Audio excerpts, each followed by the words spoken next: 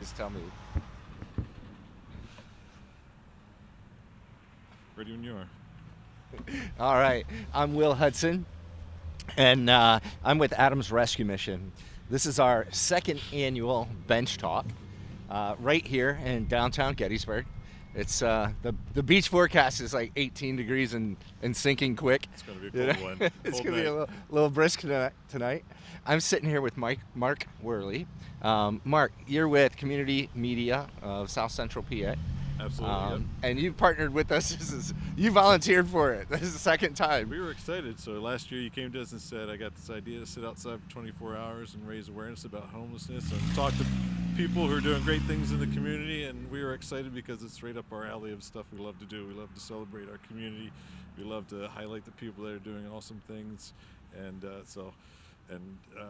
it's exciting that you're doing this, and people don't see behind the cameras here, but we get a little tent that's a little warm. But you get to sit out here for 24 hours straight. So Yeah. congratulate you for thank you for doing that, for raising awareness in our community like that. It's a privilege, and in no way am I saying, hey, this is what it's like to be homeless. I get to go home after this and Right. get a hot shower, and people come out and talk to me and stuff. But it is uncomfortable, and it gives you that mindset and thought process as we're sitting here talking.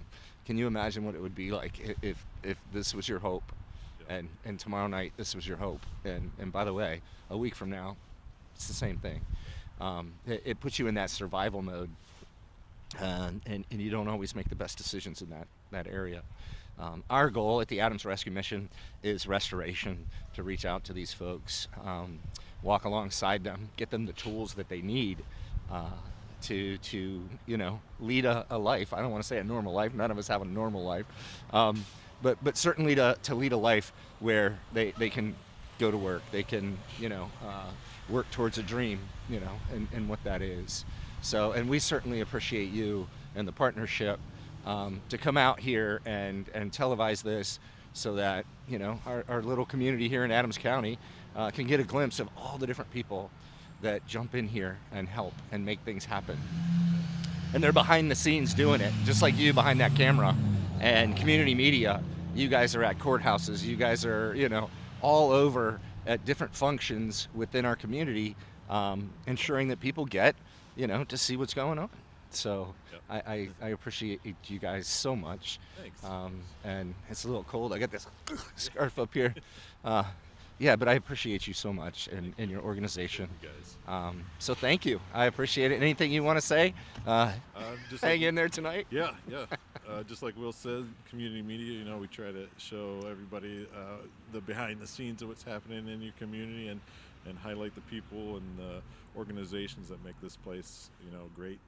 And there's a lot of them, and a lot of people are doing a lot of great things and don't always get the recognition. Yeah. So we love to be able to kind of shine a light on them. But so tell us a little bit, for those who may not know. I can't imagine somebody out there that doesn't know about ARM, but for the people that don't understand the full everything you guys do, you have multiple programs. Can you tell everybody about ARM? Yeah. So at Adams Rescue Mission, again, we have our men's shelter, which is out on 30 there, thrift store. We have our recycling center. We have those things. Right down the road from here, we have a women and children's shelter, and then we're working on a single woman shelter. Here in Adams County, there's very few resources for single women, and we know that's a need in our community. So we're working on creating that, and we'll get into some of that hopefully with some other visitors that come in. We'll be able to talk a little deeper on that. But also, we're out there ensuring we get people access to the help and care that they need by working with a lot of other organizations that'll be coming out, and we'll be doing interviews with, the CARES and SCAP and some of those folks. Hopefully someone from the soup kitchen comes on out. Yep. Love to talk to Sandy. She does a great job out there. And then there's a lot of the ministerium and the churches and things in our area that really reach out and make a difference in these folks' lives. Our next guest who's coming on, actually, Sarah Dahl, she is with Members First, and she actually partners with us, well, now in a different way too. She's on our board. We'll be getting into that, but Nice. But Sarah Yeah. started partnering with us by helping our resident guests get bank accounts, so savings accounts, checking accounts, debit cards, those kinds of things. And the difference that makes in their life for access, if you think about it, how many times you go somewhere, I don't have access to cash. I don't, Right. bank, It's a digital world now. it is, and we take it for granted, because it's just part of life. And these folks, sometimes they burn bridges, sometimes they just don't know. So it's an amazing stuff. We're going to get into a lot of that, and I sure hope to highlight, a lot of our partners in the neighborhood Yeah. who work with us. So that's one of our awesome. goals. But yeah. It's going to be exciting 24 hours. So. It sure will. Stay with us. If you're interested at all, community media, us, you can go on our website, adamsrescuemission.org, and there's ways to donate and support. And we would love to continue to support community media, the people who follow us and look after us. These folks, they help advertise for us. They help get the news out on who we are, what we're doing.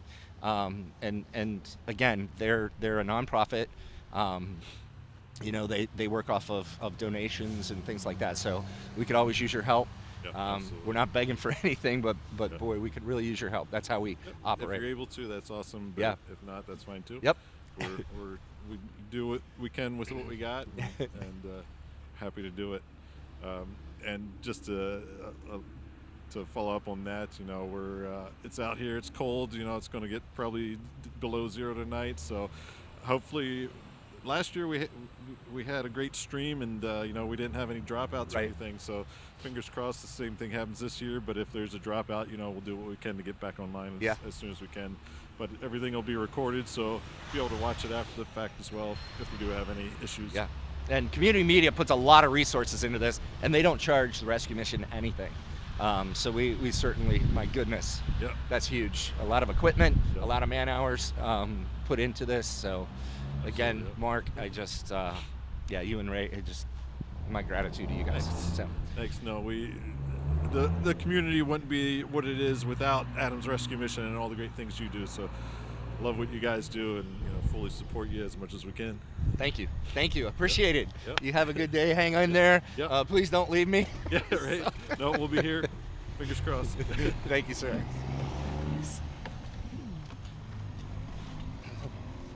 Now we have the amazing Sarah Dahl. You guys are brave souls. Brave in the cold. Sarah, can you tell us who you are, what you do? Why does Adams County mean so much to you? Sure. My name is Sarah Dahl. I am the branch manager for Members First Federal Credit Union. I grew up in Adams County. I went to New Oxford, graduated high school. I'm a colonial, so woohoo.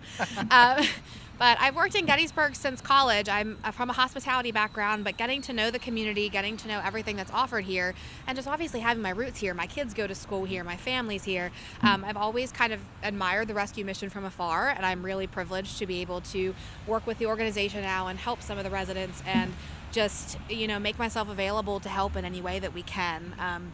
It's really been a fulfilling journey, and the staff and everybody's so amazing too. So it's been great getting to know you guys and the work that you do. It does not go unnoticed. It takes a special group of people to do what you guys do. We do have an amazing staff. I every single day I'm coming in. I'm that guy that's like, Sunday is my favorite day. It's like one day closer to Monday. I get to go to work. But our staff is what makes it happen. Like these folks, they are so dedicated. They work so hard. You can tell they care about everybody. They care about everybody and just helping them make the best decisions for them. And you can tell that they're not just there for the paycheck. They're there to genuinely make a difference, and their hearts are in it. And that's where it comes from. Like, that's what counts. Yeah. So just recently, you accepted my invitation. I did. As to become one of our board members. We put that invitation out there. Had you sit in front of one of our board meetings, and they voted you in unanimously. So we get to have you for the next 3 years, dedicated to the work of what we're doing. But you've been with us, working with us, at least for the last couple of years since I started. Yeah. Really digging in there and helping some of these folks with their financial side of life, and some of them had burnt bridges and stuff Mark and I were just talking about. and you provide a bridge to regain, their financial stability. Yeah, our purpose is just to educate people. So whether you elect to keep your funds with us or not, bank with us, we love to be out there in the community just educating, and that's something that, once again, it fills my cup. So if we're, don't end up being the person's choice for their finances, that's okay. Like, we would love it if you come, bank with us, but that's not what's right for everybody. So I just like being able to be available for questions and provide people with a secure network of people they can trust. And we're going to treat them like they're our members, whether they are or not. We're going to treat them like everybody like a person, and get to know them and get to know their circumstances. So it's been great. And that definitely makes Members First a very special partner to us. Some of our folks are rough, and they've come from a rough way, and it's so amazing when they get treated like a human being. You just see it in their countenance. They perk up, and but we're human too. Like we have things, we have mortgages, we have bills. I mean, life circumstances aren't there. It's cruel to everybody once in a while. So I think just remaining humble enough and treating others the way that you want to be treated, going back to that base golden rule. Not that we're going to be perfect, because we're human too, but just coming at it with that approach is. We talked a bit about this last year, a little bit. Where you had just said something. We're all human too. But we're all a bad decision, a catastrophe away from, this being our life, where we're trying to find a place to live, where we're trying to get out of the elements. We think that we have control, and we have very, very, very little control, really not, on what life circumstances bring us. So I think just remaining positive and trying to have the right people in your corner, rooting for you is where it's at. The other thing that we had talked about, that we brought you in on, we revamped our Adopt a Family, which is where we work with our donors, go out, adopt families, and bring Christmas to them. And, part of our goal is to walk alongside families. We never want to do something for somebody they can't do for themselves, but working with them to get them in the mindset of how they can save, how they can, right now starting to save for Christmas next year. Kind of weaning them off the need for that type of thing, so that we can open that program up to others who are in need. And the program's scheduled for a 3-year kind of a time frame, so we help get donors and support these families for 3 years, in hopes that by the 3rd year they're kind of off on their own, and they're having Christmas themselves.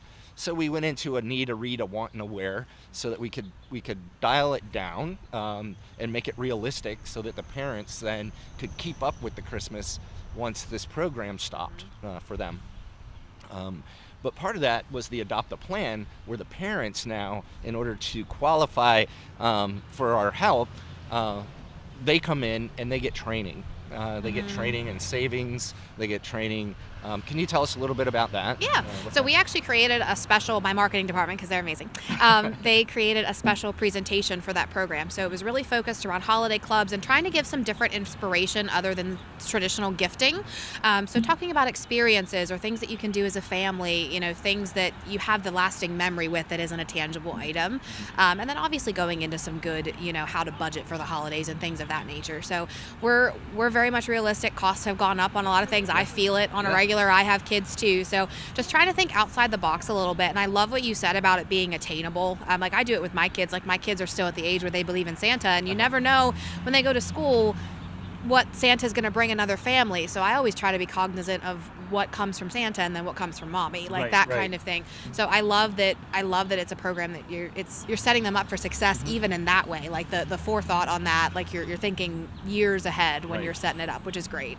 And I love that you guys added in the different trainings to talk about different counseling options and some financial help and all that kind of stuff. I thought that was amazing, and I genuinely was honored to be a part of it, and I had fun coming and helping like sort the stuff and help people wrap, and it was a lot of fun. I think that the changes you made were great. Yeah, no, it was great. Yeah. And again, like you said, that we also talked to them about getting access to mental health care. We have counselors on site to be able to plug them into. So it's really stretching out and finding what these root causes of their situations are, and then designing programs. You have those. My daughter's a teacher, so she has these. What are they? Individual learning plan, IEP, individual educational plans, or whatever. I think that's what it's called. So we have these individual restoration plans. So and you guys will get to meet some of our staff later as they come out. They sit down with each individual. We go through weeks and weeks of case study and working with them and their counselors. And we put together these plans of restoration on how to get them where they need to go that also coincides with what their gifts are and what their desires are. And a lot of these folks don't have desires when they first get to us. So it's really special. Thank you so much for being a part of it. Yeah. Get out of the cold. You're It is brave. nasty. I don't know how you guys are going to do it. You're so brave. But it's fun. I'm anxious to see who else you guys get out to visit and stay warm, or as warm as you can. Okay. That's a great point. Thank you. Yes, you're Thank most you. welcome. Thank you.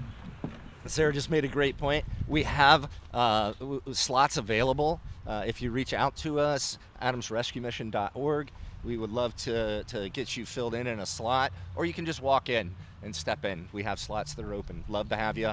My guess is with the cold, we might have some cancellations and things. So I know Commissioner Martin was supposed to be out here a little bit ago, and at the last minute, he had some things come up.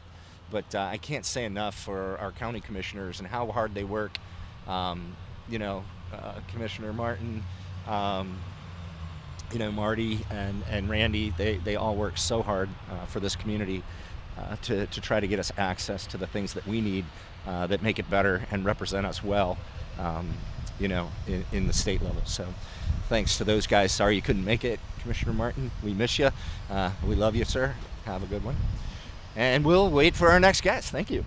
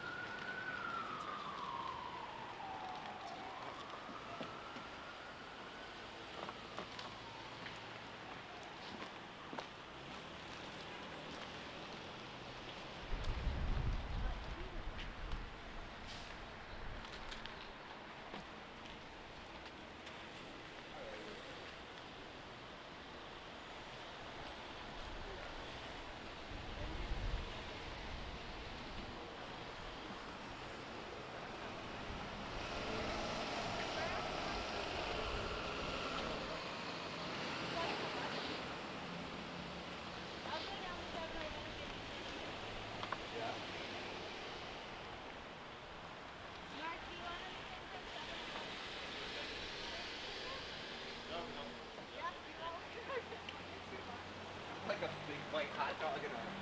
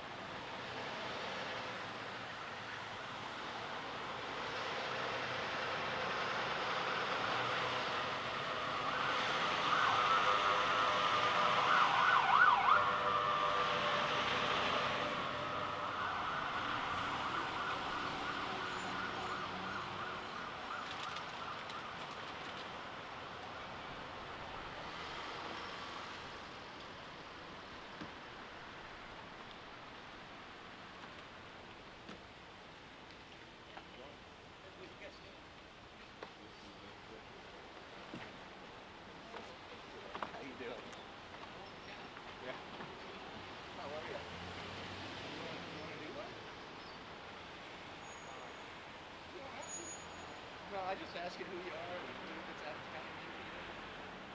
Do you know my email? Yeah. Where you from? Oh, okay. Yeah. You want to step in? No. We're just. Oh, you are. You are. Oh, you're working on the film. Awesome. Yeah. Our guys actually helped with that. You did one at Chapel Hill Fisher Brown. You did some stuff out there. And our guys from the Rescue Mission brought them in.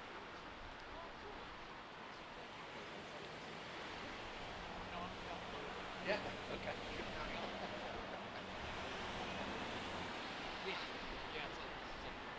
Yeah.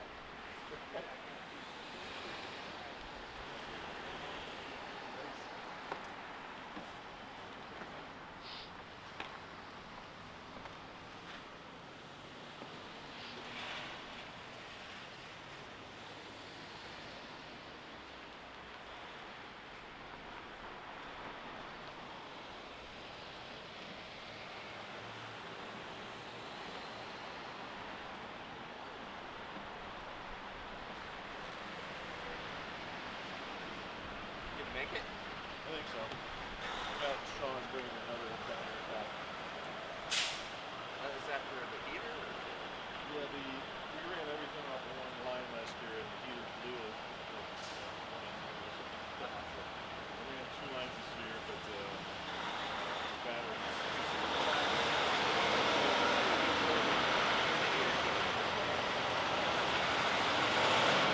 A little bit. It's like this.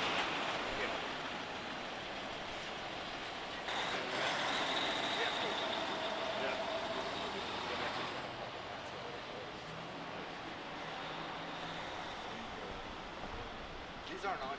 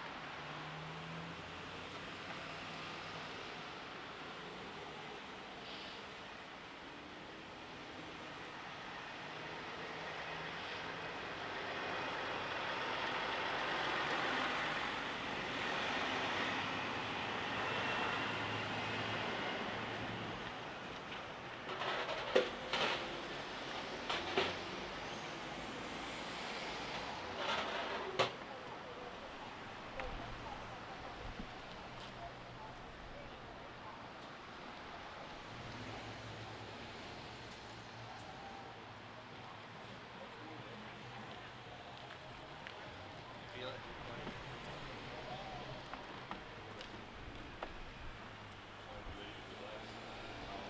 I borrowed one and went and bought the other one. I was like, if people come in here and it's gonna be like -4, I don't have to put the heat up. Right. I Yeah. don't want anyone getting hurt. This is all they had. My face. You got the Kleenexes because you can get out here.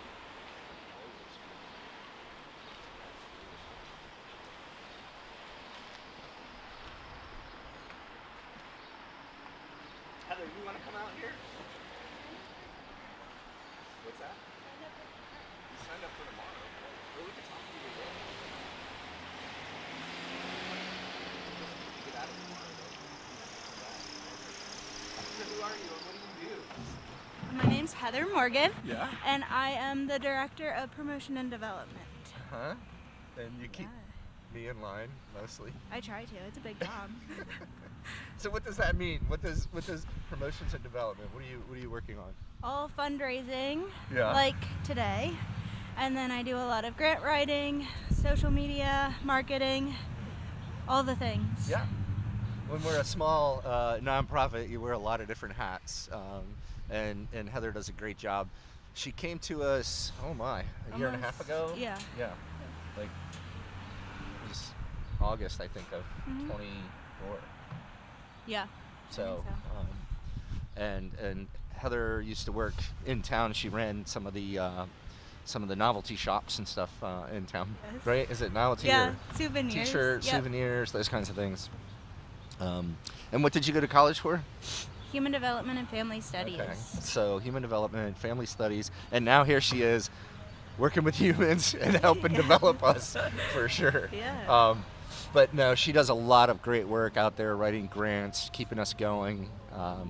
It's so important for us, for foundations and donors and those types of things, and that donor relation piece. And Heather's really, cutting her teeth and learning and getting out there and, learning to be comfortable with the uncomfortable. So For sure. she does a wonderful job. She's got a great personality. She loves people, and so we're certainly privileged to have her.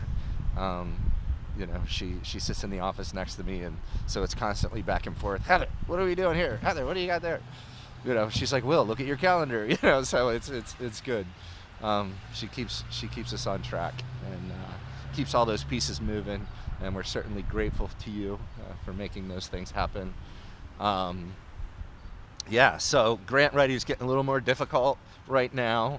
With Definitely more competitive. Yeah, more competitive. So, and I hate that. The thought of it, like, just the thought. We're competing to take care of people, and our thought is, everybody's heard of the Covey stuff. We're win-win, and how do we help support organizations that are doing similar things that we're doing, or anything really that's helping the human condition here in Adams County.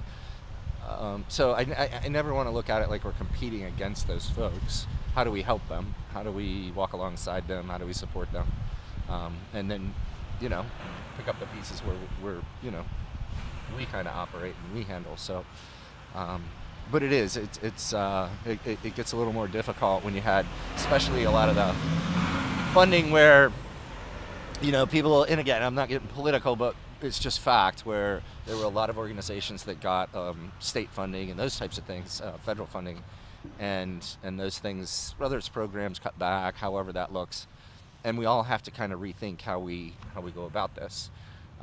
So Heather's been a great piece in going after different types of grants to help with food, education, healthcare, all kinds of different things. If you can imagine all the needs that women and children and our homeless men have, trying to reach out and go after different grants to help sustain that. And not only that, but like if we have special projects like our single women shelter, getting funding for all of that. So yeah, and the single women shelter that we're trying to get off the ground, there's a piece here where we have a very underserved population of women, and we have to find places for them. We're using our resources and on the phone and calling different places, and so many times we're having to take these women. I think Frederick's kind of opened up a little bit. We have some places down there. We've Chambersburg. We've gone as far as Pittsburgh and Philly, just trying to find placement for some of these single women. And it's the strangest demographic, because it's these women between 18 and 25, and then it skips, and then you have these women who are like 55 to retirement age, and it's heartbreaking. A lot of the younger, you see that trafficking and things like that. Some of the older women that we see, it's a domestic partnership, and somebody passed away and the family gets the resources, and that person doesn't have any rights to those resources. You name it. There's all kinds of different reasons behind it.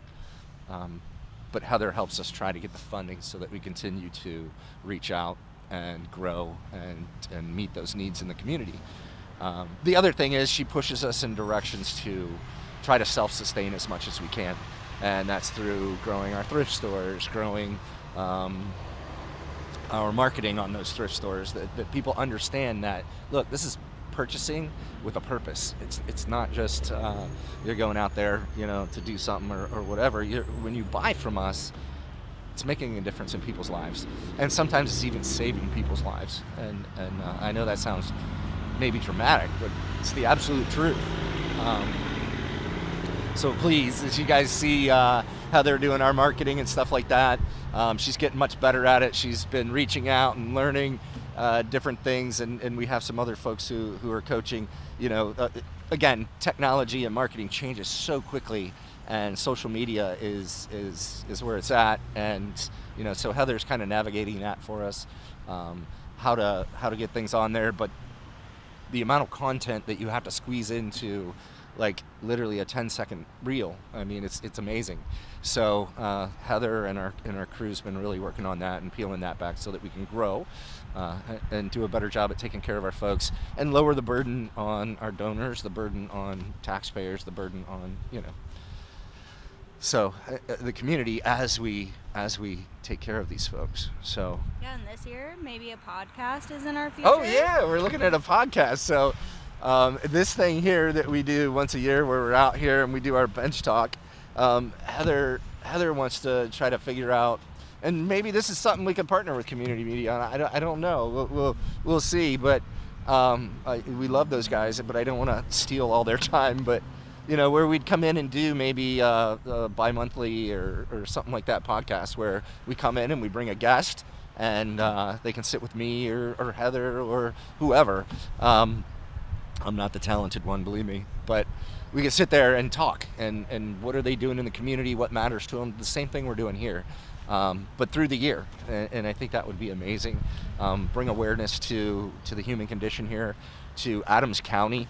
I don't know if you guys know this, but the Community Foundation, they do a lot of work in this area, and the giving per capita, we are number one. Adams County is a giving, caring community, and they want to take care of the people who are here. And so hats off to them. Our community is absolutely amazing. There's a lot of work to do, and we're happy to do it. We're rolling up our sleeves and going after it, and we're excited to do it. And we're doing it with a purpose, and that purpose is restoration, getting people back on their feet, getting them the tools that they need, getting them the network that they need. We take that for granted, Heather. You found this job because why? How did you find a job? My grandfather was a board member for the longest time. Right.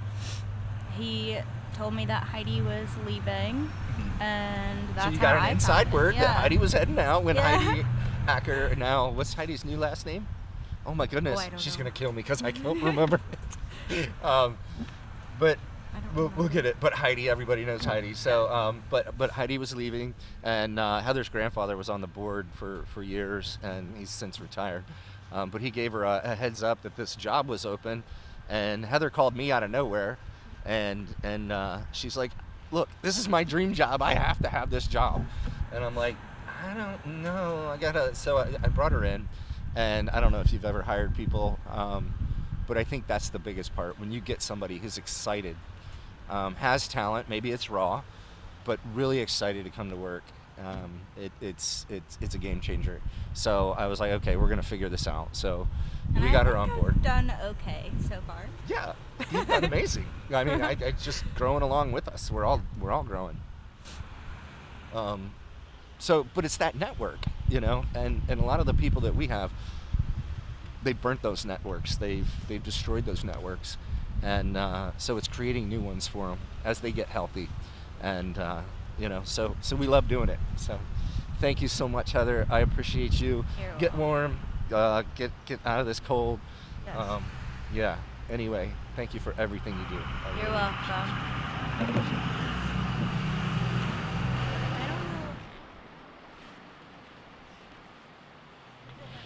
John Dixon is coming at. No, John Dyson? Bethany Christian Church. Okay, so. Yeah, can you feel it? Good. We need to take those middle poles out. They need to make people feel it.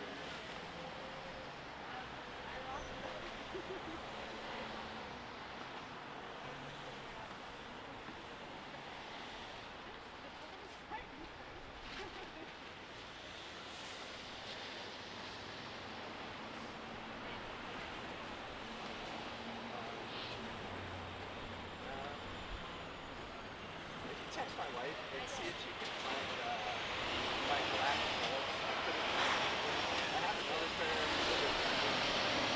she can find black bulbs.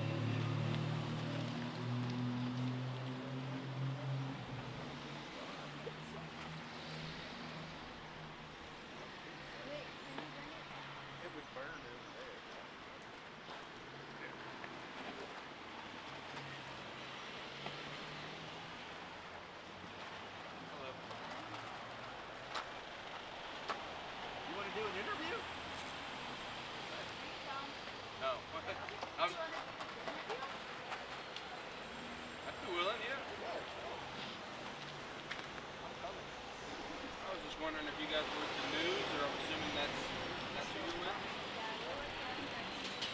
Awesome.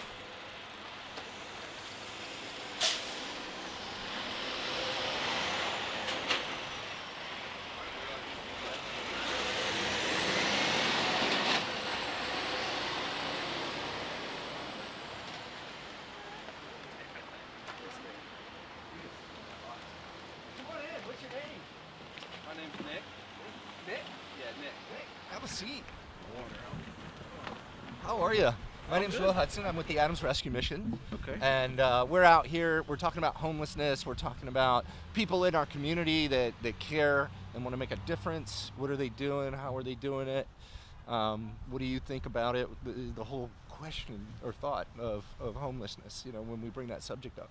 Well, as of right now, I'm a little surprised that that's the topic that you're talking about. Yeah? You're aware of like the 5 o'clock rally or something of the sort going on here? No. Oh boy, Yeah. you guys are gonna have a fun time. Yeah. I'm hoping anyway. Yeah. You know, hopefully you guys stay safe. There's a lot of wild people in the Yeah. world, you know, and I guess they're doing like an anti-ICE protest Okay. at 5. So Well, we're doing, you know, we don't get too political. We're really, our focus is, you know, all those things in our community. How do we come together to serve a group of people that's totally underserved? Sure. And do it in a way that, you know, is effective. You know, so Yeah. so that's what we're doing. yeah, I mean, I'd say like right now the conditions outside are obviously quite detrimental to anybody facing homelessness.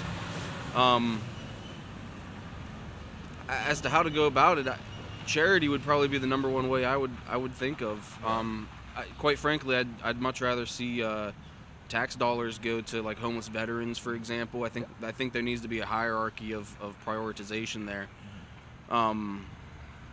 You know, rather than like foreign aid and things like that. I mean, we have people here that are struggling, so Yeah. we certainly could use some more help. Have you been around here your whole life, Nick? So I'm actually a student at Gettysburg College. okay, cool. Yeah, I'm the Very vice cool. chairman of Young Americans for Freedom. Oh, nice. So we're just up Nice. here waiting on the Yeah. protest to kick Yeah. off. I don't know where everybody seems to be, but Okay. we planned on just walking around asking people some questions Yeah. and It's whatnot. gonna be a cold night for it. It will be. Yeah. It will be. Do you know anybody who's homeless? Have you ever come across homelessness or people in need? Have you ever? When I was younger, I had a stepbrother that got involved in drugs and whatnot. I don't know as if he was ever definitely homeless, but he was certainly out, you know, Yeah. whether it be couch surfing or whatever it was that he figured out Yeah. he was doing. But no, I've been fortunate enough to not have to personally deal with that myself or Right. anybody in my immediate family. So often we have these I don't want to say misconceptions, you know, but we drive by, and this was certainly me for, you know, I'm what, 54 now, so, you know, up until probably 5-6 years ago, you know, I'd see, especially a man, like women I could get behind, women and children, we got to help them, we got to figure that, but a man, he needs to grind it out, he needs to go get a job, he needs to, and then I started talking with him, I started sitting across from him, and you started seeing addiction. Okay, where'd this addiction come from? And it's young usually, and oftentimes it starts out in an abusive situation or a broken family, and these people are trying to self-medicate, and they don't even realize it.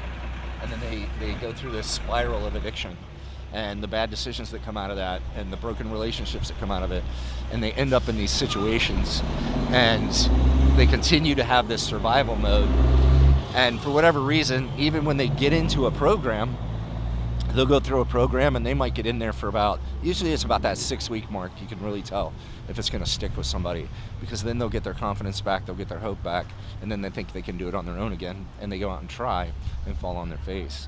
But again, just like people like you, I mean, I'm sure you go around, I didn't deal with it much. It wasn't something I really noticed. I wasn't, you know, I care about it, but I don't know enough about it, you know. Yeah, I mean, like I said, I'm a Gettysburg College student Yeah. here right now. I originally come from Pittsburgh, so I don't know if you're familiar with the situation over there at all, but there's a lot of, and this is the reason that, you know, I respect the angle of not getting political with it, but ultimately it is a political issue. It takes politics to fix an issue like that. And one of the issues that we're seeing in Pittsburgh is that homelessness isn't being dealt with. It's being kind of pushed along to the side.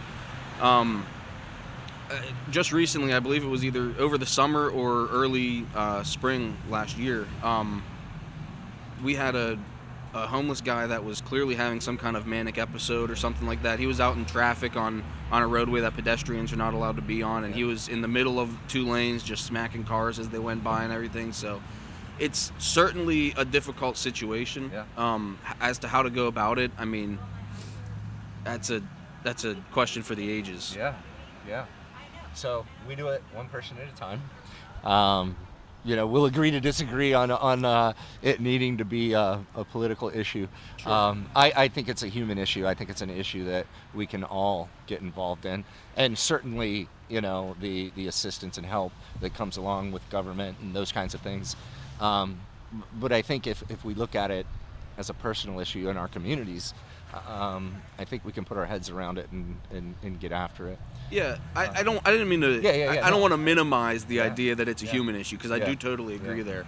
It's just more so, kind of like you said, with addiction being not really the problem, but the vice to solve a problem. And ultimately not the best vice, obviously. But I think the same thing applies in, taking a political route to handle it, because you got to get to the root of the problem, and the root of the problem is discontent. That's ultimately what it is, whether that be in the soul or that be in your individual daily life. I think discontent is ultimately what kind of leads you there. I also think, we have a very big problem with unemployment. There's numbers that people put out and statistics that people put out, but ultimately it's a problem for the average American citizen. I think that's a big issue, because they'll look at places. Even myself, even just being here in college, I'm certainly more qualified than the average person to work in my area of expertise, and I've had difficulty even getting interviews on internships, for example. I've had difficulty getting any internships here at the college. I've applied multiple jobs, and if I get an interview, I consider that a win, and that's not even considering the fact that ultimately I need that call back in order to actually. And what's your area of study, Nick? So my area of study, so right now I'm actually an anthropology major, specifically archaeology, and I have a Civil War studies minor and a public history minor. So I'm kind of thinking of museum work, a little bit of field work, archaeological field work, and ultimately kind of landing in a nice museum. Dude, that's like a boyhood dream thing, you think Indiana Jones kind of stuff, but it's much more meticulous than that, much more involved. So if there's anybody out there who sees Nick and you're interested in something like that and need that, and he's available, looking for something. Absolutely. So Nick, hey, great talking to you. Yeah, you as well. I love hearing your points of view. I again, just because we may have ones that are a little bit different on one area or another, hey, I just love hearing them. I love hearing young people that have thoughts and want to make a difference. Absolutely. Discourse is the most important step in order to change something. So. Outstanding. Thank you so much. Of course. I appreciate you coming out. Thank you. Take care. Is there a place that I can get a hold and see this, where you guys post something? If you ask Mark, he can get it for you. It's community media. Okay. Awesome. Beautiful. Is this I'm assuming it's not live or anything. You just kind of. This is live. Oh, it is live. Yeah. Okay. It's live streaming. Awesome. It's nothing uncut. Awesome. Sweet. Are you guys ready? Come on. We have Sierra. Thank you very much. And Miss Gilbert, you're coming with us? Her name Me really and my isn't pencil. Gilbert. It's Jill Herbert. Yeah. She's just our Gilbert. Yeah, So she is. Sierra and Jill are here. And Sierra, who are you and what do you do? Hi, I'm Sierra Frock. I'm the Family Services Coordinator for You the got to Agape. speak up a little bit. I'm the Family Services Coordinator for the Agape House, helping with scheduling, helping them get documentation. What's the Agape House? The Agape House is our single mom's shelter, so I have 9 ladies and 13 children. Yeah. We do have 2 single ladies currently who pay like low-income housing, but the rest of them are all single moms that we have currently right now. Yeah. And what's the average age of our kids? Most of our kids are about like kindergarten to like 3rd grade, so a lot of them are elementary. We do have 3 or 4 teenagers, but most of them are in elementary Most school. of them are young. Yeah. and again, they're safe with us. They're set up the style facility that we have for these families.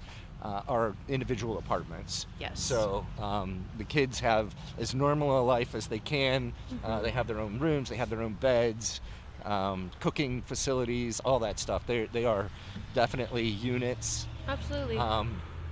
And you guys, one of the things that we're trying to do, because we have these backlogs, right? We have, what, 4 families right now that are looking to get in? Yeah, we have about 4 or 5 families, and that number keeps, going up just because we've had more phone calls in the last week itself. So, I mean, there's definitely a need. Yeah, so one of those things that we're doing to meet that need is working with a church, which is Chapel Hill Church of God up in York Springs, and they have this parsonage up there. And they're working with us, and we're going to do like a long-term lease on this. When we say long-term, we're looking at this 10-year program. Yeah. And we've passed the zoning to allow for it, but we're going to actually add another 5 families that we can use and house, similar style, where they have their own private rooms. In this one, they will have some shared cooking areas. However, we can make that work, and we can get these folks healthy again, get them back on their feet, and you guys do an amazing job of it. Miss Jill, you've been here doing this for how many years? I'm on my 18th year. 18 years here at the Agape House. Well, 10 years at the Agape House, Yeah. going on my 11th, and 18 years at the Mission. Okay, 8 years at the 18 at the Mission total. Yeah. And you've seen a lot of success stories. I have seen a lot of success stories. And the heartbreaking stories Yes, we where have. where women go have. back to abusers and things like that. They happen. And now that we have this counseling piece, the mental health piece, are we seeing that making a difference, Sierra? Oh my gosh, yeah. I mean, I've only been here with you guys at the Mission for 5 months now, but even just in the short amount of time I've been here, even one resident I'm thinking about in particular right now, like even just in the last couple weeks, like she started to open up so much more, and I think she's finally, feeling that safety because of, us having counseling and us having Bible study and like having community and these people to pour into her and being like, hey, we do have people in my corner, and some of these girls have never had that before. And so even just seeing her coming out of her, shell and being more confident and just feeling more independent again, like just giving these girls that confidence and that independence, for themselves when they've been in very abusive situations and environments, is such a win, because it's just awesome seeing how God's really meeting them in their circumstances. So it's definitely beautiful to see. They feel more stable than they ever have. Yeah. Yeah, by for sure. having consistency and And Miss Jill, yeah, I mean, you've seen this. You went, before we put in the mental health piece, the availability to counselors, those types of things. Have you seen a difference? And that's been in the last 2 years, year and a half. I have. It's been night and day. Yeah. Night and day. And the girls are coming in and they have hope, and that's what it's all about, is giving them hope and helping them feel secure and stable and know that they can do this without having to have somebody else in their life to maybe not treat them correctly, so they can do it on their own. It's amazing when young women realize that, you know what, this isn't healthy. Yeah. And this way of life isn't what's best for me. And I deserve better. And then they start getting those educational pieces and putting them together with, people who are in their corner that are helping push for them. It's just incredible to see. It is. And you guys do such a wonderful job at it. We love it. And we look for bigger and beautiful things as we continue to press through and move on and help people and make things happen. But I thank you guys so much for your dedication and devotion. Sierra, you brought back the potluck. Like, if you can imagine, my wife and my daughters, if they spend too much time together, they start getting on each other's nerves, right? Yeah. So could you imagine, like, having, we have 10 different ladies running these things and their kids and their families, and then can you imagine, like, the little, scuffles and things like that? But these ladies just genuinely get along, and part They of that, I do. think, is because of those social activities that you do, where you're bringing them together, and they're a team, and it's really great to see. Along with the counseling and you guys, the counseling, I think, also offers you guys a support system. not that you're going to it or whatever, but if you need to go, by all means. Yeah. But that support where you guys are like, okay, we're all on the same page. We're Yeah. all going after the same issues to help you get to where you need to be. So no, I think it's been incredible, and I am just in awe of the work that you ladies do, and I thank you so much for it. And you show up every day, and you show up when it's hard, and you also show up and reap the rewards of those success stories. So Yeah. hats off Thank to you for being a good leader. we try. We appreciate it so The much. fun in ministry. There's the harvest is many and the workers are few, but it's such a privilege for us to get to be in that position to help these ladies where they're at. Just because they didn't think it was a possibility, and now here they are with all this hope and like this confidence, and just like even just getting to receive love in a healthy fashion too, Yeah. because a lot of them have never had that, and so like that's such a beautiful thing to see, because it almost like brings that sparkle back in their eyes, and so it's really cool to be a part of it. Yeah, there's hard days, but like the reward outweighs it that 100%. That you matter. That Yeah. you mean something, and it, that mattering and meaning something doesn't rely on somebody else. Oh my gosh, yeah, I remind the girls all the time. I was like, because it's always about their kids, and it's like, okay, well, it's like your kids are good, they're safe, they're in school, they got child care, but it's like, but you matter just as much in the equation, and it's like for them, sometimes when I tell them that, they're like, oh, like they almost like forget about themselves.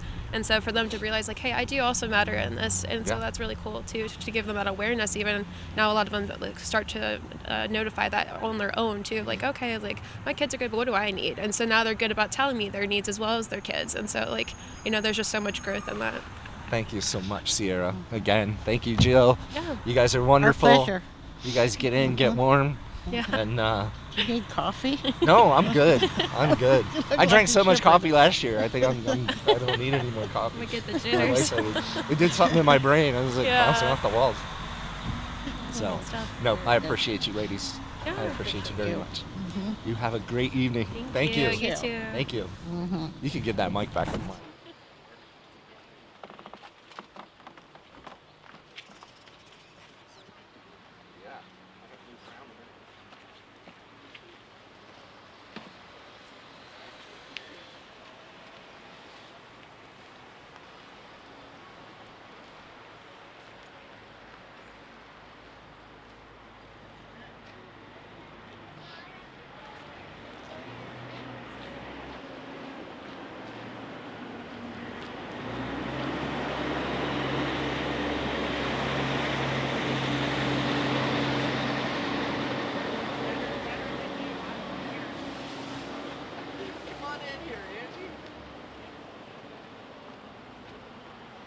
Yes, I'm going to Florida.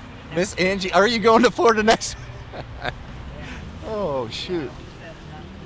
I think if I make it through the night, my wife and I are supposed to go in the beginning of March sometime. So Yeah.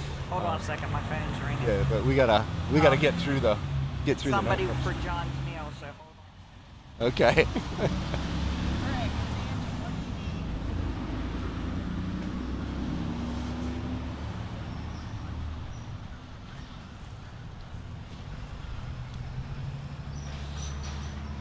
You put the Rice Krispie treats in.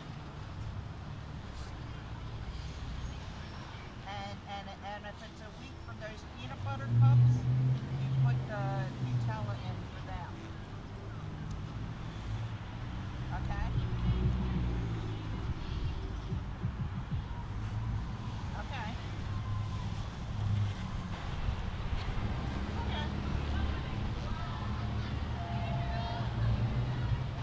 Okay. As long as there's enough stuff for next week, that's fine. Okay? Alrighty. Hey, thanks a lot. Bye.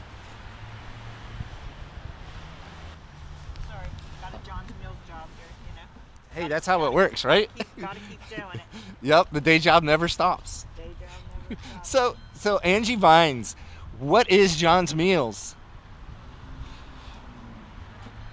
John's Meals is the weekend supplemental food program for the Upper Adams School District, and we service 2nd through 6th graders plus Head Start we started. Yeah. And those 2nd through 6th graders, it is the students plus their siblings. Any siblings ages 4 through high school. Okay. So they are taking home numerous bags Yeah. per week for their family. And also, this is our 12th year for John's Meals. We are under UACT, which is Upper Adams Christians Together. We're under their umbrella. And let's see, right now we are packing and delivering about 180 bags per week. Wow. And okay, this is our 12th year, so through the first semester of this year, we have packed and delivered 48,423 bags, and so, which was 201,367 meals. Wow. So I wrote That this is down because I didn't incredible. want you to ask me Yeah, a I know. question. Last year I wouldn't asked know. you, and you're like, I don't know. It was a lot. It was a lot. Yeah. And so we do have a 4-week rotating menus. Every 4 weeks where we rotate the items. And we have about 34 food items that we actually do inventory. One of our things that we do for the kiddos is on the week of their birthday, they get a bag with a birthday cake mix and icing, the candles for however old they're going to be, and a card from us. Yeah. And then they can take that home and mom can make them a birthday cake. And I've had the pleasure of handing out meals from time to time, and I actually got the pleasure of one of these kids handing them the birthday cake. And my gosh, like they light up. They're, Oh, yeah. I get a birthday cake? It's Yeah. and you say happy birthday to them, and they're like, oh, Yeah. So it's amazing. And there are some that say, I've never had a birthday cake. yeah. And that's why we were like, oh, no, you're going to have a birthday cake. We're going to have that. So we have 9 packing and delivery teams. We do have all the other teams. We have 4 pre-staging teams, 4 staging teams, and then 9 packing and delivery teams, of which you are one, and which works out very well for us. In our menus, we have 5 entrees or 5 meals for them for the weekend, which includes 2 breakfasts. And then we have vegetables, fruits, fruit cups, snacks, and fresh fruit we give to them. And in fact, right now here in January and February, we have a couple of weeks that we're doing oranges for them. So they're happy for those instead of, it's a difference from the apples. We do get complete help from different groups around who volunteer things for us and donate things for us. Of course, Hollaballs is the donator of our fresh fruit. I just got pretzels from Snyder's today, the little pretzel bags. Mott's does the little applesauce cups for us. We're in the perfect area for these kind of donations, aren't we? And then one of our churches at Bethel Mennonite, they donate all the canned vegetables for us. Oh, wow. And we're so grateful for that. And then we have the Rescue Mission. The Rescue Mission takes care of all of our recycling and gets it out. In fact, I spoke to Joe today. They were going to have somebody come tomorrow to get some stuff. And let me just see what other little notes I wrote down here. I think we also have some teams that go out and help pack from the Rescue Mission. And yes, your packing and delivery team. So John's Meals was actually named for Johnny Raffensperger. John Raffensperger was a custodian at the Arnsville Elementary School for many years, a long time ago. And he was so generous to the community. He donated so much to the fire companies, to the Boy Scouts, Girl Scouts, to each of the churches. He was just so generous, he and his wife both. And upon his death, we found out from his attorney that we were all bequested money from his estate. And so our church, it was just at this time we found out that there was such a need for help. These And- kids on and the weekends that had no food to eat when they got home. The kids were hungry in school. And so we decided that our church would use our part of our money to use as startup funds, for that. So that worked. That's how it came about being John's Meals. Everyone always asks me that question. Yeah, yeah. And so I like to just put that out there. As far as how we work, we do have a board of 12 people that we meet every month to handle everything within all the business. And we just do our thing. Yeah. I actually had another new person come in this week just to show her what was going on and things like that. And it was like, wow. Yeah. Well, and you know how things work. It's a science. It is. It's a science. You guys are like a well-oiled machine. Well, after 12 years, we have it pretty much down. Yep. Yeah. In the time frames you have to be there and in and out of the schools and You're right. Yes. And with the schools, we do have to have the volunteer clearances, and so that's just the little extra thing that we must do. And I think our students we owe that to our students to make sure we're putting people who are safe going to be in their way. So how can the public help you? What are things we can do? Actually, whenever people say about having a food drive, it's not that we don't want to sound ungrateful. No. But we do have menus, and we'd like to have items that are on those menus. Yeah. Like people say, oh, I'll donate soup. Well, please don't bring me the cream of soups. Yeah. We serve tomato soup and chicken noodle soup. Right. That's what we do. Things that kids eat. Things that in kids the sizes eat. that kids need. Yes. I mean, it does, because some people get offended. They're like, well, it's food. I'm giving. Yeah. But this has to fit in these kids' backpacks. Yes. On the way home. So, we're talking like serving sizes that are a normal, 16-ounce can, I guess. Yeah, the regular cans. But we also have our rules that we make within ourselves. Yeah. Like the kids are carrying these bags in addition to their backpack for the weekend. Yeah. So they have no more than 2 cans in a bag per week. Everything else we have it in paper, plastic, or however it's packaged.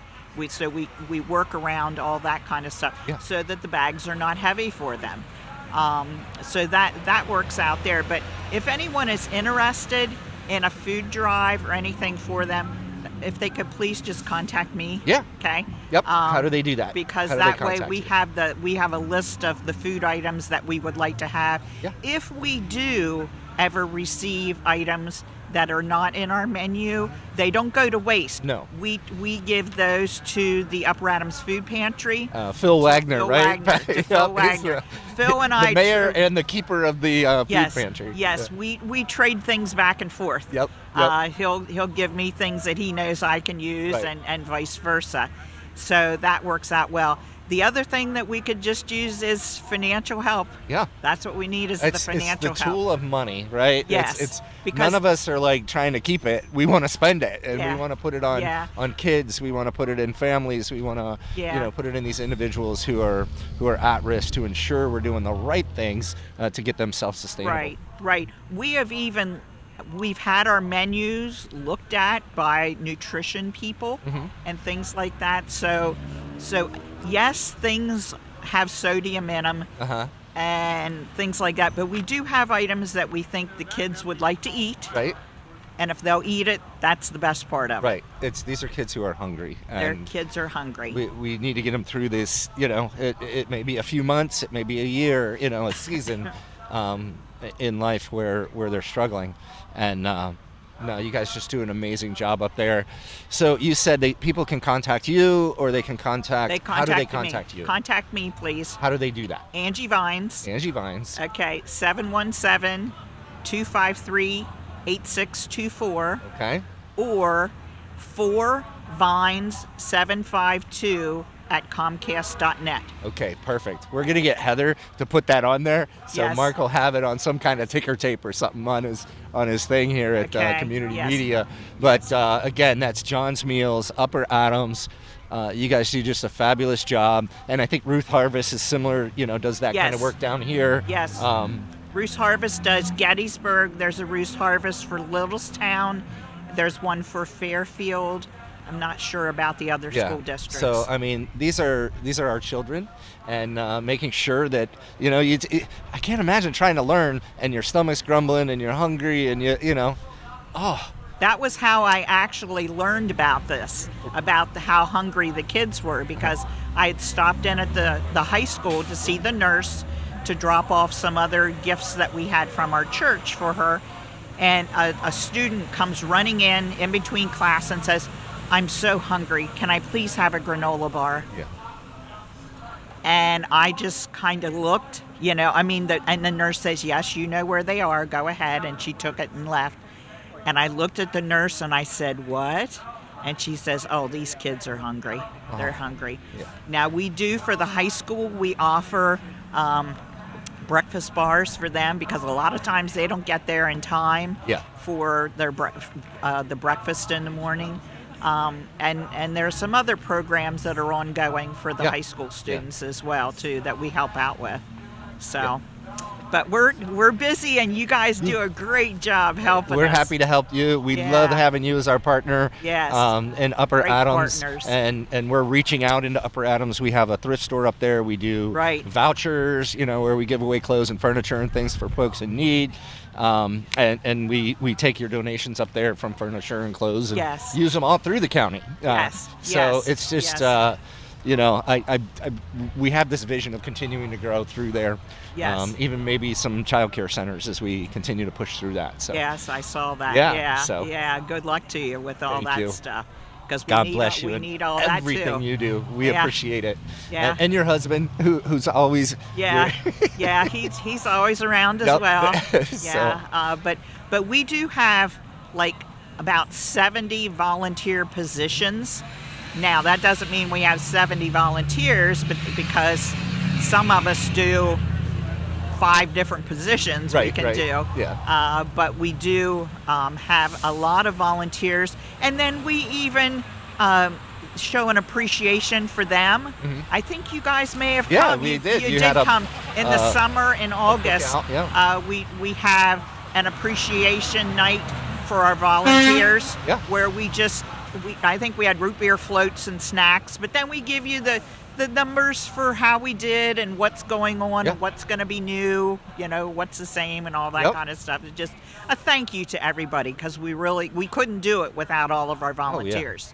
Okay? No, you guys are amazing.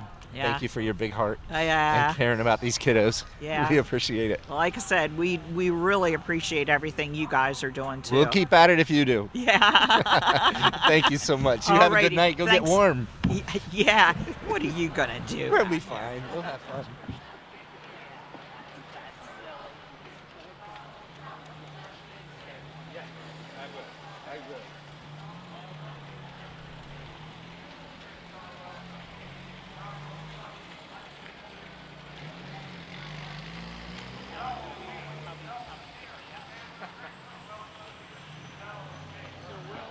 Who's next?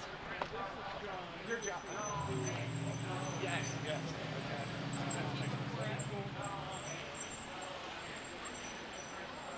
Great. Okay. I don't want you freezing. Are you okay with that? Okay. You're okay with that? Come on in, John. How you doing? My name's Will Hudson. Will. And you are John from Safe Families for Children. Yeah, John Beasley. John Beasley. Like the mustard place that Jay was nice. That's awesome. Yeah, probably the first of in this central PA area. That last name. So, what's up, Sean? Hey, man. Good to see you. I'm now an Eskimo. I'm no longer Asian. I'm an Eskimo. Oh, thanks, man. So what do you do? Oh man, so long story short, my job title is Church Engagement Coordinator. Okay. I work for Safe Families for Children through Bethany Christian Services. So basically, long story short, we try to keep families together. So we have a network of families all across Central PA.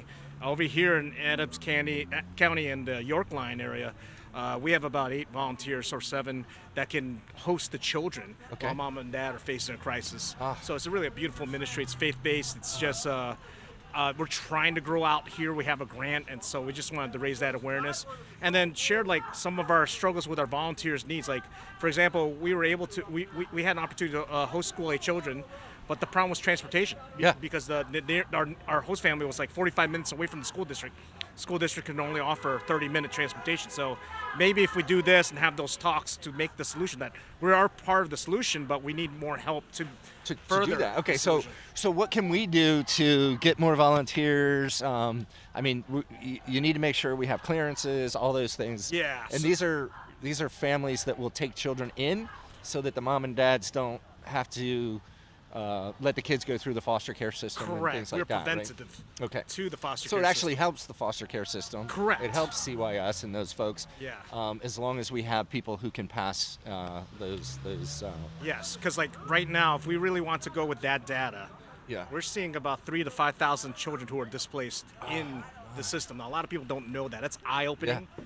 I mean, you know, I'm at a point where even for me, I'm just like praying and trying to plant the seeds with my wife. Hey, let's take one in. Yeah. Let's take one more in, actually. Yeah, yeah. You know, so we're still And that praying gives over the that. parents an opportunity to get that job, to get proper housing for them, proper food, whatever that looks like. Exactly. Yeah. Because it's not always that the parents are on drugs. It's not always that the parents are abusive. In those situations, there is a different path. But sometimes it is, you know, something happened, a life event happened, and these parents just cannot take care of these children the way that these kids need to be and deserve to be taken care of. And a lot of that is just poverty challenges. Yeah. And so when we look at poverty challenges, people think it's money, but it's not just money. It is also just resources, education, you know, even transportation can be a line of poverty. So, you know, some of these families just don't have those means to just get up on their feet. And now with the increase of housing and other things that are just costing them out, Right. it's getting harder for them, especially the lower middle income families. So Right. we just want to help voice that. If people have that heart to serve and help, and it doesn't mean just hosting. Yeah. We're talking about like there's other roles, and yes, there is. We have to vet families. Right, right. So yeah, you're right. There's clearances, and there's so many trainings, but at the same time, we'll get through it together. You're not going to do it alone. It's wonderful how we try to streamline it. We've gotten better at it. So we've had the fastest family, if they're really focused and tied in, can really be vetted in 2 weeks. Wow, yeah, yeah. You know, Yeah. And we move the speed that a family moves who Right. wants to volunteer. Right. The one that doesn't require vetting or any type of clearances is a family. It's called a resource friend. They just give tangible needs, food. Can help get them transportation, whatever, Yeah. partner with these folks, so that they don't fall into that area where, you know, the child needs to be removed from the home. Yeah, How do we anything keep can them help, there? and you could drop it off to the clients. And you know, we're like I said, we're a Christian faith-based organization, a movement. Yeah. And so we encourage, including when we partner with churches to help us with this, go to these clients of ours and preach the gospel. Be able to share the love of Christ. You I know. think so often, especially with families like this and things, showing that love is oftentimes more effective than sitting back and just, you know, I could tell you, I'm praying for you. That's great, wonderful. Well, I'm starving. Like, okay. the tangible needs. Stop praying and step in here. Do Right. something. Drive the car. You Right. know, help us out. And that's the Yeah. thing, like, because, you know, we live in a country, and one of the things I could tell you is we're so comfortable. Yeah.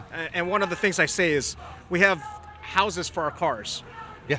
houses for our clothes. Uh-huh. And there's some places in other countries where they don't have those type of luxury needs. And the thing is, like, we're so comfortable that when we become complacent and Yeah. do nothing, Oh. when we look at it as a spiritual battle, we could say that Satan wins Yeah. the battle because you're not doing anything to further the gospel when we're all called to do that. And that's certainly not saying anything against somebody who has means. I mean, Yeah. it's awesome. I'm so happy when I am blessed and I have means. Yeah, same here. And it's how can I use those Yeah. to better our community. And So, it's not just our org. That's what I mean. Like it's every org here. Like if it's not us that, you know, suits your gifts. Everyone is wired differently. yeah. please, I champion so many other organizations and try to help them, on my spare time. We got to do that, We have to come together. Again, wherever our we may have differences in opinion on a million things, but where are those things where we do, and then how do we partner together on those? Yes. I'm perfectly happy. I just talked with a young man who had different views maybe than I do, but how do we partner together to solve these issues and problems? And so often it's those different views that give you a string to pull on. It's like, oh yeah, I didn't even think of that. Yes, the So commonality. how do we go help? It is when you get that commonality and you come together, there's so much beauty behind it. And it becomes the reminder of saying, wow, when I just let go of myself and just let things go through its natural causes, the natural commonality, you see beauty behind that. That's the interesting part. Yeah. So a community coming together, because of the commonality of just saying, hey, there's people who need help, the least, the poor, the needy, the unvoiced, the unheard. And there are people that look like you and I, but you don't know their situation. They might be living in a car. Yeah.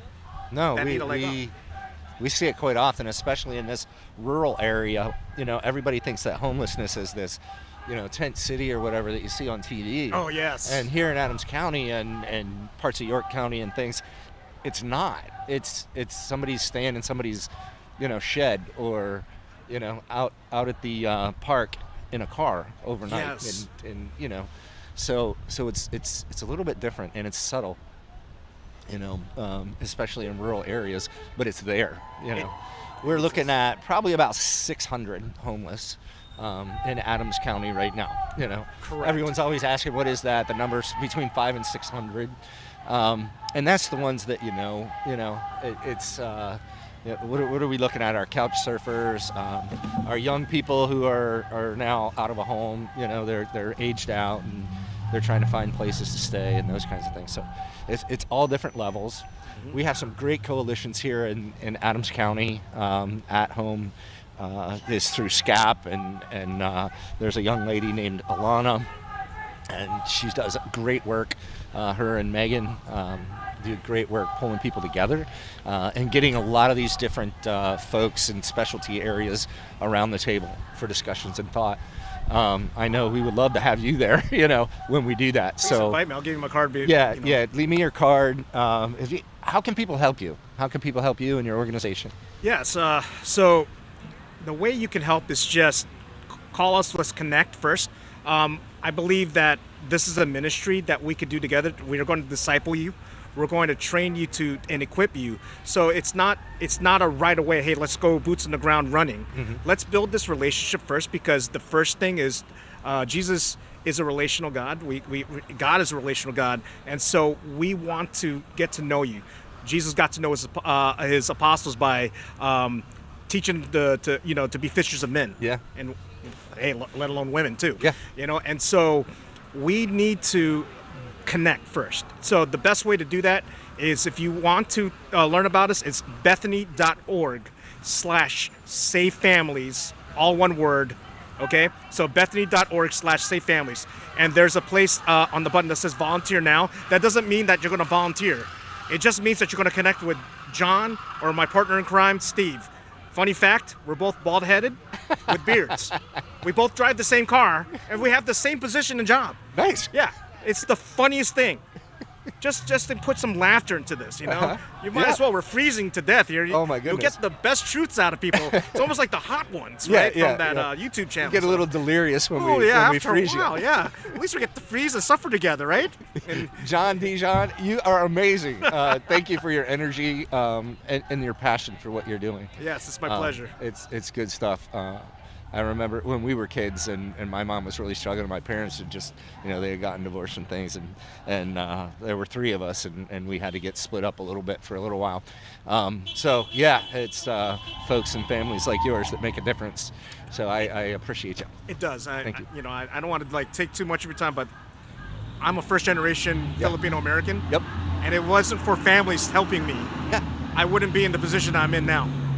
back home in Miami, Florida. Yeah. I'm native Floridian. Yeah, that's go figure. I'm here. I look like an Eskimo. The right now. irony, isn't Yeah, it? the irony. But thank you for the pleasure just to talk Hey. here. I don't want to take much of your time, but because I know there's some other people. Oh yeah, waiting. we got a lineup here. It's Yeah. great. Yeah, we want to make sure they all voiced and heard. So that's more And, important to me. and we'll get your message across. Hope everyone checks it out Awesome, and looks for you. Thank you, sir. Let me know how I can best fit in.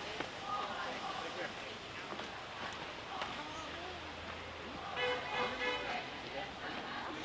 We have our new chaplain out at the. Oh my goodness, you're gonna freeze. You want some gloves or? Oh no, I'm okay. Thank you. I got those heaters over there for you guys.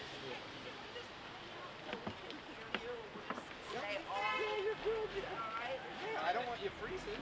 Oh. Yeah, you guys can sit in here. You can get in here. He can give you a hand mic.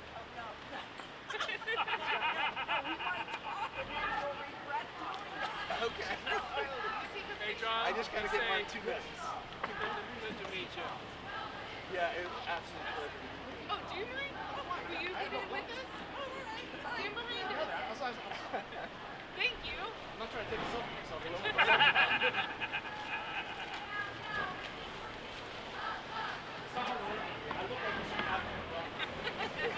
Thank you so much.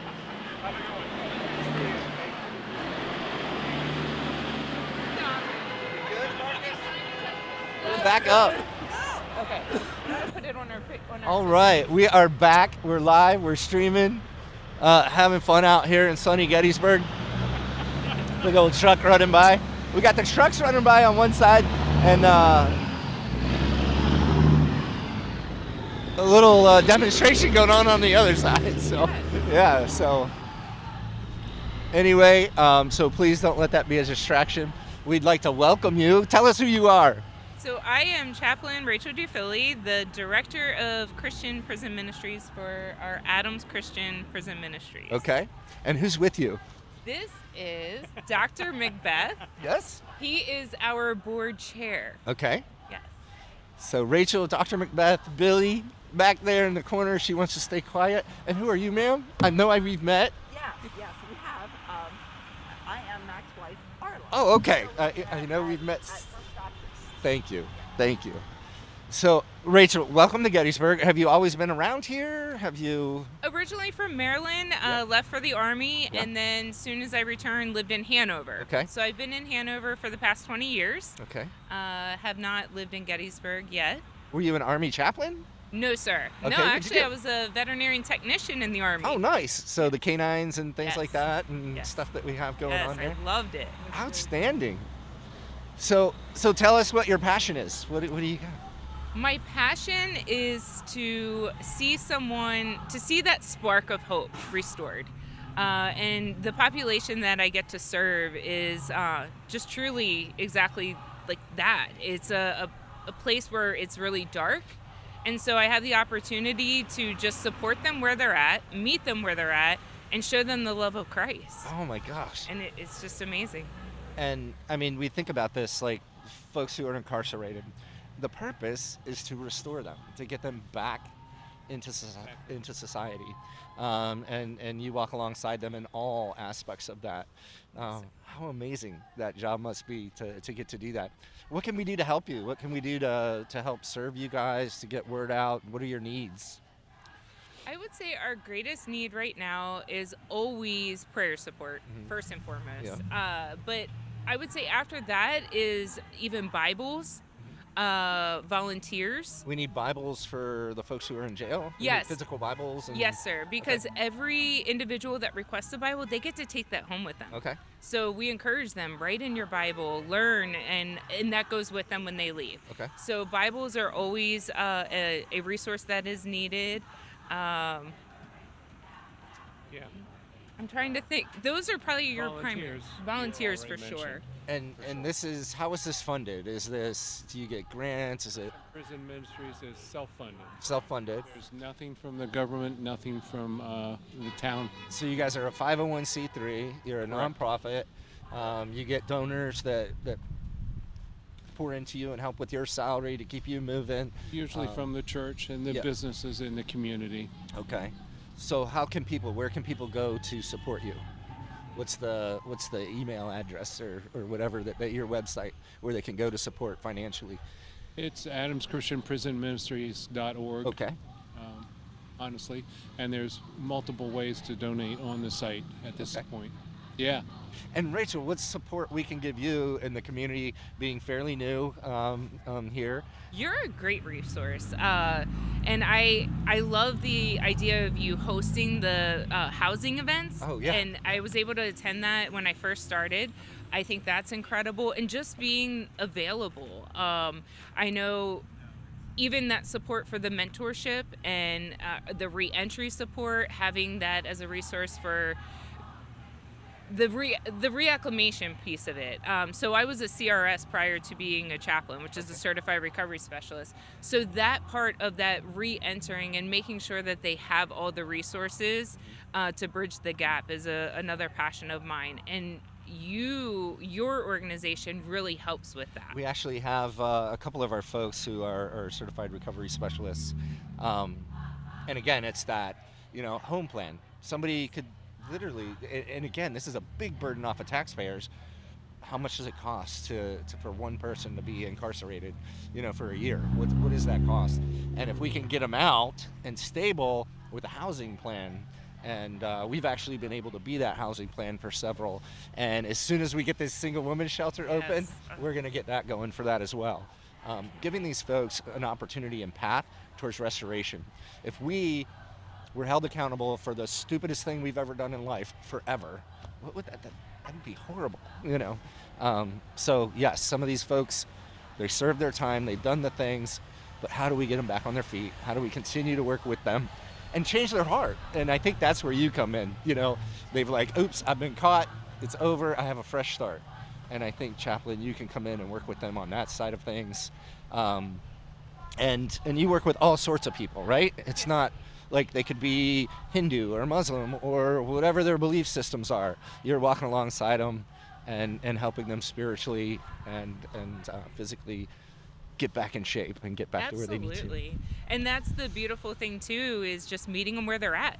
Right. And we're approaching Ramadan and supporting our Muslim community in that, in their faith journey. Yeah. And so it's been a great opportunity just to be able to love and support all of people. Right. Just people. Human beings. Yes. Oh, what amazing work you guys do, and the church coming around this to continue to support that.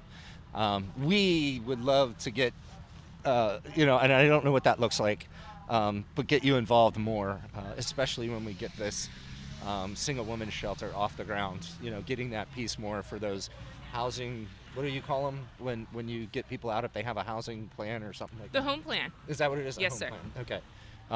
Okay. That's the piece we need to work on. So, we can get these folks out a little bit early.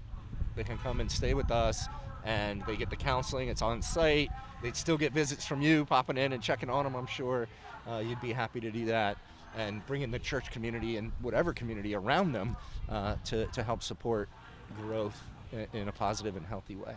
Amen. You guys are awesome. Yes, We also so are you. have about 40 volunteers that come from the various communities around the area and hold Bible studies throughout the week. Mm-hmm. And we have services on the weekends as well. And these are all Christian services.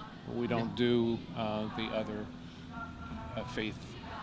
And this is right here at the Correctional Rehabilitation in Gettysburg. What is Yes. it? Yeah, right here. Yes, in Gettysburg, right outside. the Adams County Adult Correctional Complex, and like Dr. Macbeth said, so our volunteers from ACPM, they facilitate all of our Christian services. Okay. We do not facilitate any of the other faith. We actually, that's part of my job as the chaplain. As a is chaplain, you kind of orchestrating other volunteers right. for that. Right. Which is amazing. Yeah. And I was just telling Dr. Macbeth, we just launched our first recovery Bible study. Okay. What does that mean? Tell me more. It is Christ-centered with the 12 steps. Okay. Utilizing scripture and faith to overcome all of our hurts and hang-ups. So exactly, celebrate recovery. We're a big proponent of it. Yes. It's what I call it is it's Alcoholics Anonymous on steroids. Yes. So Yes. it's really touching all those spiritual things as well as the person yourself and the changes that need to happen.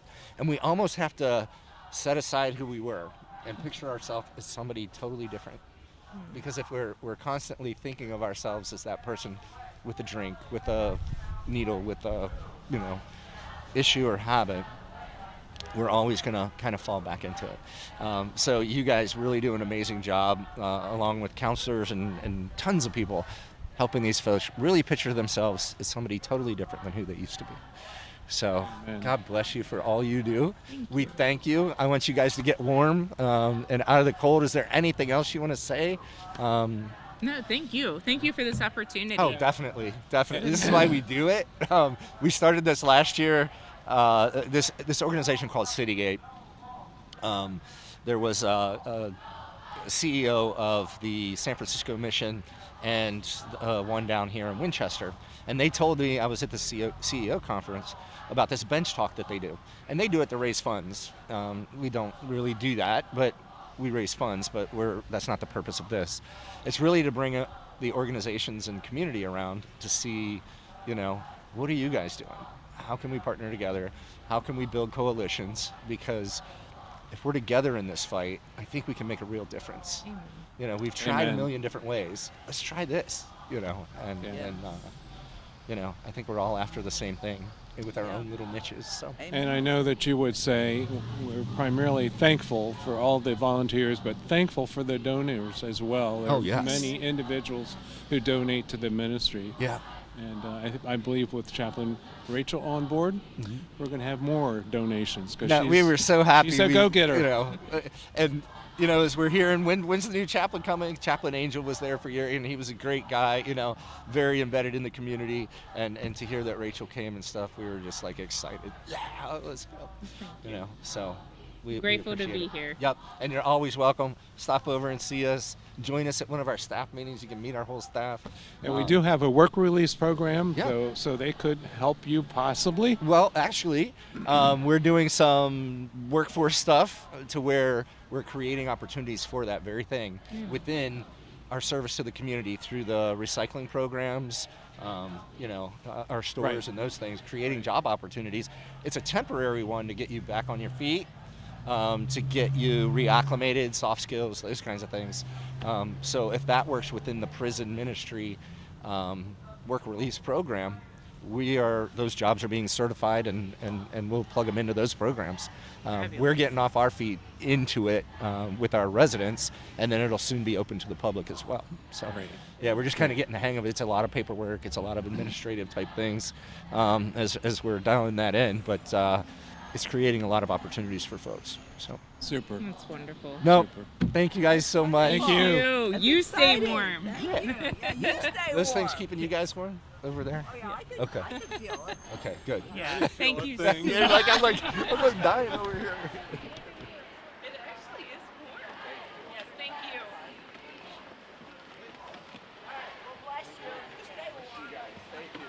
Do you have a little break? You can go grab some coffee. I don't know. Hopefully I gotta look at this thing, but look good. My wife will be coming pretty soon. Okay. Thank you.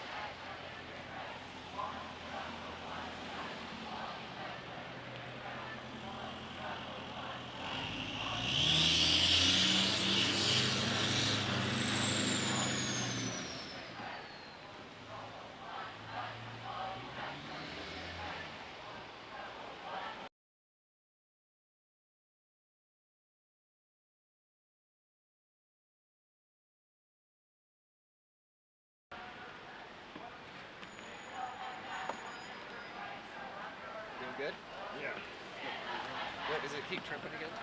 No, it's battery. Little battery pack is slowly drained, so I don't. But is he coming with another one? Yeah.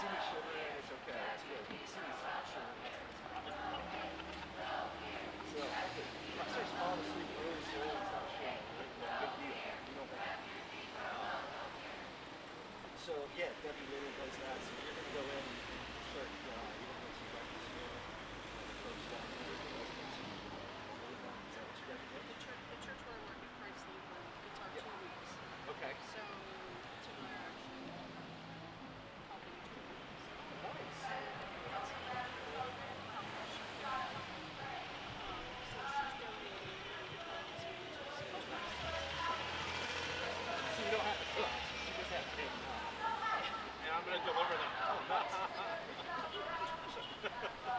gonna go and paint your little farm out. We can't use UPS. We gotta do something else. So we'll call it CPS.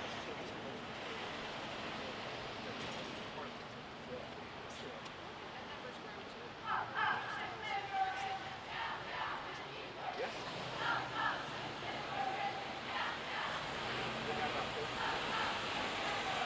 I ran into a couple of them yesterday.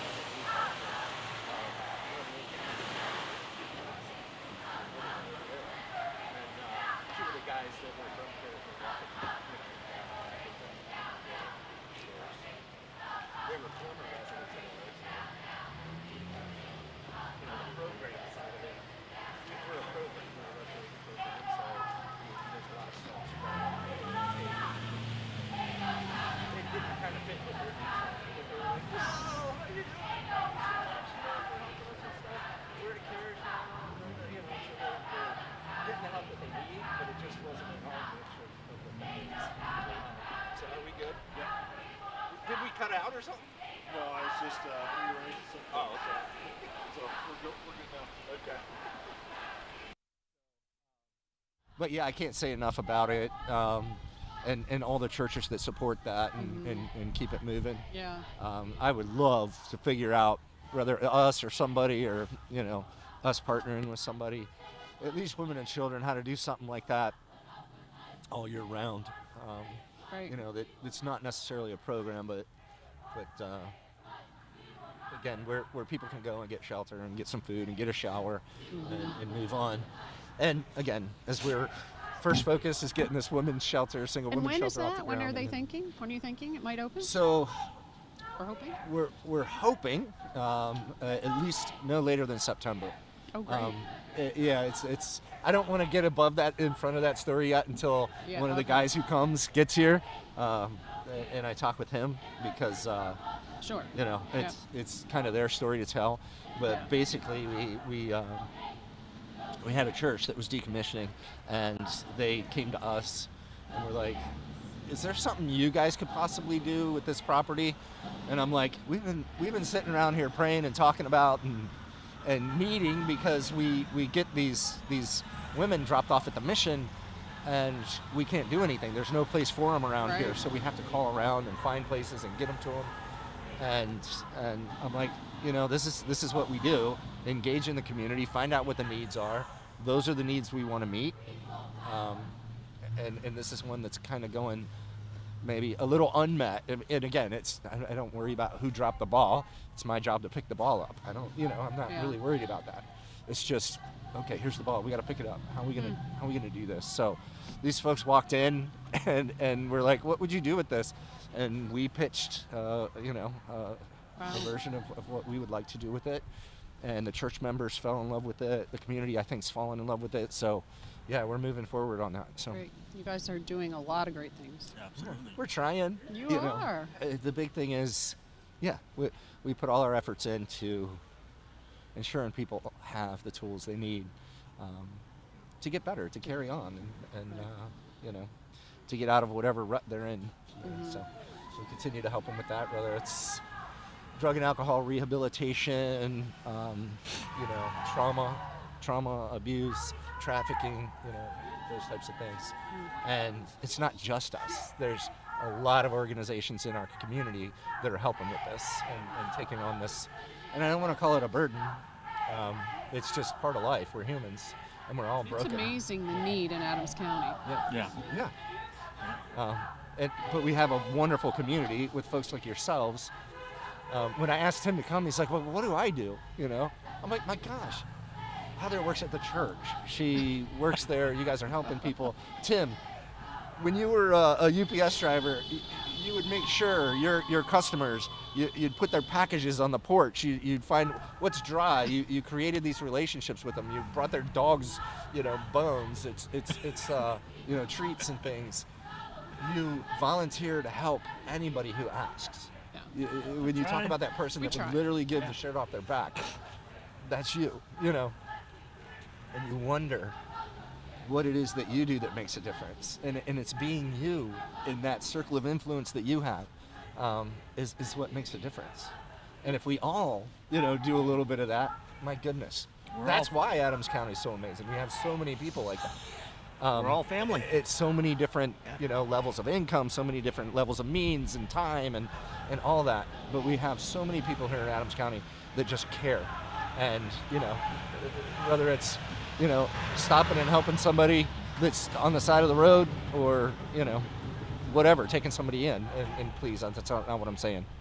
I'm not telling you to take somebody in. That could be very dangerous. Make sure you know what you're doing with that. Yeah. But yeah, all I'm those amazed. things in between. I'm amazed at all the people that show up here and talk and what they do and what they give to this community. It's just unbelievable. It's incredible that we get to live here. Yeah. And if we get to live here, how do we help? And things we didn't even know, like the people that were here right before us. Yeah. I never heard of that. The people that what? That were here right before us. From the prison ministry, Yeah. The chaplain and those folks. That's she's really just amazing. she's a powerhouse. She just has a passion for people. Yeah. And she sees through the garbage. She knows when they're trying to pull the wool over her eyes. But she just she cares, and she'll hey, look, quit being a nuisance and let's get your stuff straight and let's Together, help you get there. So That's great. I wanted to tell you, the timing was kind of weird, but a friend of mine who I used to cycle with, he wanted to make Fujiya egg rolls for the. I'm pretty sure I told you. I think you're aware that my family used to have a place called the Fujiya restaurant. Yes. Yeah. So one of the unique things that we had was our egg rolls. It didn't taste like anybody else's. And my friend was messaging me, exactly how do I make this? You told me a secret ingredient once, and I need it again. So I went through that stuff with him, and he said that it would be fun to make egg rolls with me. Yeah. And this is your family's recipe Yeah. for these egg rolls that you guys used to make? So we're gonna Why do have that. I not had one of these yet? Yeah, you'll be getting it. But we've been friends for years. I know. And I have I'm yet to sorry. have one of these. I'm so sorry. I have had your bulgogi, which is amazing, top notch. I've had your wings that are incredible. So I can't complain. Yeah. But what I was thinking out of all this is like, I asked my friend, how would you feel about maybe we could put something together to cook a bunch of food for the rescue mission? Hey, you know what we and could have do? people So, out. Joe, chef Absolutely. out at the mission, Yep. right? Everybody knows him. He's actually staff now, and he's Right. he's one of our guys. He's a peer services manager and handles a lot of those things. But Joe and I have these chopped competitions. Yeah, I remember And the way the first I beat one. him the last time, he says it's cheating because I had a ringer. It was your bulgogi recipe, right? So here's what I'm thinking. We challenge Joe, and I come in with your egg roll recipe. and then I can maintain the title and keep I will the cup. give that to you. So. Just don't implicate me. No, but if we came in and we taught Joe how to make these, Yeah. I think it would be amazing, and we could do it all together, and you come in there and You thought about a fundraiser with Yeah, absolutely a fundraiser. Yeah, If we were to advertise, hey, do you remember the Fujiya restaurant on Steinway Avenue that our family had? I think there's make a lot sure of our people food that certs cover still, all that. But it's a strange world now. You Yeah. can't just the bake sale at the church. Is a wonderful thing. One, we want to make sure people are safe, but there's again, it's a strange world. Yeah, and I wanted to talk to you and Joe about how to implement such a thing. Wouldn't it be cool to have a mission food truck? That's what we talked about. Joe always wanted to have Wow. a food Yeah. truck. That was like this food ministry. You're going out and, you could serve the hungry on the road, like literally. That'd be so cool. And sell, to people who wanted lunch and could afford it, but also those who can't, how would we help some of those folks out? So, no, I think it'd be great. Those are just ideas when we're sitting here pulling on strings, right? Yeah. It's like, Will, oh my gosh, are you kidding me? Yep. But no, I love you guys. I thank you so much for what you do. Don't sell yourself short. I And am that's not short. a joke because you're short. I'm short. You I'm always like do 5 this. foot nothing. I didn't. I was like, no. But I love you guys. I thank you for what Love you you do too. in our community. Again, it's it's those friendships, those connections, those communications. You're not afraid to step in where a lot of people will. I don't have time for that right now, and you jump right in there, you know, and so I Happy to thank do you it. for that. Yeah. And again, that's how we are here in Adams County. You know, you guys are just a representative of really what Adams County is all about. Our hometown. Thank you, my friend. Hey, we'll pray for right. you. I appreciate you guys. Yes, please. Thank you. Stay warm. Wait 2 hours.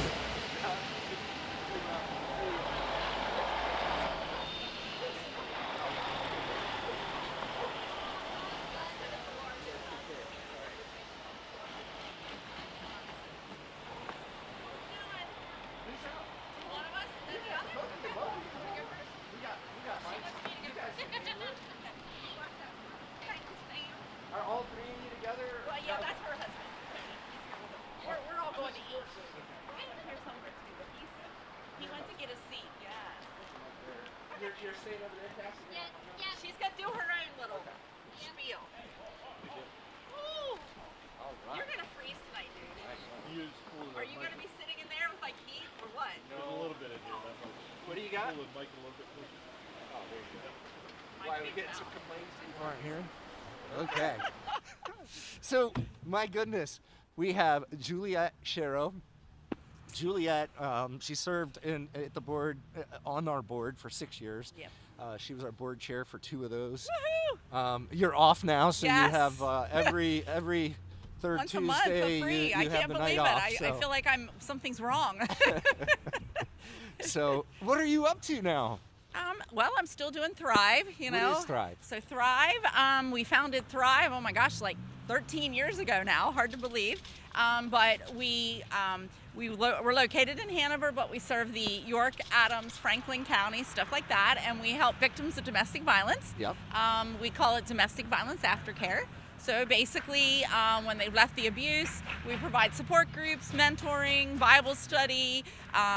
We do accompaniment to appointments and hearings. I mean, just kind of bridging All the mess that. that comes with that. Yes. Right. And we're trying to bridge the gap. As you know, there's lots of services out there, but that doesn't mean they meet all the needs. And so there's a big gap there. And so we are trying to fill in some of that and meet needs that nobody else is and fill in. And we love partnering with you guys. In fact, I was just telling someone this week about, you know, it's been awesome having that collaboration so that when we need furniture or stuff for our girls that we don't have, we can send the girls to you guys. You can help out.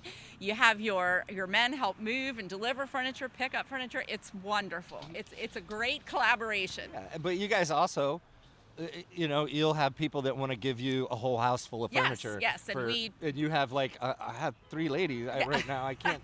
Right. So you call us and Yep. and we get to use that in the Yes. community Yes. to give out in vouchers. Yes. To That's to what I sell tell to- people to- all the time. Yeah.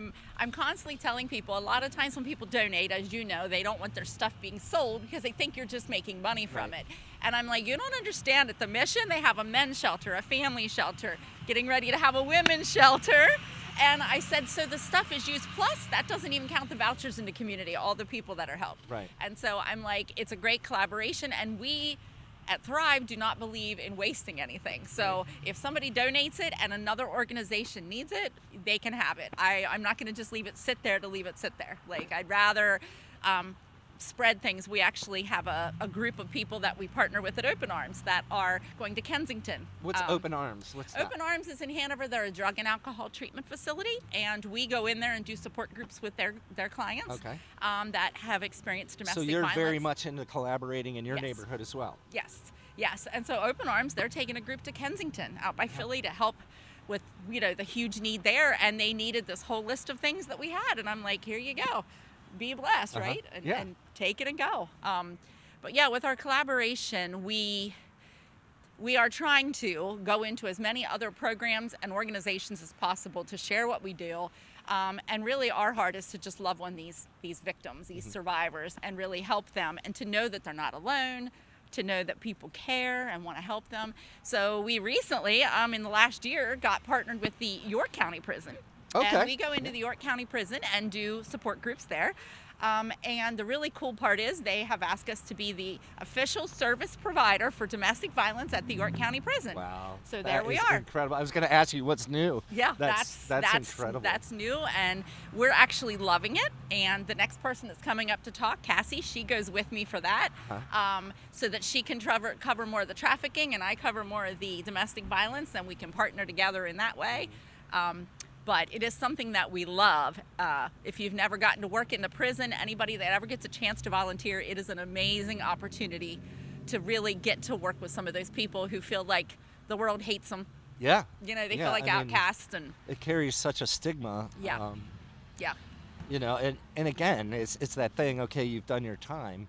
Now what's what? that path? Yes. Is there one? Yeah. Can I regain? Yes. You know, all those things that were lost. You know, Well, respect and that kind of I thing. feel like so many in our communities look down upon, whether it be the homeless that you're dealing with and I'm dealing with, whether it be the abuse victims, whether it be people in prison. I feel like so many people want to look down on them and think they made these horrible choices and that could never be me. Yeah. And you know what I like to tell people? We are all one decision away Oh my goodness. from being addicted or being in prison or being homeless. And I've had people say, what do you mean? And I'm like, okay, how about this? If you ever driven your car and went to answer your phone or went to pick something up that fell or change the radio station and looked away for 1 second, a child could run out in front of your car and you could hit them and you didn't mean to. Right. But guess what? You would go to jail. What does that look like for you? You know, your whole world could change. Or you could have an accident, hurt your back, and get put on like OxyContin and be addicted to, I mean, it happens every day. And I feel like we need to stop looking down on those less fortunate and understand that we all could be in their shoes. All of us. It's Absolutely. a fragile thing. And Absolutely. Absolutely. So we just need to remember that and keep in mind that we're all here to love one another. And can we do that? How do we do that? How can the community support you? Well, we always need donations, volunteers. I mean, we donations, obviously everybody needs financial donations. That's no surprise there. But also, you know, there's very practical things. Like we talked about, we're trying to provide furniture and household items for these girls, clothing. We also we have a closet filled with non-food stamp items. So, you know, when you go to the grocery store, that's the stuff that's not food, right. including toothpaste and diapers and all these things that are necessities. And things like that. Right. And so we constantly collect those. And again, we give them to our clients, but also if there's other people that we hear of that have a need, we you've spread brought care packages down to the ladies at the Agape House. We spread the wealth wherever we can if somebody has a need. And so those are the biggest ways to volunteer. We always accept gift cards so that we can put gas in someone's tank. Some of these girls, that's what they need to be able to get to work. Or grocery gift cards to be able to take them to get some groceries they need, things like that. So those are some really easy ways to help. We're always looking for volunteers too, but I know that's not always everybody's cup of tea. What's your website again? The website is www.thrivepA.org. And a phone number? 717-640-2951. Julia, I mean, I don't get to see you much anymore. I mean, we talk or whatever, but I don't get to see you in person much anymore. But the work that you do is life changing. And I'm just so grateful that you're in our community doing it. Yep. And what are you doing to bring others up around you to take over for you? You know. Well, at this point, I'm just trying to follow where God leads me, and I don't know. I don't know what the future looks like. Do you have staff? You don't have no, you're right now volunteers, I'm it. Everybody else is volunteers just because we try to keep our overhead as low as possible and make the donations that we get in go to help people instead of paying for more staff. So we're always looking for volunteers to help with those things, but I figure, you know, I don't know what's going to happen. I'm just going to keep going until I can't. Well, your son, he runs our retail side Connor, of the mission. And he's too nervous to come out here. he's like, I don't like being on TV. No, he's not into that. That's not for his sure. thing. No. But you know, my hope someday is when you're ready to hang up your cleats, or you know, and I don't think when we do this kind of thing, we don't. You know, it's just we do it until it's time to go home, and you know, but eventually, I think. You know, I just see his heart for what you do and his awe of you. You know, you don't get to see it because he's your son. No, I don't. But yeah, he definitely looks up to his mom. Well, I'm appreciative of the fact that, you know, sometimes we have our children and they don't appear to have that same heart as us. And to watch them grow and find out, oh, this one really does have that heart for other people like that, it does feel good. He does. As a parent. Yeah, he does care and want to help. And obviously, you know, working at the mission's part of that. So giving back. No, we'll keep getting him, you know, the things and tools that he needs to eventually, hopefully, be successful. Maybe stepping into yours. Yeah, you never know. So you never see. know. And We're I look just planting forward. that seed on him. Yeah. We'll put the pressure on him. He's like, I didn't want to do that. You do now. Well, I look So forward to we're gonna seeing go. how we can continue to collaborate more and more in the future. Like Absolutely. it's and exciting. Again, as we start this single woman shelter, I think those needs are going to be even greater. You know. Yeah. And like I said, a lot of those single women are that demographic. You know, 18 to 25, and then 55 to 65. Absolutely. And that 18 to 25 is often trafficking. Yes. And then the other one is this other strange form of abuse. It's like, you know, they were never really married. They don't have rights to things. Yeah. I've seen that many times in that group. Yes. Where all of a sudden that the husband or whatever dies. Yeah.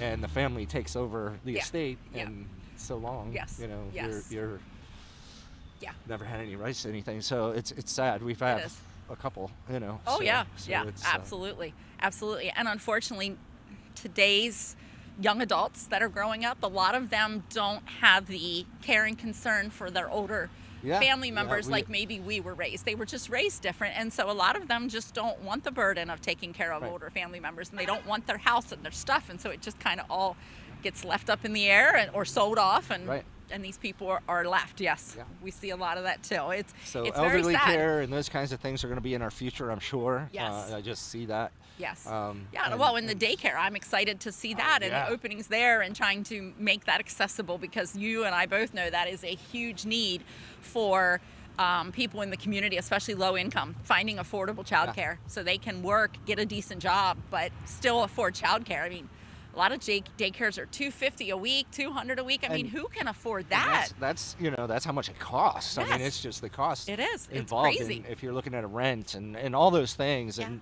the teachers and it's expensive. Yeah. If you're a single parent and say you have 3 kids that need to go to daycare, goodness. I mean, how do you make enough to cover that and your rent and your that's bills? $1,250 a week. Yeah, and it's insane.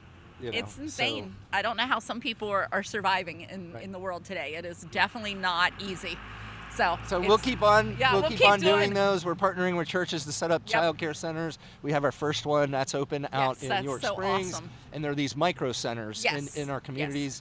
And they're really, their goal is for low income families. We'll help get subsidies where we can, and even if you can't, we're going to figure those things out. But the big thing is getting you the opportunity to either get a job or go back to school so that you can better your life. That's huge, and I don't think people realize what a big deal that is to give some of these people a chance to start over or find a decent job. And we're going childcare to keep is such a doing that. huge We have piece. several other churches, that's several awesome. other churches that are ready. We're just kind of cutting our teeth on this one, and then hoping this summer we're going to be onboarding a couple more. So good stuff. Well, and nothing's free to start. I mean, No, there's so much no. time and money that goes into the planning and the executing of And the it. teachers and the quality of teachers. You know, we don't. And all the state inspections. Oh yeah. Which We I gotta mean, you make have sure to do. There But are it's safe places for these kids to go. So. yeah. I think it's awesome. Yep. I think it's awesome. We're doing good things in the community. We're working on it, and we'll going. keep at it. God bless you. Yes. And send Cassie out here. gonna Let's send get her Cassie. over here. She gonna talk about traffic. Yeah, I haven't seen her since last year. We're gonna see what's up. Hi, Cassie. Tell us who you are and what you do. Okay. So, my name is Cassie Smith. I am a credentialed national victim advocate for human trafficking survivors. I run an organization called Brave the Darkness. Kind of purpose is in its name. We brave the darkness of exploitation and human trafficking in order to shine a light on it. We can't really change or affect anything until it's exposed and it's out in the light.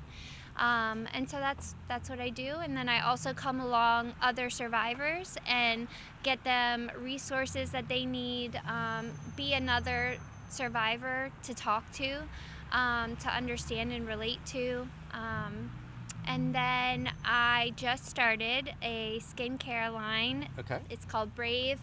And it is essentially just selling whole, natural, trauma-informed products, and then all of the proceeds go back to the work that I do. I never want to charge another survivor for any service. I've been there, and I don't want to do that. So I prayed, and I asked the Lord, how can I make money in order to do the thing you called me to do, and to do it well. Okay. And he gave me this idea, and so that has been a great support pillar for Brave How the can Darkness. people gain access to these products? Yes, so you can go on my website. It's www.bravethedarkness.net. You can learn all about the organization. There's tons of trauma resources right on the page. All of the local shelters and safe homes that going out towards Lancaster, Harrisburg, all in this region are all listed there.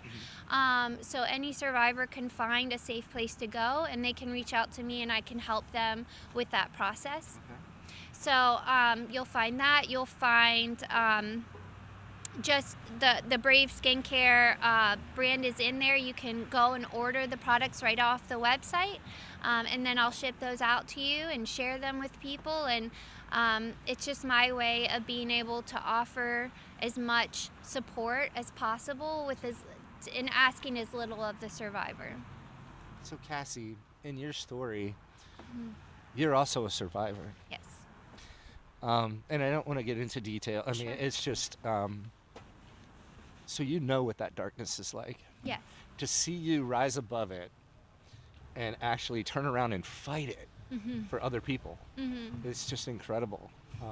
It's literally, it's that warmth in your heart. It's like this woman who stands up with this shield and sword and is just like, bring it on, you know. It's and I'm sure it's not as simple as that. No. How many years did you live in trafficking?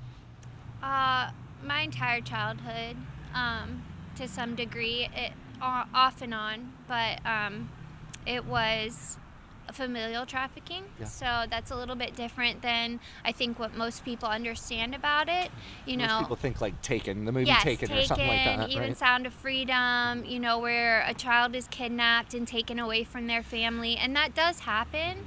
But more often, actually 41% of all child trafficking cases in the United States are familial trafficking cases. So, Where maybe a father, stepfather, mother, yes. like lets their friends use you in a way, or Correct. for drugs or for money or whatever type of thing. Absolutely. I mean, unfortunately, it shouldn't be this way, but children in the wrong hands are a commodity. And again, I know nobody wants to think about that. Nobody likes to think about it. And I understand that. But like I said, if we don't shine a light on it, it will never end. Right. And for most survivors, it is somewhat of a life sentence. Not that I'm not healing, not that God hasn't done incredible things through this, but it's something that you are always healing from, and it's something that requires a lot of determination to not stop when it gets really hard. Yeah. Yeah. I mean, anything in life that depresses you, anything that happens in life that hits you, maybe it's a family member gets sick or whatever, Yeah. it puts you in that place where all of a sudden you become vulnerable because you Right. constantly have to be on guard to fight those Yeah. feelings and those things and those memories. Yeah. And when anything happens to shake you, those things come flooding back in and Sure. try to destroy you. Yeah. Yeah, it's funny you said vulnerabilities, because that's something that we really focus on. When people ask us, what can we do? How can we keep this from happening? How can we protect our children? How can we protect the people that we love? Vulnerabilities are the thing that every trafficker is looking for. And maybe they're not a trafficker, maybe they're a John, maybe they're somebody else, but it's the vulnerabilities that they're looking for because they like to become the solution to your problem.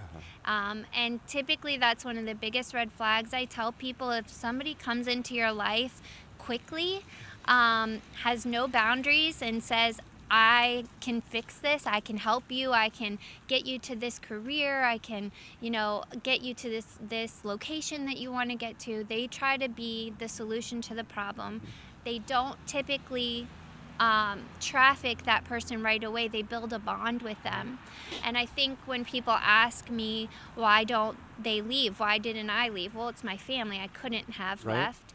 But if it wasn't my family, I still couldn't have left in a lot of ways, because you are bonded to the person that is exploiting you, especially if you're a child. You start thinking that is love. You do. Start thinking that Absolutely. is, and you want to earn their You their do. respect or their attention. Yeah, and safety. If you do what you're asked to do and you do it the way you're asked to do it, then you are guaranteed some, small semblance of safety. But unfortunately, because of that, a lot of survivors live with shame and guilt that doesn't belong to them. Yeah. It just doesn't. But it's hard because you think, well, I could have said something to that teacher, or I could have told somebody, or I could have, called out. But often, whether it's your family or not, that's really not always an option. So. I got a little bit of kickback this year. I wrote a story at Christmas time about one of our resident guests, and it wasn't much. I mean, there was just like literally one person. Yeah. And in the story, the young lady started associating the abuse with the high, because the abuse went along with the drugs and things that went along with it. Yeah.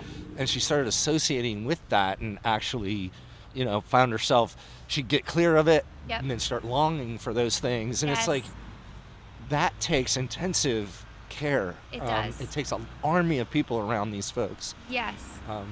The least little thing can get them right back into that, Yeah, we always say this problem exists at the intersection of addiction, homelessness, domestic violence, and sexual abuse. It's almost always all of those things working in tandem that keep somebody locked down for so long.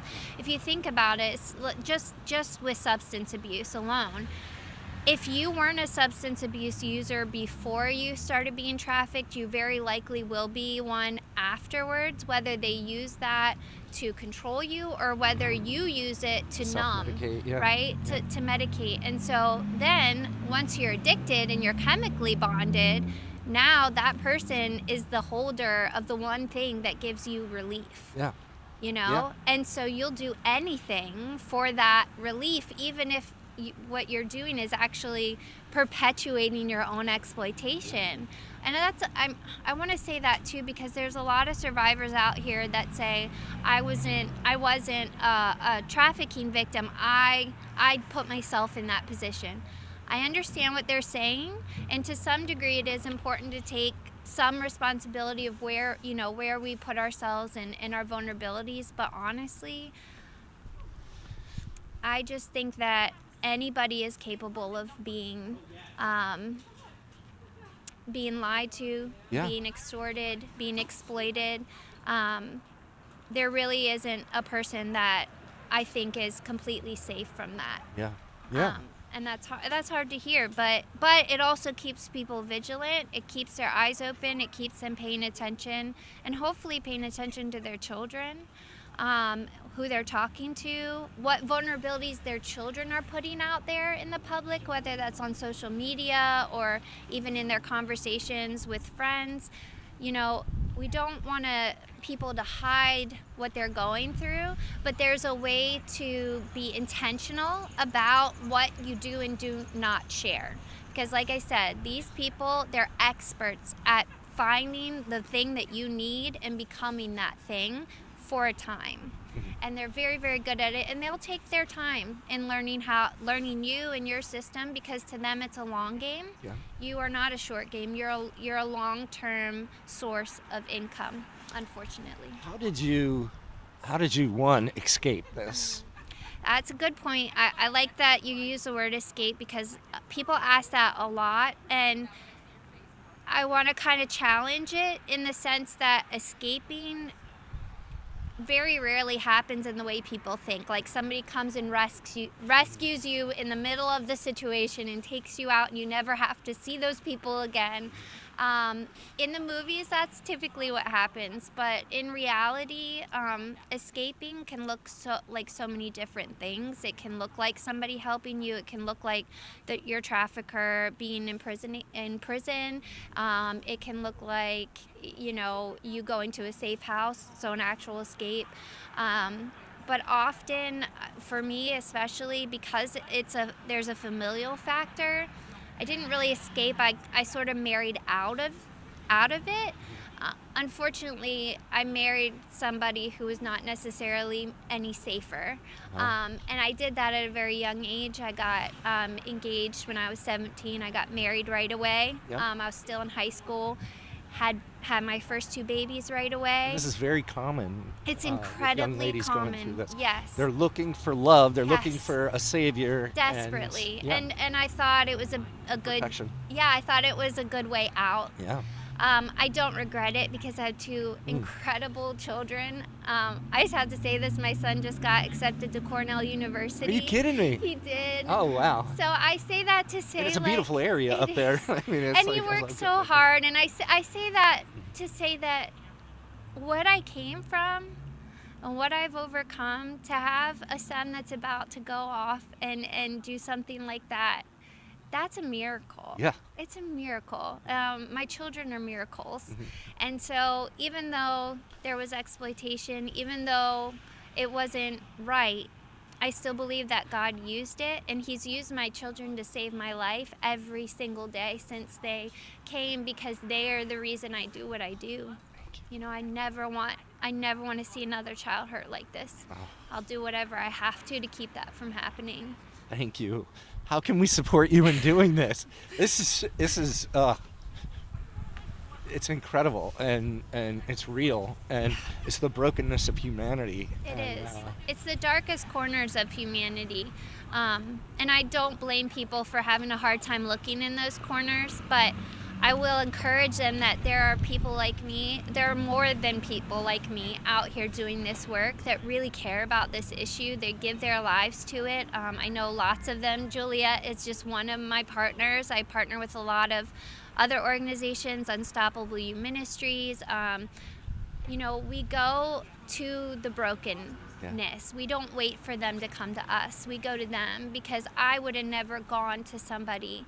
It took people coming to me and loving me right where I was. Not asking anything different from me except just who I was in that moment.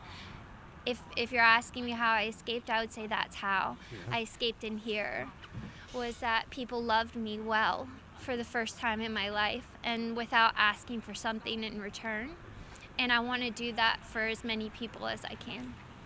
How many times did you think about running back into those situations? Because it was familiar. Oh, gosh. Most of my adult life I have struggled. Yeah, because, again, your body becomes something that doesn't belong to you. It becomes a tool. And I know that sounds crass, but it's not.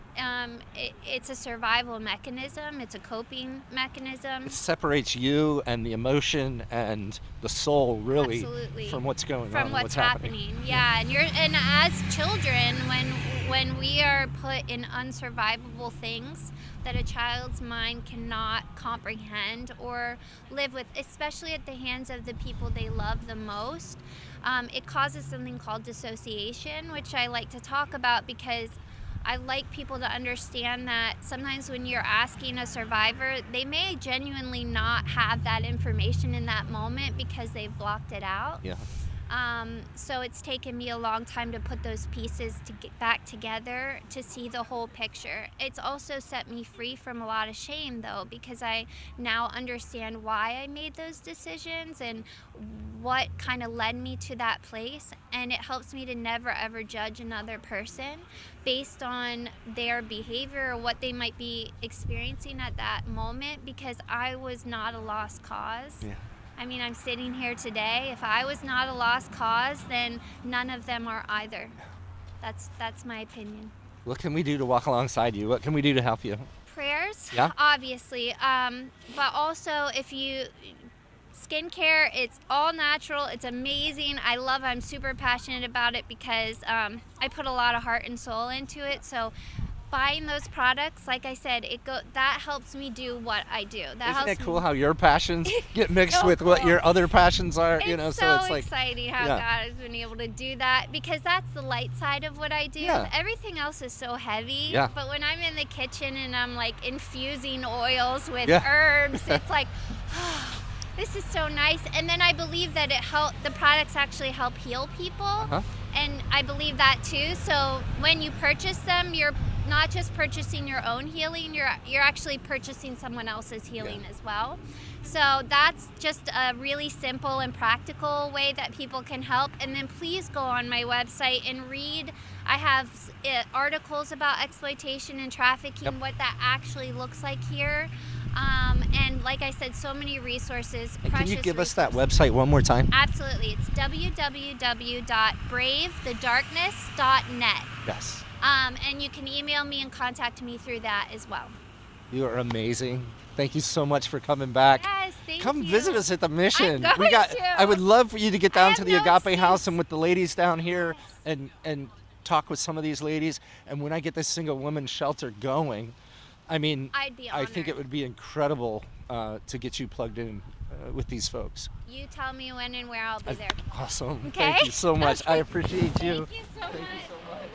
Oh my God. I did see you again. I know, I kept you guys so crazy. I brought your purse when I We got special guests?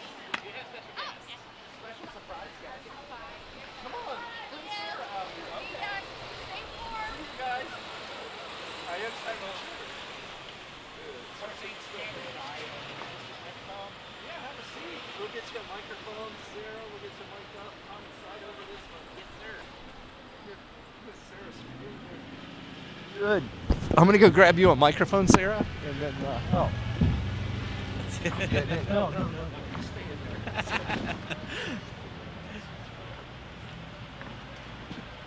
Here you go. All right. So we have Mr.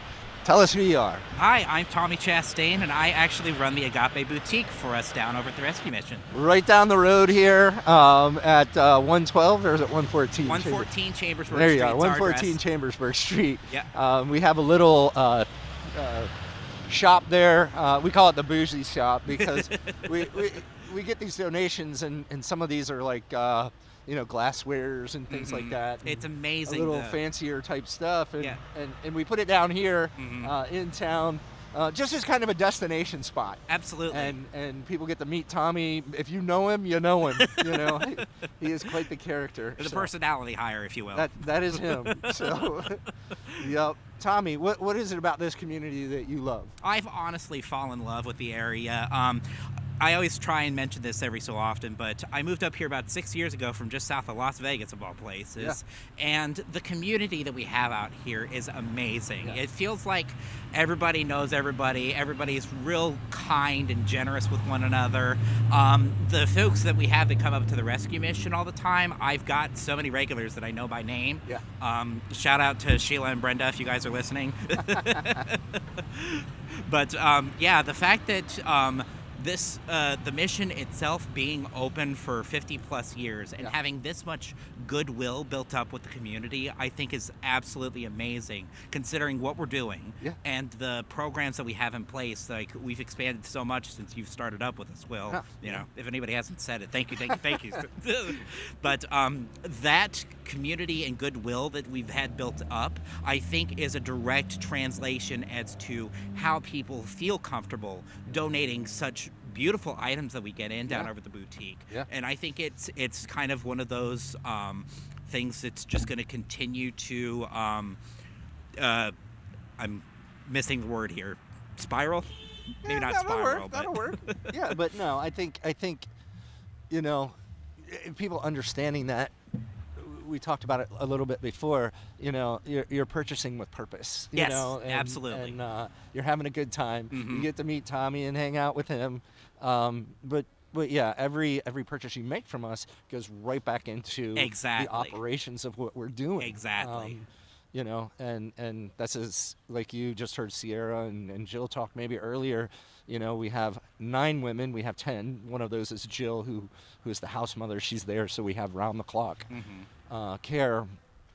But we have 9 women there, and we have 13 children who are being served down there, and we have 31 men out here who are actually going out and serving the community. Absolutely. They came down and shoveled here. They went and shoveled other people out. They were, we God work bless out in the them for community it. helping people.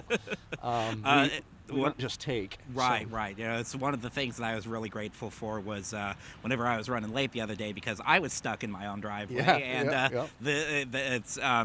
Miss Amy was able to come and pick me up, and then Mark and Joe, they were able to get me back home. Get you back home, and thank goodness I live 3 minutes up the road. But. Yeah. No, we definitely appreciate you, and I know the community appreciates your goodwill, your cheer, your general persona when you walk in. You're gonna have to trademark that, your likeness, Tommy. It's like Elvis has his, and those guys. We're gonna have to trademark your likeness. I've got one of my crazy shirts on today, but since is it a Fox shirt? No, actually, it's my laser tag shirt. Okay, laser tag. Yeah. Yep. Yeah. That'll give me a migraine in a minute. So we'll zip that back up. Yeah, we're good. And Miss Sarah, you are with us. We have a separate business, which is our child care center. And Miss Sarah, you work at our child care center that we've just started up. You have this passion for children, and tell us what that's about. What gave you this passion for children and their growth and teaching? Just all the people and ministries that were there for me when I was a kid. Yeah. You have how many hours of child care service do you have? It's like 2,800 or something like that. It's some. Well, we got all kinds of people talking out here. And you work with Angie out there at the child care center, right? Yes. Yep. Yep. And from what I understand, you've been helping out with your own church's Sunday school program for quite a while with your mom, right? Well, they have, yeah, they do that there. But the big news is that's a separate business from ARM and its thing. It's its own entity. But you and Tommy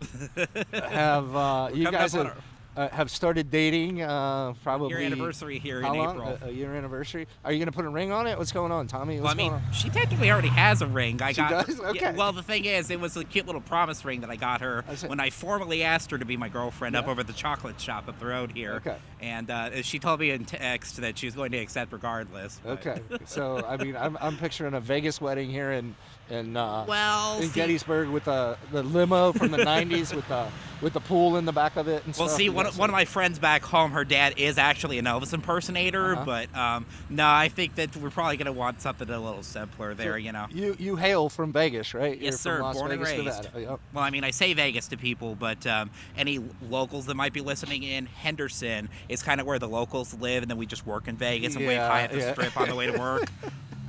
If you see it from the airplane coming in, it's over your left shoulder when you're coming in the airport. Exactly. So you're good. Yeah. So thank you for coming out, Tommy. We appreciate you. We definitely, you bring some spice to our life, and we thank you for that, my friend. Try to. You have a good evening. You guys get warm. Absolutely. Yeah. We're gonna go back over to her place to have a little dinner with her mom and brother. Sounds wonderful. So, enjoy. Yeah, appreciate it. I haven't had you. anything to eat. I'm over here. No, I'm good. You need to I'm pick kidding. something No. up? No, the last thing I want is a bunch of stuff to eat. Right, So, right. I'm good. God bless you for dealing with this weather, sir. No, it gives us the opportunity to talk to people. Absolutely. And then also, it's a little uncomfortable.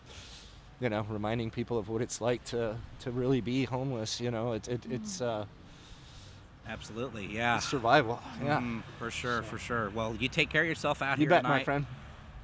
Yeah. You two take care. Yeah, thank Have you. fun. Appreciate it. I'll take the mic and I'll give that to Mark. Appreciate it. Be back after this.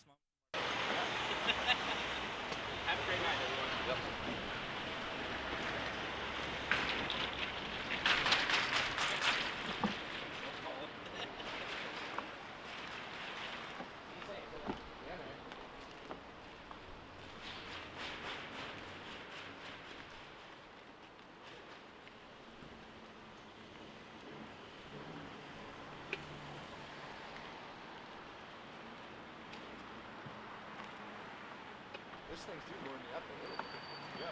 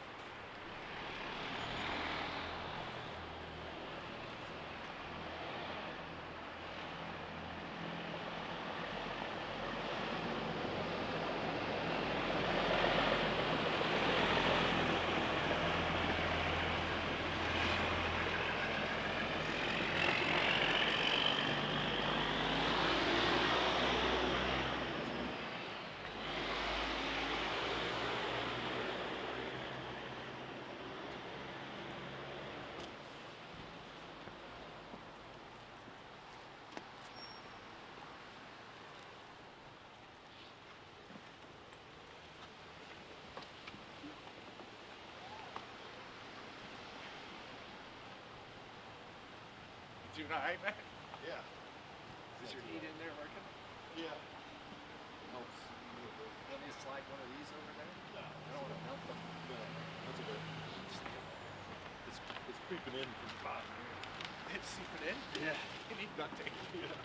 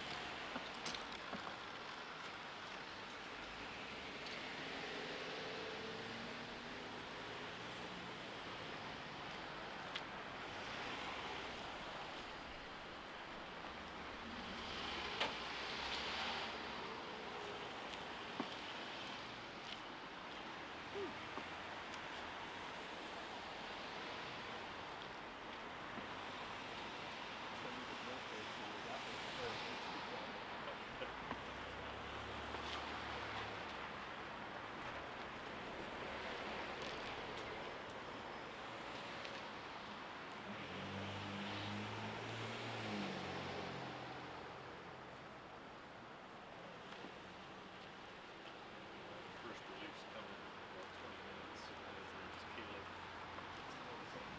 He hasn't done this before. He's really and I'll be on call all night. And then Kurt was here most of the night last night.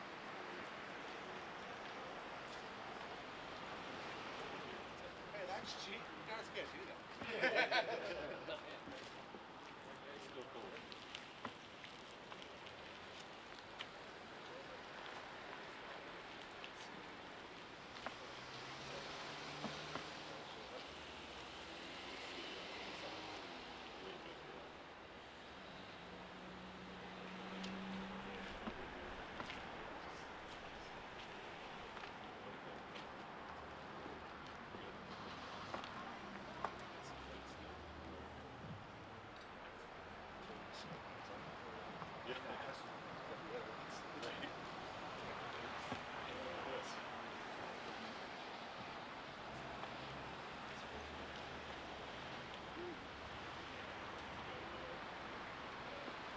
Little Debbie is here. Oh, wow. Good, are you? Miss Debbie, if you'll sit over here, that would be wonderful. How are you? Oh my gosh. Good. I gotta get you a different hat, though. I know. Well, I don't ever wear hats. That dirty bird, that eagle. So I had to steal my husband's. One of my good friends, I won't say his name, Mark Puncher. He's a huge Eagle fan, so I pick on him all the time. So I'm from Michigan, so. Well, I don't normally wear hats, and I'm like, okay, my husband has an Eagles hat, and I'm an Eagles fan now. Nope, you got to stay warm. I'm also a Michigan fan. You have a Penn State thing. Yeah, on. I'm Oh just my not. goodness. I'm just. My goodness, I don't He's even know the if I two can best talk to you. teams. No, okay. So my brother-in-law is a huge Penn State fan. So yeah, he's like over the top. Yeah, great guy. Yeah, good team. He actually gave me a battery-operated sweatshirt. I don't have it on yet, but maybe tonight when it drops How long down were to you 5. here? So till 4 o'clock tomorrow afternoon. You're here. I admire you. I couldn't do it. I mean, the 10 minutes is going to be, you know. So who are you? You keep saying you can't do it. Who are you? I have respiratory issues. Oh, That I okay. couldn't do it. So this is Debbie Little, Hi. and Debbie runs CARES. And what is CARES? CARES is an emergency cold weather shelter. We're the last stop before the streets, so to speak. And you have about 30 residents right now? We're running tight. I mean, I'm getting calls every day. Tonight, a pastor and I were trying to get a mother and child somewhere, you know, and we were able to work together through the ministerium, through CARES, through the Trinity, that we have her in a hotel for the weekend, and then Monday, my numbers are forever fluid, okay, and we're going to see how we can squeeze her in. More capacity, you know. Oh, we do. And St. James, I have no idea what we would do without that I church. know. They are so supportive. But actually, the Resource Center, you have 34 people getting showers and trying to utilize 2 bathrooms. And it's Do laundry, tight. anything like that is It's just tight. Yeah. But we do need more. Yeah. So one of the things we're adding another 5 beds or 5 rooms at 16 beds for women and children. Okay. That and we'll that's be adding needed. this year, and then single women will be adding 32 beds or 36 beds for single women. That's wonderful. When will that be? So we're looking at that September timeframe for the latter, which is the single women's, and hopefully July or so, maybe even before, for the what we call is kind of the Agape Annex. So it'll be another 5. I So understand that, yeah, so it'll. It's wonderful. And one of the biggest challenges I'm facing this year is people are working all night. Yeah. Which is wonderful. But through the day, where do they sleep? Right. Because of St. James, we you know, the childcare and everything, we are out of there at 7 in the morning. But And these are the working poor. And these are the working poor. Yeah. Like they work second shift. They're working. They're out grinding. Doing everything they can and have no can't place to sleep afford. during Yeah. the day. And they're not sleeping, and we're trying to How many? maneuver. How many do you would say fall into that? Oh, I would category? say right now I'm trying to maneuver 6 people, 7 6 people, 7 people. You know, you see them dragging, they're working all night, and they're sleeping in a chair for an hour or 2, you know, 3 maybe. And we're They trying go to into maneuver. a restaurant or something and sit at the sheets or something like that and try to catch some. and try to sleep in our, you know, you admire them, but you know. Yeah, because CARES is closed during the day. You don't. Well, the church, the sleeping part of it is because of the daycare and it's a secured building you and all have of that. kids and things like that. Now we have the resource center, but you've got people taking showers. And, you know, and it's can't a sleep with lovely somebody's- house, but it's smaller. You know, it's not a lot of capacity. So yeah, that's one of the things. And overnight volunteers. You know, We you're need going to hear overnight always need overnight volunteers. It's so easy. You know, very little work to be done, and you get to sleep. You know, you get to sleep. You know, you're there from 8 till 7, but you're sleeping from 10 to 6. Yeah. So, and you know. And does the volunteer have their own place to sleep? They sleep it on the same mats that everyone else no, is they sleeping have a on? cot and a mat. We have air mattresses for them, whatever they choose. And they can sleep in a hallway. They can sleep separately. Right, Okay. right. And it's very easy. I mean, director at GettysburgCares.com. What was that again? Director at GettysburgCares. Director at GettysburgCares.com. Yeah. We can always use overnight volunteers, donations, and more places like you just said. Yeah. For the single women and the And Agape again, Annex. ours are programs, and I still want to. I still want to do something that through that's not necessarily program related, where we're offering things to folks, and then in hopes of getting them shifted over to a program that can help them, whether it's through us or SCAP or somebody else, but something to where, like these folks. I mean, there's got to be a solution out there, folks. If you see it, 6 to 10. Where can we 6 to 10 people in this kind of weather? Where can we set them up just to get through, so that they can work night shift and have a place to sleep during the day? And I mean, we have guys that have gone through certification programs and stuff, men that are getting ready to graduate, and they're like interns almost, They really are. You know, as I'm thinking out loud, like if we had a place, these guys could actually come in, and if you need volunteers, they have all their certs, they have all their clearances, where they can come in and volunteer and give back to the community that's given to them. Right, and all we need is I would be happy to do that. Yeah. So we just need a space. So right. if anybody out there who's listening thinks of something, please let me know. Please let Debbie know. That's been Reach a out to big CARES, issue for us. and we would work for her, and I would send our folks and resources out there and do that, and we would Would be do wonderful. that. Yeah. Work under and then you, and then the coffee house is wonderful as well, because we try to get some of our people into your programs because we're 6 months. We're a cold weather Right. shelter, and they need sometimes more support than that, depending what mental health or whatever the scenario might be. And so that's a really great program that you have going down there. And our goal is to try to get them again, I said it, the tools and the things that they need to be successful on their own. And a lot of times that's really looking after their mental health care and giving them and providing them the tools to deal with those demons, if you will, in your head, that really drive people back into the same situations and bad decisions. So that's our program and what it's about. Debbie's is a little bit different. It's that drastic, cold weather shelter where we're just getting people out of the cold, out of the elements, getting them some food, and some opportunities to get a shower and things like that. And it's amazing.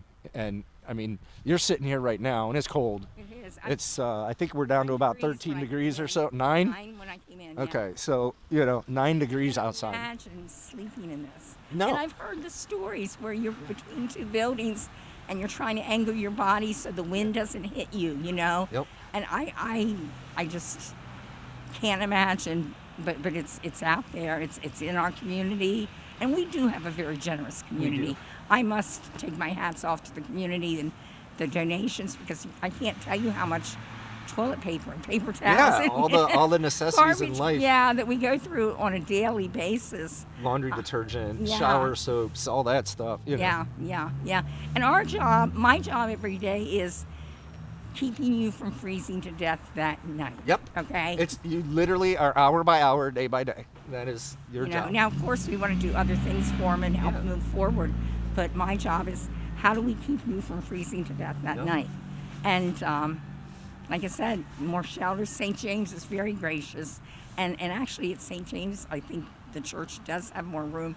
The resource center doesn't. We can not handle anymore. I mean, we squeeze here and there, but anyhow, it's a problem. It is a problem, and I see a lot of older people who thought Social Security would be their answer, and the rent is more than their Social Security. They didn't have that nest egg, okay? But in their age, growing up with working full time their whole life, thought that was their answer, that they were going to have Social Security, they'd be fine.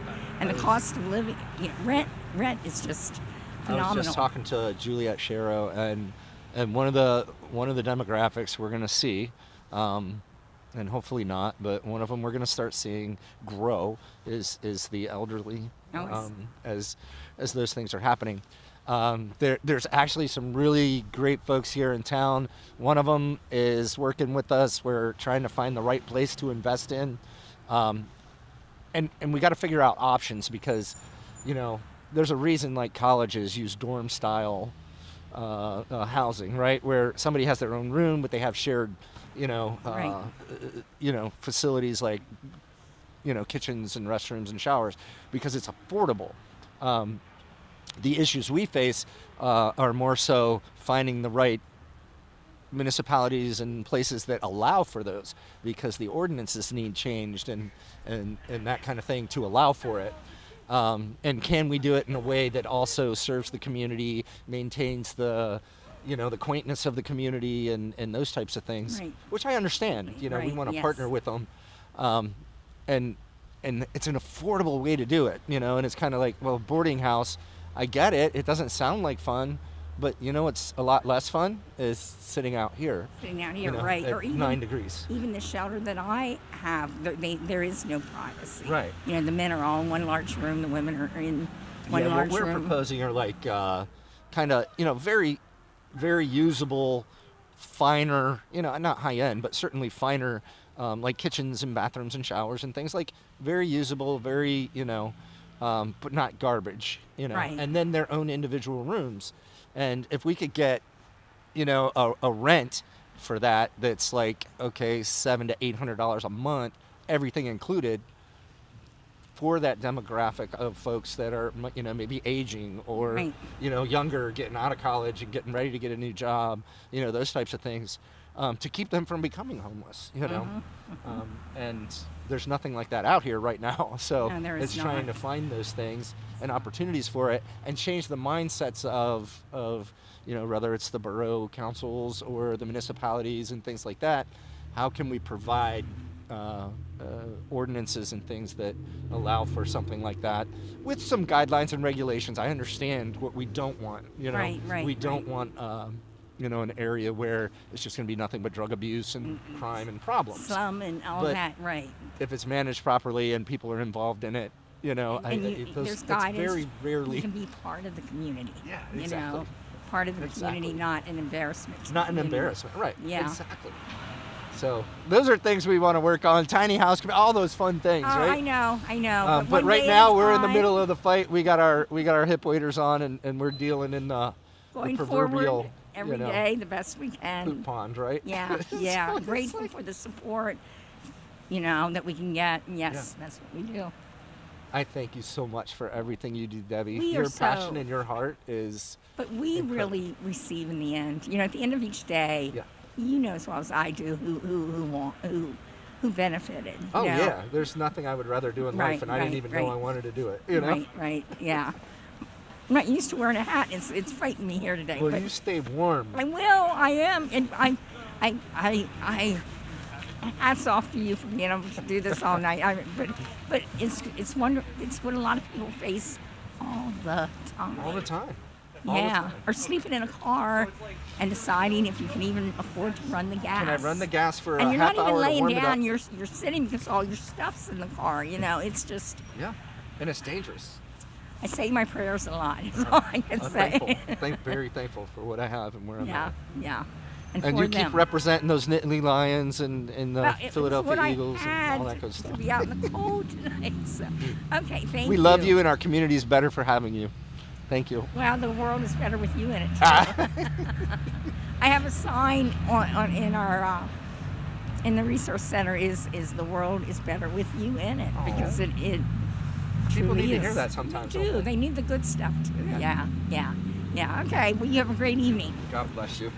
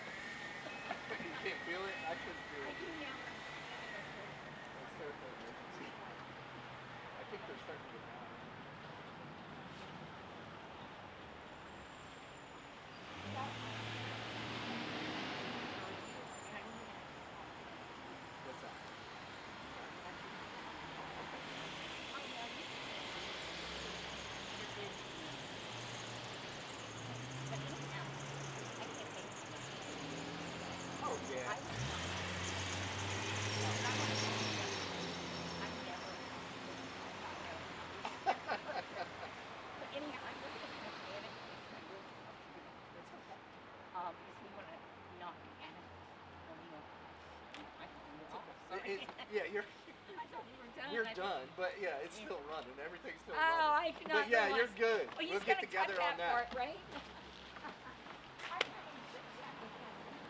Officer Kane, hang on, don't go anywhere. Oh no, I'll be here. Are you gonna be here? Oh, that's great. Jen, come on in. I didn't get you home. We have Miss Jen Zerfing with us. Jen, you are a board member. You've been a board member now for just over a year. Yes. Like a couple weeks over a year, right? Yes, yes. And you got talked into joining this craziness. We're so happy to have you. You've already, helped out a ton on the board and how we move things and how we think about things. So we certainly appreciate you. But what's your passion for this crazy Adams County we live in? Well, I mean, I have lots of different passions Yeah. and ideas, but what prompted me to join the board of the mission is the big changes that I've seen, things that, misconceptions maybe that people have. I learned a lot. And we're doing a lot of things, and there's still a lot of things I think that you're doing that maybe even all of us board members don't even know all of the, you know what I mean? I hear a thing and I'm like, oh, the I'm rescue working on it. I missions. try to keep you guys as informed as possible and Yeah. stay within the lines. But Yeah. it's getting in the community and really figuring out what those needs are, what the problems are, and then where do we go from there, and then getting you guys on board to help push and Yeah. get the support and traction we need to do it. So. Well, I really appreciate that you do that, and especially just all the different people that are involved. Again, I'm always learning something new or somebody new that's involved that I didn't know, and people in the community just helping out and doing Yeah. things. And It's amazing when we can get collaboration in our community. Again, many hands make, whatever light work or whatever that is, but everybody gets a buy-in. Everybody gets to go after fixing this problem. And when you take ownership of something, it changes your whole perspective on how you handle it. So one question I get from different people in the community is if they if they want to help out, if they want to be involved, it's kind of a twofold question. Number one is like, sometimes when people think of homelessness, they think of a big city, and sometimes people wonder, like, well, is that even a problem in Adams County? Yeah. So I would kind of ask, since I have your undivided attention, You have it. what that looks like in Adams County, and then secondly, the next question people ask me is, well, how can I get involved? What's a simple way for me to get involved? Okay. So this is like the president here. He gets thrown out like a million questions at once. So we got it. So question one. I'm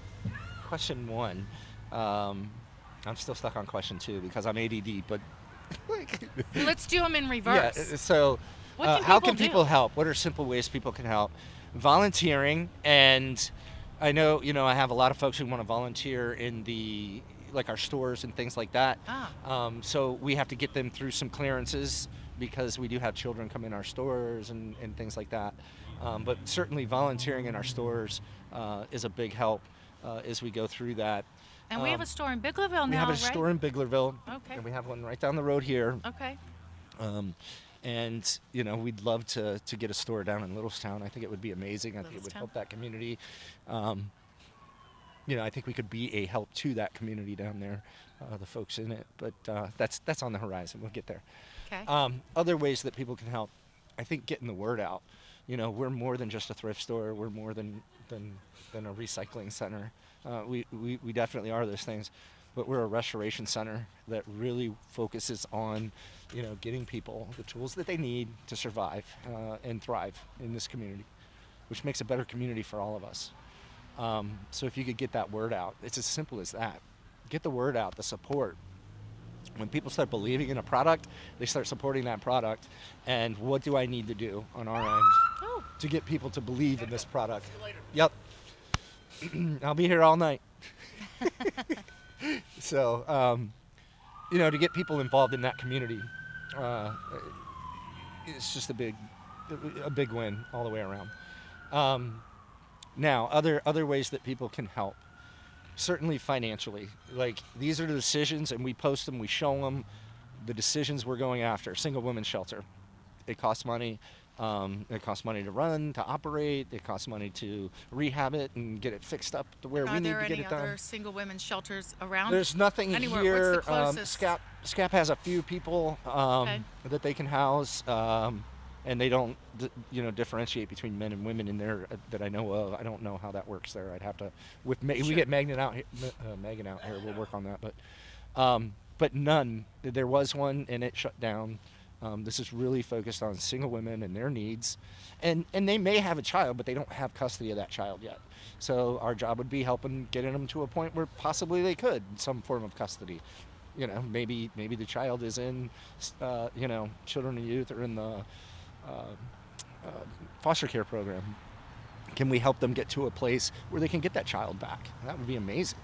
And then would they transfer maybe over to the Agape House after they do get their child back? But there is nothing. There's nothing. We have to go find beds, literally. Chambersburg, Frederick, like I said, Pittsburgh, we had to do the 1 year last year.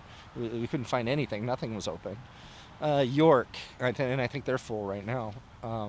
Paul would have to, he'd be a better gauge on that because he deals with them and talks to them all the time. So that's an absolute need. Like I said, we have 4 families right now that I know of that we have applications for to come into our Agape House, and we don't have any space. And these are women with children already that need help, and we have no space. So we're looking at opening that, the annex of that out at Chapel Hill Church of God, to where we're going to add more space for that. So, you know, people who are looking to volunteer or support in goods, like, you know, Debbie was here, she thought soap, toilet paper, you know, all those things cost a lot. Sure. And, you know, if you don't want to give us money, just those things, those items are always like helpful. if somebody went to Sam's Club and got a couple extra things of toilet paper, they could just drop them off.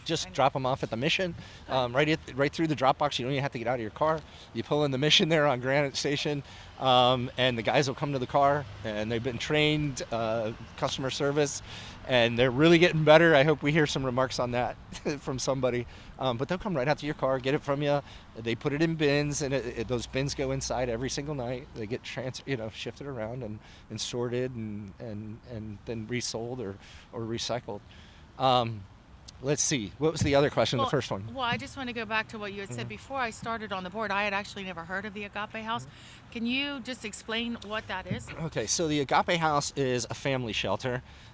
We have taken, you know, the whole family unit, man, woman, child. That's happened. It's very rare that you run into those situations, but typically what we're really focused on right now are women and children. That family unit of single moms with their kids, creating an environment where they can go back to work, they can go to school, they can better their lives, and it gives them mental health care.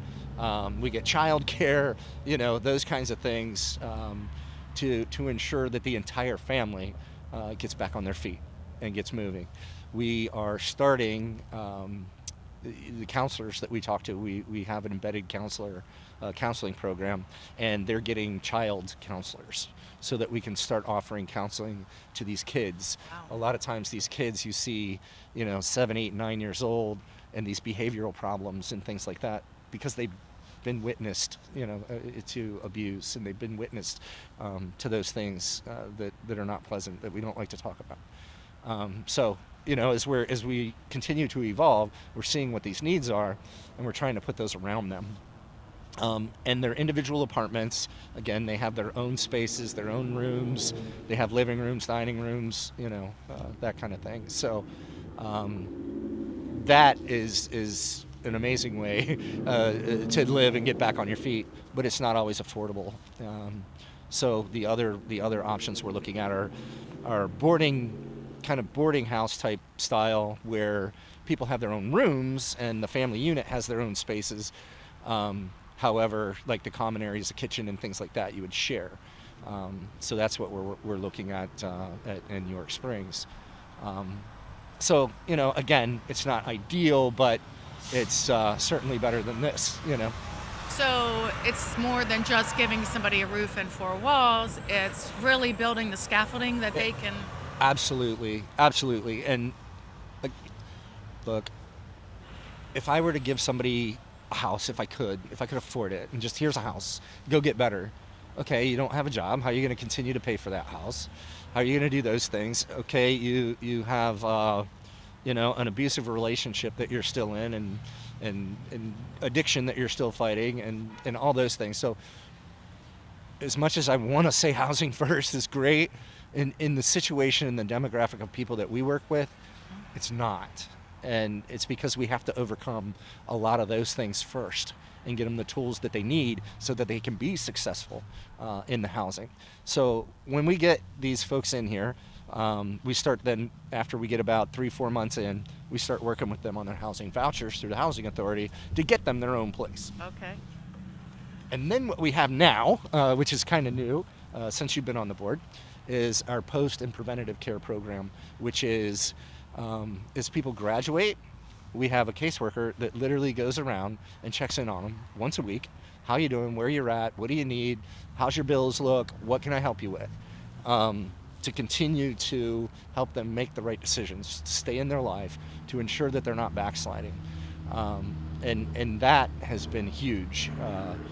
Have you seen that make a pretty big difference then? Yeah, so, well, I mean, we got to keep an eye on it. We got to keep our thumb on it because it's new. So, but the feedback we've gotten, the thank yous, this person almost, they almost crashed or they almost lost this, but we were able to do this and help them do that and make this decision. So by that, just in itself, I'm like, okay, this is a win. We're moving along good. But what was your very first question out of the show? My very first, it was kind of like when we think of homelessness, we think of big cities or people sleeping in cardboard boxes on the square, and you don't really see that in Adams County. So kind of the question I get from people is, how big of an issue is it really? Does it actually impact Adams County, or are people coming in from out of town to get these services? There's between 500 and 600 considered homeless, and that includes the couch surfers, right? That people. Now you say 500 to 600, in like Adams County. In Adams County. In Adams County. Okay.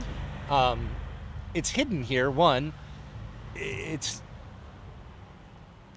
a lot of the homelessness that we see, and because of our area, it's a pride thing. Like, people don't.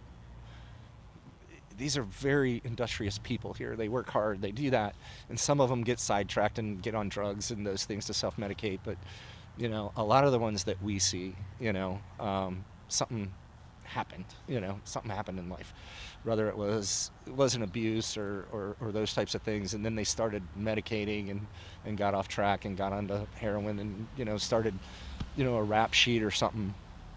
But it's a pride thing. They're living in their cars. They're coming into cares at night. You have 30 people there and not enough room. There's a whole group, and there's a group of ladies that I wish we could help, and they're living in their cars with their kids, and they're terrified to say something because they're afraid they're going to lose their kids. And these are the things I get told, and I'm like, well, guys, like, where are they at? We got to do something. How do we help them? And they don't want to be found. They don't want to be seen. They don't want to. They're terrified. Like, how do we fix that? As a society, how do we? Okay, we're gonna help you, but where are they gonna go? I don't have a spot yet. As soon as I have a spot, I can go get them. But you're working on that. And help it. We're working on it. So, but it is hidden here. It's a lot of these guys. They'll live out in the woods. Like, when it's warm out, they'll prefer to stay in the woods. We have guys in dugouts. When people ask, like, our population, how many of them are from Adams County, and right now we're about 70% of them are right here, in Adams County. And yeah, sometimes we get, we have a couple guys that have been here for a few years that are from a York County, or they had a relative that was here and they tried to come back here and live with the relative and it didn't work out, so they end up with us, get displaced. So it's so complex. I had a young man earlier, a college student who was here, and we were talking homelessness and this and that, and he had mentioned, the government needs to do more and this and that, and I'm not getting into that part of the argument. What I think is we need to do more, but it's so complex, and there's no one size fits all. And again, think about us. What kept us from being homeless? Well, that's a good question. How many people do you think, well, I guess maybe that's too specific of an answer, but how difficult is it to slide into homelessness? How many people live one paycheck away from needing your services? Yeah. That's my thing is, we could probably all look in the mirror at one time or another, where what? I don't have a nest egg. I don't have, I have 2 kids and my I'm working this and my husband's working that, and if something were to happen, we don't have food next week. If something were to happen, I can't pay the rent. You know, if one of those paychecks were lost or something like that, or we lost a job, we're not going to make it. And, you know, statistically, I think it shows like 70% of Adams County is in that demographic of paycheck to paycheck. And I'd have to go back and look at it for this year. I know that's what it was last year. But I'd have to go back and look at those stats for this year. But like 70%. Wow. It's crazy. Like, think about it for you. I mean, me, you know, I'm okay. A bad decision, maybe it's not paycheck to paycheck, but what happens if my wife had to be hospitalized, or I had to be hospitalized, Sure. or my kids needed it, and I had to dole it out to keep them out of trouble or out of a situation. Next thing you know, what I thought was okay isn't okay anymore, Right. and I'm in trouble. You know, we live by our means here typically, and we live right up against them, most of us, and you know, so it's. I think it's something that could easily affect any of us. So. Do you see people who graduate from the program kind of paying it forward or coming back and helping They pay it out? forward before they even graduate. Oh, It's yeah? part of the program, right? So part of the program is we do community outreach all the time. You know, our folks are, and I know it's your, you know, paying it forward, sometimes it looks like you're saying they're counselors, they become this, they become that, and that, it does happen because they have a passion for it because somebody saved them. But what they're doing now to pay it forward, we go out and we painted porches, we've, you know, worked on community projects, and you know, at the Christmas time, all the signs and stuff that are up, we go help do that, you know. We help collect glass, we, you know, get involved in the community and with our donors for what makes a difference to them, and help, because I think each and every one of us should give back to the people who are helping sustain us. So yeah, you know, it you know, paying it forward is it's ingrained in who we are, or at least it is now. So it's who we're striving to be. So Yeah. It's cold, isn't it? It's real cold. I was thinking, I wish Phil would have picked a warmer night, but I guess this is the point. We picked this a long time ago, so yeah. yeah, you get what you get, right? Yeah. And it does, and it's not to say this is homelessness right here. It's to make us think. You know, we got Just it pretty to good. think, yeah. Just think a little. You know, we got it pretty good. But thank you so much for helping us. Thank you for being on our board and so passionate about Adams County and our community. Thank you So- for inviting me. Oh, you're quite welcome. We'd love to have you all the time, and your work on our board is fantastic. So, I appreciate your mindset. You're like no nonsense. It's like, let's get into this. What's this? What are we doing? When are we doing it? How? You know. So thank you. I appreciate it. And then you got this love inside you that's bigger than the all outdoors. So. Oh, it's a blessing to be part of it. I'm grateful for that. So thank you. You have a good night. Enjoy. See you later.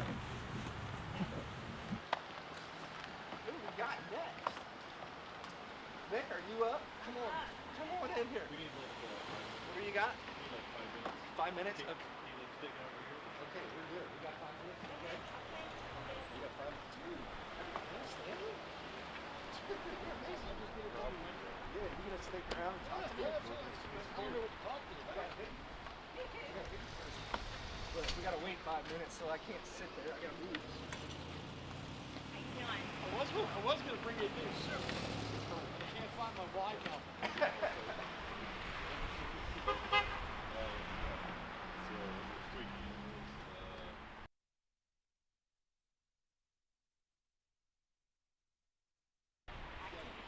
Yeah, we got a lot of interviews back to back. Master volume is just like normal. Answers. So when they're not talking, you can turn on the master, and it just picks up some ambient there. You can probably hear us a little bit. So just go to that between interviews, and then widen it close up, and just do it like needed. So rules on 3. Oh, I'll go down to the Apple House for one of our board. Yes.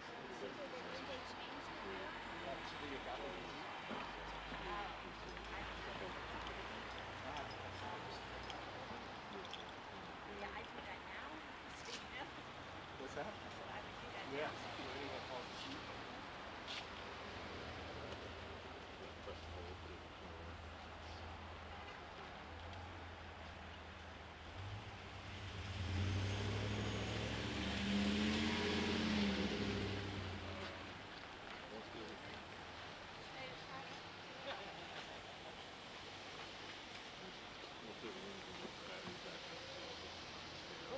How you doing? Good. Dickie, how you doing? I'm Stuart. Pleasure. There's a little heater right there. Is it this up? Yeah.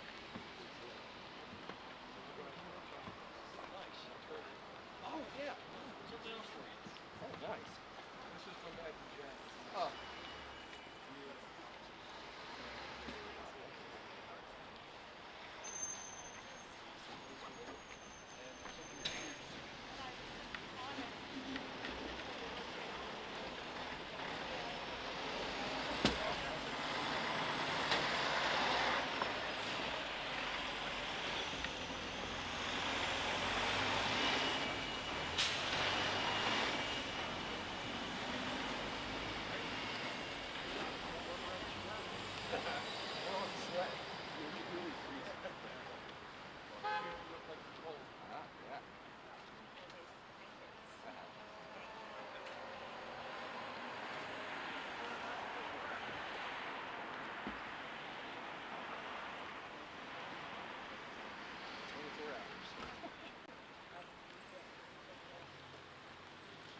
Who's with me?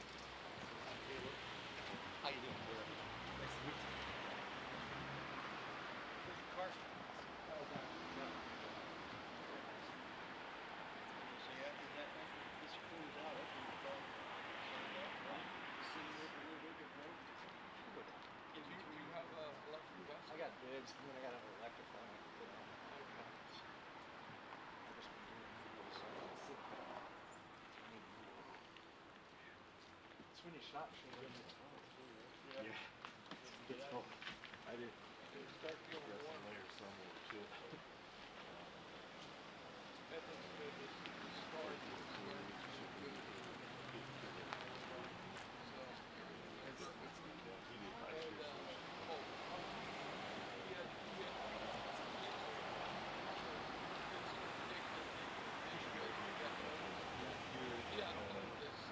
if it gets too loud, this thing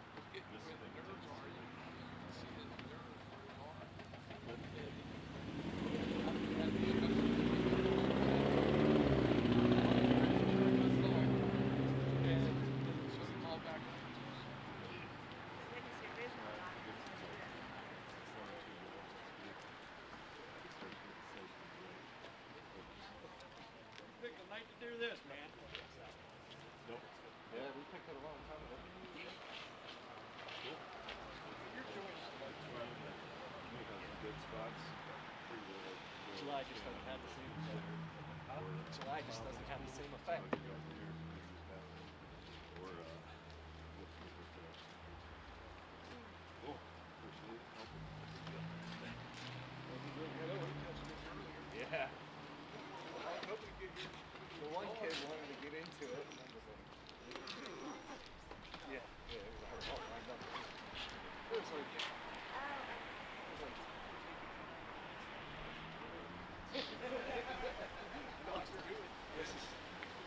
thank you, man. That might be tomorrow morning sometime. There's no jobs, Whew.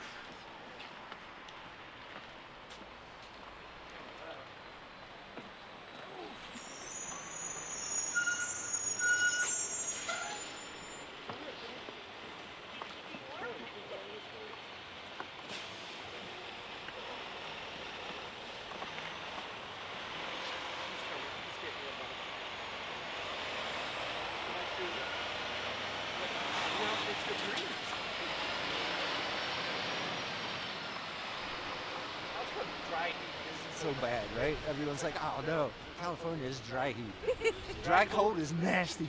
It's ridiculous. Okay, we have Vicky Felix and Bob Felix with us.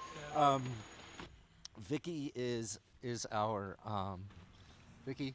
You're everything, right? You're the office manager, Yeah, I'm the office manager. but you handle everything financial for us.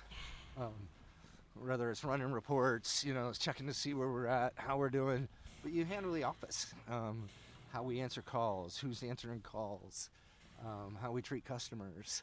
You do so much, and And I've told you before, you're my rock. You're the one I lean on Hey, thank you. for all that accurate, detailed information. What gives you the passion to keep on doing this? Well, it's because I have the heart for the people that we're serving, and just trying to be Christ's hands and feet. Yeah. I think of that all the time. So that's, that passion there. Because everybody has a story, I mean, anybody can become homeless, doesn't. We were just talking about that. Yeah. The last interview. So, yeah. So that's why I do it. Bob, you're more than just you come to our rescue a million times. I don't know. What do you think about our community here in Adams County? Well, I was basically I've lived here almost my whole life. I've been all around Gettysburg. I've been here since I've been 6, so I would call this home. I love Gettysburg. I love the history. I love the people. Of course, I 1981 graduated the high school here, so Blue Mountain League champions that year. Yeah. Even though I didn't play football, but we were undefeated that year. I still remember it. So, but yeah, we have a great community here. We have our issues like all communities do, but we have a lot of good stuff going on. And I just get to hear from my wife and get to come out to the mission and be a part of that and see what's going on there. And I just think God is doing a lot of good things there. Yeah. I've been blessed being able to be kind of front seat to watch it. So just they've been blessed to have you come on board, and what you brought to the mission. I bring chaos. Yeah, but the mission has, in the past 2 years, just to see where it's come and where it's grown, and we have a solid program that I'm just very thankful for, just to see, the men go through it, and, to see the men that came out and are now in transitional housing, it's just really a neat thing to experience. The one that gets me is our elder statesmen, Yes, the three what do we call them, the frat boys, Yeah. and just how amazing they're doing, how much they're thriving. Yeah. So we have three gentlemen that are over 70, and they live in, basically, it's a boarding house. They have their own rooms and toilet, the showers and things like that, but they have a shared kitchen and shared living room, and it works well for them. And they look after one another. They don't talk to each other a ton, but they look after one another and make sure they're okay. And I was over there the other day just to check in on them and see how they were doing. And I'm like, who's cooking? What's for dinner? And one of them, his name's Barry. He's like, we cook for ourselves. Everybody likes something different. We cook for ourselves. Well, how's so-and-so doing? He's doing good. He was out here a little bit ago watching TV, but he's doing pretty good. He's in there taking a nap, So they have their little community, and they stop in and see us at the mission, and we stop out and see them. Yeah.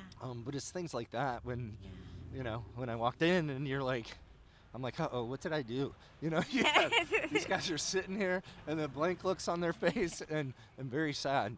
And now all three of them, they have their own cars, they have their own place to live.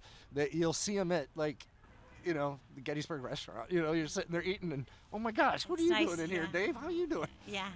And they're just members of the community. It's a and cool that's thing. what we're after. Yeah. That's what we're trying to do. Yeah. Bob, you have to be proud of this lady, though. I mean, just oh, absolutely. what she does. I mean, puts up with you. She does exactly what she does. No. And you. Well, there is that. No, I have this mind that has all these ideas and stuff. And Vic is like, you saw Charlie Brown in the Macy's parade, and you have those people holding the strings that keep him from floating away. That's Vic. She's like, I'm like, going through the street, and Vic's keeping me tethered to the ground. So thank you. You're welcome. I so appreciate it. Yeah. And then, everything I've asked of you, all the new things I've asked you to learn and pick up, and ways of reporting and stuff, so that the board can understand things better and see things more clearly. And and creating a higher level of transparency and in the finances and things like that. Yeah. Not one of those have you backed down from. You've actually done it, thrived, went and learned on your own how to do it. But you're patient, and I appreciate that as I learn, you know. Yeah. But just incredible in your Thank you. spirit, in your drive, you know. And you are a prayer warrior. It's so cold. I'm like talking outside. You are a prayer warrior. You are always on your knees, praying for our people, praying for our staff, praying for the mission of the mission, and you just have this beautiful heart that's out there in the community, doing amazing things, and you have a support system at home that supports you doing that. You know, just two hardworking, honest, good, Thank you. wholesome people. It's a that just care privilege, for though, others. to pray. Like, it's amazing to think that, you know, you can come before the throne and lay all these people before him and know that he's working. You know, he has his hand on them. And that's exciting to know.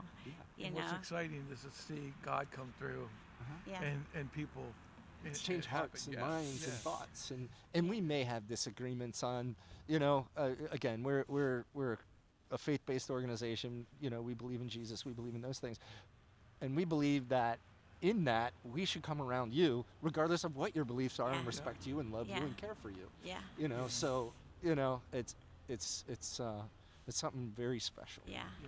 And also just praying for the mission itself.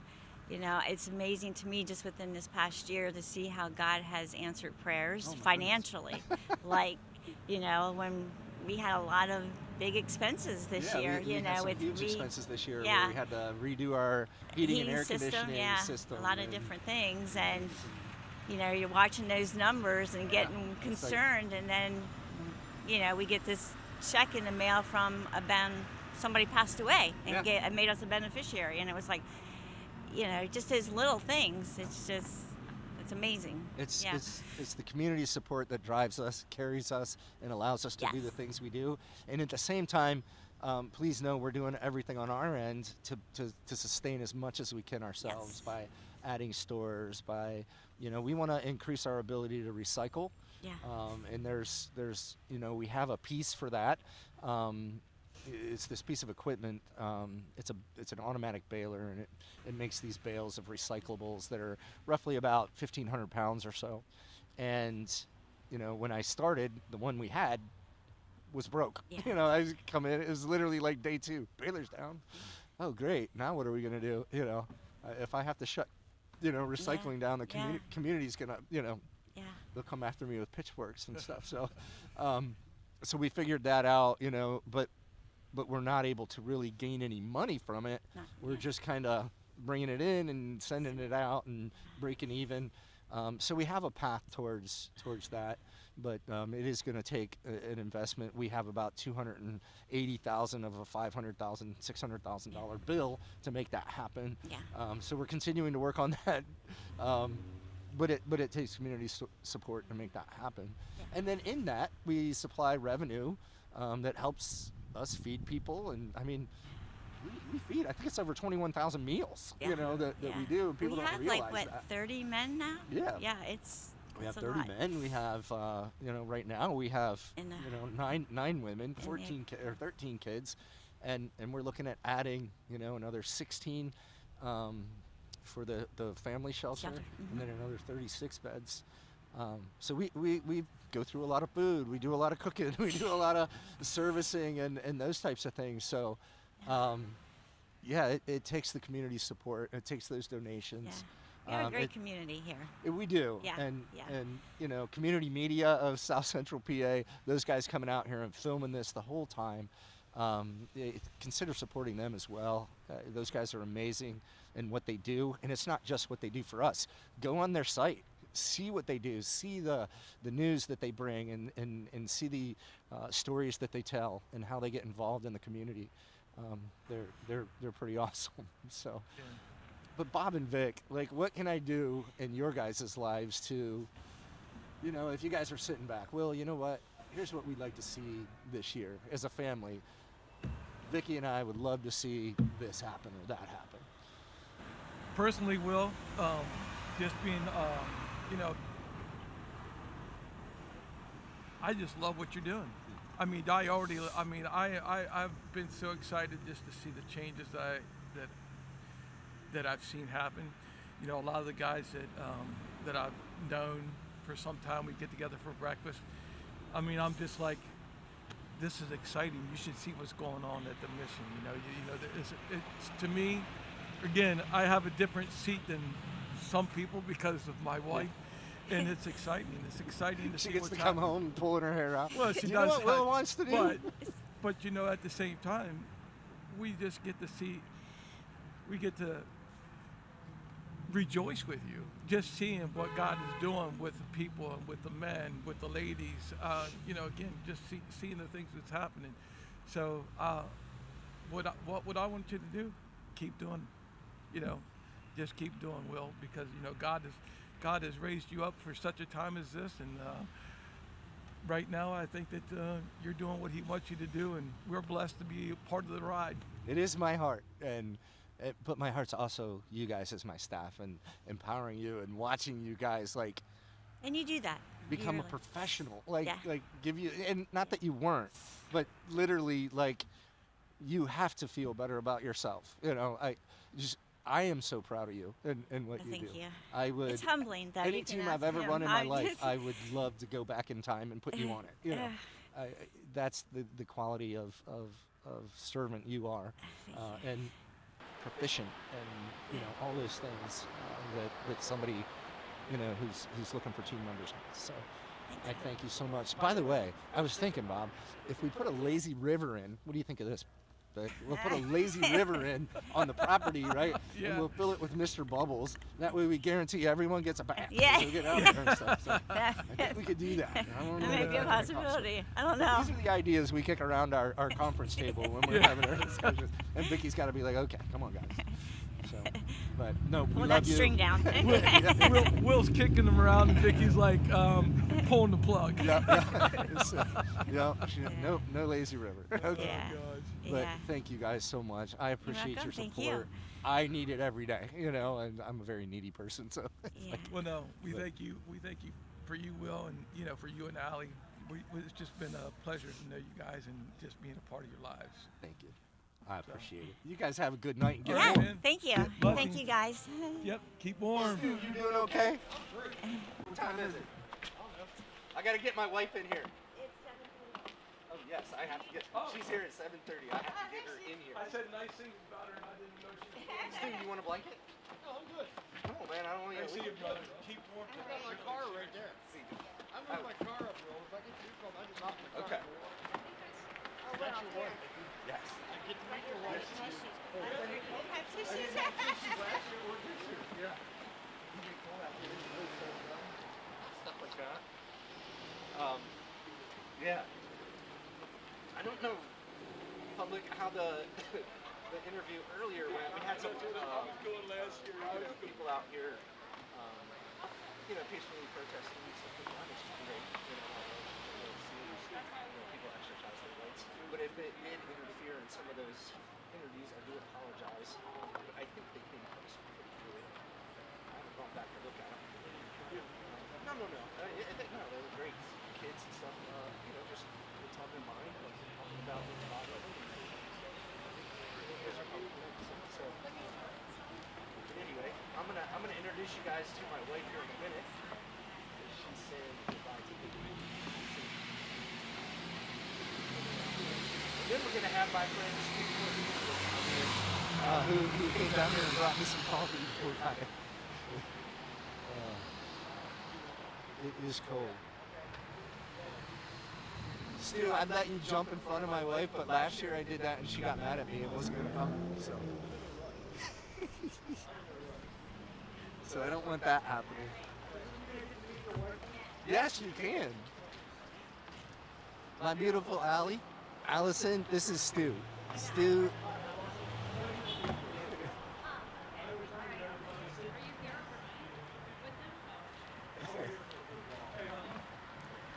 You need to dress warmer. Hello, my queen. Come on, my queen, sit down. He's one of the most stubborn people, so I'm just worried he's not going to use it. Once we have a break here. There were no gloves. Is that my dinner? No. There's snacks.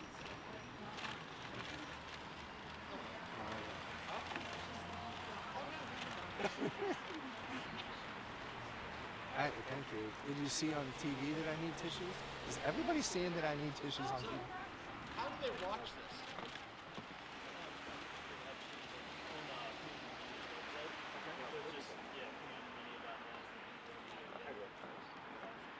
Have a seat. It is good, isn't it? And I have heaters over there. Yeah, you can't really know feel that them they're really too well. working all that well. No. I might have to get more propane. Yeah. Everybody, this is my wife, Allison Hudson.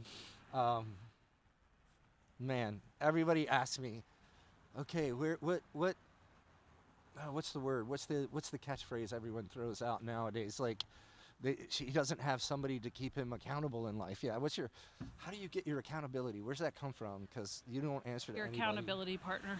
Yeah, this is like, this is her. Like, look, I think as a man, everybody's got these definitions of what a man is. And for me, it's to be her servant, to be what she deserves. And I fall short of that every single day. But as far as accountability, what keeps me grounded? What keeps me from getting a big head or so depressed that I can't get out of my own way? It's her. And I thank you so much for that, because we're a team in this. Whether you believe it or not, you don't get to do the day-to-day stuff, but you allow me to, and that's a big sacrifice. Yeah. So I was thinking about that on the way here. The sacrifice. No, not the sacrifice. But I mean, there are times of sacrifice. But just for the public to know, I know that this isn't about you, nor would you ever want it to be about you. But just how much of a gift Will truly finds this job, and that it's really life-giving to him. And yeah, there are times of sacrifice in our family because he has to do things in the evenings and on the weekends, and that takes time away from us. But it's a sacrifice that I think we're both willing to make in the to see other people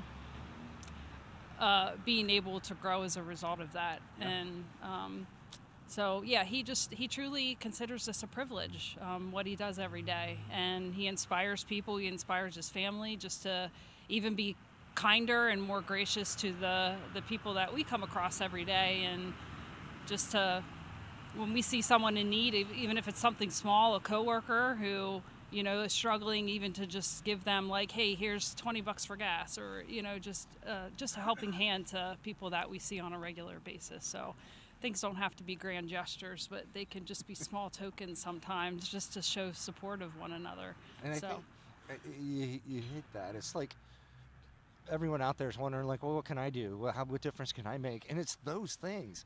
It's holding the door for somebody at the gas station or grocery store. It's putting a cart back. It's what are those things? It's those little things in our community that make a huge difference, and it doesn't have to be this grand thing. Just having a kind heart towards people. My son-in-law just walked by. I hope he comes back I think later. he brought you food. I'm gonna go get the girl. But not all of us have full-time jobs that we can be dedicating our life to helping other people who are less fortunate. I have a full-time job working for a corporation, so I definitely am not in that area 24 hours a day. But Will has this just amazing privilege and opportunity to be able to walk alongside people every day and fight for them, who most of the time have lost the ability to fight for themselves. And so he inspires me, he inspires his family, and I just wanted everybody to know just how much he truly loves and considers this a privilege to be able to do this. Yes. I thank you, my queen. Thank you for coming down here and bringing coffee, and thank you. You're just an amazing support system, more than I deserve. A human being walks into your life and makes you want to be better. And I get that every single morning, you know. So thank you. I appreciate it, and I love you dearly. I love you. You can get warm now.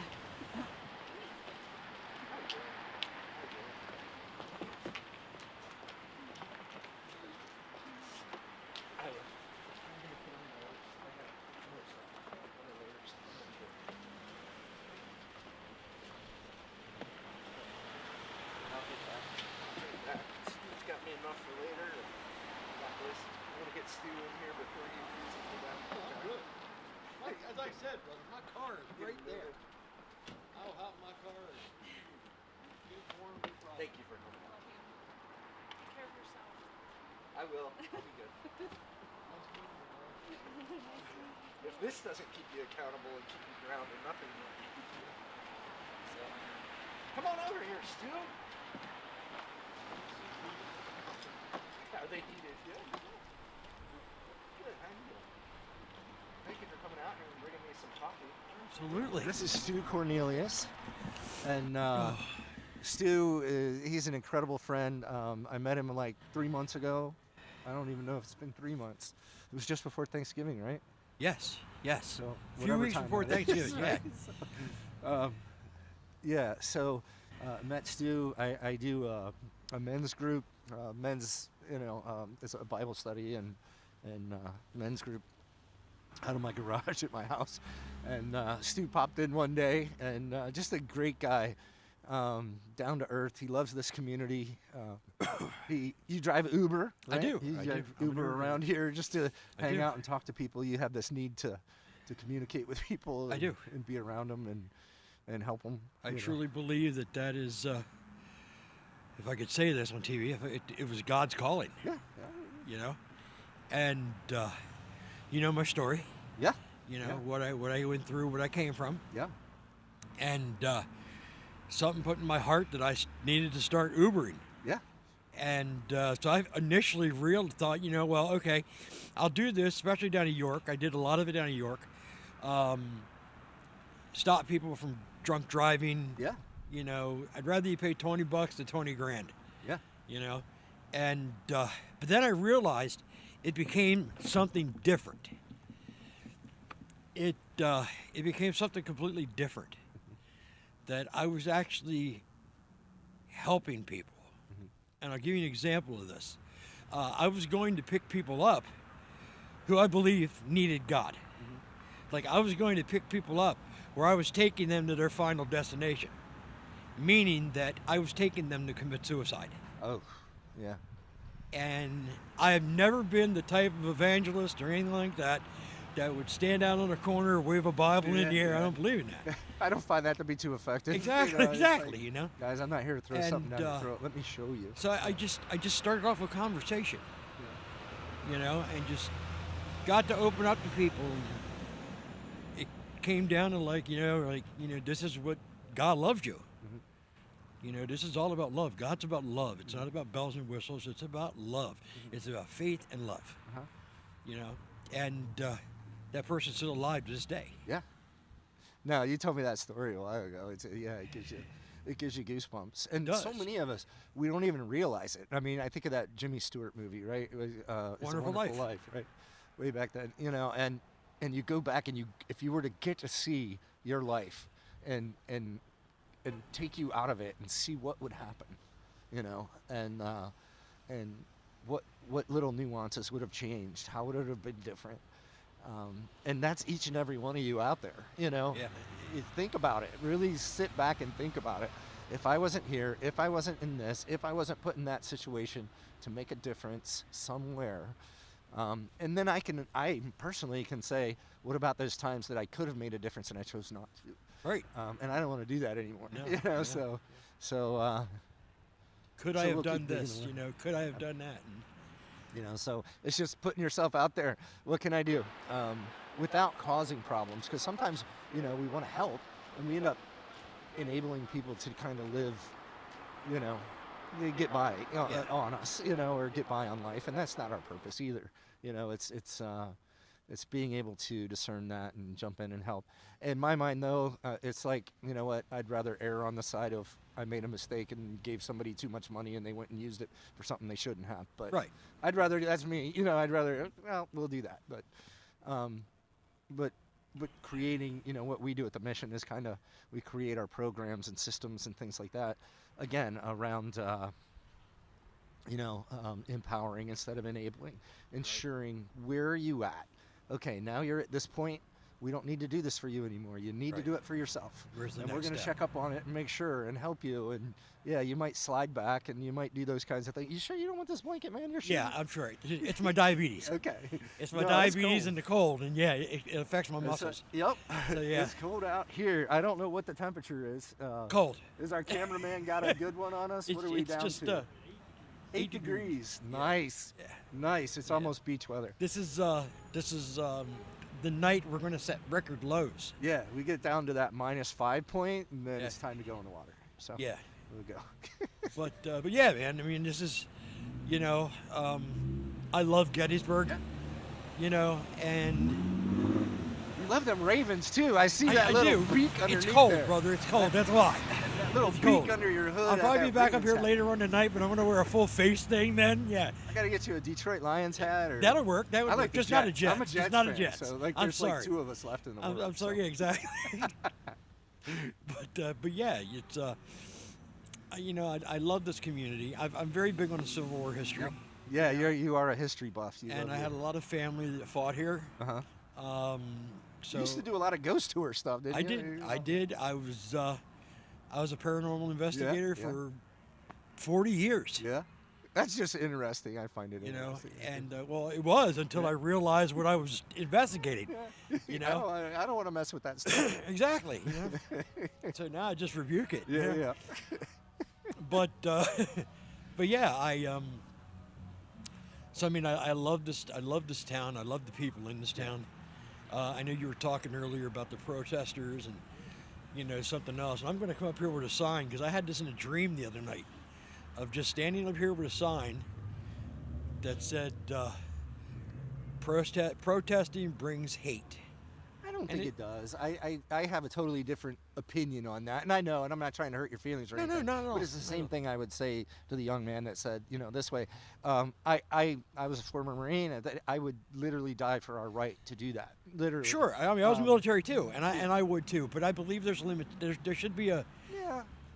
I just, if it's peaceful, hey, whatever opinions and thoughts you have and education you have on those issues, we're a nonprofit. We don't get political. That's not our point. Right. But in this particular conversation, I think it's healthy. I think debate is healthy. I think I totally agree. Those kinds of things. I think some young folks getting out there that are passionate about something. Hey, by all means, That's let's do fine. it. I When was people start driving- getting hurt and those things, I just there's no need for that. I was driving through here one time, and I was actually over there. Yeah. And it's when the protesters first started showing up here. Yeah. First it was Free Palestine, all this other, then free the illegal aliens, if you want to call them. I don't know what you want to call them. But dude literally came up to my car and shoved a sign in my window. Yeah, I don't think that's very helpful No, for a it's not. cause any more than somebody standing here with a, love Jesus or burn in hell sign. It's for me, it's if we could get back to what you were talking about earlier, is how do we love the community? How do we Right. find those common threads and work together on those? And guess what? Then we start to understand each other. Then we start to have empathy for one another, and then we can start moving forward. And we can agree to disagree, and it's healthy and it's okay and it's good. So I never ever want to be that person that's like, I know what I'm doing, I know everything, I know this point of view, because I'm more than likely not educated enough on any issue Right. to Exactly. weigh in. But Love is love. I'm going to hold a sign up here. It says free hugs. There you go. Free prayer. That might get a little creepy. Yeah, Free free hugs, free prayer, and blessings. There you go. That's it. That's it. Go Ravens. Thank you for taking some time and talking with us, Stu. Hey, absolutely, And brother. Don't forget, even those little things in our community, taking someone in an Uber ride and really having that sense that they were going to hurt themselves and talking them off of that and away from that and getting them the help they need and getting them to the place where they could get that help. Those things matter. And Right. there's so many people here in the community. Again, I've said it. who think what they do, it doesn't really make a difference, but it does. Every But little it piece does. helps. You know, it does. You know, if nobody did anything, Yeah. Oh. you know, because they felt that, oh well, what I'm doing is not big enough. Yep. You know, then yeah, where would you be? Yeah. Like I applaud you guys for what I've seen what you guys do down there. I want to be a part of it. I can't wait. Yeah. You know, and it's absolutely amazing what you guys do down there, and you know, just the outreach, the pouring out of love. Yeah. You know, and that's what this world needs, and that's what those people need. Yeah. You know, they need love. They've been through it hard enough themselves. Now look at the other side of it. Yep. So yeah, absolutely. Thank you, my friend. Absolutely, I appreciate you. You have a good night. You too. If you're going to stick around, you're more than welcome to. Yeah, I will. I'm probably going to hang out in my car for a Okay, little bit, you're so good. I You're might go good. home and get my bibs. Yeah, So, yeah. But, Do that. thank you for having me, Will. You bet. All right. Love you, brother. Love you too. So Take it easy, my I'll see friend. you in a bit. Mount Vernon.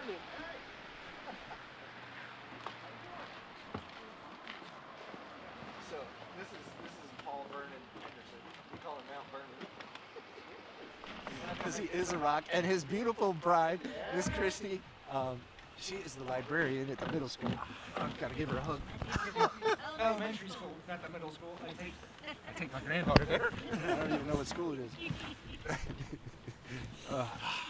So my granddaughter, when I was taking her, and bear with me, crowd. So I'm taking my granddaughter to school that morning, and I took the app down, and he kept coming.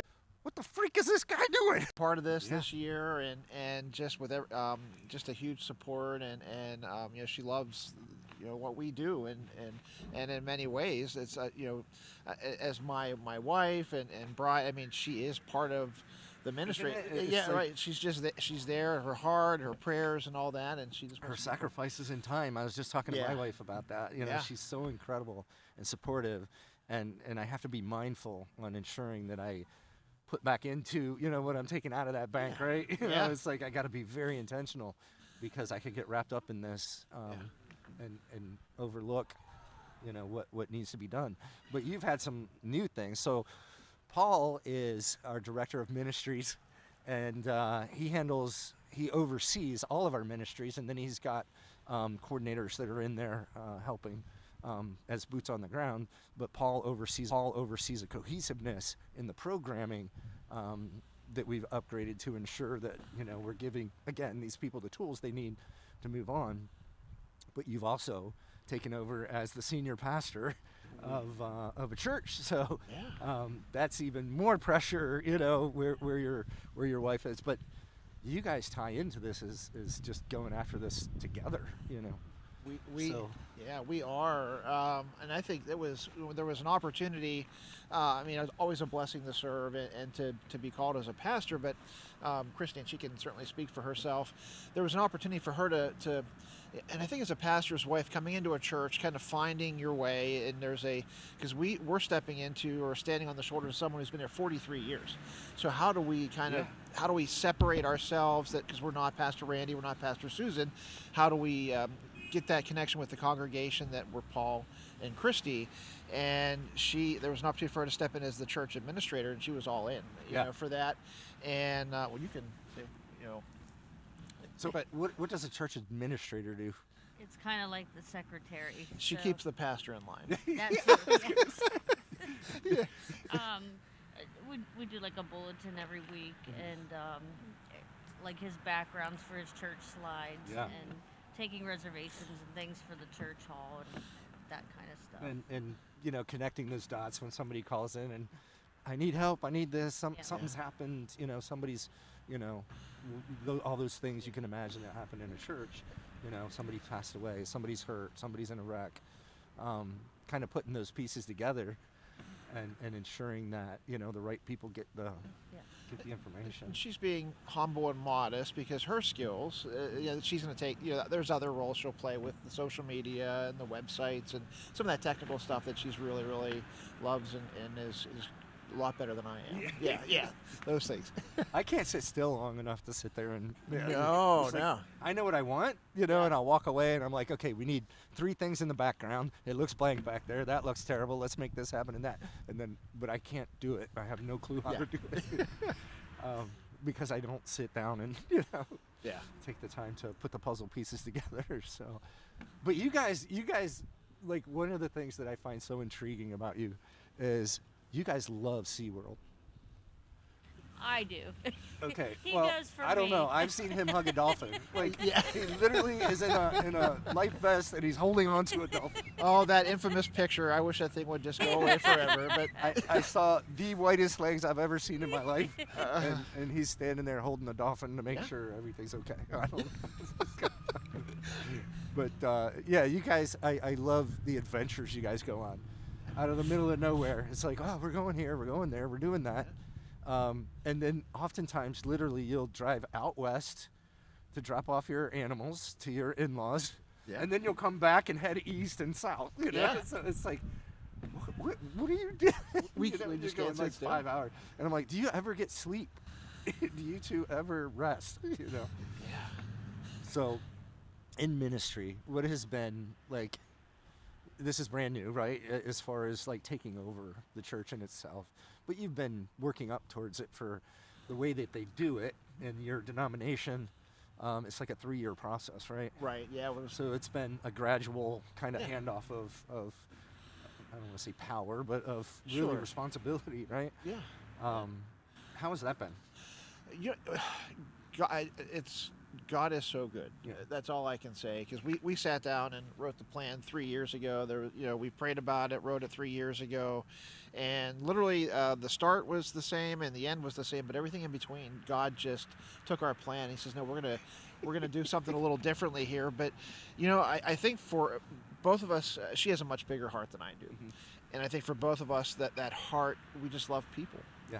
And our God is a storyteller. He's been telling stories for since the creation, and it's from death to life, from rebellion to redemption, and I just I know what He's done in my life and my story. So I just love people, and I love to hear their story, and then it hasn't been without its anxieties, but it's usually with the anxiety, it's when I start to kind of go back and try to write my own plan again. And it's like, and then instead of just taking a pause and sitting and allowing God to just, all right, you got this. And so one of the things that you said to me is that church needs to change. Yeah. A lot of churches are shrinking, and younger people aren't finding really a need for it in their life. And you said the reason for that is we need to change. We spent a lot of times in church. There goes two knuckleheads walking by. They're beautiful, wonderful people. They wanted to make sure I wasn't under the heater. They were going to take away tough points. Oh.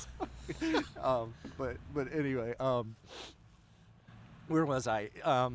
Yeah, changing. And you were like, you know what? We need to take the church. We need to flip it upside down.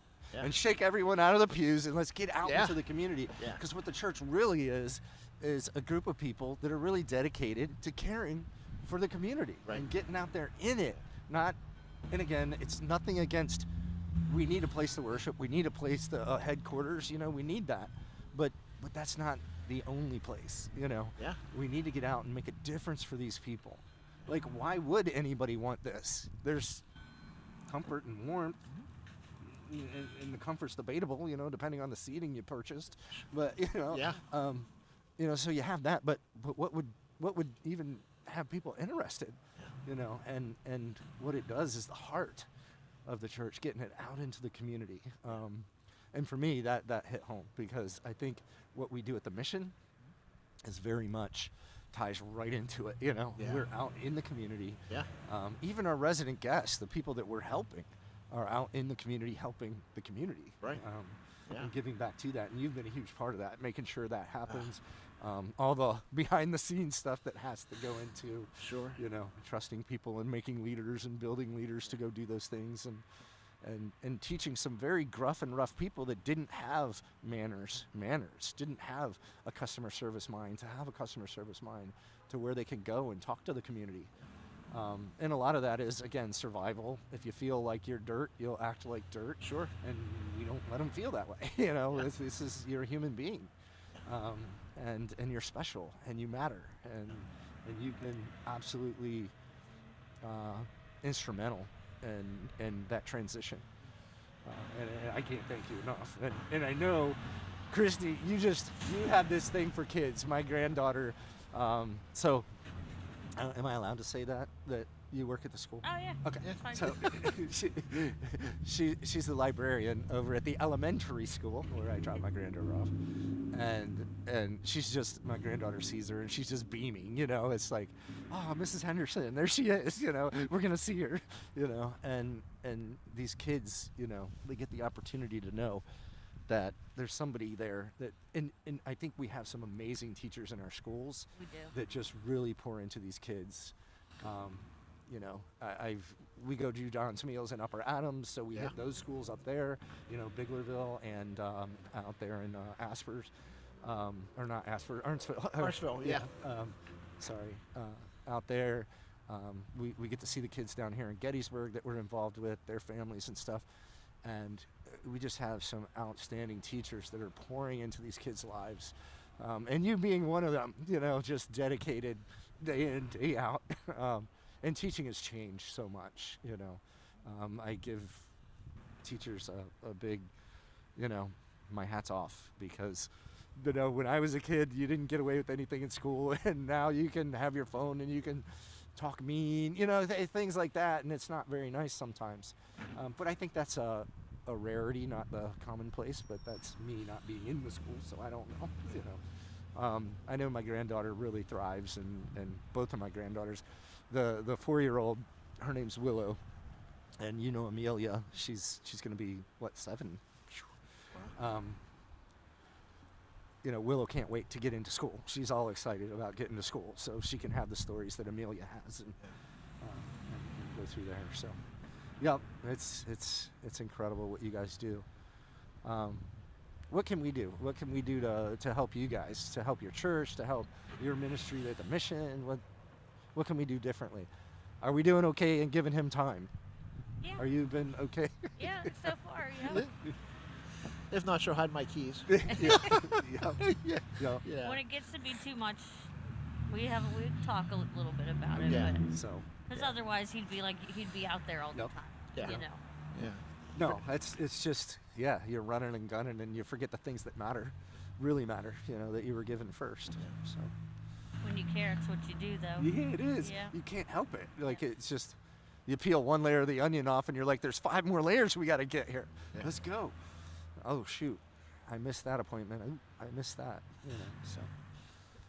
From the mission perspective, I have I have an amazing seat as a seat at the table at the mission, right? And I have a seat at the table at a local church. So it's like, Chapel Hill. We talked about the change and kind of turning the church inside out. And what has helped there is, we have a church with a huge heart, really, really solid, biblically founded foundations, people. We need to grow young. Yeah. And there's a lot of times, I think. Like how do they reach out? How do churches reach out? How do they want to do mission? How do they do it? They're not quite sure. And I think those connections where bringing the guys to church, getting them connected with the people and like those, that helps to we can do this. It helps motivate the church, so when those opportunities come to inspire them that they can make a difference. Yes, absolutely. Yeah. Wow. No, I hope you guys keep on doing this for a long time. It makes a difference. It makes a world of difference. You, like I said, I would follow you to the gates of hell and back. Like, you are my rock. Like, you are that. Like, you have to be the tough guy at the mission. You are the guy who's, when people get mad, they get mad at you, not me. Even though it's coming from me if it's a directive or something, but you're the one who has to be that face. But you're also the guy they respect and give hugs to when they get their first house or their first car or their first, but there's that. But I mean, so often you just do that yeoman's work. I mean, you're in there just like digging and digging and digging, and you don't stop. It doesn't matter who the guy is, what he said to you, where it's been, what their life looked like, or lady, or family. You're the big push behind ensuring that these kids get the mental health care that they need. Working with their moms to, You know, if you have a kid with behavioral problems and you're a mom trying to get out of a situation, and all of a sudden you're having to deal with these behavioral problems of having to go to the school, having to go to the police department, having to go, you know, it just ruins your chance of getting out of this. Yeah. And this kid has seen some of the most heinous things in life, and they so often get forgotten. Right.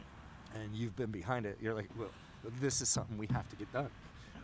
So, you know, we started with the mental health piece at the guys, then moved it on to the families, and now, you know, getting certified child counselors, you know, in there, which we just had that meeting with them, and they're committed Yes. to doing that. So No, just critical, and it's like I see with our men. You know, I always tell them that when they walk through the door, this is whatever baggage you have, you check it at the door. This is a fresh start. Take a deep breath. Let's hit in.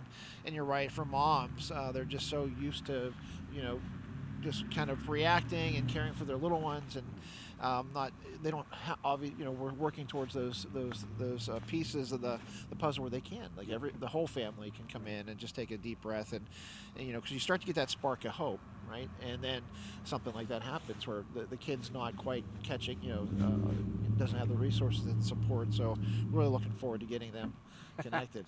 Yeah.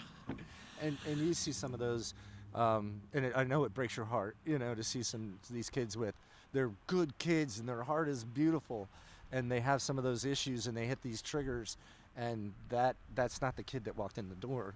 Right. And as teachers, you know, your heart goes out, but you also have 30 other students in your class to try to, you know, I don't know how you guys do that, you know. I get all 400. Oh, but yeah, but I yeah. get to see them every year. Yeah. So I feel a connection there where I'm a constant for them. Yep. So I think that helps. You see them grow, see them get those opportunities to move past those things. But it's tough when you see them struggling, and it's very tough. But there are many that even, you know, that after they've graduated, they reach back out to you. And Not through this school yet, but yeah. Oh, so there's her former district. It's kind of like my role here with the mission and the men, and we have the privilege of ministering to that. You know, years down the road, right, when they get that first house, they reach out and reconnect. And there have been some really, you know, gems that have students long, In have fact, graduated. we got to see one in Jacksonville We this last did, time, Maria. and I hadn't Yeah. seen her since 2011. Oh my So God. it had been And a now while. she's a grown woman doing Yep. And adult she has things. 2 and stuff. kids, and she's Oh my going goodness. to school, and Yeah. yep. Oh. Yeah. Teachers make a difference. I mean, you think of, they're typically with our kids longer than we are in a day, you know, at least waking hours.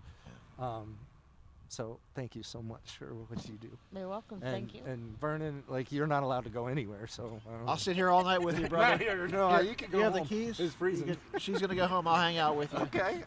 You want to take a question from somebody when they come? I'm gonna go. Yeah. I'm gonna add some layers. So. Yeah, of course. Yeah, if you feel like it, if Christy's going home for a minute. But no, if you guys need to, no, if you need to go, We're good. Go do what you got to do. We'll hang out for a couple minutes till you come back. Just in case somebody comes. Yeah, we got you. And then I'm just gonna run down to the Agape house and add a layer and yeah, throw down some food real fast. Yeah. So, thank you. Thank you. Well, I'm gonna see you back. If Heather sent me the.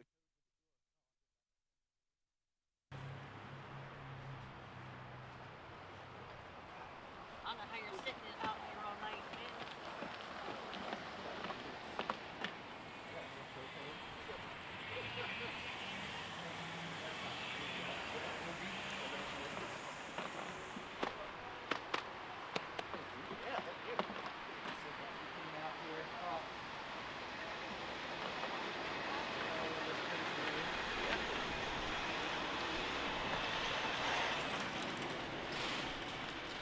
All right.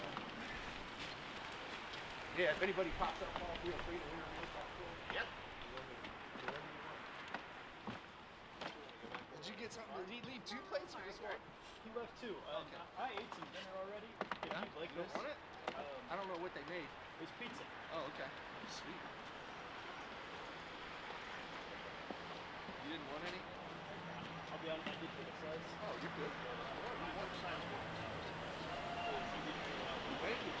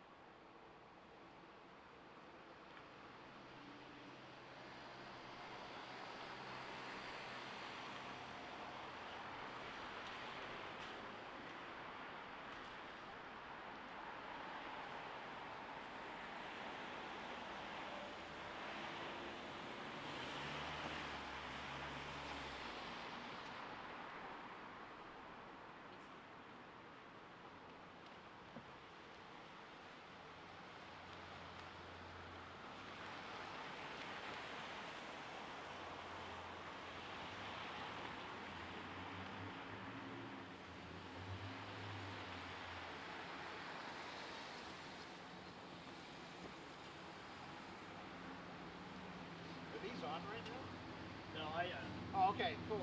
We can speak. Yeah, there is this. We have a microphone up here just for like ambient noise. But, Okay. yeah. How you doing back here? Cold, but Yeah. Yeah. Still at 8 degrees. What's that? 8 degrees. Wonderful. Feels like it. Yeah. You got a little heater in there at least, or? Yeah, there's a little heater. Okay. Hope we don't have a power failure like we did last year. Oh no. It was something new. I wasn't even serious. Was it the middle of the night or? It was. Yeah, probably around 1 or 2 in the morning, and yeah, a fuse. It was one of the fuses blew. Oh, and I just threw everything. So, yeah, fingers crossed. Man. yeah.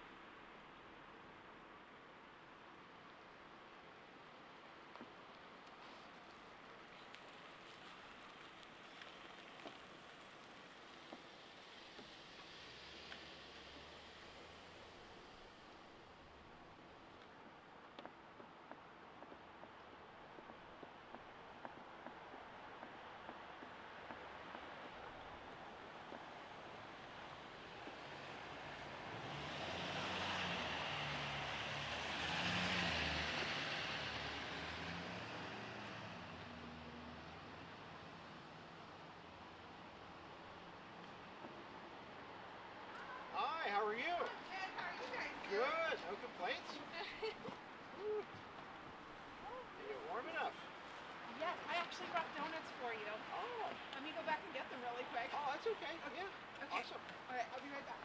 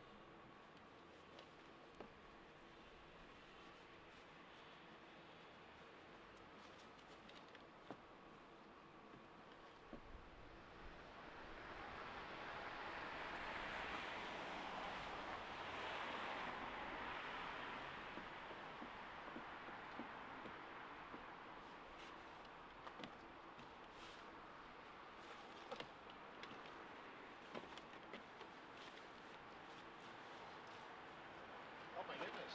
The bottom ones fell out.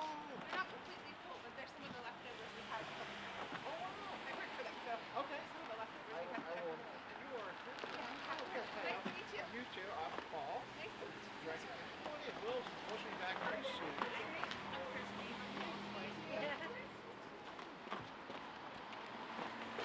We'll put them off the set here.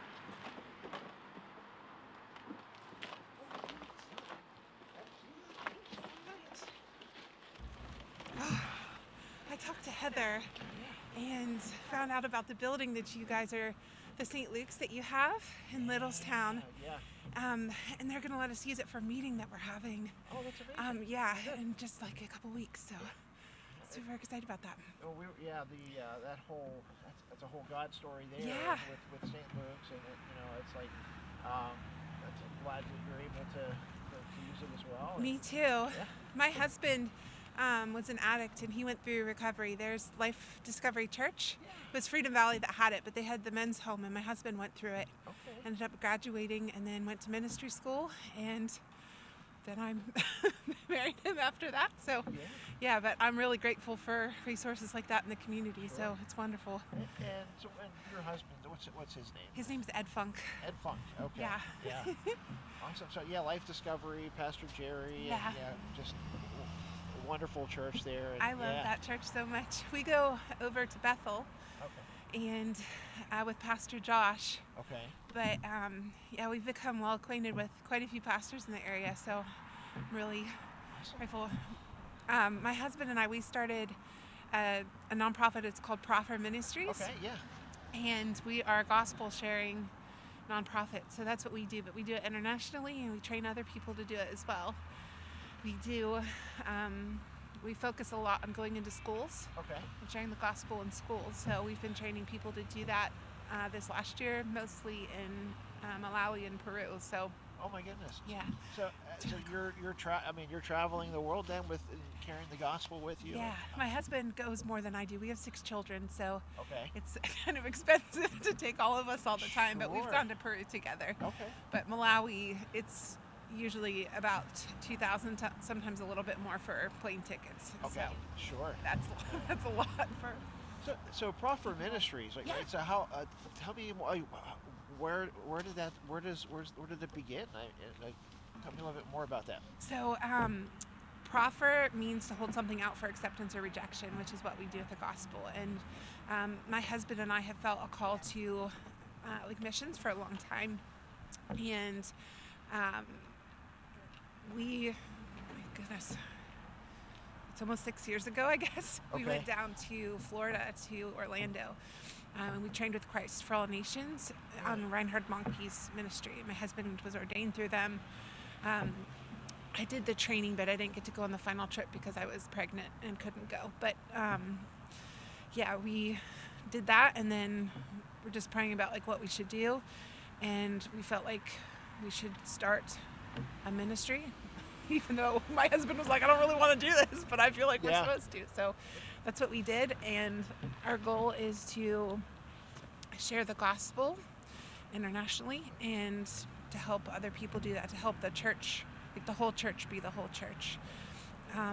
And locally, that's something that we do, is we want to help bring together churches to work together to share the gospel and do more evangelism. So that's really one of our goals here. And then to give people a way, like an outlet to use their creative gifts outside of the church. So we want to help people find a way to do that and empower them to do it. So, yeah.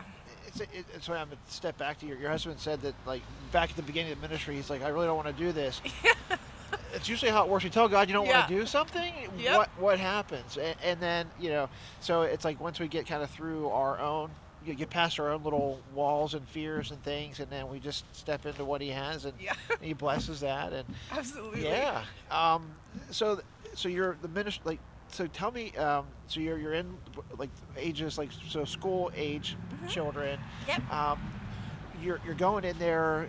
Do you have any? Like, what are some of, like? How would you walk into a school in Peru? How do you approach them, and how do you get into the school? And some of it we're not allowed to actually talk about. Okay. Because it's my husband has signed something with Christ for All Nations. Of course. And we also just need to be careful that we're not like if someone goes in and they don't do well with it, it can mean that that's closed off for everyone else. Okay. So they want to make sure that they just really talk about how to do it in a respectful way and in a way that is honoring to the different schools. But they'll go in and they'll talk to a principal and ask if they're able to talk to the student body. And we have to sometimes get government permissions and all of that. Wow. So, yeah. And so it sounds like, I mean, obviously it's not like someone doesn't just come to Proffer Ministries and say, hey, I want to go share the gospel. There's like an equipping process that you're going through to get them raised up and ready before they just hit the mission field, right? There is, but we have, like, with our trips to Peru, they're a really great opportunity. We again take our kids, and we've brought parents, other children along with us, and people that they're Christians, but they've never shared the gospel. They don't know how to do that, but there's lots of different ways that we do that. We'll go in. There's it's a recovery home down there. It's kind of like a prison. They have the option of going to jail, or they have the option of going to this recovery home, which is still sort of prison. But yeah, we'll go in and we'll do discipleship, and we'll do sermons with them. And this last time we went, we made a meal for them, and we did a service where we kind of just honored them, and we spoke words of life over them and just encouraged them that God still had a plan for their life. Yeah. And that was really, really wonderful. We did go into a couple of schools. We did some different street outreach as well, and we've been doing something here in our community called Family Fun Fairs, where we provide like a free family day in the community. We provide food, we do giveaways, and when we go to other countries, a lot of the times our giveaways are things that people are lacking, like maybe a big bag of rice or something like that. Sure. We do fun things as well, but when we go to other countries, oftentimes it's more of that. Yeah.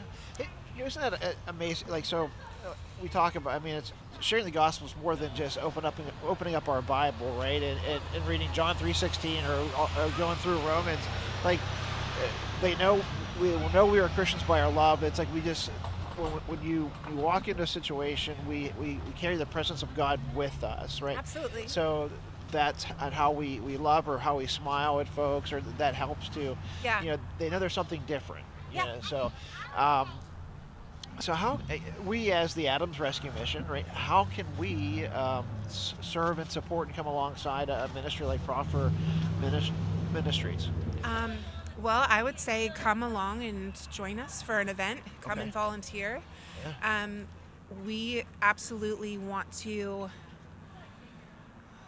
We want to love people well. That's our number one goal, because Jesus came and inserted himself in our problems, We did, yeah. And that's something that is really central to the gospel. And I think about like Galatians 3:8 is a scripture I've been going over with my kids a lot, and it says that God actually preached the gospel to Abraham, and it says that all nations would be blessed through him. Like, that's what it says directly after. And we've been talking about that, and how, like, what was the promise that was given to Abraham, that God would bless the world through a son of promise, and that spoke about the person of Jesus Christ. So even before Jesus, he was pointing to his son's coming. And when Jesus came, like, he brought blessing to the whole world. He brought together Jew and Gentile and everyone by inserting himself into our mess. And I just think about that, like, humanity has tried in so many ways to cure our problem, our sin, which is incurable without Christ. And Jesus comes in and he preaches things like, bless your enemy, like, pray for those who persecute you. He teaches you to treat people the way that he would treat them, in the love that he would treat them. It's countercultural, it's counterintuitive to anything the world would ever Absolutely. tell you. Yeah.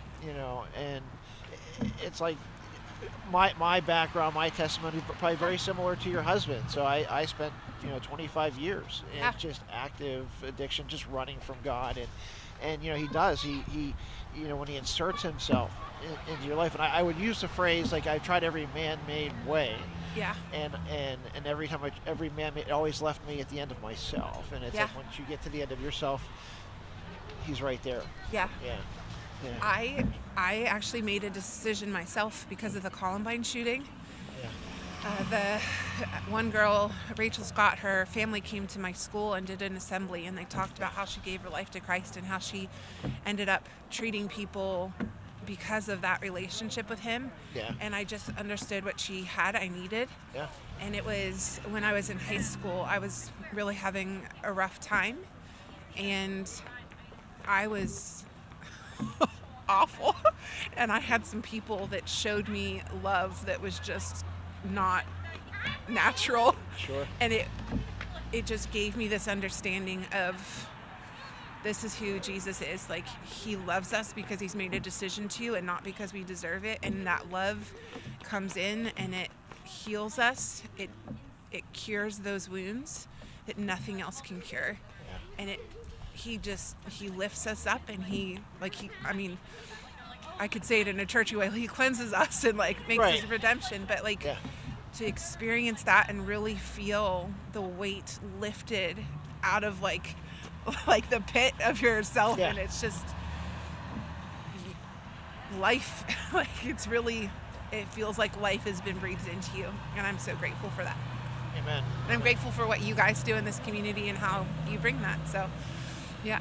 Well, so my wife's here. She sat in a little Yeah. bit before, and so Will was talking to us about how like ministry and family and things like that, and it's how do you do it? You know, you're married, 6 kids. It's like, you know, where do you, if you're looking out into the, anybody else out there who's trying to find, figure things out, how do you do it? Like, I would say that one of the things that I've learned to do is not try to do more than what I feel capable of. Like, God, we're doing an event this summer, a family fun fair in our area, and I know that it's not something I can accomplish by myself. Yeah. And it requires that a lot of other people come alongside and partner with us. But I also know that I am one person and I can only do what I can do. Yeah. So with what God has given me, I'm also a wife, and we have a ministry that I do a lot of the administrative action for. And we have 6 children. So that we homeschool. So there's a lot of time that goes into that, and I just have to I do what I can do, and I really put it before the Lord of God. I have a need for this to be done, and I know this needs to be accomplished, but I just put it in your hands, and I'm not going to stress myself out about it, if that makes sense. And then I just ask him to bring in those resources. And our last event that we had, I think it was 7 churches and a bunch of different nonprofits. We had Convoy of Hope that came out, and we were able to help supply 7 local food banks. We got to raise, I think it was $1,200 for a local school district to help cover lunch costs. And we got Convoy of Hope gave us 28,000 pounds of food. Oh my goodness. So we had a trailer, and people were able to come and get food that they could use to pack for their kids' school lunches as well. And we had several people donate and several businesses donate, and we were able to pack 250 backpacks with like good supplies like Crayola, crayons and markers and folders, and like they were stuffed well, like pencil bags, all kinds of stuff. So because that's something that I see, and I just would encourage to anybody else that has an interest, like when people come together, there's a multiplication that happens. It's not addition. It is, we're able to accomplish so much more. But I know with that event, I said it after the event, like that went way better than I expected. Sure. But we got to feel the needs of people. We did a bunch of giveaways that focused on bringing families together. We got to give help with musical instruments and athletic stuff. It was really a beautiful time, and making that connection one at a time with each person there. Yeah, it was really cool. And this year, our event is right before Father's Day. It's on June 13th. Okay. And we have someone that's helping us to do a cornhole competition. Some friends of ours are new friends of ours. They run the Chili Cook-Off in Hanover, and they're going to help us do cornhole competition. So it's going to be like a parent and child cornhole competition, and we'll have like just one child. It doesn't have to be a father and a child. Sure. But we just want to celebrate the role of fathers and men in our community, and also other caregivers that fill that role, because sometimes it's not always fathers, but we just really want to. There's so many men and women as well. I'm not excluding women, but there's so many men in our community that work hard. They just put their head down and they just go at it, and they often don't get as much attention because they don't talk as much. So we just really want to say thank you, and give testimony and encouragement to those men. So that's really what one of our goals will be, in addition to what we normally do, which is support the whole family unit through them. What a blessing. And I, as a man, I'm still trying to figure out that I communicate much differently than my wife does, right? But you said something there about, like, you got to a point where you realized you can't do it on your own. Yeah, absolutely. And I think, the way God created us, he created us for community, for unity. There's just so many things that just the enemy tries to put in front to kind of to scatter and divide. But, like, I know with the Adams Rescue Mission, that's where we value, like, strong partnerships. Like, we ourselves could not do what we do on Absolutely. our own. And when we yoke up with other, being that bridge and that connection with other organizations, we can just multiply that effect. Yeah. And it's we're grateful to be able to partner with you. Absolutely. In that space. And I just want to say thank you too, because again, I spoke to Heather, and I'm not sure who she spoke to, if it was you or not, but just using this building, like, we're really excited. We're trying to invite out a lot of the local food banks and other groups. There are some newer nonprofits to the area. I know, like Graceful Harvest Community. I don't know if you've heard of them, but they have, I guess it's like a renting library for medical equipment. Oh, And they did an event where they had, like, tons of coats and toys and all sorts of things, and it was it's free. Come and get what you need.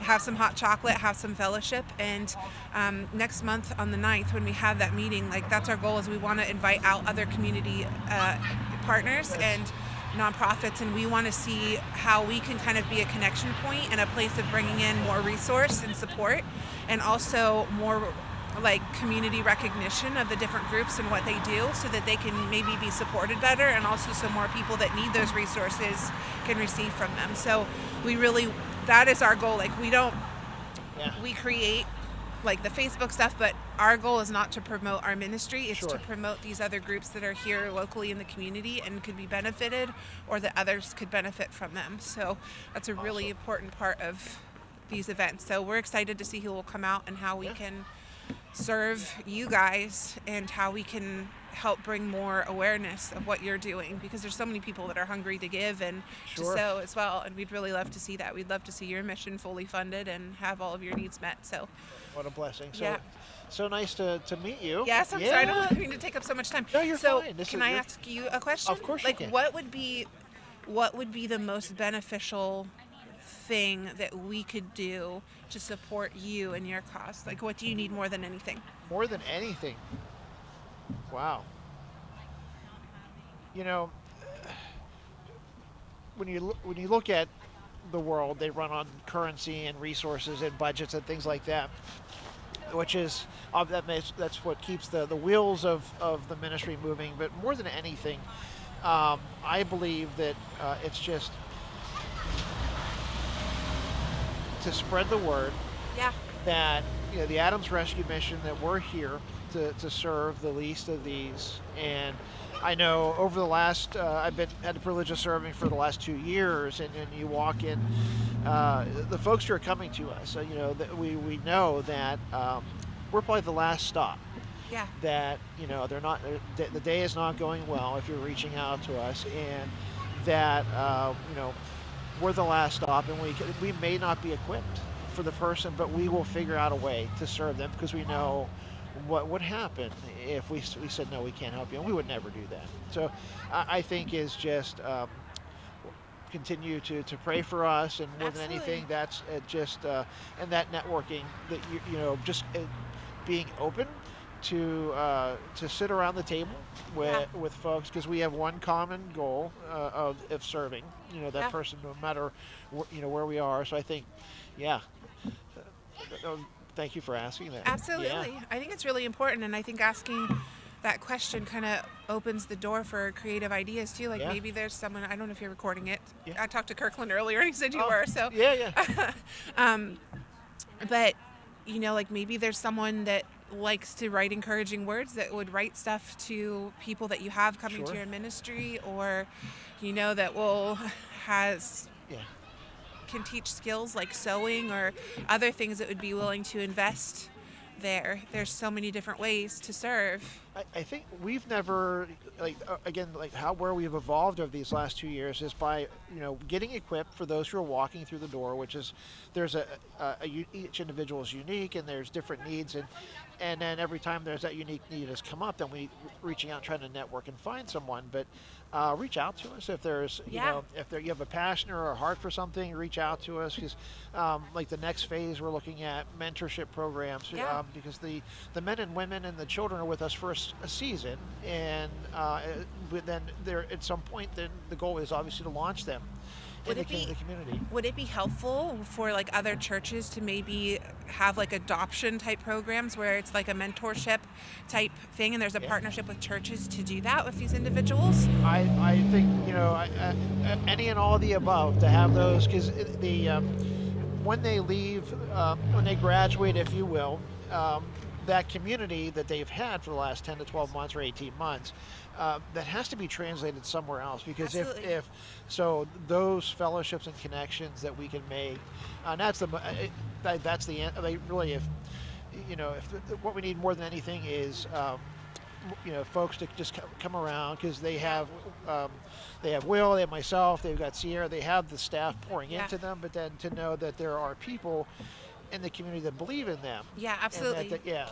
I've seen that before. 'Cause my husband and I, when we first got married, we helped start a few churches in inner cities, but with those, we also did recovery homes. That was, every church that was started had a recovery home with it, men's and women's homes, and that's something that we sometimes saw, is that people in the community were afraid, or it was hard for them to get jobs. Yeah.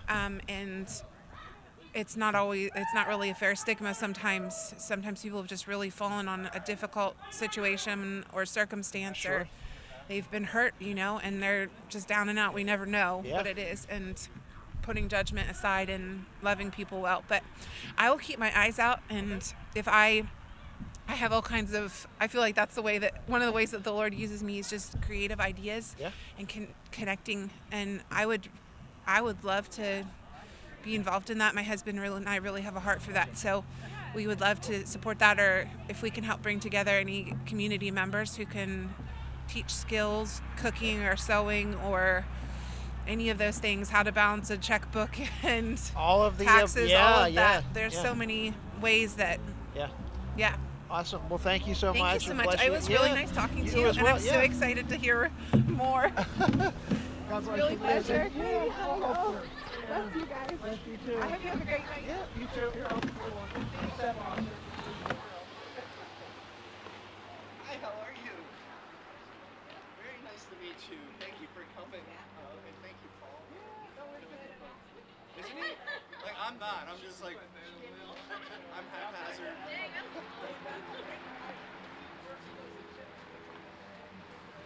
you. Thank you. I appreciate it. Thank you. I haven't met Caleb, but I met him earlier today. Okay.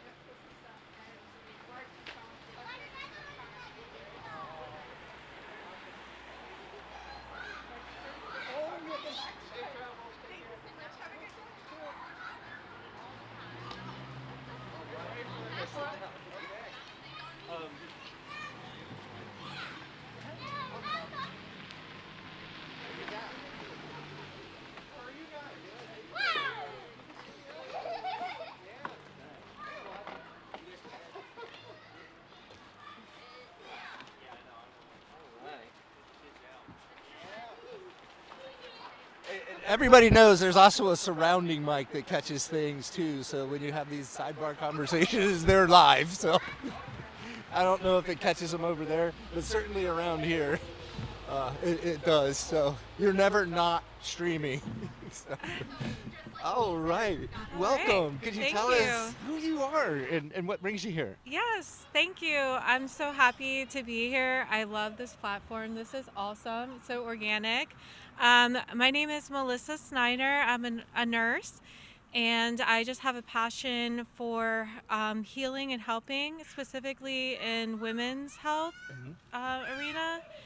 And I recently just completed a course with coaching, and I had the idea to just do like pro bono work with women who are in a place that they need that kind of support, like from another woman who just cares, someone to check in and help them co-create to make personal goals for literally any area of life. Oh my goodness. Yeah. And you are an RN? Yes, Yeah. registered nurse for 20 plus years. Oh my goodness. Yes. And where do you do nursing at? Like, I don't know.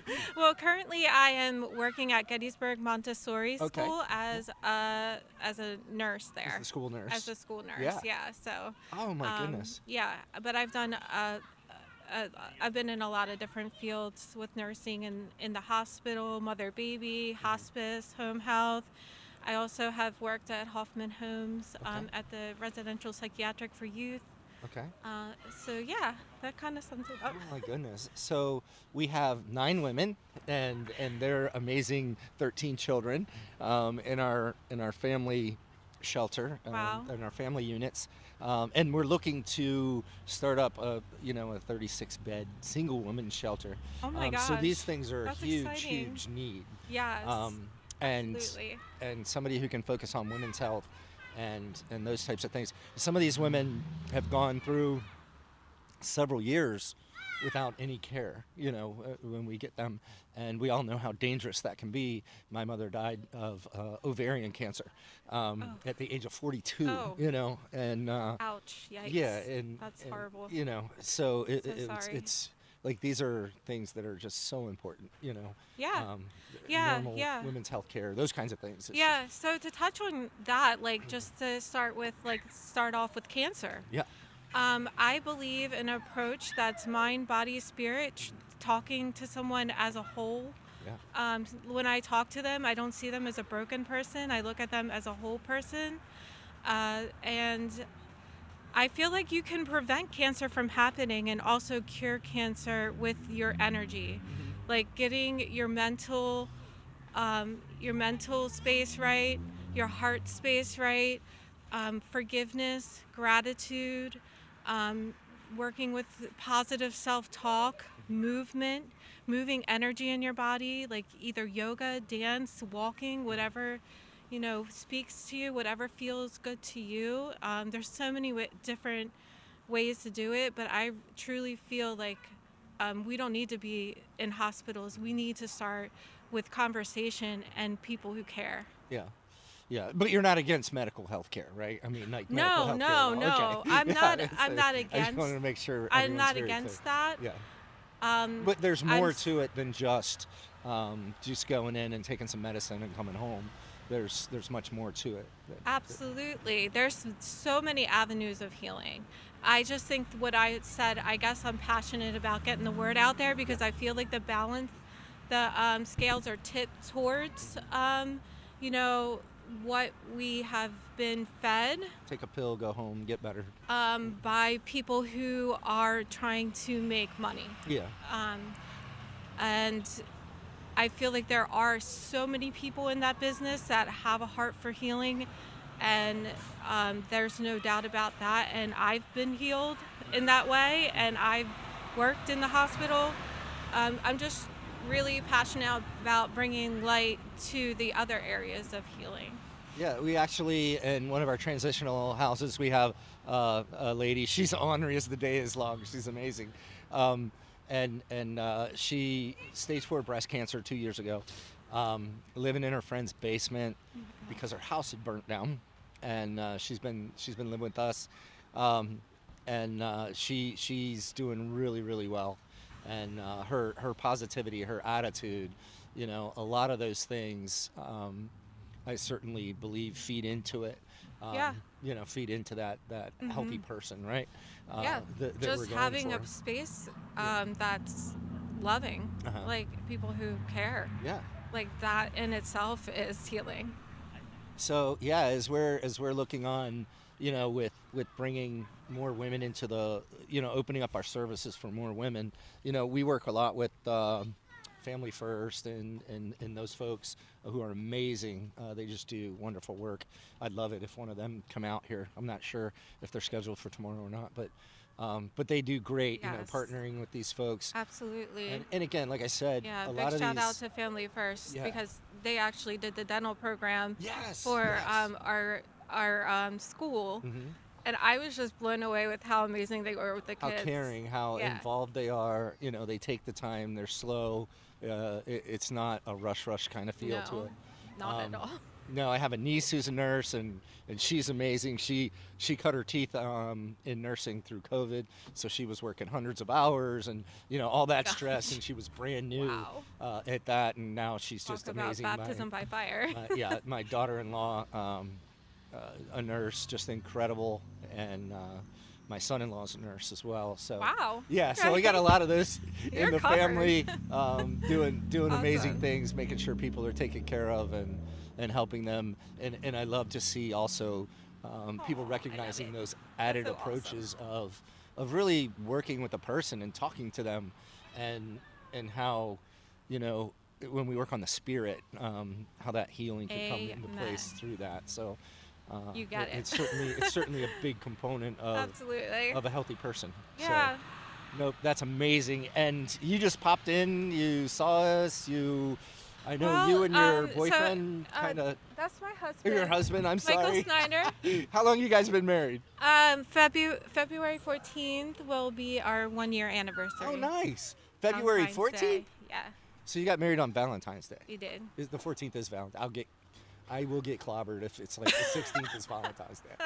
Like the 14th is. So Yes. Okay, so he can never forget your anniversary. Never. He has no excuse whatsoever. And my birthday's February 5th, Oh my and he goodness. has already secured my birthday present, my anniversary present, and my Valentine's Day And they're not the same present, right? No, they're 3 different Okay, presents. that's good. He cannot do one present covering all those things. That is not fair. So, no, I would really like to get to know you more. Yeah, come out, see us, see how we can partner together. I would love that. Especially I would absolutely love that. Thank you for that invitation. Again, you're okay partnering with Family First and those folks, oh my because they'd be gosh, working yeah. with our clients. I don't That's want a to call them beautiful clients; they're our thing. resident guests. Yes. So yeah, I mean, to have somebody that really wants to volunteer in that capacity and ensure that these ladies get the care that they need, and have somebody that can advocate with them. So many of them are afraid to advocate for themselves, and because they've been under control or manipulation for so long, they don't know how, or they don't think they're worth it, Yeah. or those types of things. You can just imagine. Yeah. Also, there's the trust issues that go along with it when we're Mhm. talking about those types of issues and things that need to be done. So to have somebody that can hold their hand and walk them through that and explain it to them even as they're going to these kinds of procedures and things would be absolutely incredible. Yes, I would love that opportunity in any capacity Well, that you could imagine for me to help them. That would be a blessing to me, really. Thank you. Yes.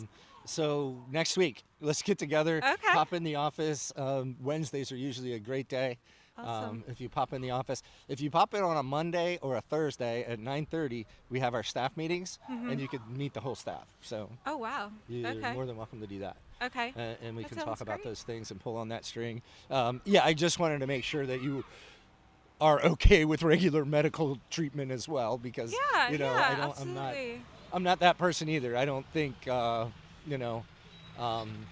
Anyway, I'm not. No, educated I enough. understand what you're You know what I mean? saying, and I feel like what you're trying to get at is that you wouldn't want someone's healing to be blocked, Right. or someone not to be supportive, or trying to, go against other modalities of healing, and I think that's a great question And most to doctors ask. that I've talked to Yeah. have said that the family, the support system, the caring around a person really makes a big difference in healing. So when we Yes. have folks who are totally isolated going Yeah. through this, and all they're looking at is the medical side of it, that's great. Yeah. But man, there's healing can happen so much quicker and more effectively when you have love and support in your on your side. So Amen. so Yes. thank you so much Thank you for stopping that. by. Yes, you're Please, very Monday, again, Mondays and Thursdays, 9:30, we have staff meeting. You're always welcome. You know where we're at, right Yes. there. You're always welcome to stop in, and you Okay. can meet the whole staff. I Or would love Wednesdays to. are really good if you just wanted a one-on-one. Okay. So, love Thank to have you you. again. Thank you. Thank Wonderful you. meeting you. Very nice to meet you. Take care. Thank you. And happy almost birthday. Yeah, I guess we got 2 weeks to go. And yeah, birthday, anniversary, and Valentine's Day. Man.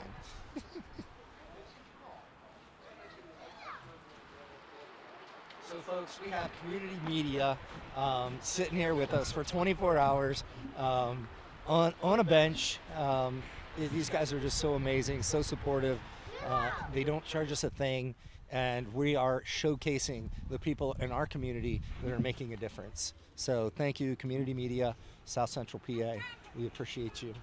This is my granddaughter, Amelia, and my granddaughter, Willow, and they live right around the corner here. And Speak anything, Willow? I found this big black. Do you wanna? Amelia goes to Lincoln Elementary. Yeah. And Willow, you go to St. James, don't you? Peace. Peace? Pre-K. Pre-K. Yeah. Pre-K. Pre-K, that's it. What do you have there? What is it? A big ice block. I see that. Wow. I can save a lot of money on Christmas and just get you a big ice block. And we gotta smash it. Yeah, we gotta smash it. Oh, you so want- then it goes into toy. You want me to throw it up in the tiny air? pieces. Okay. I will get out of this chair and throw it up in the air so it can smash over there. Yeah. All right? I'm ready. You ready? Yeah. Okay. Daddy, wait, no, let's try Papa so we can do a big celebration. Yeah. Papa, celebrate.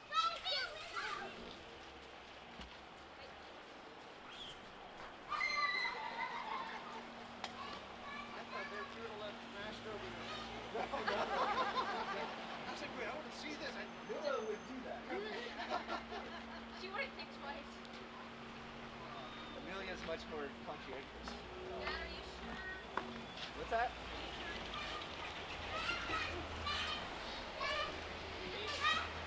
Oh my goodness, girls. Okay. You guys need to ask Paul to do this.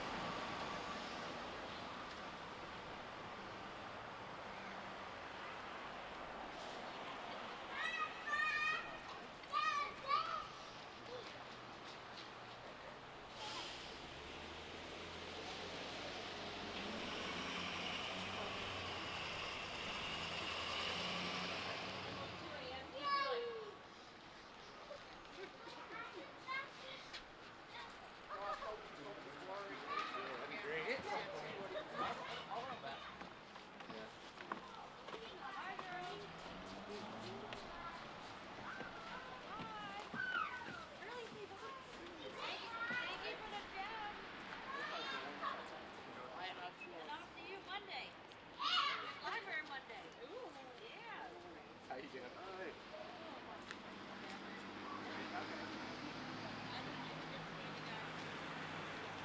Thank you guys so much. Thank you. You guys be safe. Did you guys park all the way down at Hope? Yeah. Oh, that's a lot of walk. Christy, I have extra hats. So. I just have to put it up. That's good, though. You guys are from Pittsburgh. You guys, this is nothing. It is cold. Okay. See you later. I love you. Sleep tight. Have a good day. Oh, I love you. Smell you later.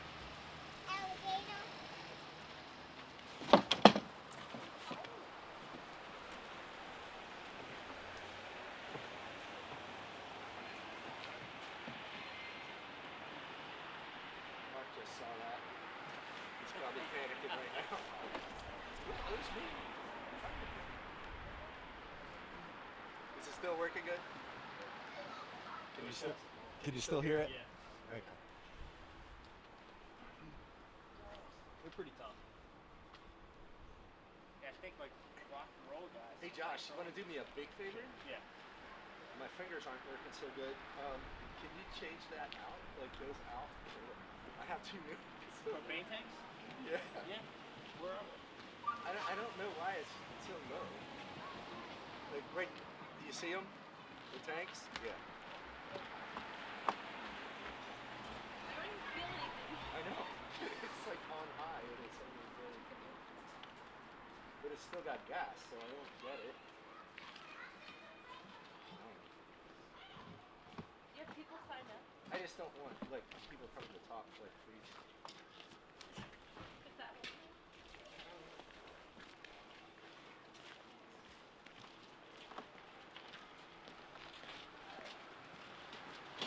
So we have Melissa Snyder, she was here.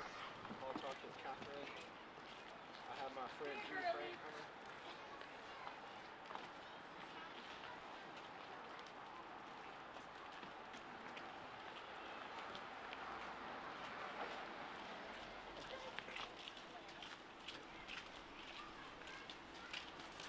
Here, girlies.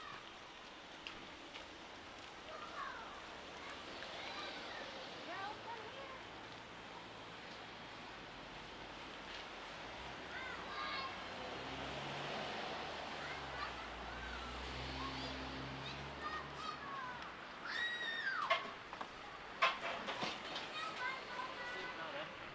Hey, last one. I'm switching out. Dad, how can you even move your mouth to talk?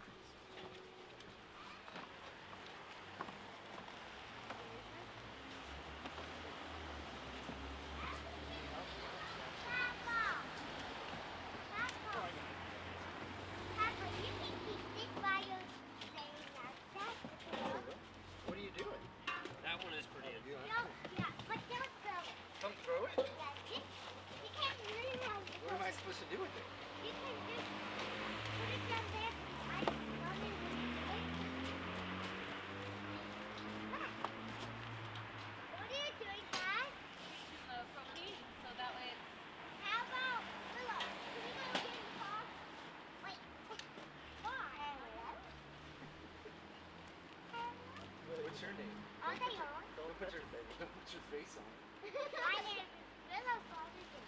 Willow James Foster. Willow James. You're like Cindy Lou Who. From the bridge. Mr. G. You guys are brave out there. I'm telling you. How you doing?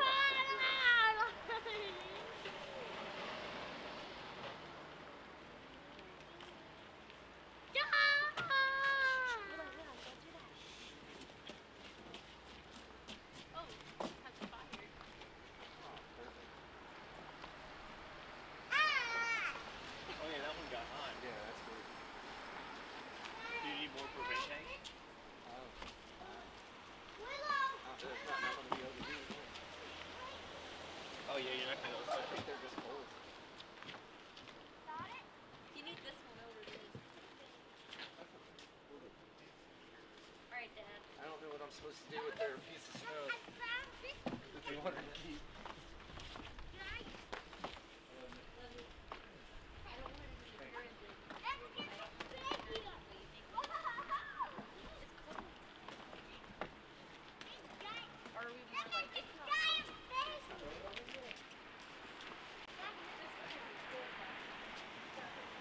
What's that?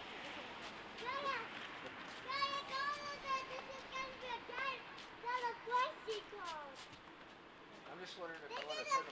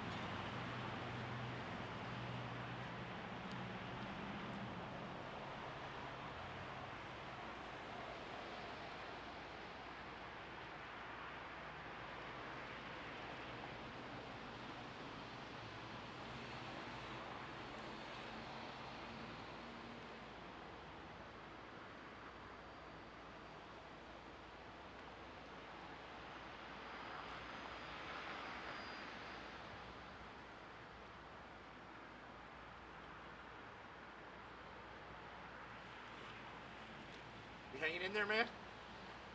Yeah. Is it warm in your little tent? I don't know if it's that much warmer. But I mean, I'm blocked from the wind a bit, so. Yeah. It's better than you got. What's the temperature? 7. 7. Yeah. Feels like -5. It feels like -5? Yeah.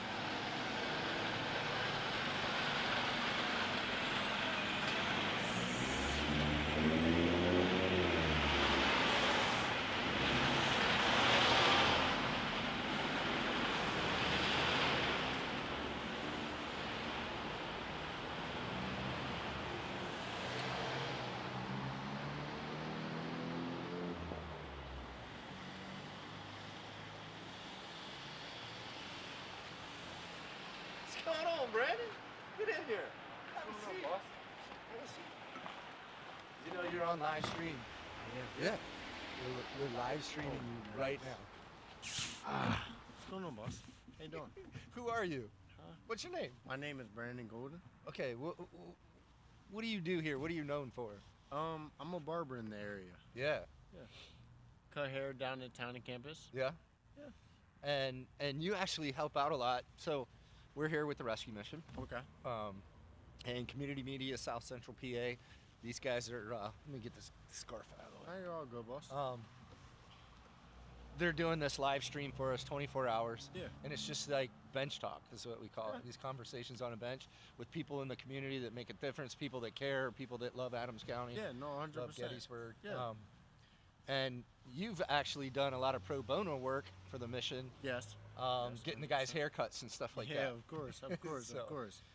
It's always a good thing to like cut their hair and understand their story 100%. Yeah, 100%. And you know, homelessness isn't always the stereotypes that we think it is. You know? No, not at all. Have the guys been polite when they get their hair cut? Every time. Are they clean? Every time. Yeah, every time. It's one of those things. It's like, you know, you gotta. Everybody has a different story, and it's one of those things like you gotta listen to it, understand where they're coming from, and I get it. It's tough. You know what I mean? Like everybody isn't born in a perfect environment, perfect predicament. So it's one of those things you want to be able to understand somebody from what they came from and are trying to become as a person, as an individual. 100%. So I understand, like, you're here in this burg, but you're getting ready to head out to the Pittsburgh. Pittsburgh, yes, you are right. You are right about that. Oh Yes, man, 100%. talk about a cold place. Yeah. Like they're down there in the No. rivers and. Oh. It is cool, but it's like at the end of the day, it's one of those things like you do something, and like for instance, for me personally, I would say I found a love in like cutting hair and stuff like that, and be able to be social and stuff like that, and it's one of those things you want to evolve as a person. Yeah. You know what I mean? Yeah. And I think me being able to go to the city would be like a big involvement. So you're I guess I chasing could your say. dream. Yeah, 100%. Those are good things. Yeah, no, 100%. And I mean, at the end of the day, in the city, you get more, I wouldn't say more clientele, but you get different clientele. You know what I mean? Your prices are different. Everything's just different. You know what I mean? Well, so, you're a young guy and you want to go on an adventure and 100%. And it's one of those things like I look at it like this: if me going to the city doesn't work out and I end up back here, I'm fine with that. You know what I mean? But I want to at least give it a try while I'm young and am still capable of doing it.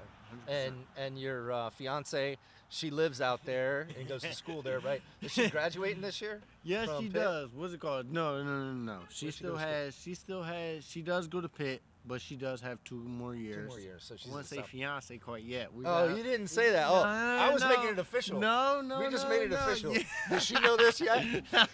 We got to get her to watch. Yeah, we got a little bit more before that time comes. I'm calling her. I'm but texting her right now. That's all right. Hey, That's go on fine. community media, hit rewind, and then Hey, replay whatever you gotta your do is interview with what you gotta Brandon, because do. I'm pretty sure you guys are engaged now.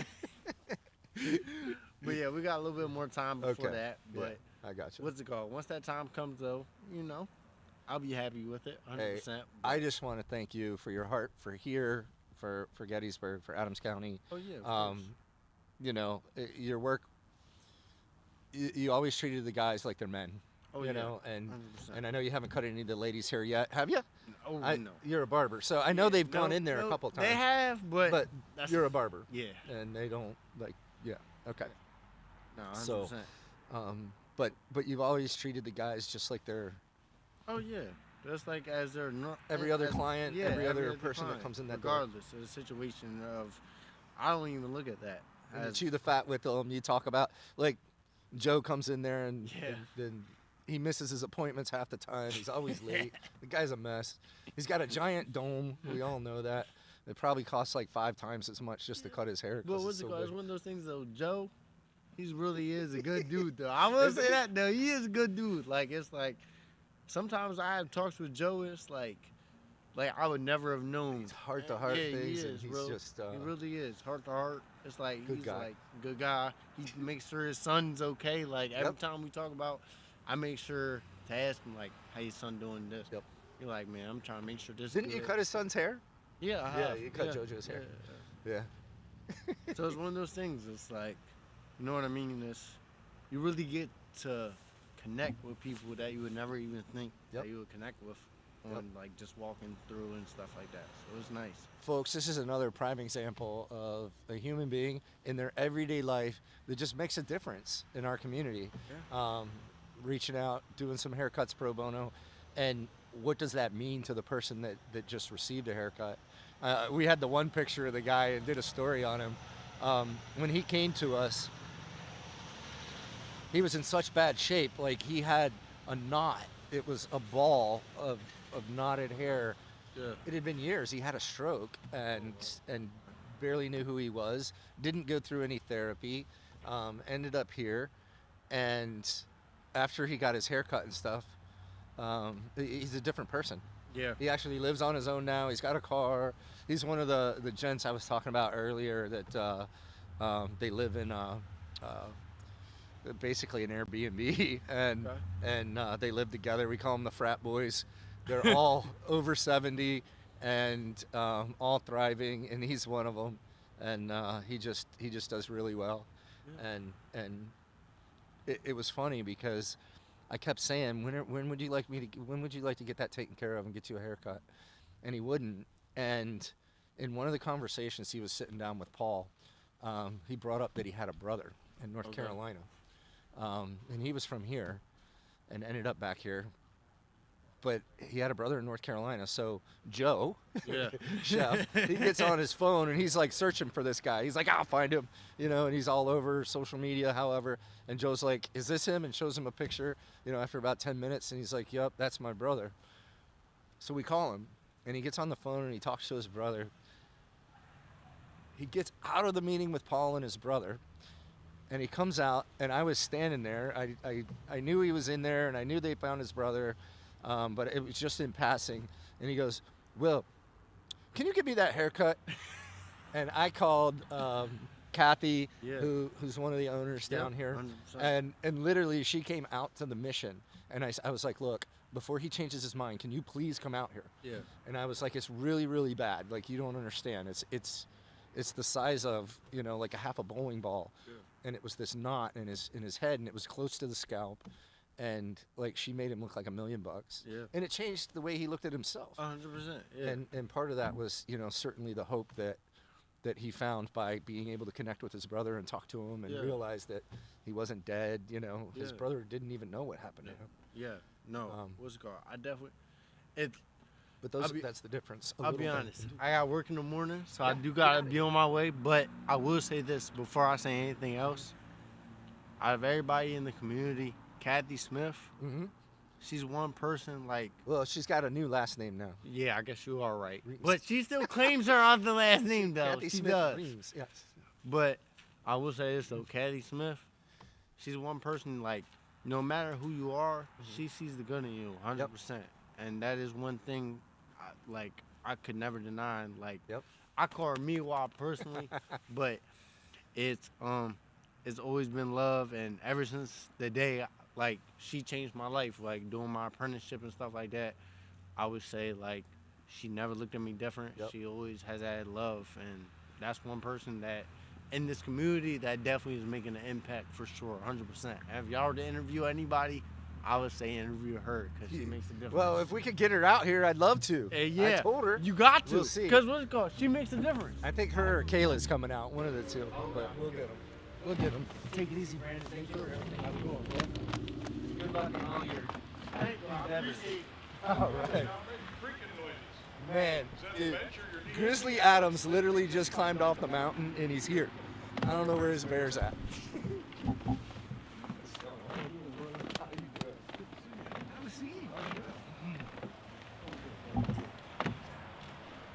Oh, thank you.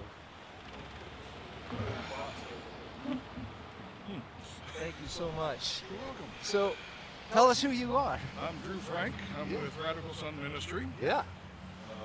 Known Will for a good many years now. Yeah.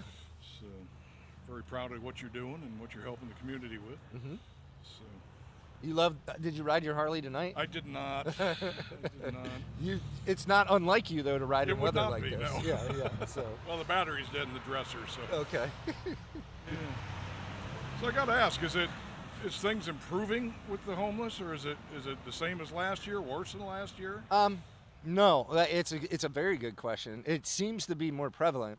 You know, I was just talking with Debbie from CARES, and they typically 16 to 20 people. She's maxed out every night. We're maxed. We typically run around 25 or so, and we've been running about 32 to 35, and we have enough beds for 36 out there. The women have always been, in my mind, underserved by us. Right. We need more space, and we need to work on that.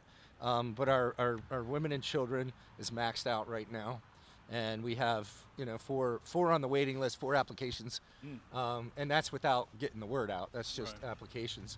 As soon as I would tell, SCAP or CARES or something that we had an opening, we would probably see another 4 or 5 applications on top of that for women and children.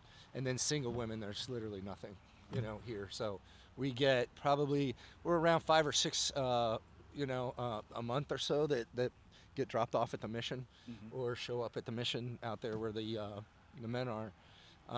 And we have to help find them, places to go and things like that. There's also this transient population that's, that's paying, several $100s a week for, the hotels and things like that they're staying in. So that's what I'm going to ask. If there's nothing available, what recourse do they have? Are they sleeping on the streets, or are they? Luckily, they're sleeping in cars and things like that. That was my big worry when the storm hit. And then you saw these cold temperatures come in, and it was like, oh my gosh, who are we going to lose? Right. If we have to, we open up. We'll, let people sleep. We'll get mattresses laid down, in our conference room, in our training room and things. If we had that, or there's people out there that just have absolutely no place to go. We're happy to do that. Debbie from CARES a little bit ago was talking about, she's got, I think 5 or 6, she said, and I'll follow up with her on Monday, but she said, I think it was 5 or 6 folks that work night shift, and cares as an open, they're not open to sleep during the day, so they can sit in the common area there, where they're doing laundry or showers and stuff, but there's no real quiet place for them to get some rest so that they can go to work. It's got to take a toll. So too. that's a tough thing, right? No sleep, you're working, you're trying to hold down a job. So that brings up a point. If they have a job, so you can be a working homeless person. Yeah. Oh yeah. So, yeah. and I don't think people realize that. It's getting more and more common, actually, just because of the price of things. It's so expensive, and I'm not. Again, the price is what it is. I don't control that. Right. I'm not complaining about it. It just is what it is. How we go about those things, and can we come up with solutions to where the prices are, and come up with ways to create housing that is affordable. Again, it has to benefit both the investor, or in my case, that's what I dealt with a lot, or we're investors and things like that. It has to benefit both parties, and how can we do that? How can we? Are there ordinance changes we can do? What if I could convert my garage into a 2-bedroom, 3-bedroom, efficiency? Right. Could that happen? No, not right now. Not right now. No. The zoning doesn't allow I had a friend for it. that he tried to convert a garage into an in-laws quarters. Yeah. And the hoops he had to jump through just for that was astronomical. And those things are difficult too. And again, I'm not saying those hoops aren't necessary. I'd have to educate myself enough on it, to make sure. But is there is there a way to streamline those processes, to make it a little bit easier? Right. Because it is tough to navigate that stuff. I've been working with a lot of municipalities and zoning things and stuff, and they've been absolutely wonderful to work with. But just me coming in ignorant to all the processes and things you have to go through, it's definitely has its challenges. And the average person might say, this just isn't worth it. Not worth it.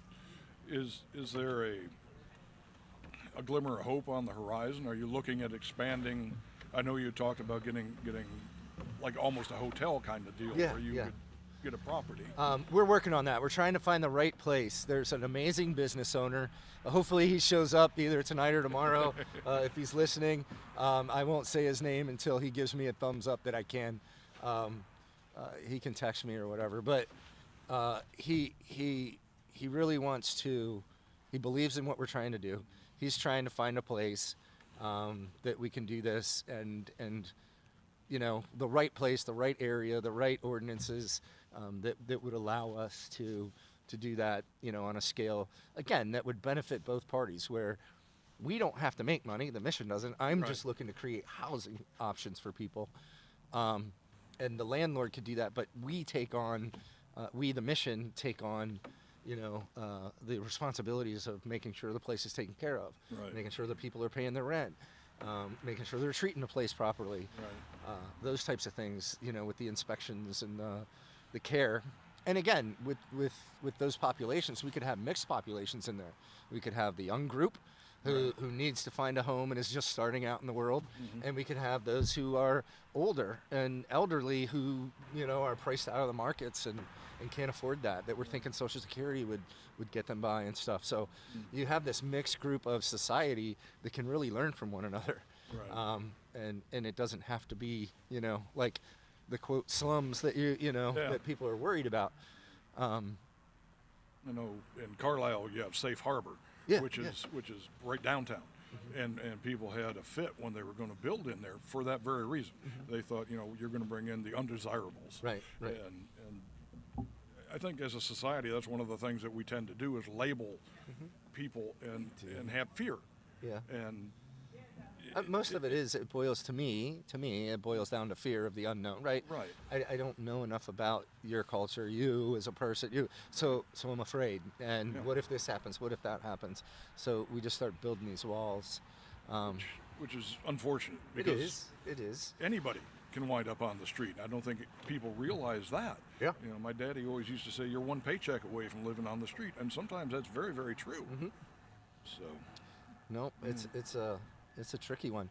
So where are you now? You're living back up Mount Holly. Mount Holly. Whew. It's a hole. Yeah, that's Mount Holly Springs. So is that the Yellow Breeches? What's the Yeah, the creek that Breeches, goes through it? Mountain Creek Is right it- there. It's another place that's really cold. It is. Yeah. We can hit the mountain with a rock. So Yeah, exactly. I can't get away from the cold, I guess. So that's quite a trip from there to here. Yeah. You're what, 45 minutes away? Oh, half hour. Half hour? This is where I grew up in this part of the country.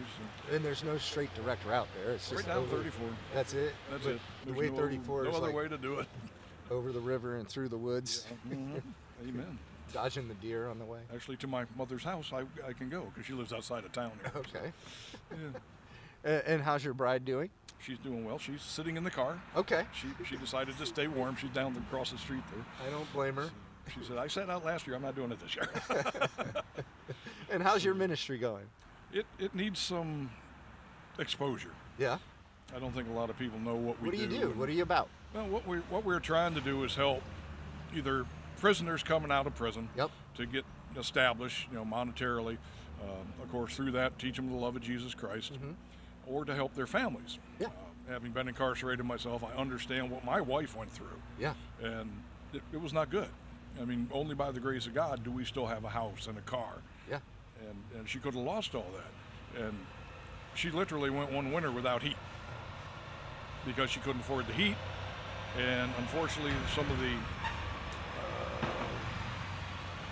what was it?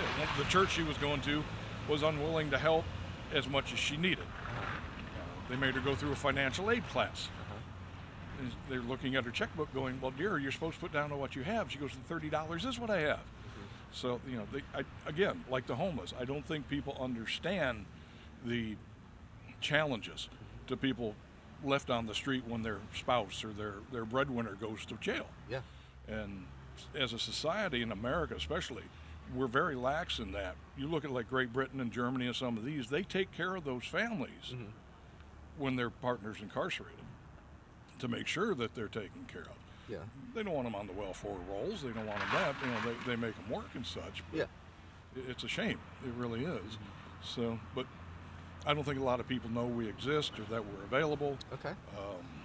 So if there's somebody who is incarcerated and getting out that needs help and needs an advocate to help them walk through that, or there's a family who all of a sudden lost a mom or a dad who too, because they needed to go to jail or had to go to jail. How do they get a hold of you? How do they? We have a website. It's rsministry.com. rsministry.com. Or 717-620-9454. Okay. And leave a message. We'll get back to you. And those people can reach out to you. Or they can get a hold of you. Absolutely. That's the other thing. We've been working with the Ministerium and other organizations. And one of the things that we have been talking about is kind of trying to centralize as much as possible and make it as easy as possible for our vulnerable community to get access to somebody who's going to walk them through help. And 211's a great resource, but it can be tricky.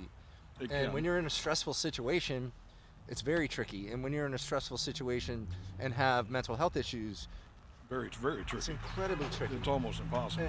Exactly. So, and one wrong thing gets you kicked back to the beginning or out for a certain amount of time or whatever. So we've said, look, call our office at the mission. Just call Adams Rescue Mission and we will help you walk through this, regardless if you're our resident guest or not. That is a public service we're willing to do. We've said that with the Ministerium. Funnel your folks to us, and we will try to get them the help that they need. CARES is also SCAP has also taken on a big chunk of that burden. And they have really great people out there that are fantastic at helping people SCAP's walk been through around this. a while. Yeah. So, what do you see as your biggest? If someone were to come to you and say, "I want to help," what's the biggest thing they can do to help you? I know it's not pretty. It's not beautiful. It doesn't feel rewarding most times. But it's that tool of financial aid. Right. And we're happy to show you what our program's about. We're happy to sit down and show you exactly where every dime goes. But it is that financial piece is the biggest one. Right. The next biggest one, you know, we're working on mentorship programs. We're working on certainly, you know, volunteering. And the shame of it is, like, sometimes, you know, volunteering, we need to get better at making sure we have somebody who's kind of in charge of volunteers. Right. So that they get there and like, oh, we're surprised. We didn't know a volunteer was coming. We have a volunteer. Now Now what do we what are we do? going to do? Where can we get them? How do we fit them in? Right. You know, so we got to get way better at that. And that's something I've challenged Connor, who runs our stores, certainly, and Joe, who works with our men, to do. And so, You know, I know a so guy we're that's working on that. retiring soon. You know, you never know. One of the biggest things, though, is certainly, you know, that tool of funding. So I imagine that holds true for SCAP or for CARES Yep. or for any of Yep. it. Yep, most of them. We know what we want to do and need to do with the money. We have operating costs that Right. go with that. And you're a nonprofit, so your books are open Yeah. that anyone Yep. wants to see where Yep. you're spending the money. Yeah. You can see our 990s online. Yep. You can see all those things. But also you can come out to the mission, and I will literally walk through our monthly reports and show you where Walk every you dime through the goes. mission. I can attest to that. Yeah. So we're very happy to do those things. If someone wanted to volunteer, Yeah. is there opportunities for them at either the women's or the men's shelter? There's lots of them. So, but it is tricky and it's hit and miss, and you know, sometimes people get upset because what they really want to do is take somebody shopping, and Right. that's great. But We got to have boundaries. We got to have guidelines. We got to make sure you know, go Gotta through vet the some volunteer. right, some background checks and things like that. We have to keep our people safe, you know. And I understand. 99% of you are never going to hurt a person, and you have nothing but a kind heart. Right. And we know that. It's just that one gets through and somebody gets hurt. I can't take that back. You Right. know, I and can't. what that does with the reputation of the facility is Yeah, and it destroys a unmeasurable as person, well. unfortunately, oftentimes. Yeah.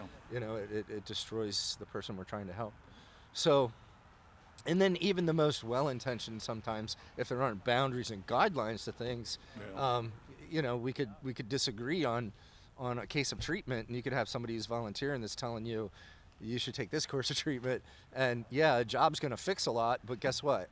It's not the Until be-all you end-all. fix your behavior and stuff, Right. that job's going to last you about 6 months like your last one. Yeah. So I understand where you're coming from, but you don't know enough about their case. I don't. That's why I have Paul and counselors and things like that are working with them that I can go over and kind of, I look at their individual restoration plan and can kind of see where they're at and see the criteria. Okay, here's where we're at. What are we doing next? You know, so You speak of a restoration plan, so it's not a willy-nilly. You come No. spend the night. You actually have a structure. It's and a very, process. It's very structured. You know, we'll take transients here and there and get them a shower and get them clothing and that want to go on their way. But Right. we are a program. Right. Yeah. Yep. And again, that may not be something that people understand. Yeah. Yeah. For sure. For sure. Looks like you have. We have a lineup here of folks coming to visit us. How about we pray real quick? Hey, go ahead. And then Yeah. we'll get out of here. Yeah, please. Heavenly Father, we just thank you for Will and for Adam's Rescue and for what they do, and we thank you for CARES and SCAP, and Lord, we just ask that you be with them and put your loving hand upon them and guide them, Lord, and especially on nights like this, Lord, please be with those who are homeless and looking for a place to stay, and keep them fed, keep them warm, keep them healthy, Lord, and just let them know how much you love them and how much those who are trying to help them love them, Lord. We thank you for those who are willing to give their time and to expose themselves to things like Will is this evening. And we just ask that you strengthen him and guide him along his way. We thank you for him and his family and all that they do. In the blessed name of Jesus Christ, we ask these things. Amen. Amen. Thank you, my friend. I appreciate you coming out here.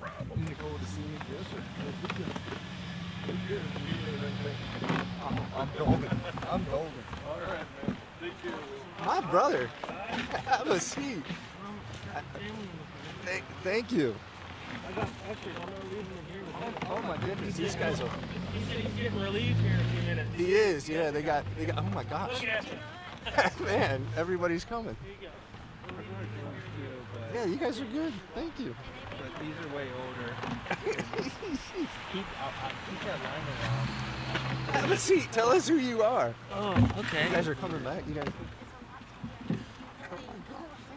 You got plenty to drink. Here, have a seat. You Have a coming back seat. later? I will come back. Okay, very good. Love you guys. Thank you. That's my daughter. Hi. Tell us who you are. Hello, I'm Bryant Reese. Bryant Reese. Yeah. And your wife actually works with our Agape House ladies as a financial coach. Danielle, yes. Yep. Yeah. Actually, she's in the car over What's she there. hiding in the car Yeah, for? the kids. Well, Oh, you got kids. That's all right. You don't have to drag her and the kids out of I'll the drag her in the car. She can take my spot. Yeah, it is cold out here. She said you're sitting out here for 24 hours. Yeah, yeah. So we're gonna be here until 4 o'clock tomorrow afternoon, Yeah. doing these short interviews just with regular people in our community, organizations, organizational leaders, churches, those kinds of things. Just what makes Adams County Adams County? Why do you like it? Besides the Civil War, right? Yeah, right, right. Yeah, no. What I like about it, I mean, I was born here, so this is home. I've got no aspirations to move away long term. Like there's always that dream to go somewhere warm and wake up on the beach, but it wouldn't be Gettysburg. Right. Friends, family, my wife's friends, her family. Now I got kids here, so the roots are deep. And where are you guys located? You right here in Gettysburg? You in Bonnieville? Yeah. Okay. Yeah. I went to school in Biglerville, Gettysburg. I lived in Fairfield, Emmitsburg. Bounced all around here, yeah. right in this neck of the woods. Yep. My dad lived in Hanover. My stepdad lived in Hanover for a little while, and we settled in Bonnieville. It's central, man. I can get to 15 fast. I can get to Hanover fast. I can come back to Gettysburg if I need to. So it's an easy place to get to. Everybody, like us guys, we like everything is like how many minutes from Lowe's, Yeah, how yeah, many yeah, minutes yeah. to get to Home Depot or Lowe's because I'm always fixing stuff. Oh, it's either Hanover or Chambersburg, right? Gosh, I couldn't imagine living in McConnellsburg. They'd have to come all the way over the mountain to Chambersburg. That's like a 45-minute drive. That's crazy. So yeah, but she showed me that he was out here, and I was like, oh, let's go take him some chocolate, some hot chocolate. Thank you, man. So I hope he's not allergic to chocolate. I totally appreciate it. Yeah, man, it's gonna get busy out here in a few hours. Yeah, it's cool when we get the crowd when the restaurants and the Friday night events let out. All that good stuff happens, and people walk by and just like ask you what you're doing. Just ask us what we're doing, how we're doing. They're having a good time. Yeah. Good, just hope they're being safe. Dude, I'm cold. I got a long sleeve, a Brian, sweatshirt. thank you for stopping in. But your wife Danielle, she does an amazing job. She actually comes out, I think, on a weekly basis. I think it's like every Tuesday. Yeah, comes out and works with the ladies at the Agape House on financial planning and financial coaching and all those things. Yeah. And some of these ladies weren't even allowed to have access to finances. They worked and took it, and somebody, so they had no clue as to what to do, how to do it, how to write a check, simple things. I don't want access to that stuff. I work, I get the money. Here, you do what we need to do with it. Like, I'm good. Because it's overwhelming. It's a lot to keep up with all the bills and make sure everything's paid and what's coming out on what day and to move the money around. And that's what scary. it is in the regular family, right? Yeah. You have to see, like, not everybody has a lot of money sitting on the side, and if you do, hey, great, nobody's holding anything against you. But the reality is, you're a man, you and your wife both work, but you're here in Adams County, man, and you're working, you work hard, and it takes both of you to do that to raise your children. Yeah. And like, how many paychecks before you guys were in enough trouble that you would lose your home? Yeah, not many. Yeah.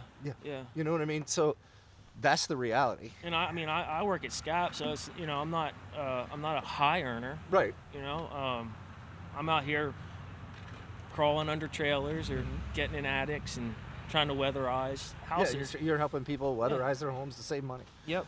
Yeah, man. So, all right. I appreciate you. Thank you so much for stopping out here, Brian. Take care. Hey, who is that? I can't see. Court. Oh, Court. Hey, how you doing? I'm good. You're taking over. I'm taking over. Dude, I haven't seen you since last year. Well, we ran into each other a couple times at events. But Corey, you want to have a seat? So we got Corey with us from Community Media. He's shift change, so he's jumping in here. Cool.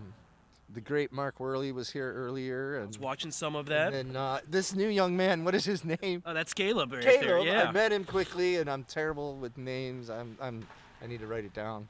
Yeah, so I'll be here till 3. Okay. Kirkland will come in from 3 to 9. Okay. Sean will come in from 9 to 11. Okay. And then Caleb back in again from 11 to 2, and then I'll be the closer You're gonna be to the the closer. 4. Yeah. You guys are amazing, and you guys are volunteering your time to do this. Yep. This is incredible. 24 hours around the clock, live streaming. I think you have to break it up in 2 different streams, right? Because of how Facebook or whatever works. Facebook is 3 streams. Okay. It's, So 3 segments. 8 right. hours there. YouTube, it's 2 you get 12 2 hours. 12-hour Yeah. So stints. Yeah, nothing So it's too crazy. So, you kind of got lucked out with this weather. Oh yeah, it's beautiful. I mean, I think we're what? How many degrees? Single. We're 5 now, right? 5 Yep. degrees or something there. So I think we're gonna hit 0 at one point in the this stream is like there. So. perfect. Could you ask for any better? I mean, Well, I mean, looking at the weather forecast, last week, it's like I don't know. It's gonna be kind of a little problematic, but we dodged the bullet. we could have got snowed on, yeah. Yeah, we could have got the snow from last week. So, so I'm enjoying it. As soon as Mark told me about this, I said, I was, all ecstatic. I was just looking forward to it. So, Thank you. We so appreciate you joining us and bringing awareness to homelessness. Community media has just been an amazing partner, and if there's anybody out there that this is really meaningful to, please consider looking at community media and helping them out financially if you can. If not, we'll figure that out. But if it does, they do really, really great work, and even much greater than this. Things that they do for the community. Yeah, so. I've been with community media for 5 years now. Yeah. It's hard to believe that. And just over the 5 years itself there, how much we have expanded in the growth and everything. And a lot of the municipalities are asking you to come in and do their video work, Yep. Those kinds of things.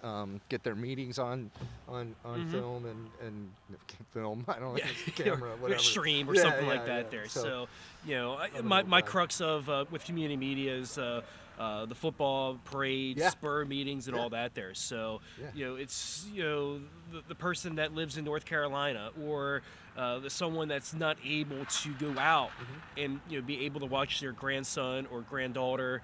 That's what is my passion. Yeah. It's just little things like that. Is there a more well-known and loved small town in America? I don't know that there is. Like, I'm sure there is, every but fifth grader knows Gettysburg. And half of them have been here. So it's like, this is one of the most, and you wouldn't think that we have homelessness here, or addiction here, or those kinds of things, and it's everywhere.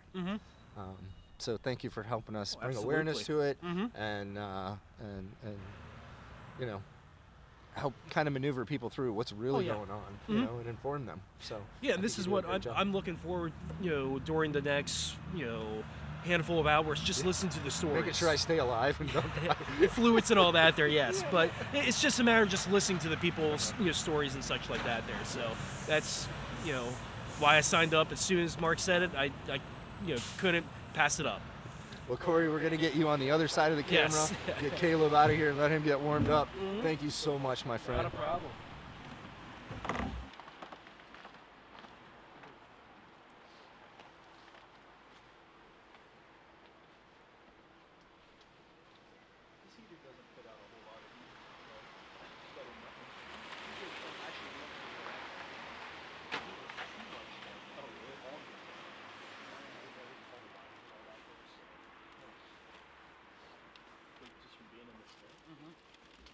It was down for like an hour or such there. We still had the stream on, but we didn't have any interviews, luckily.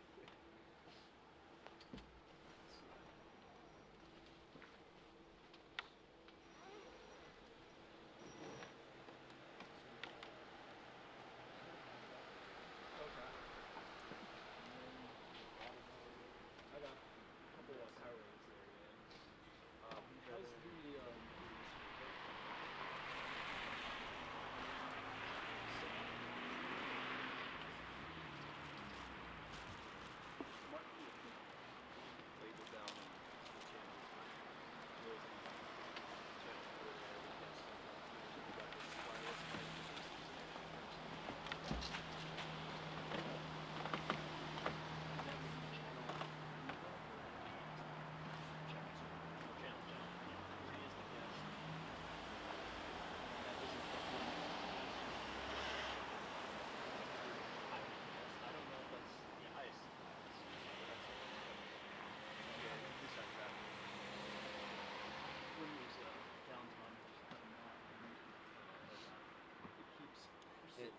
just so you know, that mic up there picks you guys up. Yeah, that's where I'm kind of walking. Yeah. It's not a fully silent feed after. Just the cars coming in. Yeah. Yeah. What number? I just should put in that perspective. 12 o'clock. 12 o'clock.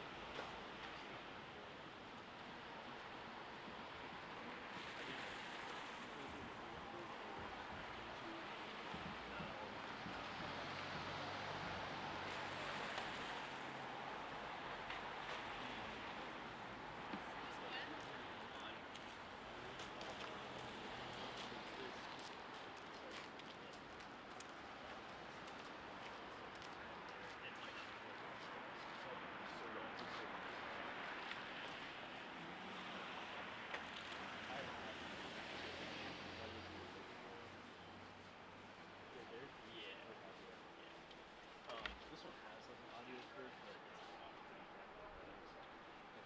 but as long as it's just a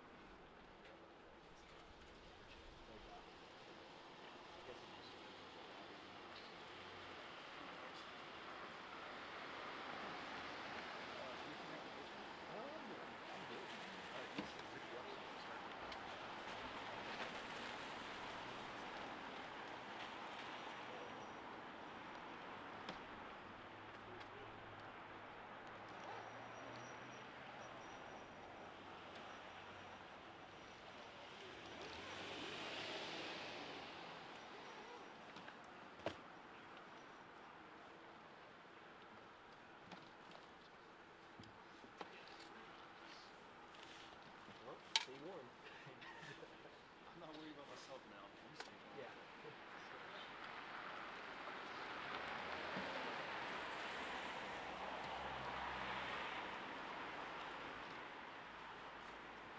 It's nice meeting you. Yeah, man. Thank you. Stay warm, all right? Thank you so much. I appreciate it. Dude, your hands are frozen.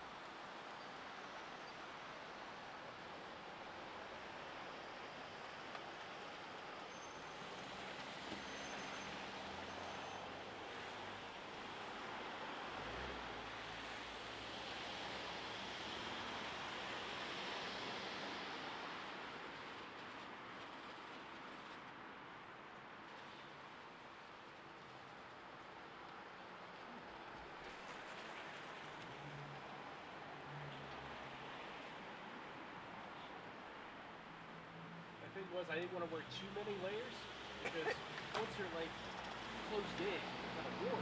Yeah. But you don't want, I can dip off, but it's like There's no such thing as too many layers, bro. correct. I just got here like 5 minutes, so that's fresh weight. Did you bring extra layers Yes. in case you need them? I mean, I can turn these up. I don't know if it'll help you, though.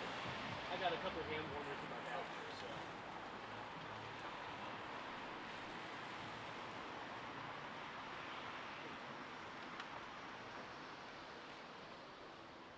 How's it looking for tonight? What's that? How's it looking for tonight? How's it looking? I mean, for interviews and all that. Oh, yeah. No, we're good. There's not too many between now and midnight, I think.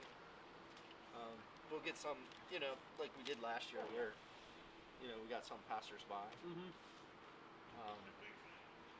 And then I think there's a couple of them. I got a guy who says he's coming out, but we'll see. Yep. I think he's coming.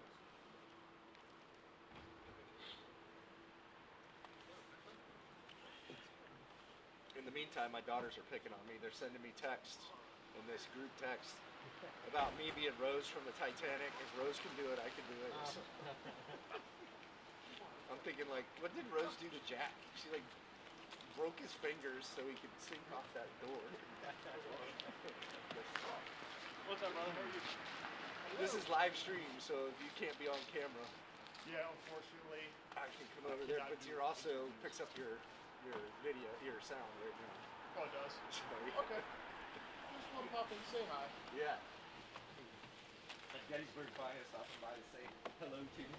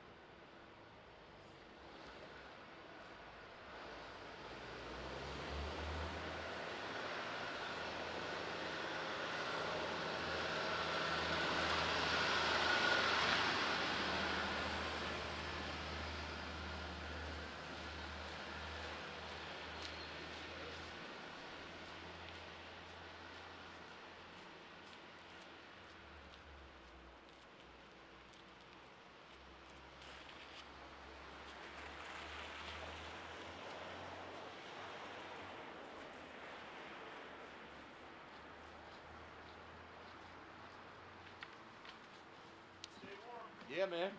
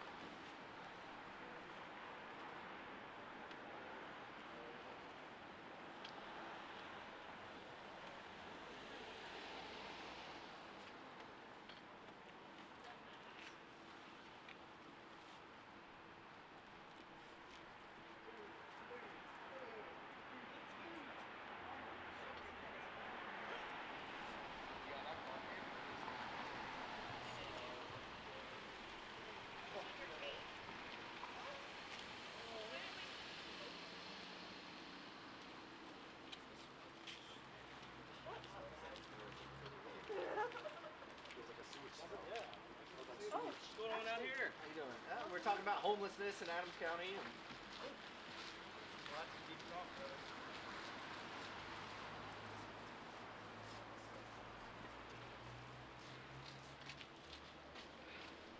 Oh my goodness, aren't you guys so cold? Oh my gosh.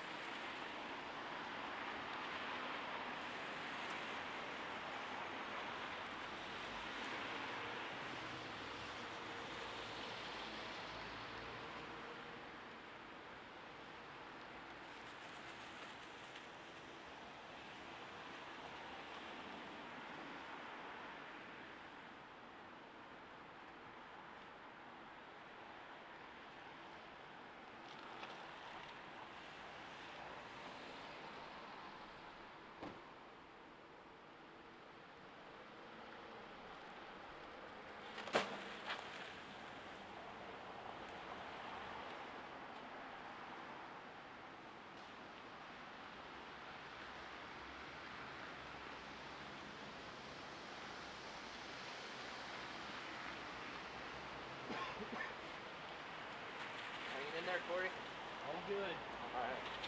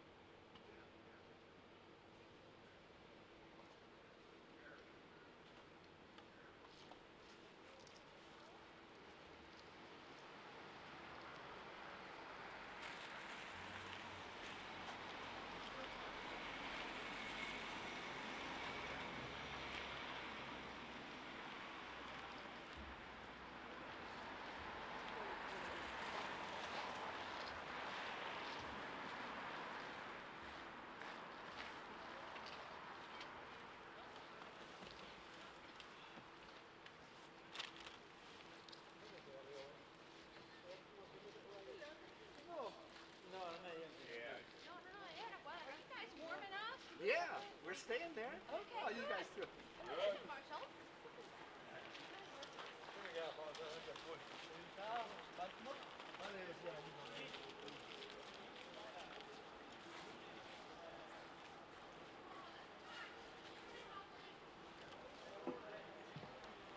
Caleb, you back? Are you guys hungry? What's that? Are you guys hungry? No, I'm good. Spinach artichoke and pie. Oh, I'm good, man. Sure? Thanks. All right. Sure you Spinach and artichokes? It's better to tell. Those things cannot be good for you. Have a good night. You too. Take it easy.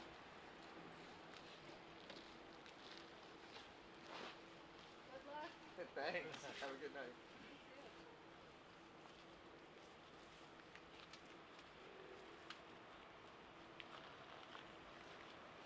When people tell you good luck, you're always kind of like,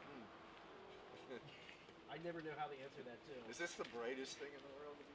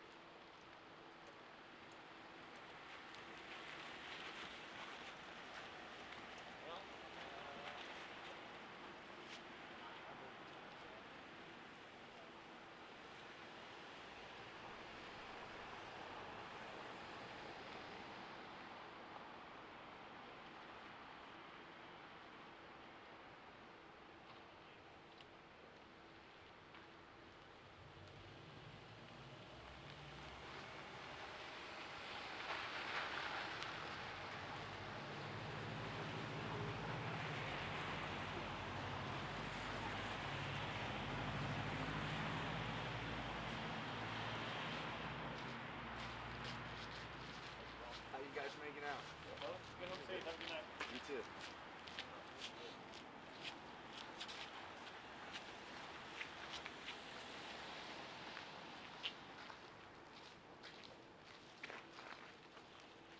How you folks doing? Good. What's going on? So we're talking about Adams County homelessness, how all of us kind of work together to make it a better place. If you guys are interested, you can sit down and talk with me for 5 minutes. Oh, I'm freezing. It is freezing. We need a tent.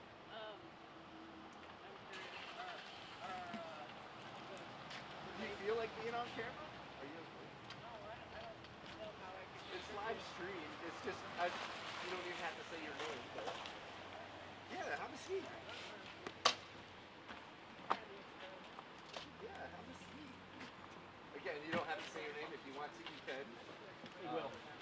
So yeah. So you guys are just out and about. Your citizens here. Our friend Matt Miller was playing tonight at the Commons, and awesome. he asked us to come out and brave the cold to come out. Well, I'm pretty much a homebody. Yeah. So I was like, oh, okay, all right, I'll come out. Isn't it awesome though? We have these little, whether it's the tap room or little restaurants. It ends up being fun and nice, and it was great to hear, him play. So I thanked him for getting us to come out. It's a fun place to live. Yeah. And you guys live here in Adams County, or? Yeah, we're residents. Yeah, we live. Awesome. I'm Tanya, and this is Jim. Okay, cool. Yeah. Cool. And what do you guys do? I'm a massage therapist. Okay. And he's I'm retired. He's retired. Oh, nice. Well, I say that. And it's like I put him to work at home. I was going to say you probably work harder retired, now. No time on my hands. He's like the house husband. He takes care of all the chores and the dogs and the laundry and the shopping while I work. Have you ever heard of community media or Adams Rescue Mission? Yes. Oh yeah, Rescue Mission. Sure. Okay, so I'm the executive director of the Rescue Mission. Okay, nice to meet you. And we do this bench talk. This is our second year. We've done it, and I'm out here for 24 hours from 4 to 4. Are you kidding me? Wow. And oh my gosh. I have set interviews, and then there's a bunch of slots for people like yourselves who are just walking by and get roped into it. And, just kind of bringing awareness to homelessness. Yeah. Do you think that homelessness is a problem here in Yes, I think it's a problem everywhere in the country. Occasionally, you see someone on Steinway Avenue with a shopping cart. Oh, yeah. I've seen more people that look like they might be houseless, and it's very sad and awful, and it shouldn't exist. It shouldn't exist. We're the richest country in the world. Yeah, right. Yeah, it's so complex. There's so many things that cause it. Even if you were, like I said earlier, even if I did have enough cash to buy everybody a house, would they stay in it? Would they maintain it? Would they take care of it? There's other parts that need to go into this, especially for the demographic that we serve. That are recovering from addiction, that are recovering from abuse and things, and getting them to a place where they can do this, where they can sustain some type of home, and then creating the opportunities for them to get into entry-level home of some sort, some type of housing situation, whether that's a boarding house or whatever. And there's very few options for that. Oh, yeah. So, I personally know someone who struggles with mental illness and drug addiction, and she's ended up on the streets many times because she didn't stay on her medications, or she just, even though she had, gained a situation that was beneficial to her, she ended up reverting back. And you see it. I just wish that there was some way that we could have,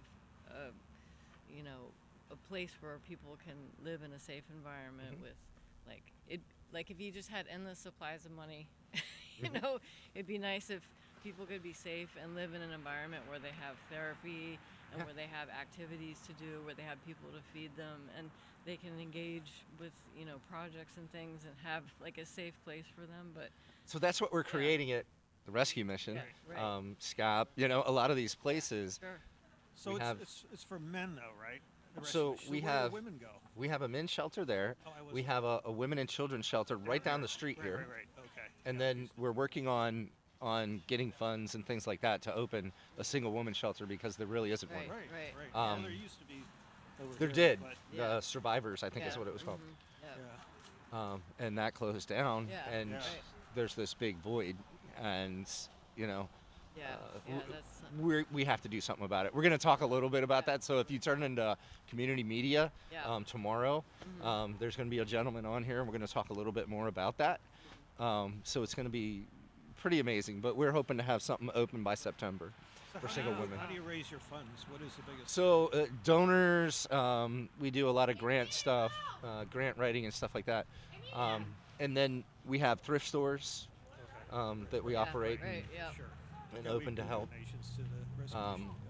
So, but most of it is donors. You know, it's our donor base that does this. Yeah. And it's a huge demographic. We have probably the most donors in the county, but they're all, you know, a bunch of them. We have a large donor base that's again, it's Adams County, so you don't have a lot of those like Johns Hopkins, you know, pouring money in there and stuff like that. So you have a lot of smaller donors, so it's a large tail, but very devoted, wonderful, amazing people that give what they can to make this stuff happen. So, and organizations and, you know, foundations and things like that. Big question is, do you have hot hands? What are hot hands? Those Oh yeah, I do. There's some over yourself, here. yeah. 'Cause I was going to say on the way I'm like, past, what are we hot could drop hands? some off. Oh, thank you. Enough, or- Thank you. Oh yeah, we're good. All right. I'm pretty decent right now. Just So right I'm here. wondering, like the people that are living on the street, where are they today? Like on a cold Yeah, day so like today? so there's in town here. There's us. SCAP has a little bit, but they're full, to my knowledge. And Alana from that organization will be out tonight. CARES, you know, they have about 30. So, you know, the emergency ones, hospital. There's some churches and stuff that are taking in emergency folks. We'll certainly take in emergencies where we're at, out on 30th and Men's. So if someone's homeless, how would they know who to contact? But that's the big thing, right? So a lot of them know to get to either a church, and the churches know to get a hold of us. The church's doors are open? There's certain ones that Okay, do, all and have people around there. Yeah. Most of the homeless population knows that they need to get to them before, you know, the sundown, you know, kind of just the hours of operation. The police know, the city police here know. There's Alana. She's awesome. Don't run into the thing. She's going to be talking to me later. She's from over at SCAP. Okay. And yeah, I was gonna ask, what do you see as a need besides money? Like, can people donate their time, and what's the best? Yeah, way that someone can there's donate time. Time is certainly, you know, we're looking for mentors. And again, being patient in that, because you got to go through some qualifications, and there has to be some boundaries that we draw, because it's so easy. Again, these people are so used to surviving, they will con you. They will, you know. Survival. Is there a soup It kitchen? is. It is. Is there a soup kitchen? Or There used to is be a soup kitchen that's right over around the corner here. Okay, my parents used to help out. Yeah, 30 Sandy. years ago. Yeah. Yep. Yeah. It's over near the Episcopalian church back in there. Yep. Okay. So Yep. raising funds is the best way to Raising help, right? funds is, and I know it doesn't. I've said that before. It sounds. That's what you need. You need money horrible. to- You know, it sounds like all you want is our money. Well, It's not. If you want to see what we're using it for and be involved in that way, so you can see what we're doing with it, we can show you, and we'd be happy to do that. But there's lots of different ways we can partner. You know, I partnered with a couple that has an Airbnb, and it was doing great when they bought it because of the nursing shortage. They had the traveling nurses and stuff, and it worked out well for them. Well, when that kind of dropped, they were wondering, okay, we have this space. It's going partially unused certain times a year. During the summer and stuff, it works, but the other times a year it doesn't. And they were like, you know what? I don't have to make this much money, but if I could keep it going year round, I was like, that's perfect for us. You know, we have some folks that we could move in there. We check on them, make sure they keep everything clean, take care of stuff, and it works out. It's amazing. So there's ways like that. One of the biggest ways is to let people know what we do and how important it is. And if they're interested, you know, you may not have the means, or somebody may not have the means, but you may know somebody who does, and, you know, get to know us and trust us and see what we do. So, for sure. But mentoring programs are a big one. I really want to get Yeah. These folks surrounded with a group of people, just like you and like I. a community. Right. Have you guys, and I'm sure you have thought about it, I'm just curious. Yeah. Like a sort of something to do with gardens, like a community garden to get people involved. So we've had a greenhouse and gardens. We've tried all those things, ups and downs. And again, it's so hard for people nowadays, especially, to commit for that kind of length of time. Right. So, you know, people are so busy now, busier than we've ever been in probably humanity, right? Right, yeah. And you know, so it's very difficult to get those long-term commitments. Mm-hmm. What about having it more centrally located? Would that be more useful, or It could like- be. like It could be. closer to town, kind of To thing? where more people could get there and Yeah, help and, yeah. and work on it. And Do you, it's very possible. Yeah. At the farmers market, do you have a booth at all for that? We don't have a booth out there. We're great sure- friends with Reza and the Right. team out there. Well, I'm and sure people would do donations, like food Yeah. wise. Oh, and yeah. then whatever money you raise would go straight to the mission or. yeah, we get so a lot of our ladies and stuff. The farmers market, they have these voucher system basically Right. for Yeah. Right. for fresh Sure. fruits and vegetables to Yeah. get to these to people who are in need or vulnerable. And a lot of our ladies from the Agape House actually walk down there and they take advantage of that. SCAP has an amazing food pantry, the Gleaning Project and stuff out there, where food isn't our issue. Right, yeah. You know, I was just thinking another way to make money for Yeah. the mission. Oh, or yeah. Whatever. If everyone knew there was a booth there, that all the funds would go straight to the mission or Yeah. or whatever. You know, that's not a bad idea. If we had, that community garden where we could grow things and Or just ordinary, and then people take go to their- the store and buy stuff and then they just donate it to you and then turn around and Yeah. resell. Yeah. Something like that. Well, you'd have to find the legalities of it, because there's always something in there. But, we've been looking at different ways to self-sustain or as close to possible. One of those is, we have the big recycling center out there. And we're looking to get a piece of equipment that will produce these 1,000-pound bales instead of the 100-pound bales that we have now. Right. So the 100-pound bales take up a lot of room on the truck, and it's not really worth it. So if we can do these 1,000-pound bales, we can get them on the truck, the plastics and the cardboards and stuff, and we can actually weigh the truck out instead of space the truck out. Then we can get more money for the recycling. So, and then that can generate money for the. The issue is those pieces of equipment are like $600,000. We have half of it. We have 280 roughly in a trust, and it's kind of looking to that other half. My concern is, if I really try to raise money for that, there's only there's only a certain size pool, of people who can support and do that. Here, am I taking away from the people side of it versus that? So it's kind of a hard balance right there, trying to figure that piece out.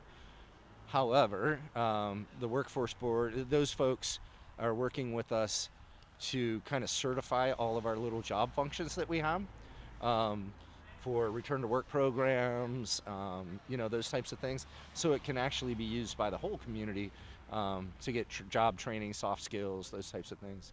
So it's kind of like we're weighing this out. Let's get this to be worth it, to where it actually affects people and helps them, because that's who we are at our core. Then it makes sense to do. So. Have you ever thought about this? Dumb ideas in this spitball. Yeah. But like outsourcing people from the rescue mission to work in town, employed by the town or whatever, on a whatever wage they choose. So one of the things, we go out and do all kinds of stuff at town. We volunteer to do it because the town gives us, the people around here, Biglerville, Littlestown, New Oxford, in Adams County, they do so much for us. We go out and help. We do cemeteries. We do all those things.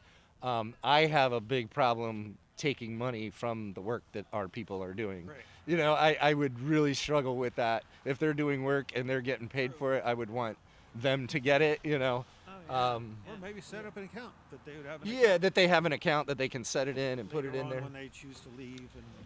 As we're thinking out loud here, there's a lot of those things. What about I guess you try to get grant money so you can get buildings and things? So grant money we do for grants for certain operational cost grants, food. Again, food, we're pretty stable on, as far as that goes. It's counseling. It's educational pieces, that we're looking to get grants for and write grants.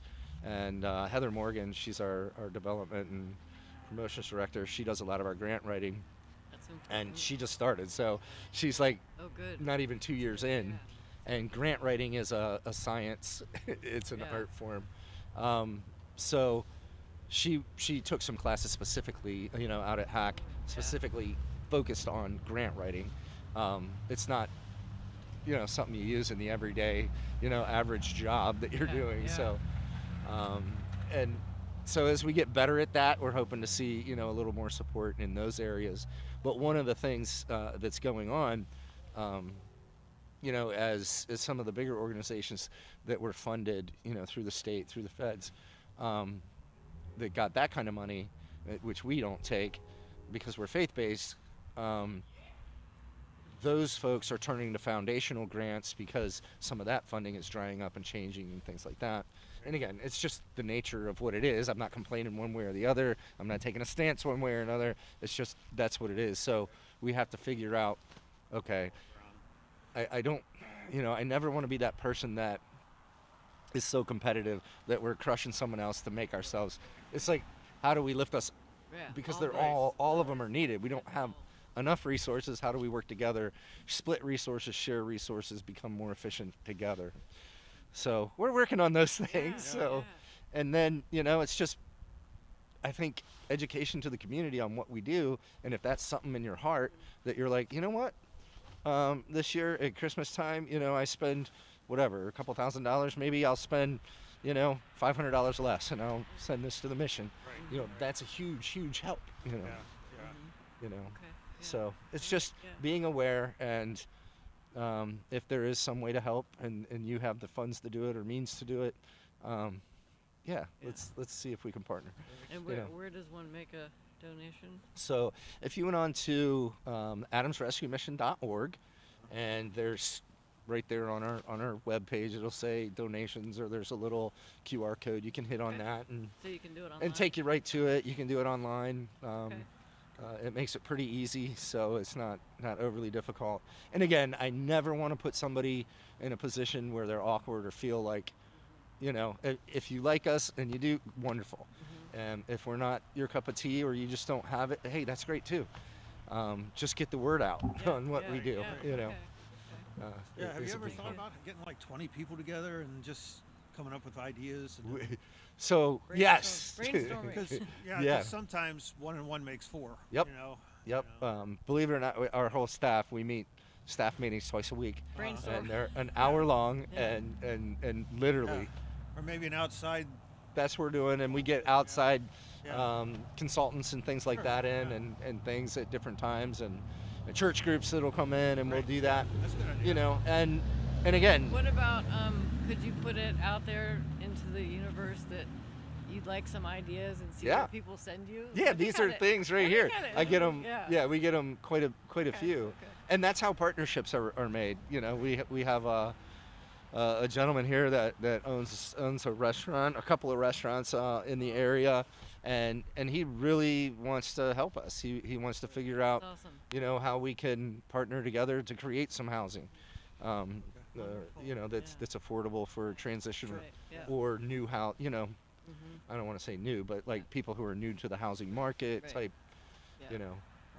graduate students, those kinds of things as they're coming out of school, or those retiring. So. And I was just curious, like sometimes I've seen some people that look like they don't have a place to go. Yeah. Would you advise talking to them or offering them anything? If you're with a crowd and it's safe, feels safe, I'd be, I hear people say, I want to stop and say hi. All I say is just be very careful. I do that. We have a team that goes out and does it. That we'll stop by and we'll see the folks standing at Arby's or whatever, and talk to them. And a lot of times they don't really want our help, all I would say is just situational awareness. Be very careful. Don't do that alone. Some guy had a sign out by Giant the other day. Yeah. made me double think about myself because I'm buying a $2 lottery ticket, but Yeah. I can't give them $5, you know, because they're standing there freezing to death. But the person had homeless there, and I was real close to going, do you need a ride to the rescue mission? They're right around. Yeah. But Yeah. I don't know if that's I safe do that. or not. Yeah. No, I would say, Maybe give directions. yeah, get directions. Call us. Okay. You know, if you've seen them there, 9 times out of 10, we're going to tell you yes. We've already talked to them, and they're staying at the hotel that's right down next door, and they're getting enough money for a night stay at the hotel. Okay. So you know, they're in survival mode, trying to make that work. Okay. Right. And you know, What do you do with the people that don't want to be in an instant? I can't. You know, they're there's- out here, they're going to freeze to death yeah, or whatever. I try to give them everything they need to survive. You Right. know, blankets, clothes. Yeah. And we get that. You know, we get folks who come in and we talk to them, and they're like, "Nope. So let's get you some hot food. We have clothing. We have jackets. We have, you know, get them what they need." And I saw something on the internet the other day. It's in Germany that it's a backpack, fairly large, Oh, one, yeah. evidently, but it's a blow up thing or whatever, and it has a solar panel on top. Yeah, yeah, And they can charge zip their it shut, phone and- they stay perfectly warm. In Yeah. this, even in this kind of weather. yeah. Yeah. Quite Those amazing. kind of kits. We don't have anything quite that fancy, Yeah. but we certainly, That'd be you know, nice we've if given they away did. tents. We've Yeah. given away those. I don't types know of if Rec Park would be open for, you know, if people had those, whether they could stay Yeah, at that's the other thing is where do they go, even if Right, they did have right, that, you yeah.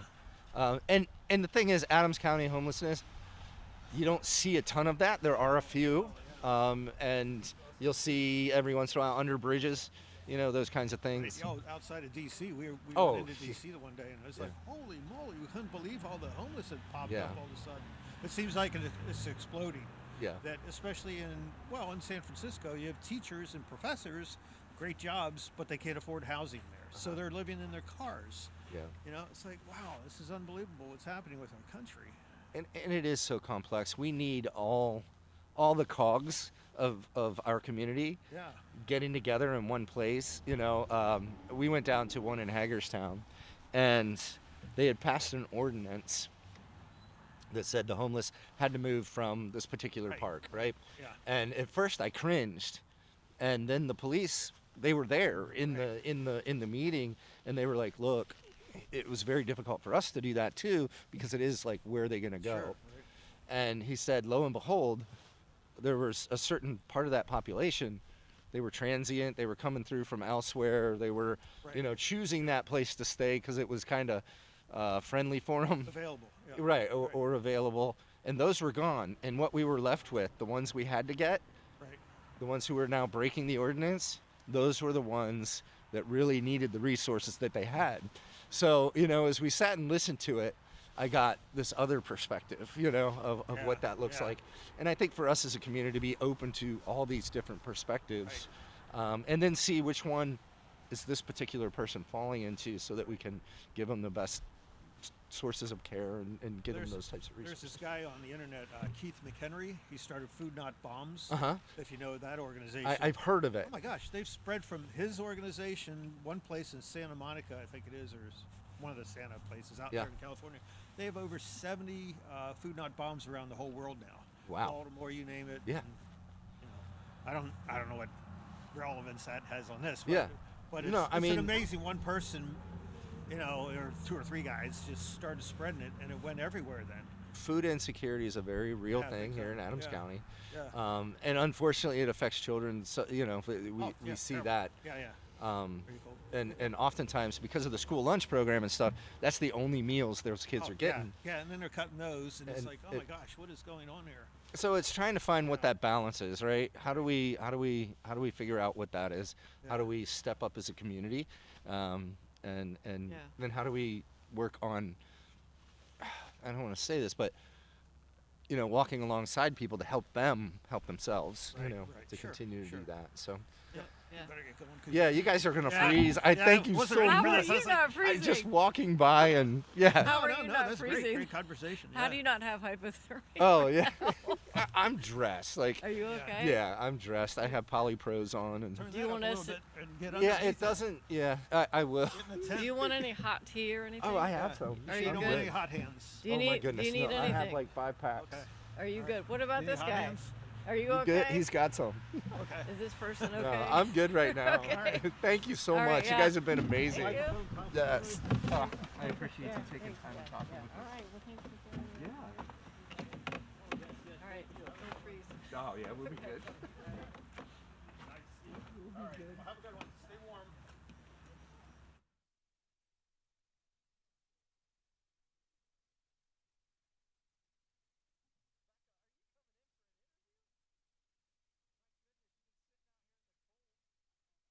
But it's what I do. Yeah. For the mission. How are you doing? I am good. I'm very good. You having a good night? I am. I'm having a very good night. Freezing out here. I'm surprised with the conditions that you're still doing this. Why? Because it's so cold. Yeah, it is cold. It's very, very cold. Are you warm enough? I'm good. I can feel it, but I'm good. Okay, yes. I understand. I have layers. Yes, and it makes me think a lot about like the homeless. Could you imagine? Like I try and I put myself in that position. I'm like thinking, in this cold weather, if I was homeless, and I even said to myself earlier, oh, I would definitely try to sneak in somebody's basement to sleep because I wouldn't be able to survive. It's so cold that you can't sleep. No. You can't. You wouldn't be comfortable enough to sleep. So I'm like, the fact that you're still doing it. Is like, No. So Becca, you handle all our furniture. Yes, So yes. You help give furniture away. You help us sell furniture to make money for the mission. You work incredibly hard down there, cleaning that area up, dressing it up, making it look good. Yes. Repurposing old furniture and stuff like that. Yes. But you have a son that you're trying to raise and stuff through all this. Yes. And like you said, could you imagine this kind of weather, where we're at, being homeless with your son? What do you do? Like, I honestly don't know. I feel like, you know, in this kind of weather, you kind of, you know, it's like your brain functions in a different way. yeah. And you go into a survival mode. Mhm. And it's like, okay, I know it's wrong, but at the same time, is not functional outside. Mhm. Because I was thinking about it earlier, and I was like, if I was homeless on the street right now, 100%, I might try to Sneak into some a place. warm so- building that Yeah. was unlocked, or a warm place, especially with my son. Mhm. And just try to keep warm for the night. And if we get caught, so be it. But all I'm trying to do is keep warm. Yeah. It's Yeah. loud with the trucks. No, I think, and we see it all the time. We'll get somebody, at the mission and they'll have a rap sheet of vagrancy or they've been asked to, trespass. they've been asked to leave the parking lot. They're sleeping in their car and they've been asked several times. And it's like, where do you go? Where are the resources? And the resources are taxed. Like, we're heavy. There are, like especially this time of year. We don't have a ton of room. Everybody's been saying that, but we've had a lot of churches open their doors at night. Again, I believe, I don't know, and if there's anybody out there and you are in this and you don't have an opportunity, please go see Joe, ask for Joe at the mission. We'll give you a blanket and a mattress and we'll get you there and no questions asked and get you something to eat and, you can get on your way. But this kind of weather will kill you, Yeah, and I'm just walking in it, and I'm like shivering, and I'm like, even if there was a place outside that I could hurdle up in, it's not sleepable. You can't sleep. You got to stay awake. You're gonna be. Like it's gonna keep your body awake, and if you fall asleep, there's risk of hypothermia or Yeah. frostbite Yeah. or you don't know what, because it is very cold, and I'm astounded that you are still doing this year in this degrees, in this temperature, in the winter warning advisory. But I commend it because there are people that are out here homeless in this circumstance, and it's like they have no choice. Yep. Yep. So what we're trying to do is just bring some awareness to that. So again, this isn't. We're not pretending to be homeless for the night. No. We're just bringing some awareness and uncomfortable. For like. I understand that, and it makes me very sad. Yeah. It makes me very sad because in every county, in surrounding counties, it doesn't matter where you're at, there's homeless people. And even if you might not see them, they're there. Yeah. And every night I go to sleep at night thinking about the people that are homeless. And in this weather, and tonight there's winter advisories starting at 11 p.m. and it's going to go to 11 a.m. tomorrow for the wind advisory. And it's going to get down to -2. Are you prepared? Yeah, Are I you think ready? so. We'll find out, won't we? But the people that are homeless, They can't. Like, I get to go Maybe home when they're this is not- all over. yes, You know. And I yes. have expensive gear that's, you know, yes, they and don't. You know. the homeless people don't have access for Right. that or don't have means for that. So it makes me very saddened in my heart. And I really, I don't have the words. I feel like I'm coming at a loss for the words No. because there's no words for it. It's just, When you think of the human side of it, and you put yourself in that person's shoes, there are no words. There really aren't. that's where It's I'm just coming this from. is heartbreaking, you know, and It's very heartbreaking. and yeah, it's all we can do is one person at a time, one step at a time, and go after it and do the best we can. Yeah. You know, and that's what we're gonna do. Try to raise awareness for Yeah. it, and yeah.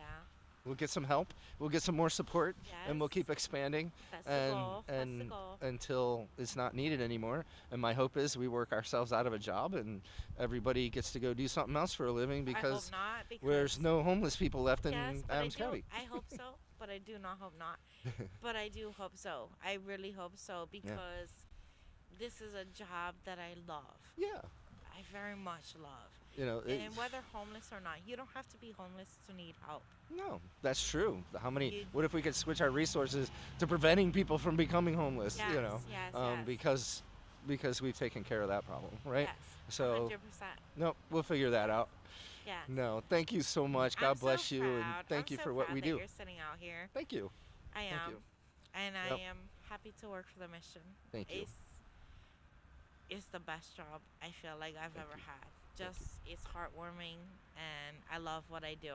Well, we appreciate having you. You're a boss lady. You kick butt every day. Thank you. And Thank you. we appreciate it. Keep taking care of that little boy of yours. Oh yeah, of course. I'm always. sure he wears you out, but Oh yeah, 100%. No. 100%. he's a great kid. He wears mermaid out. Yeah, yeah. That's Heather's nickname. Rebecca's son calls her Mermaid because she reminds him of a mermaid. I don't remember why, but was I it think something she was wore or because, something? One time she had little Oh, tinsels streaks in her hair, yeah. Yeah. So he He thought loves she was a mermaid. Where's mermaid? I have to say hi to mermaid. So I'm like, okay, Yep. let's go. Yep. Yep. Mm. I appreciate everything you do. Hey, I really we'll do. keep at it. You keep at it. I will. We all keep at it. Thank you so much. Stay warm. I will. As much as you can. I will. Thank Stay you. warm, Have a yeah. good night. Thank See you. ya.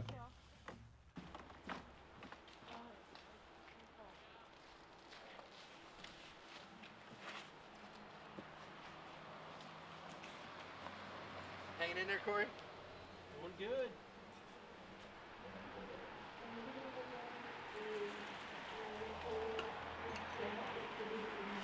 What's this winter advisory she's talking about? I don't know. I don't know either. Never saw it. Nah, it's gooey. Nothing but clear skies.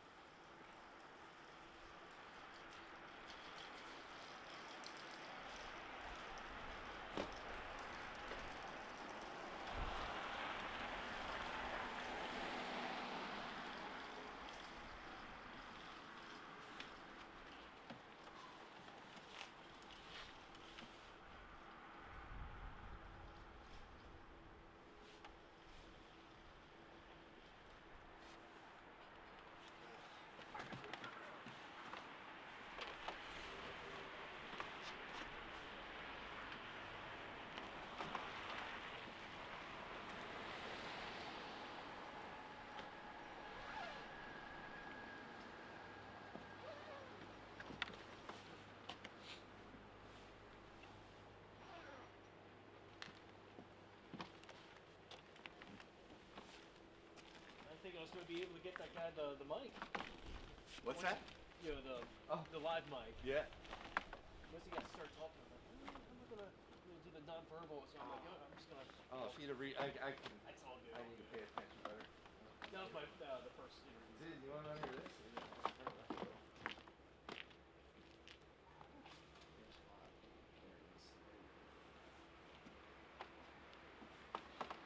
I'm surprised they still have the meter.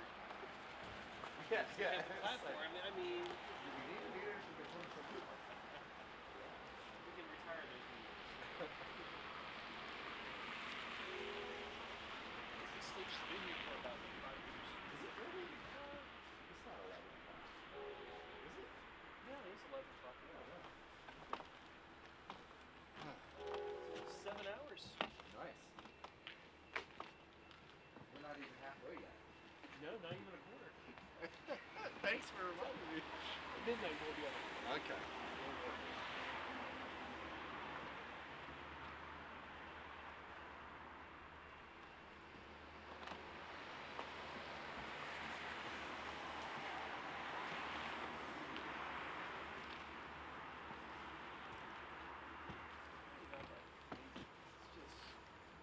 Yeah. Oh, that's the best way to. It is. I mean, if wind's coming, that's not going to make it good, that's for No.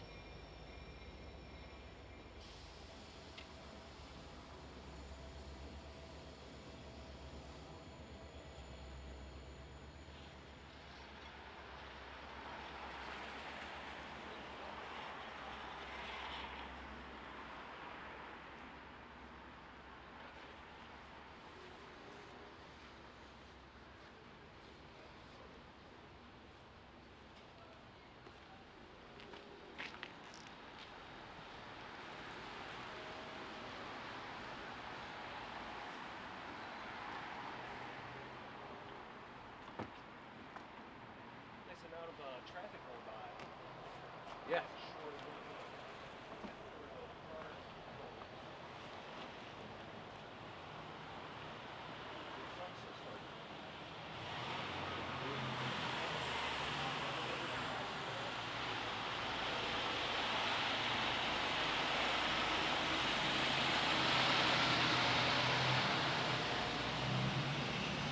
Yeah, but you stayed here all through the night. You were going to leave and then something broke down or something, so you just came back and helped. Is that correct? He stayed down and he got something. Yeah. They got squared away the shift time at 2 o'clock.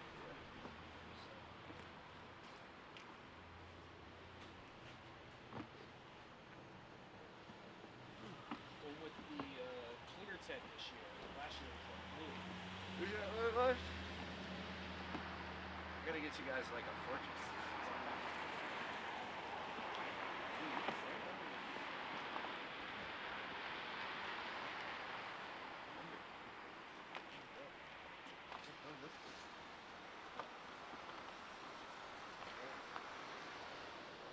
I don't know that it does much now.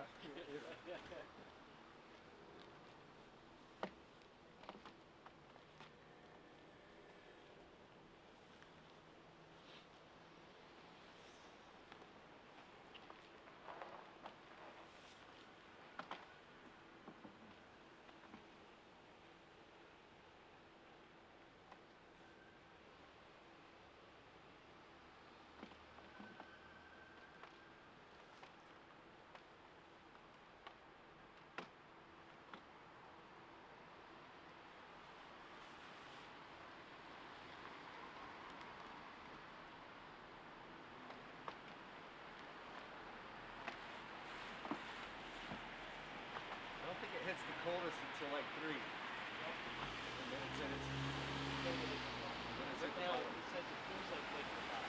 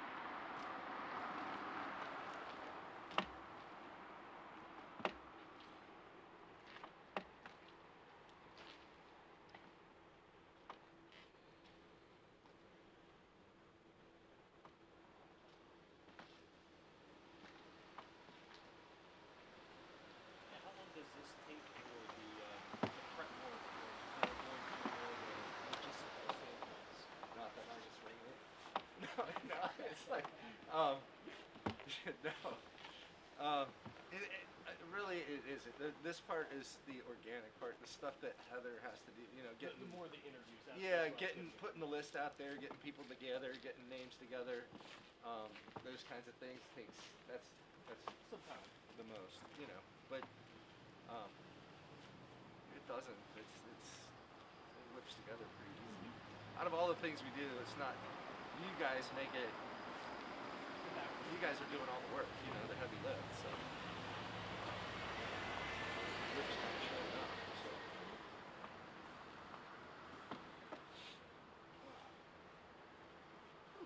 It is cold. I think Mark got here at 2 to work on the. Yeah, he was out here at 2 starting to do that. Our guys came out and shoveled this off because it was full of snow. That's where all that came from. I was like, do not put any snow in parking spots. The borough will kill me. Yeah. So they came and shoveled all this off and got it ready.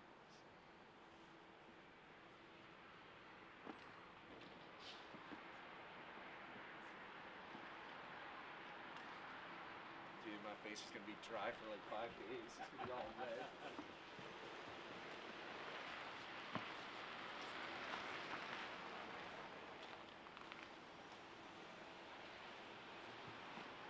Really? Why's your face got red patches all over it? Because I got frostbite?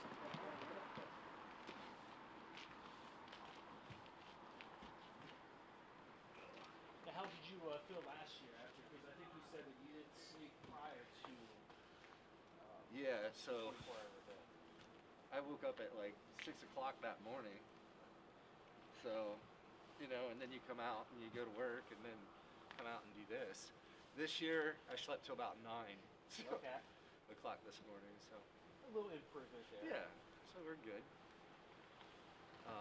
And then it still felt rushed, so all the last minute stuff. But I didn't go to work.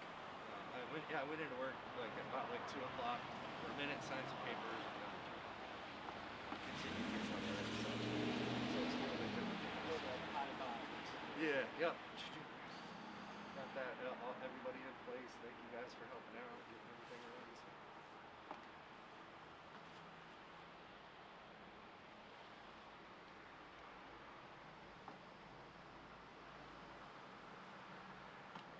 I think we have Alana at 1. Okay. I don't think I don't have anybody written down until then. Gotcha. So. I mean, just those two right there. I mean, they're just. Yeah, that was great. I think that was about 15. Was it 15, 20 minutes? Something like that there. I thought they did a great job. They had a lot of great questions. I like how they were like apprehensive, and then before you know it, they were like. Kept starting to roll. Yeah. But it's cold.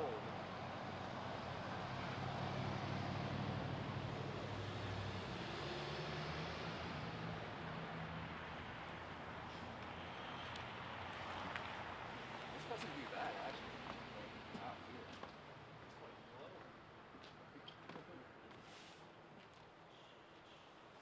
Like, if you're right there, if you could figure out, lift yourself up and put yourself right there, it'd be perfect. The stream started, I couldn't really see the flames. I think it was about like 440 or something like that, and then you got some heat there. Yeah.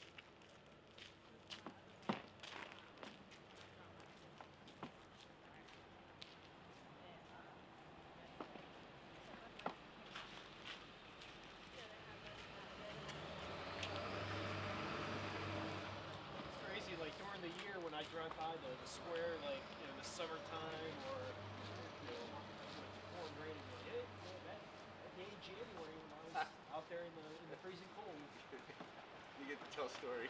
Yeah. Your kids. Hey, I remember one night.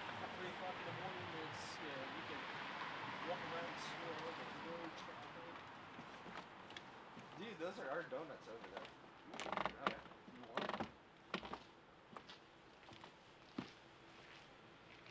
I was going to move them over here so it wouldn't taste so bad. They come here.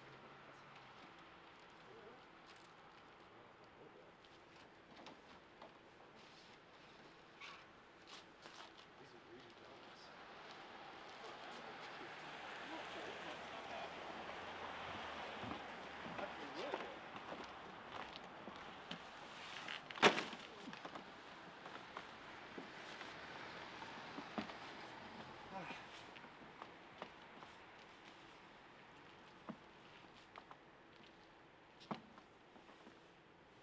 Did he say like artichoke and, you know, whatever? Artichoke and spinach dip or something. No. It depends what you have to dip it in. I mean, that's if it's cheese.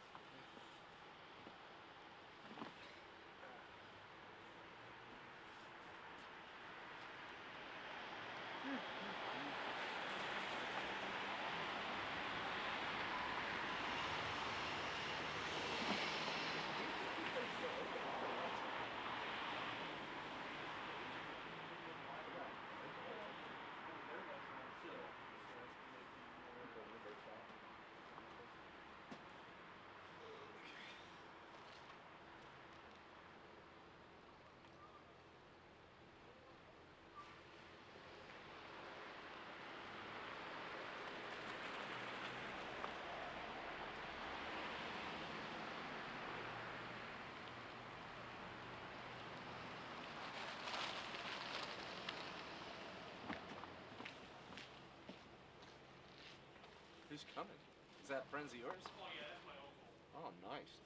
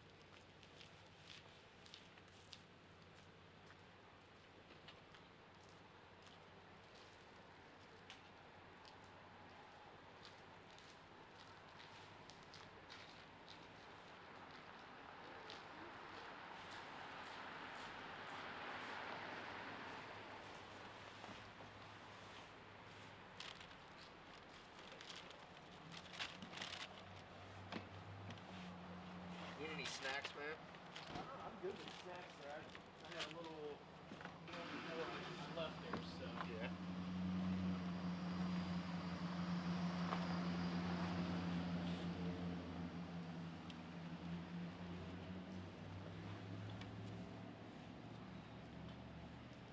Oh, you want that turned up? Yeah, we can go. Go ahead. Yeah, you just gotta. I just turned it down because nobody use it. It'll take a minute there. You need anything else? More layers? Oh, I'm good with layers. It's just more the hands. You need gloves? I got the hand warmers right here, so I just kind of. I got 2 socks on, so I've got that right now. Try to Yeah. And what time do you get relieved? 3. 3? You got 3 more. 3.5 hours. And then I'll be back at 2, so. We actually have to wear sunglasses, maybe. You know? Yeah.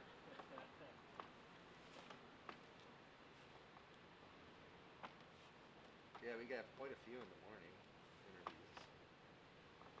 Ramps up around like what, 7 o'clock? Yeah, we got a 5 o'clock, and then we have like 6, and then like 7:30. Okay. That's how it was last year. It kind of ran, start around 3 o'clock or whatever it was.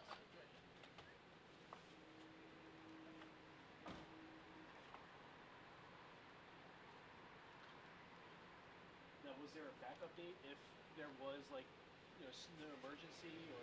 Well, I mean, we'd have just made one, figured out with you guys when it would be and where we could go and how we could do it. But that was the only way we would again, even like I get for the fact that people, it'd be difficult for people to get out here. Yeah. But the whole point is like.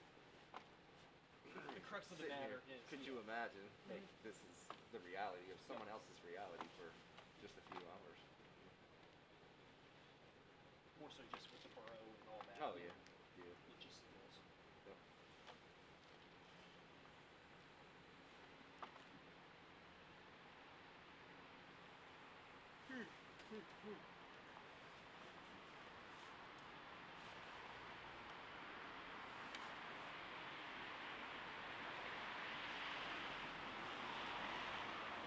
So at 12, I'm going to run down really quick, bio break, and then there's lights out there.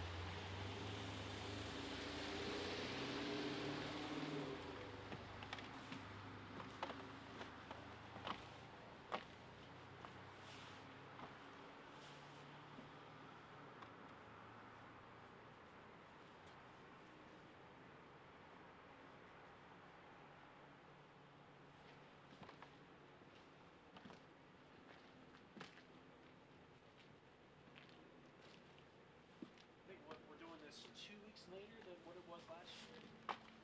Yeah, I thought we did it at the beginning of January sometime. I think it was.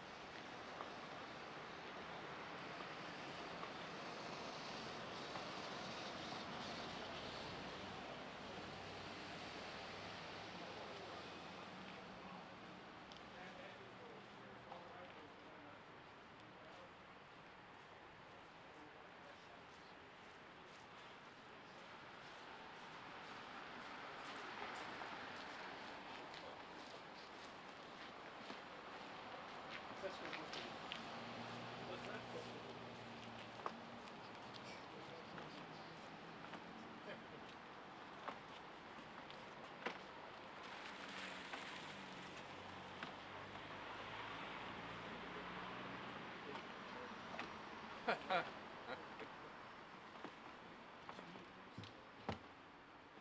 people morons. That's what they're thinking. Like, is there something severely wrong with them? I like the addition with the bench there. Yeah? I think what we're using that last year or We had like folding chairs. Yes, We had that's 2 folding what- chairs. Yes. This is bench. Yeah. This is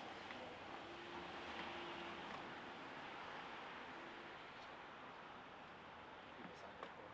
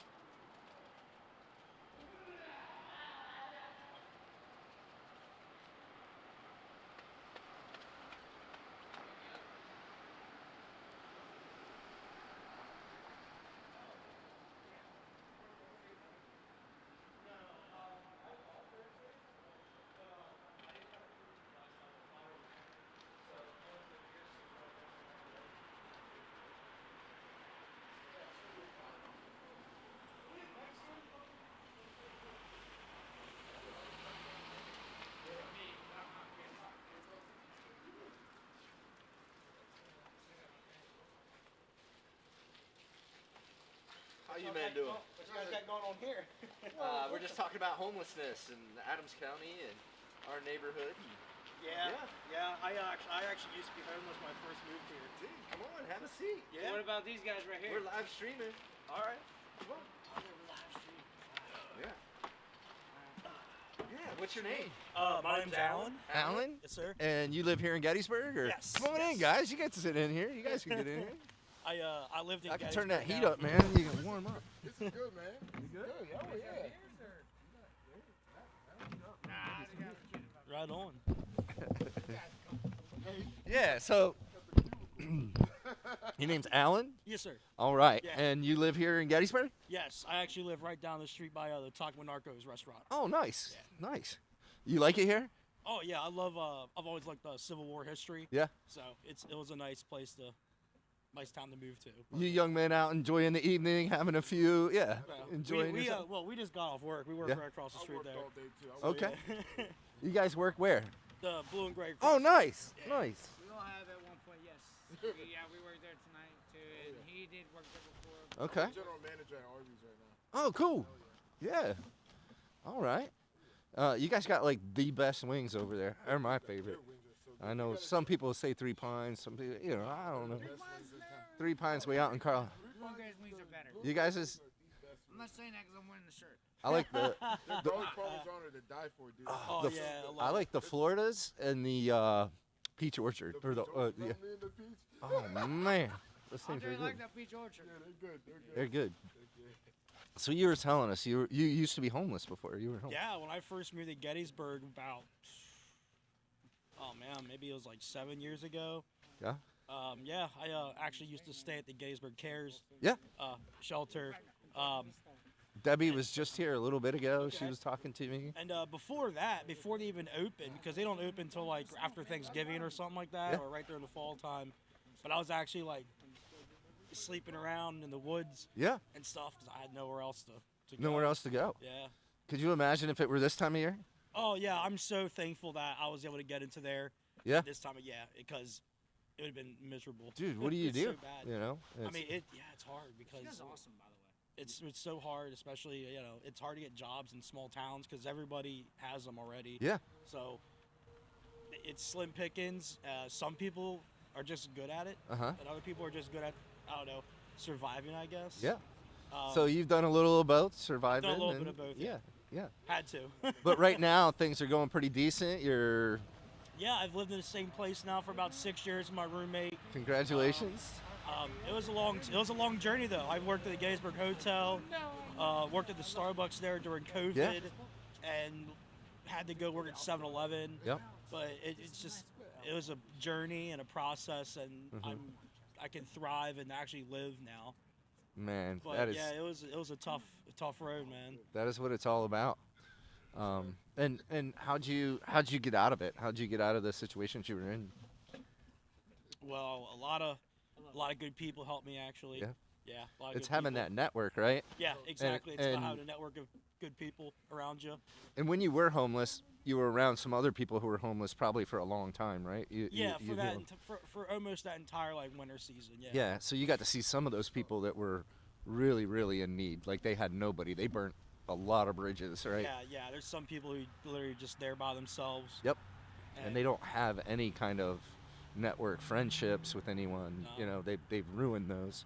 So you got out because you had a network. Yeah. You know, you had some people who came alongside you, worked with you. You know, you put in the work, those things. Could you imagine if you had some mental illness going on? Could you imagine if you had addiction going on at the same time? What that would have been like? It'd be a lot rougher. I'd probably still be homeless. To Yeah. be honest, I probably would never succeeded the way I have. Yeah. But- So we're Adams Rescue Mission, and Okay, I know Adams Rescue Mission. Yeah. Community Media is, and I'm the executive director out there now. Community Media, they've been live streaming this for 24 hours. So I got here at 4 today. I'm not leaving until 4 tomorrow, and we've been doing interviews all night long. You guys, we have spots, so I'm just grabbing people. Come on, yeah, talk. Able to sleep or? So no, I mean I guess I could, but Did you nod off just for like? I could sleep. I make the rules, so I mean technically, yeah. Yeah. no, I mean I haven't slept yet. It's kind of difficult. So you think you can sleep right around 3 o'clock to 5 o'clock because you don't have any interviews, and then the trucks start rolling through. You're just like, nope, not happening. No, yeah, just yeah. Do you work for a news agency? No. I run the mission. The Adams County Oh, Rescue. nice. Yeah. I like the over here. Well, we have the Agape House down the road. CARES is over here. I have the mission out. You know, we have the mission. Can I ask you something? Yeah. It's still rocking. So in Gettysburg, I don't know who did or whatever who did it, but What's they that? mentioned- Oh, so that nobody can. They're made so that nobody can sleep on them. Right. Yeah. Yeah. I don't know. Yeah, they put the arm bar in the center. Yeah, the center. So you can't stretch out. How do I feel about it? Look, I'd rather have you safe and sleeping at our place than out here to begin with. The mission or the SCAP or everything else Yeah. is closed for the night, or maybe there's a limit. You can't go. Right. That's the thing. We You gotta can't get there any more. at 10 p.m. Correct? Yep. Yeah, you gotta get there at a certain time. You guys have enough beds for people? So at the mission we have 36 beds right now. I have 30 of them full. Okay. So we got room. So you guys have plenty of room? Yeah. Okay, that's nice, dude. So Now. where I used to live at down in Hagerstown, Yeah. the homeless rate is way So worse. I just went to a meeting down there back in September. It's way worse down there. And you got a lot of homeless that are passing through because you're right there on 81 and 70, and so you get a lot of these corridor folks. And one of the ways that they went after that, actually, we were in one of the big meetings that they had. They had an ordinance where they got rid of, and they made it very hard for people who are homeless to stay there. And the reason they did that is because they needed to weed out and find the ones who really needed it. Yeah. Because all of a sudden they did that, and a bunch of people disappeared on their own. And then what they were left with was the ones that they needed I help. used to work at that Domino's right there. There's a mission. Yeah, there's a couple of them there, but yeah. At the one on the Domino's, like right behind it, and we used to have a whole bunch of homeless people. Yeah. They would sleep behind the building. It was Oh, tough. it's sad. It's Yeah. tough, dude. Oh yeah. Oh yeah. It's sad. This time of the year is the worst too. It is. It is. It's. And now, and the laundromats are. So there's CARES has 30 people Yeah. in it right now. There's 30 Gettysburg- people up there. Gettysburg Cares takes you to a different Where's church every other day. No, not anymore. They're all at St. James right now. Oh, okay. So Is that they. right here? Yep. Yeah, Right down the St. road. James, yep. Because the churches There's will one over here volunteer on, to Mill let Street, people too. sleep inside the churches at nighttime. They give you stuff to sleep with, and Dude, that's nice. yeah. There's a couple other churches in town that are taking some folks. We have a family shelter down the road, and then we have the men's shelter out here. But Awesome. Can I ask Yeah. what else y'all do for the homeless people? You give them like warm clothes, food, yeah, so showers. Good. we're also a program. So once they come in, then we walk alongside them for a year. You know, the program takes a year, Yeah. and help get them back on their feet, help them get their fines paid off, help them, Struggling, you know, obviously, whatever. yeah, help them beat their, you know, whatever those addictions might be, and you know, help them get a community around them, and a network that they can work in. So, yeah. Now Well, you broke it already, Ow. Trey. I didn't break it. It just fell off. It's cold, man. it's very cold. They know it. He got a Chicago. You from Chicago? This is nice. Just a fan? I'm about to say, you Trey, from it's probably Chicago, you Trey. used It's to probably this. it's probably working, Trey. Yeah, this is summertime in Chicago right here. Yeah, right. Actually, summertime in Chicago is really hot. It's the strangest city in the world. It is the weirdest city. It's like summertime is brutal, it's super humid and hot, and then wintertime is That's like oh. Pennsylvania in November. horrible. Yeah, it's like Am I right? Yes. I'm telling the truth. Yeah, November had me thrown for a loop. I was wearing sweaters one day, shorts and t-shirts the next day. it was crazy. But you fellas are good buddies. You guys are friends. Yeah, hang out, we're good so friends. work together and We're all stuff. good Cool. friends, and I love this guy. I love this guy. But I actually like you now. Thanks, man. I appreciate that. Your microphone again. Thanks. Trey Donabar, Gettysburg Action News. Today in Gettysburg, nothing's happening we still. have it's not that windy today. Oh my lord. All We right. look over at her historic hotel. Your historic hotel. Yo, you fucked up. Oh. Give us my But Oh, anyway, that's- you men have a good night, Yes, sir, Alan. that's my story, it was brother. an absolute pleasure to meet you.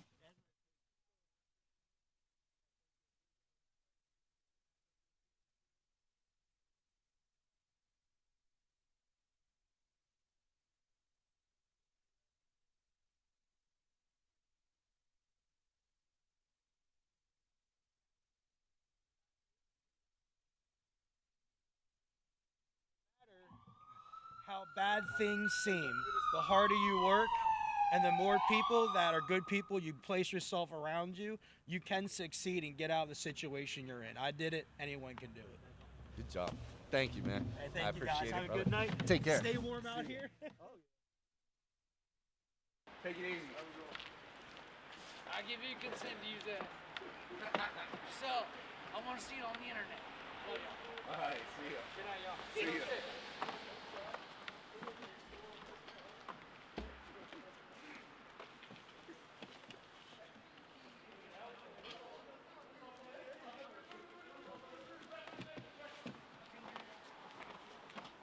You're, Yes, that's what I'm looking for.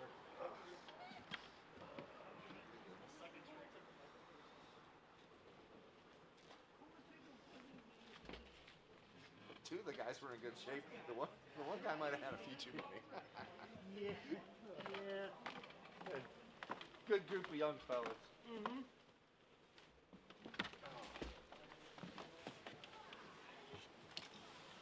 Those clothes have these strings that stick out and get hung up on everything. What he was saying and see what the other guy was like game over.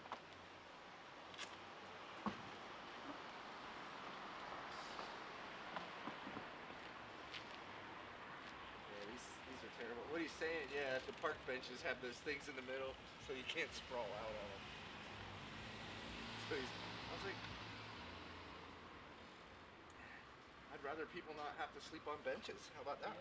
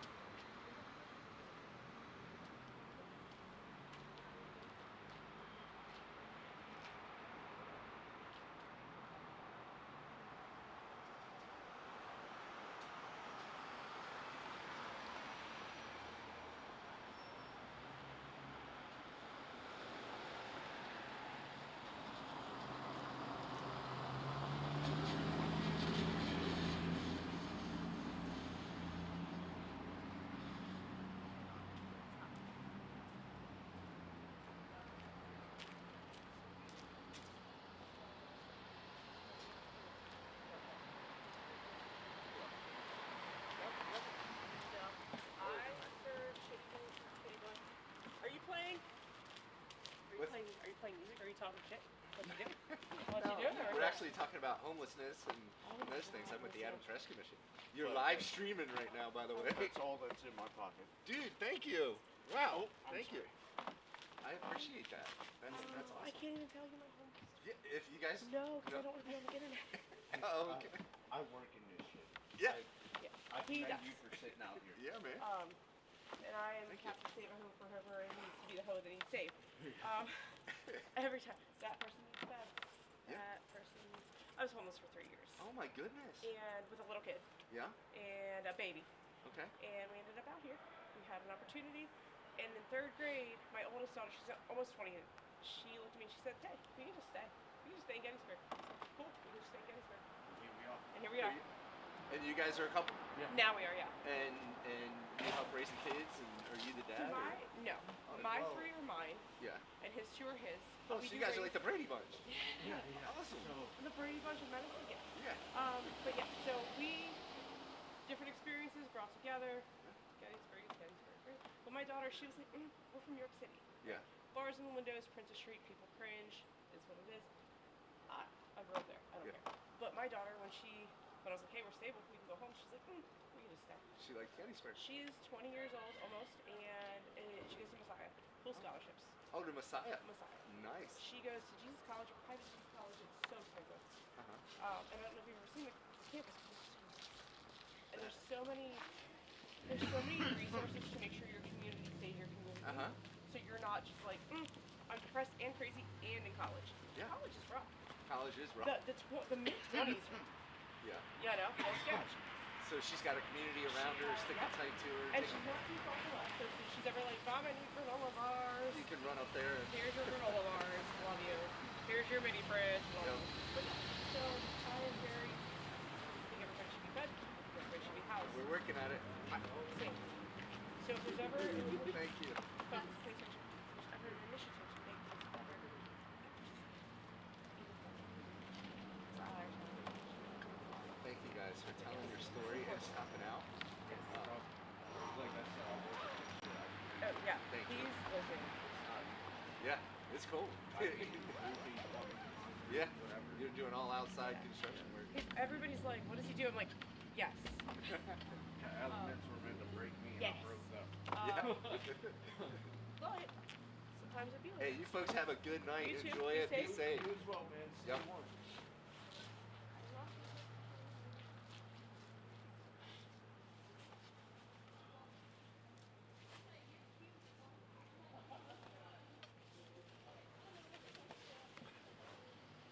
Hey, it's midnight. Is it? Hey. All right, I'm gonna go take a bio break real quick. Okay. You all right? I'm good. I'm good.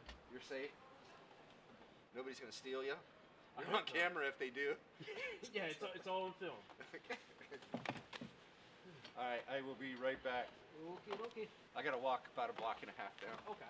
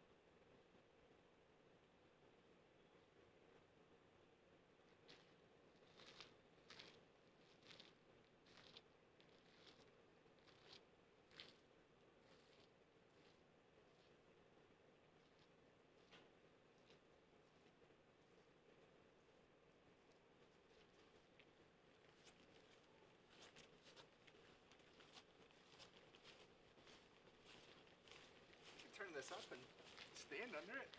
I was getting ready to walk over there. I got it turned down just. Yeah.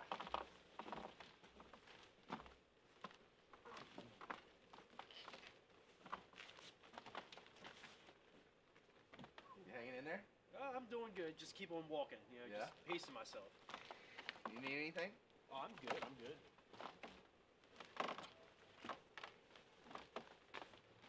There's some hot coffee in there. I got two cups right in there in the igloo.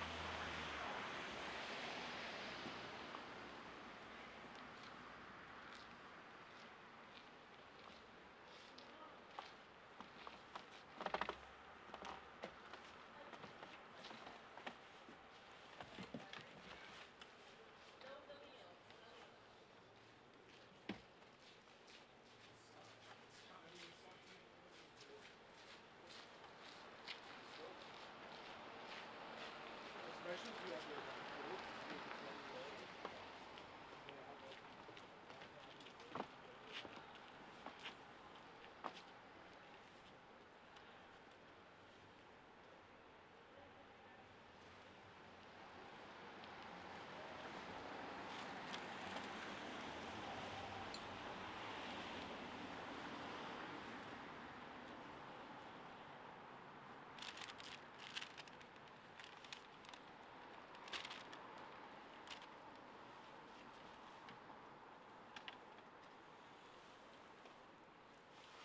Want some more hand warmers?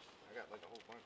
I got two now right here, and then one my my shoe there. But I'm good right now. Maybe in like an hour.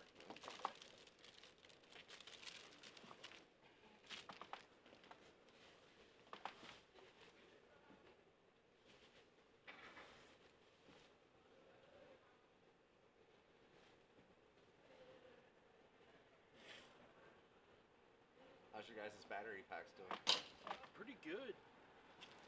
Let's see here.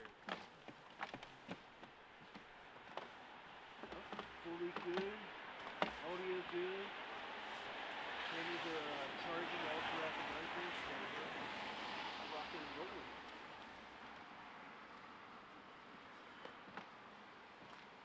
And this equipment's pretty good in this kind of temperature. Doesn't hold it. I'm amazed. Yeah, it's pretty good.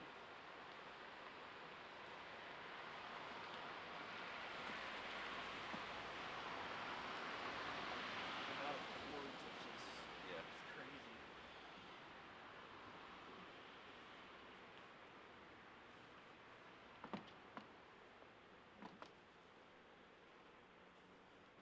Shouldn't be too long to tear down. I usually just go with whatever Mark tells me. Like, Yeah. You want me to... As soon as you start tearing down, I'm gonna jet. I gotta run home and grab a trailer and get back here. Gotcha. So, I mean, we got a long ways to go till then. Yeah, that's tomorrow. Actually today.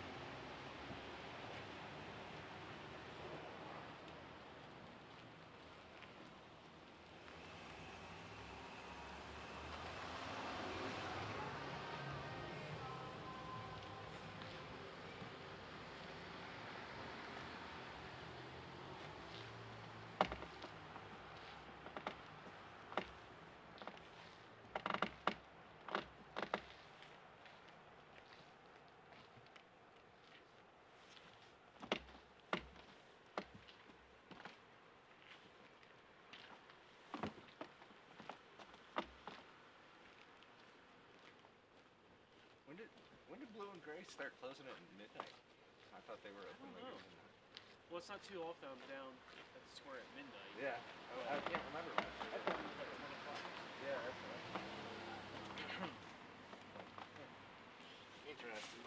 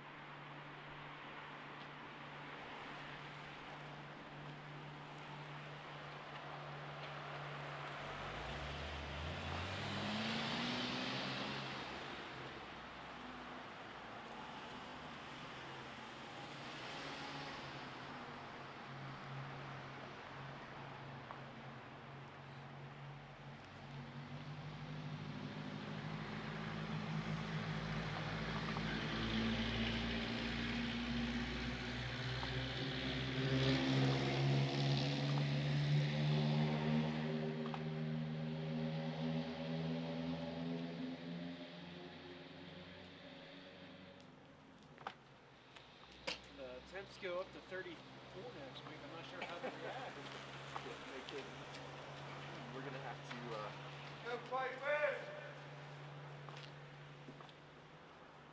Get the sunscreen out and, Exactly. Turn on the air conditioner. I'm one of those crazy people that wear shorts year round. Oh, do you? This is what Yeah, you're just like, no.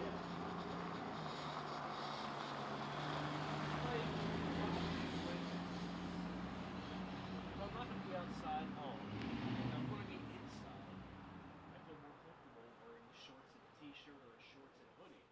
And I'm like, if I'm outside for 5 hours, then I'm going to wear more layers and all that. I can just go to my car, warm it up, get to the destination, and then I'm inside. This has really had tested my limits, I guess you could say.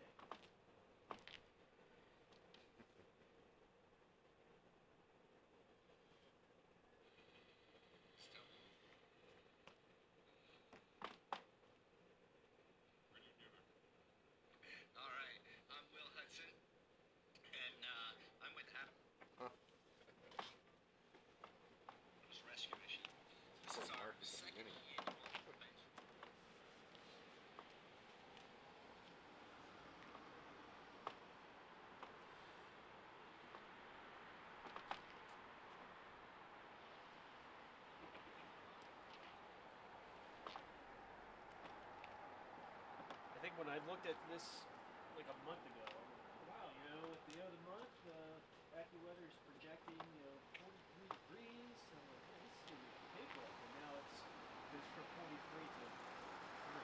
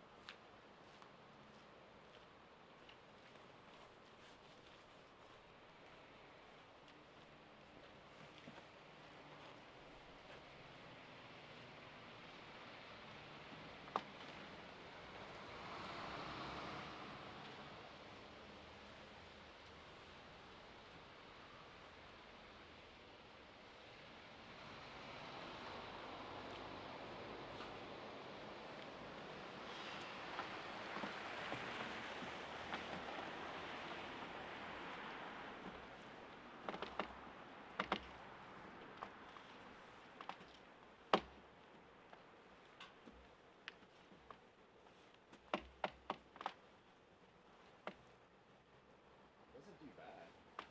No, it's definitely Gives you a little hope. yes.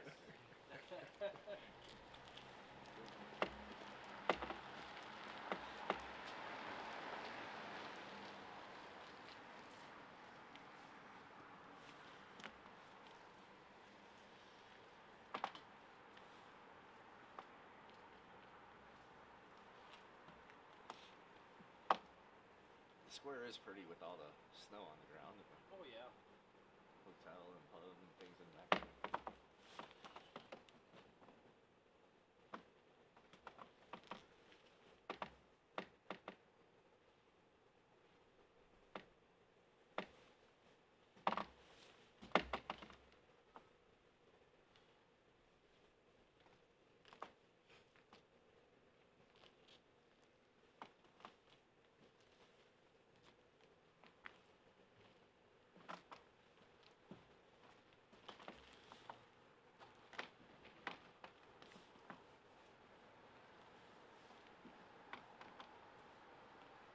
When was the tree removed? Was that the second week or? I don't know. I drive through all the time and I don't pay attention. Yeah, it's just there and then it's gone. It's Yeah. like, usually I'll notice it going up, you know, putting it up in sections, but this year I didn't notice it coming down at all. Yeah. I remember that one year where it was up for like. Oh, was it? The Christmas movie. Yeah.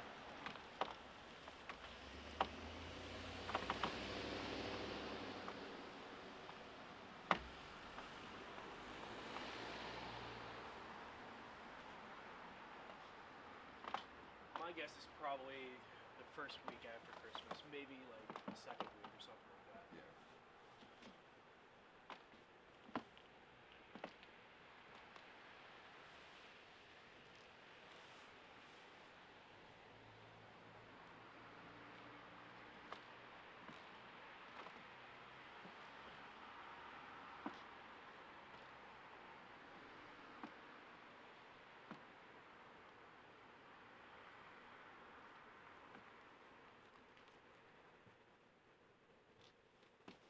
I think what the Carolinas are expecting like a foot of snow or Are they? 5 inches.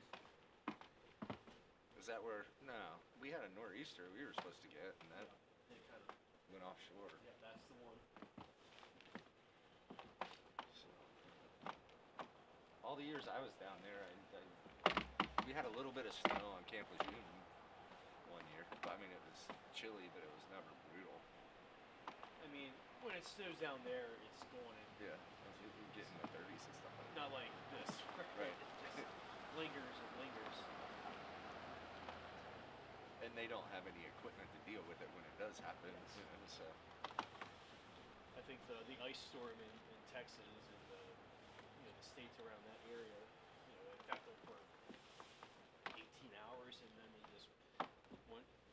their business. Yeah. At a plant in Tennessee, in Millington, Tennessee, and whenever they'd get ice or something, we always knew like that everything was shut down. Like there's no way. We're not running operations. It's like because again they have no salt trucks, nothing. If they do, they have like one.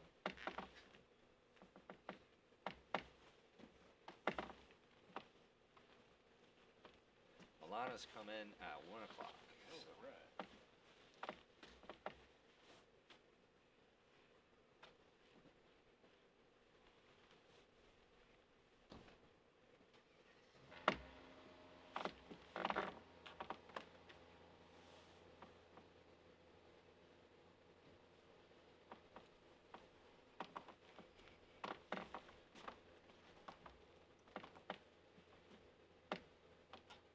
After the 1 o'clock, what's the docket look like? Then we have nothing until 5. Gotcha. Yeah, unless somebody comes and surprises me, it would be great.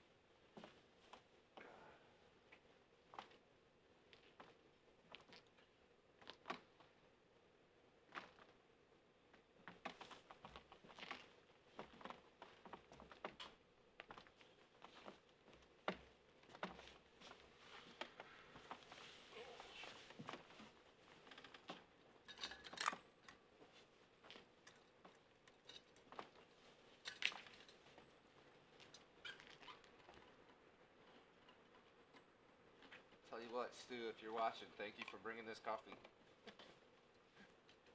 The old Stanley, Wow. is keeping things warm.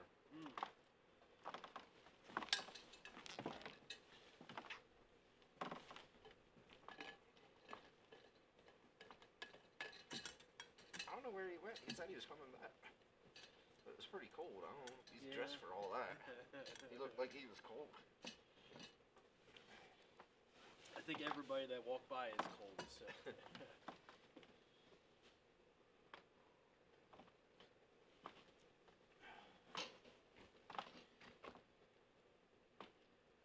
Since I've been here, I did what? 5 interviews, I think? 5 interviews? I think, yeah.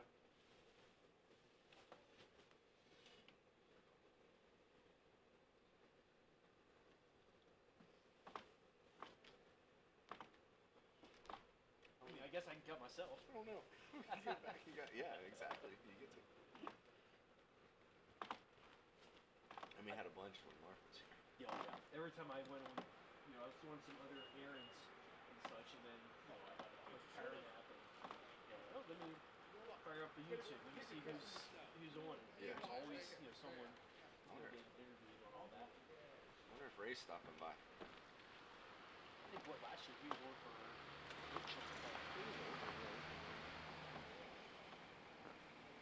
I would assume Ray would probably be on. I would say like 9 o'clock. Yeah, I didn't see him on the list. So he might not have emailed in to get it set up with Heather, but we'll get him in.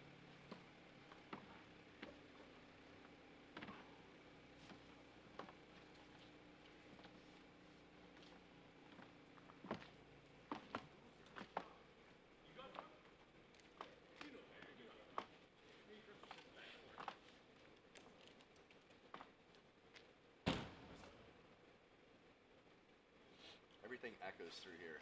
Somebody shutting a car door.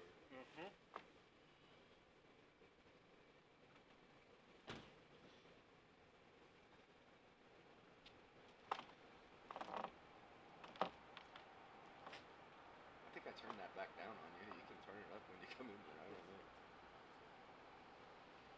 Is it all the way up? It's all the way up there, yeah. Uh-oh. It's good.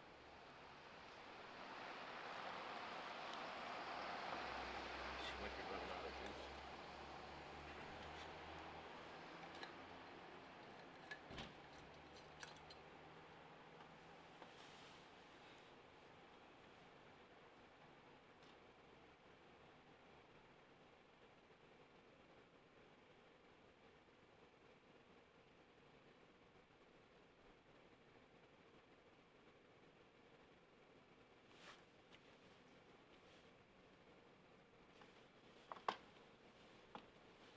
When does the streaming cut over to the next batch? Well, for YouTube, it it will be at 4 a.m. Okay. Facebook switched over at midnight for part 2. Okay.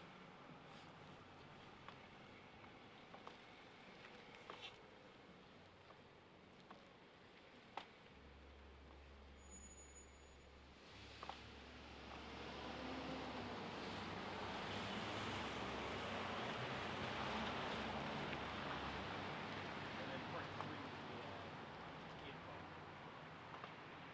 And it does it automatically, or?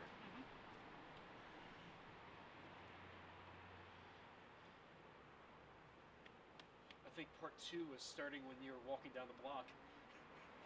Is that what happened? It was just that time.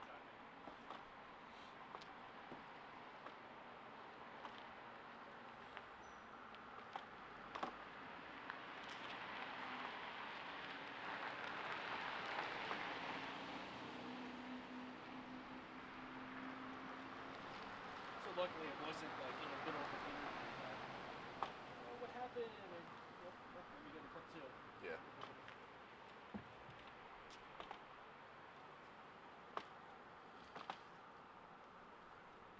Is there like a 2-second delay in this thing? I think so. Maybe 2 or 5 seconds.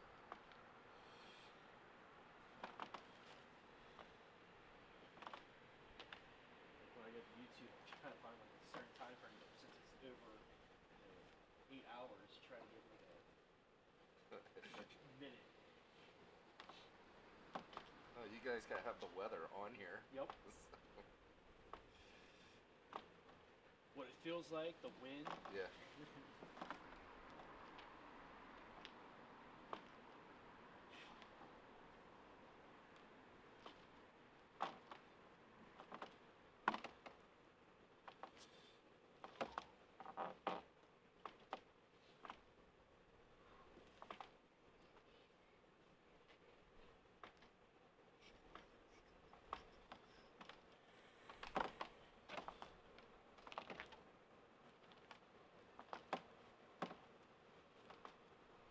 So Mark is now the, is he VP or? I believe, but I'm not too sure exactly of all the titles and all that there. I know, I report to Mark and all that there, so.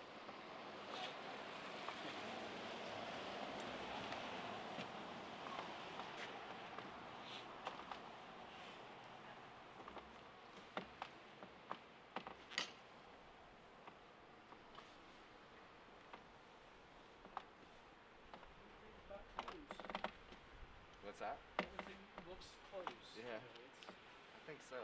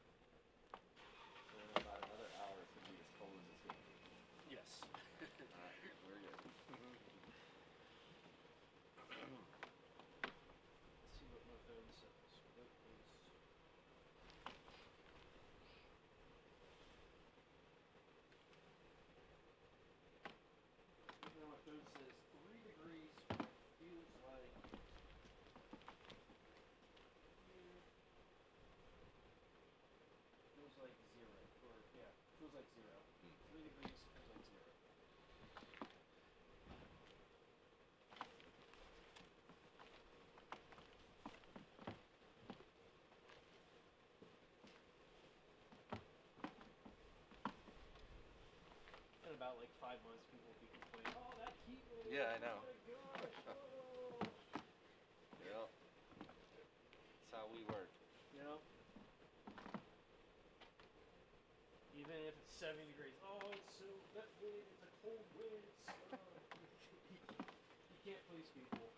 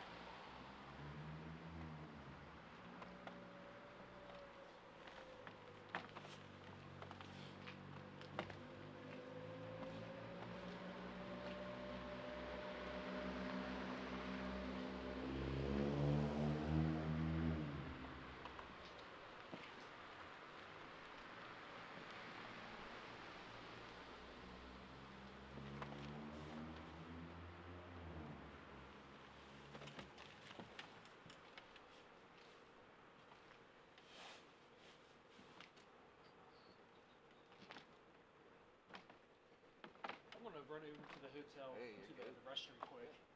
Dude, yeah, if you need to get into the Agape house, I can get to the... Ah, it's okay. That's closer. I can run quick. Yep.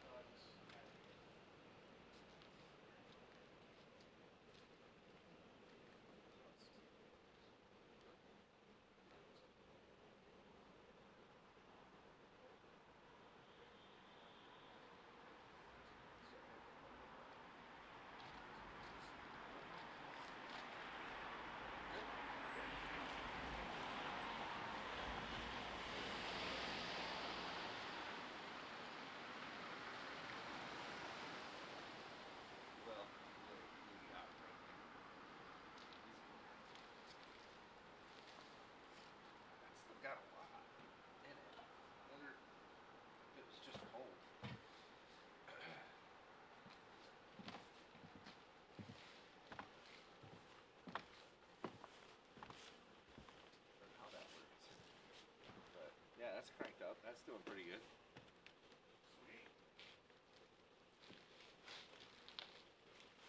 Get it ready for Alana? He can't. And sir, who's running out here in the marathon? My friend, how are you? Alana is I don't here. know if I can sit down there. Yeah. You have heat. I just turned it on for you. Uh-huh. You got your, like, okay.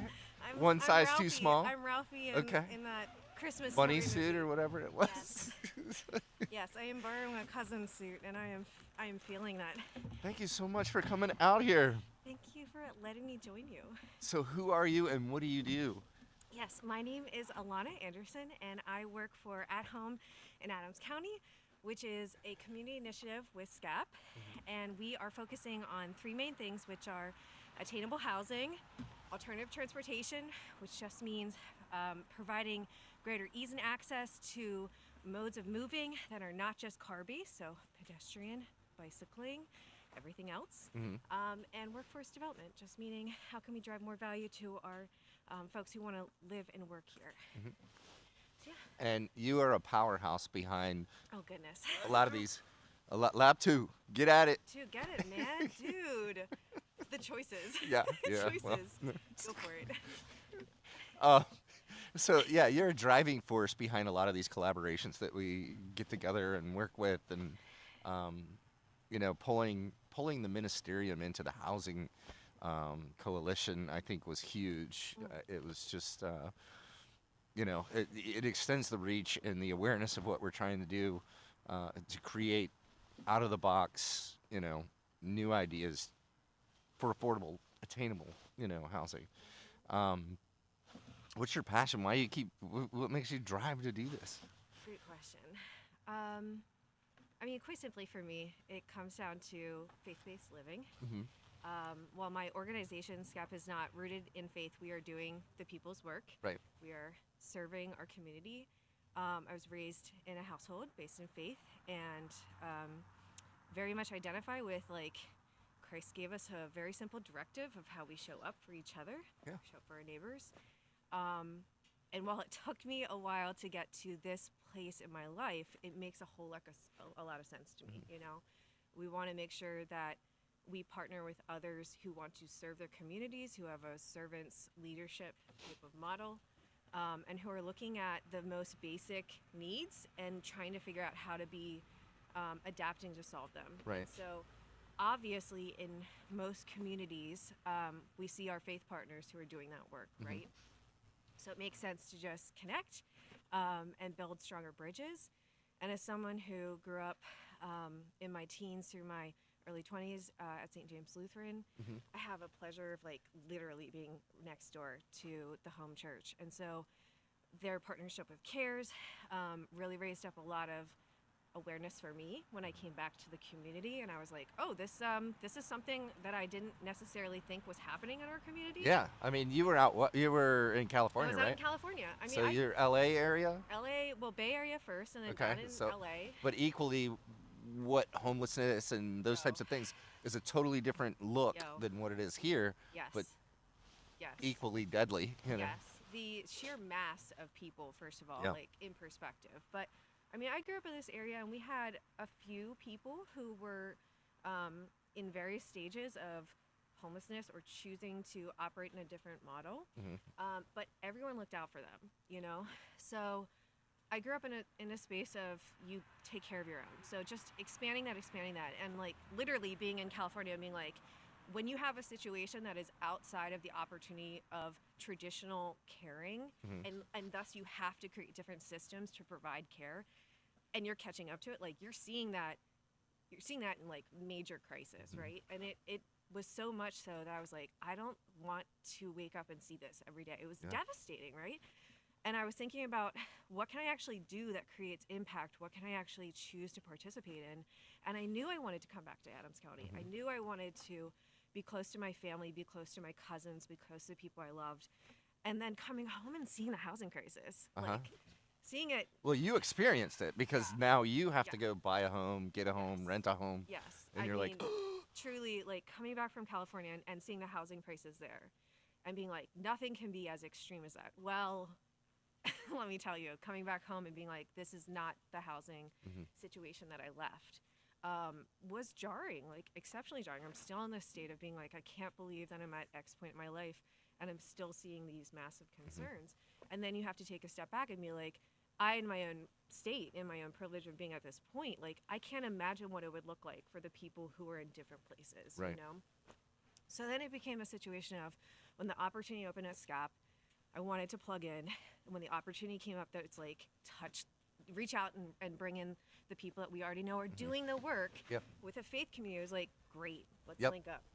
Let's work That's on it. exactly what I stepped into. It's like, we all don't have to be, you know, everything. We can partner together, and we have experts in this and experts in that, and people who are really great at this. How do we bring them together around the table and start pulling those resources to go out and serve this community? And you've been a driving force behind it. You've been amazing, wonderful to work with. And again, you came from, you know, you were making different money, different money, different money, life, right? It was, but now, like, you have this passion inside you, and it's, you know, my wife and I talk about this. You know, it's like, I literally get to wake up every single day, like, go to bed at night, can't wait till I get to work tomorrow. Wake up in the morning, can't wait till I get to, you know, it's like, this is what I get to do. Yes. This is amazing, and you know, it was a nerve-wracking thing for us. You know, like, how are we gonna make all these pieces fit? You know, and where we were going, we were very comfortable. You know, you know, yeah, different and changes. so yeah, it's a little bit different, but so worth it. It's just so amazing. What can we do to help you and SCAP and at home? You're What doing are it things- already, Will. Like, I mean, that's what's great about being in tandem. Like, sharing the knowledge, you being able to own the operations that you're in are amazing and inspiring. I mean, watching what SCAP Shelter does is awesome. I mean, I don't have direct hands on that, and every day I'm like, I cannot believe the service that happens, like, truly transformative work. And knowing that that happens at the rescue mission, knowing that happens at CARES. We stole some of Megan's stuff when I first came here. We were like, went and sat down and talked with her, and I'm like, okay. And she's like giving me these manuals. I'm like, yes! Right, of course. I we want have to lift each programs. I other want, up. yeah. We have to replicate our work and say, like, we can also do These are this things together. that work. Yeah. Yeah, just like pantries, just like how pantries have the network of operations when we support all the different tiers of our county, like, same with housing. So, yeah, I mean, we've talked about it in the ministerium. Like, shout out to the ministerium. Like, if you are someone who really feels called to participate in your church, like, this is a great organization to say, how can I plug in? And it's sharing information. It's saying, oh, maybe you need to get connected to this person because they also have a contact over here. Or maybe here's a building company that says, how can I step up in this way? Or a person who says, I have these X skills and I want to be able to contribute in X way. Like, we can shuffle them in the ways that it needs to be addressed. Or say there's a legislation that comes up and we're like, this makes a heck of a lot of sense. Like, right now on my forefront of my mind is the Housing Alliance is trying to gather information across Pennsylvania at large on accessory dwelling units, something we're very interested in. It makes Every sense. every day I'm always going to What is an accessory dwelling unit? Great Tell question. us that. Great question. So, on its like most basic level, it is providing an additional space for you to augment your property at increased value, and then also be able to provide a service to house someone. So that can look like, say your kid graduates from college and you want to be able to provide a rent stabilized place for them to live. Great, that's a place. Say that your parent is aging or you yourself are aging and you want to think about, how do I make my house able to age with me? Then you can add this additional place, whether it's a basement tier, whether it's off the side of your house, whether it's kind of like behind your house to the side, and it's just a fully functional living space. It's not as big as your first like single family home, but it's additional place for you to have access or have a small business, and it provides value and opportunity for someone to control the amount of money that they're spending and be able to live a life that works for where they are. Right. It makes so much sense, and great fact, Pennsylvania has no consistent policy about this. No, it's we are a commonwealth every that rocks for us, but it means like a billion different types there are of certain hyper things that it really works well, and other things that it's like, how do we like everybody wants it. Yes. But none of us can agree on how to get there. Exactly. And this is one where, you know, let's say, for instance, you have this hypothetical retiring people. Mhm. They're become fixed income. They were doing great, and now they're on fixed income. They're doing that. Yep. And one of the spouses passes away. You're on your own trying to make this happen. You have this space that you could create a rental unit for that would, one, help you stay in place and not become homeless, Yep. and two, offer an affordable living for, you know, somebody who's just entering the housing market, Yep. or somebody who's also a retiree, you know, Yes. that you could do that with. So again, these are win-win situations, but the ordinances that we have don't necessarily lend to it. Right. And nobody knows where to start on Yes. changing them, because we need to see, you know, what the cause and effects are of that, you know. Unintentional effects could be that, you know, somebody has, you know, a horrible, you know, situation where they're putting 30 people in a tiny little one-room place and taking advantage of people. So that's an unintended effect. But why is that keeping us from trying and moving forward and working on these things? Just recently, we have I have a gentleman that really wants to work with us, and we were trying to get a place in Littlestown, and who knows, you know, maybe we can, and create like a boarding house kind of situation where everybody would have their own room and space, but the common areas we would share, and that's affordable for an investor. I mean, like I said, it works for colleges. There's a reason people do that, because it is affordable. But yet, the boroughs and things like that you want to do these things in don't necessarily. There's nothing on the books to allow it. Right. So, and then you have to go through these variance things and all kinds of stuff to do that. I understand, but nobody's. And again, I don't want to say they're not educated. They are, but a lot of these people are going on. You know, well, I don't know. There's a lot of I don't knows. Right. And you know, I don't want to push things down people's throat, but I'm pushing. But we have to come up with some of these things. Let us do some trial ones. Let us see what it looks like. Give us an opportunity to prove whatever you think your problems are going to be are wrong. You know, Right. and we can go after it. And again, that's with property management. That's with quality oversight. You know, those types of things. So. Give us an opportunity. Somebody out there, you know, give us an opportunity to try this. Agree. I love that sentiment. I also acknowledge, like, there's so much nuance to planning that I would never want to have anything to do with. But the great thing is that there are lots of places across the U.S. who have engaged with this. There's excellent resources on the AARP. They've created so many different models that they've worked with different engineers, architects to have, like, here's A through D, like, of what this would work with in this type of property. And they have scoped this with people. They've quality checked it. And so it's kind of like an offering up of, hey, check this out. Like, maybe this would work for you. I mean, even the DCED has created an inclusionary toolkit for housing across Pennsylvania. Like, it's vetted at the state level, and it's there to say, hey, townships, municipalities, like, pull from this what you will. Like, this could work for you. And Right. that's a goal with this Housing Alliance survey. Like, we want to get feedback from everyone. We want to get feedback from the people who are like, I want to put this in my backyard. We want to get feedback from their neighbors who are like, what do you mean by that? Like, what is that? We want to get feedback from the zoning and planning and everything to be like, can you just walk us through it? Because if we could get that feedback, then the Housing Alliance can put forward in front of our legislature, like, hey, Pennsylvanians are thinking like XYZ. Could we create something that would allow us to have a pick what you choose based on where the setting that you're living in is, like rural, suburban, urban, like what would work for you? And again, I've only just come most recently from LA, so that's what I'm drawing from. But LA was able to acknowledge that, man, is the housing crisis real, as we said previously, but they worked on making these standard ADUs, and people rush to them because it's a value add, Right. you know? And Right. again, it just increases your ability to say, what can I do with my land use? What can I do and think about how I'm helping someone else? And I mean, just the smallest action can provide a person the opportunity to change their life. If you can offer someone at a more stable house rent than, say, market value, that can change someone's life. Exactly. It's incredible. And it empowers people. It doesn't enable them. You know, it's not like they're taking something. It also, by the way, adds property value, which adds tax assessment, which adds, you know, other things to the community. So, you know, again, these are win-win things. How do we get it to happen? How do we get it over the finish line? And we really need the help from our legislators.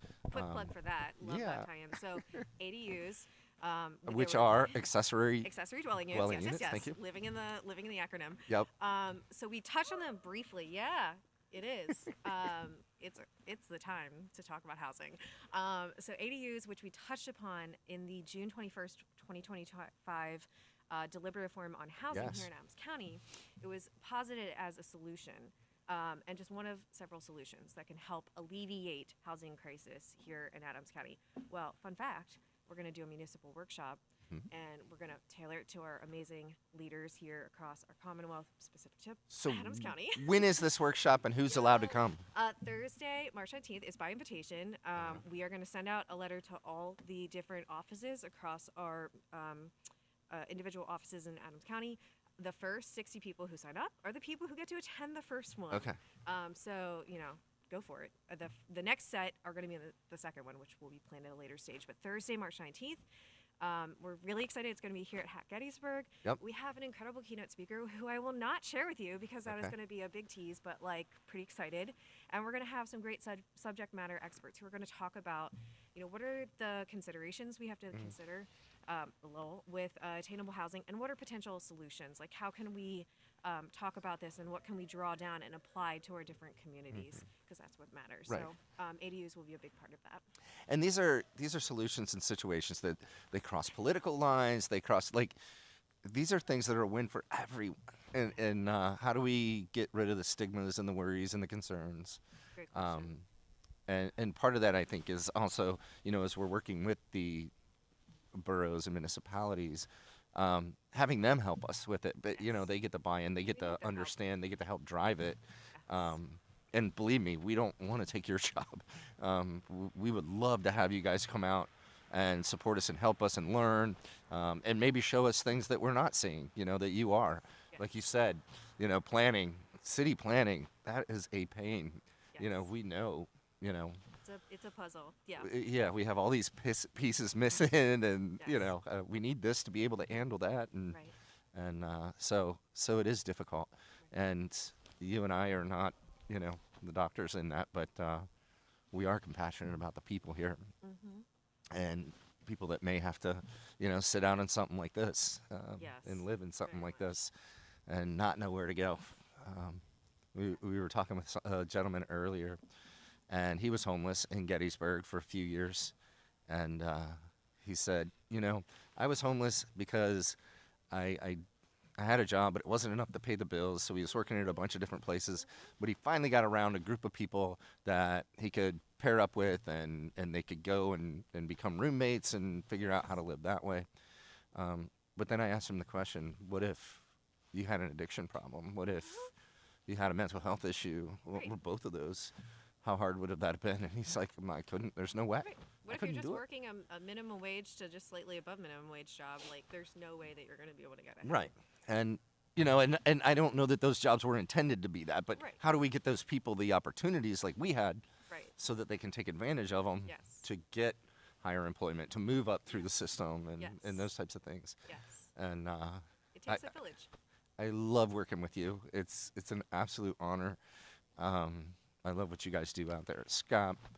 But, you know, at home, there's something just special about it because it's bringing people together, and people who are totally different. I mean, we're sitting in those tables, and we have people from all walks of life. We have people from different political beliefs, religious beliefs, all of it. And we're all there under one cause, you know, and that's trying to make Adams County a much better place to live. I agree. Yes, to live well. And I would ask you, I'd love to hear your opinion. How would you define living well here in Adams County? Man, those are tricky ones. I'm living well now, so I don't know. Well, tell us about so for me, I think it's a safe place that I can go home to, that I can be proud of, to invite family and people over. I think it's a job that can sustain that, you know. a job that I enjoy and care about. So for me, living well, and then my family, like I don't know if you watched this earlier. My granddaughters were out here, and my daughters and their husbands and stuff. But I'm close to my family, so it's my wife and I were going to move to Chicago, and I told them, I was like, look, I'm gonna have to fly back and forth every week. I can't live there, So my grandkids are here. My granddaughters were just being born and stuff. So, but it's that for me. Living well is a safe place I can be proud of to invite people over and entertain and have that for home, and a source of employment that I enjoy, that's meaningful to me, and that can help cover those costs. So yes, I like that. That's great. That's what it is for me. Groups of friends, like the community, that part, but I can build that anywhere. But here is special. It is We got some really great people. So a lot of heart in this. How about you? What's living well here for you? I mean, I immediately resonate with family. I came back from California to be closer to my family, to my parents and my sisters specifically, to be close to my cousins, to see their children growing up. Like, that is tangible. That really brings everything back to the reality. I also truly feel bound to this land. I grew There up is something. Here. Yes. I didn't even grow up here. I grew up in Michigan, but I've been here since '95, and Cost you? my adult life basically. And we have hills, we have woods, we have quaint little, I call it these snow globe towns, like and it's just, I can walk over here and I can get a cider, and I can walk down here and I can get a burger, or I can get some fine dining. I can get this. It's just fun and warm, and I enjoy it. Yes, it's a classic small town. I mean, being born and raised here, like I truly feel there's something that just stays with you. And there was a certain point in my 30s where I was like, I really am so happy to have this time to adventure, but I was really thinking of home. I was really thinking of what does it look like, and think of legacy. Adams County is all about legacy. From the agriculture to the literal history aspect to all of our businesses and our faith. I mean, the seminary has been here for a hot minute. Like, all of our churches are here from hundreds of years ago. Like, people's families are here for 8 generations. That's bonkers. Yeah. Yeah, Like, you're out Lower Marsh Creek. I'm thinking, what is Yes. that, like 1700s or something? Yes. Like, it's old, Yes. I that mean, thing is- Thaddeus Stevens, like, Yeah. all of that stuff. The founding fathers were, here, and the people who came before, and just having the presence of mind to want to return to that is so gratifying. I mean, like, the silly aspect for me is the ghost side. Like, I'm not going to put myself in a bad spot with You're the ghost fine. industry.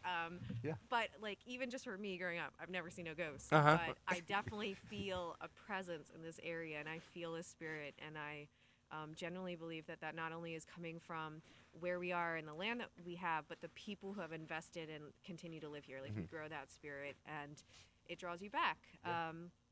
There's, like, a reason why millions of people come and visit us. So I love the, like, holistic side of being able to come back to something that in one way has not changed, and in another way Do you watch way too many Hallmark movies? This is that Bro, that don't. lady who was out there like No. killing it on Wall Street, and just like No. comes home and she's chilling and finds everything she needs right where she was. Like, give me the millionaire, and I'll be. Yeah, I will yeah, be yeah. We got to so find that guy, excited. but you'll be set. So excited. But yeah, I mean, like, there is that, like, true, like, happiness of accepting something that you're like, that's been there, that's been there. So being able to be with my parents, being able to be back on the land, being able to continue working for the community. Like, I worked in the agriculture industry. Shout out to the Wanks who hired me. Shout out to Penn State Extension. They were the, like, 2 industries or, like, organizations that helped me grow up in my early 20s and provided me so many opportunities here, as well as, like, being able to travel abroad.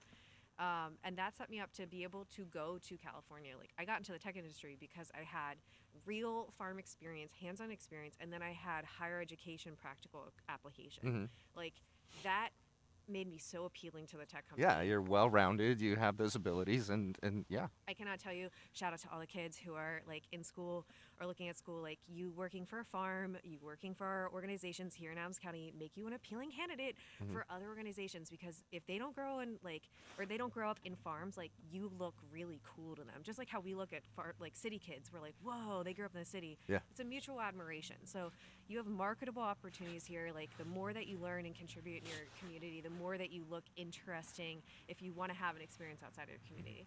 And then coming back, you have this opportunity to be like, wow, there's so much I didn't know. You know, I could not have worked at SCAP and been a good enough employee, in my own opinion, because I don't think I would have had the self-awareness and humility to do the work that they do. Like, you cannot have ego there. You gotta stay focused on what you're doing. The people who work in the pantry, WIC, ELSCR, ELRC, every single aspect. I'm forgetting so many. Weatherization, shout out, shelter. They are truly serving the people who are helping our community, but that need a hand out to make sure that they can continue going forward, right? And that's what we do. We take care of our neighbors. At 23 to 27, like, I was so in my own world. So being able to have an experience where, like, you go through the pride area and you're like, oh, look at me, like, I'm doing this thing. And then getting to a point of, like, for me personally, I was like, what am I doing? Like, I'm selling, and, like, sure, the income was solid, but I did not feel better about myself at the end of the day. Yeah. I was like, what did I do? Something's missing. Something was missing the whole I sold time. a marketing package 17 times today. And that didn't feel great. Like, didn't feel great. So I had to think, like, okay, we'll take that natural, like, curiosity, take that natural interest in conversations, that interest in helping people, like consulting and whatnot. Like, what could you do? And when I came back, like, it was pretty terrifying, like, to walk away from that income, to make the transition back, to see the changes here in terms of cost of living. I was like, what is going on? Yeah, it was 2020, like somewhere around April or so of 2020. Like, what just happened? Like, this house was this much. 200,000, 300,000. Now it's 600,000. Like, within a week, you know, it was just like, what just happened? And cash, and then cash overhand. Yeah. You know, truly it just, terrifying. things just blew up out of nowhere. I mean, like, I grew up with the Remax at the grocery store, where you could see trailers for 30,000, 20,000. You could see houses for under 100,000 that were, like, we're not saying glamorous, but we're saying but it was they housed livable. you. It was a rancher, a small, you know. You could have a family in that and go forward. So to see a median home sale price of like 350,000, and it's only continuing up because we're not building at the pace of interest in the area, and our median income is not matching the median home sale price. Like, we're talking like it's huge. Like, that's it's great for us who owned homes, because now we have this equity that's in that home. Congrats Of to course, you. I couldn't go buy my house right now for what it's worth. There's no possible way. So, you know, thank God I got it when I did. But there's so many people now that don't, and it's not can't available. downsize, or people who cannot truly downsize from the houses that were serving them when they had a big family, but now are in their later stages, and this is a giant upkeep. The property taxes are pretty intense. I mean, there's so many aspects that even for you to age in place, for them to try and buy a property that's smaller than the house that they're living in, even if they sell it at like the market and their rate, it's still not going to provide them with the next stage means to continue forward in a safe way. So that's bonkers to us. Like, that's an easy chance for us to say things are not operating smoothly. We need to course correct, and we need to make sure that we're providing a next space that not only our seniors can take care of themselves, but also maybe that house can work for starting families. And so it serves two types of purposes. We're making sure that's relevant. We're not providing like massive spaces that only suit a particular income and particular family. Yeah, definitely. I mean, we've talked about tiny homes and tiny home communities and things like that, where these are well-built, small homes for small families, small, you know, or retiring people, or, you know, I just moved back to town and I gotta get my, you know, I gotta get my feet on the ground and get things moving again. You know, something that's in this affordable range, but it's so scary because people are terrified of, you know,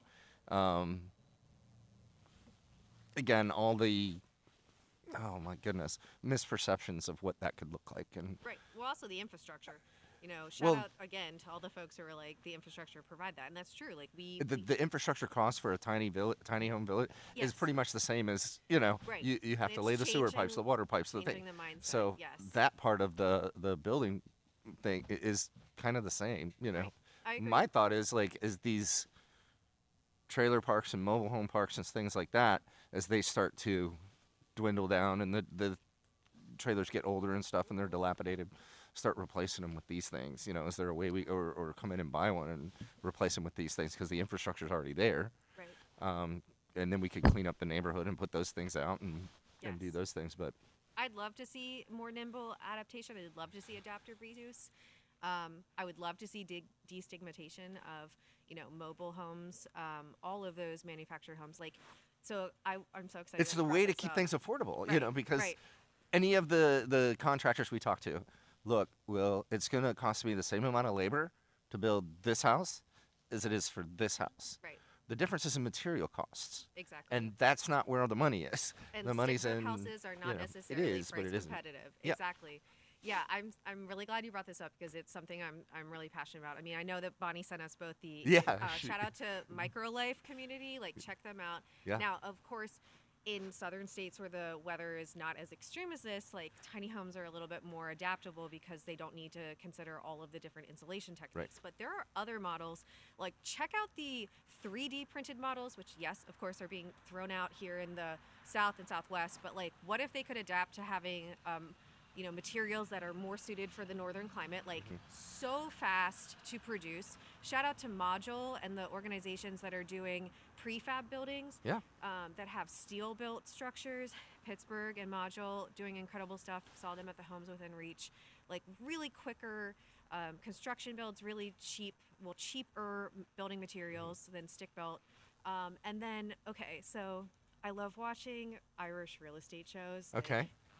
It's a dream to look at that stuff. And this one that I've been watching recently with my mom is incredible. It's called Cottage Bliss. Okay. And it is on Amazon Prime.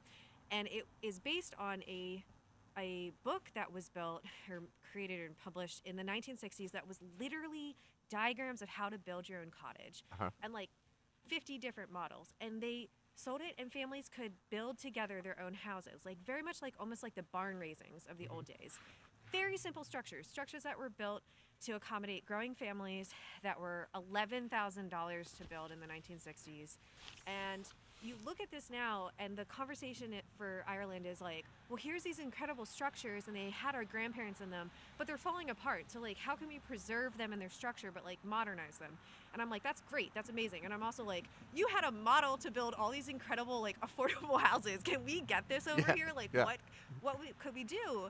And then I think about Levittown, and I think about Ryan Homes, and I think about all these different organizations that we're building across, you know, the Mid-Atlantic for these communities that were starter homes for you, like Cole Park. You know, there's so many places around Adams County that were specifically built for these kind of situations that had a smaller floor plan, that were not grandiose, and were built for affordability. And it's like, can we make that cool again? Can we My have first that? house when I got out of the Marine Corps was in Lake Heritage. Yeah. It was 1995. It was a rancher, 3-bedroom, 2-bathroom, and it sat on top, you know, a foundation, a basement, and it was $88,000.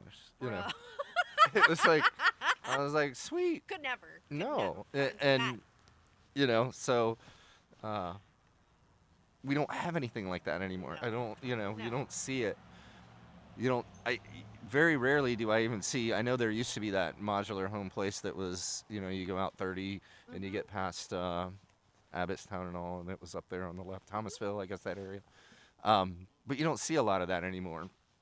And I don't know if it's a zoning thing or a what that allows those or doesn't allow those, but A lot of questions there. I can't speak on that with authority, but I can say that, I mean, growing up, even in this area where there are plenty, wow, trying to put a mitten on a mitten, plenty of people who lived in these places, the amount of stuff that was talked about them, you know, was ridiculous. Like, houses are houses. We want to get people who are safe and not, like, living in this weather and have a stable place to raise, you know, their families. we had 4 kids in there eventually. But yeah, when we first got it, we had 3 kids in there, and it was, you know, that's what we had, and it was houses are houses. Yeah.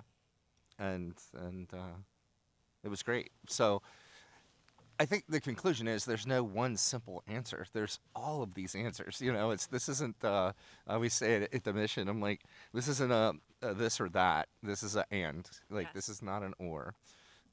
We're always looking for,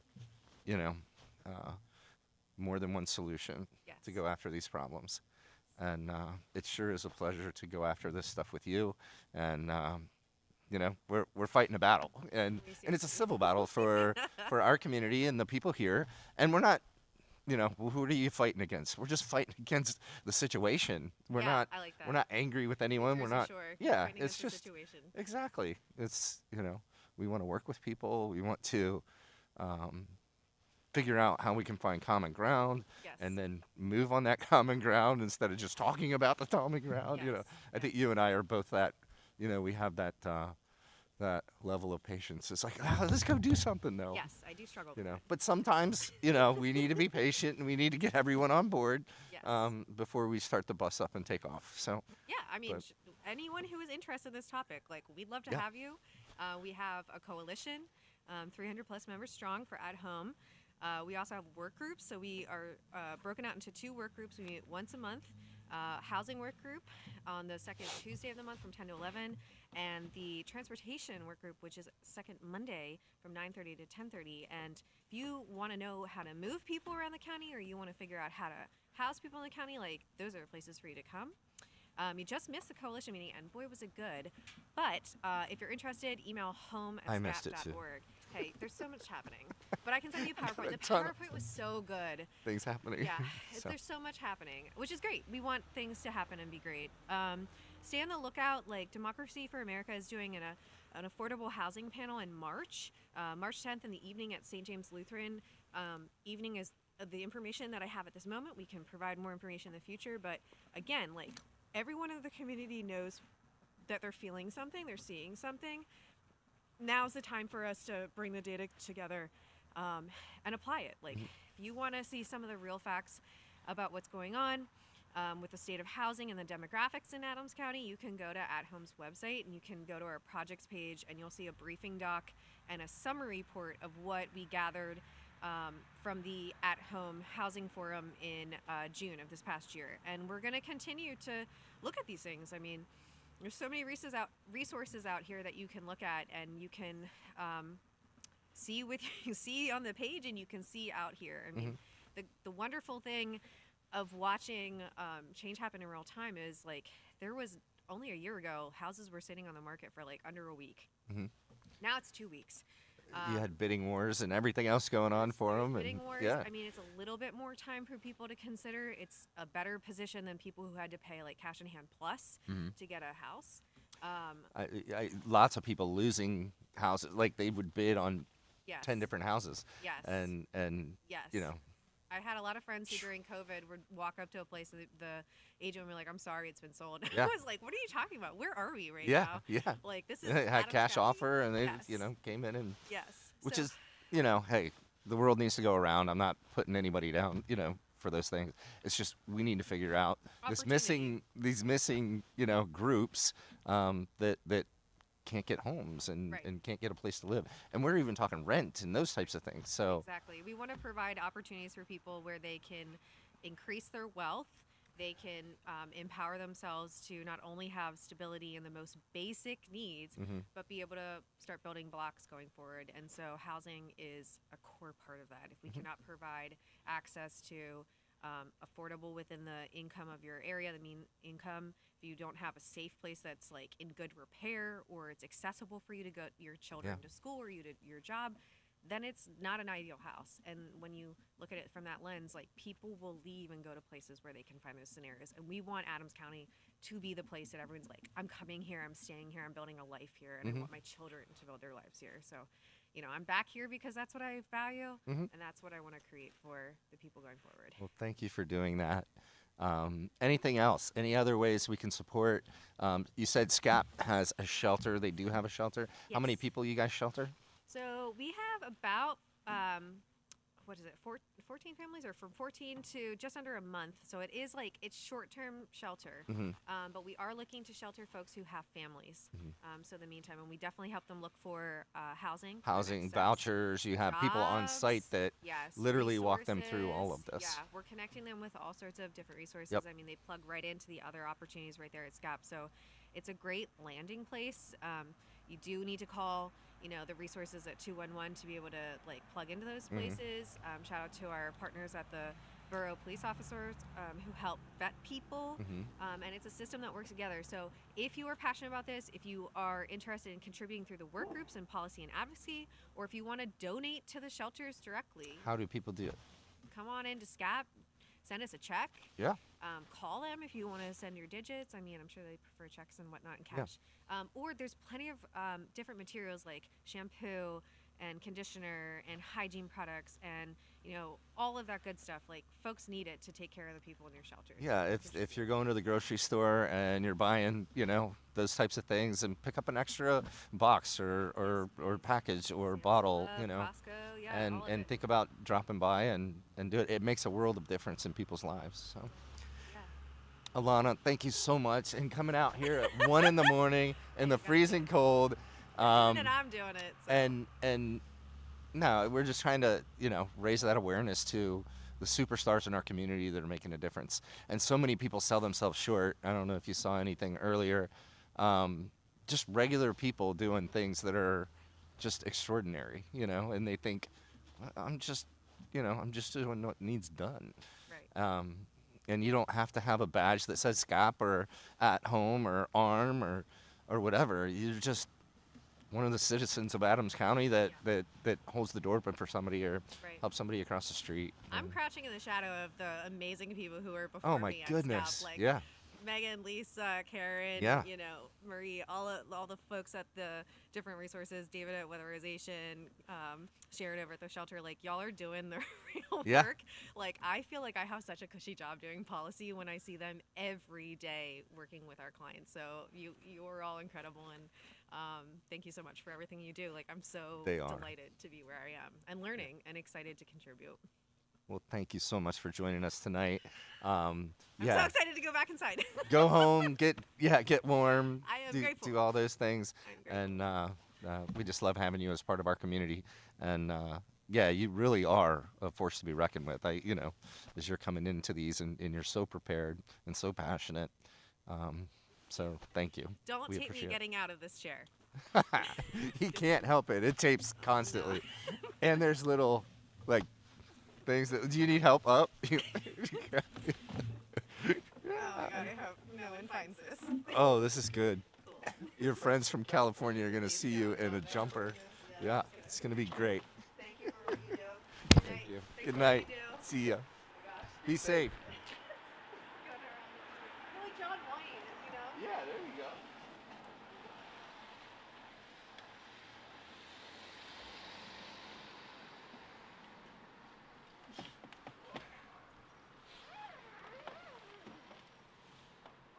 Are you warming up? After running over to the hotel. What's that? After running to the Yeah. hotel. It's kind of got that second wind. You need to go back over there and warm up? Yeah. These things aren't good. That one might be. That's good. Sounds smooth.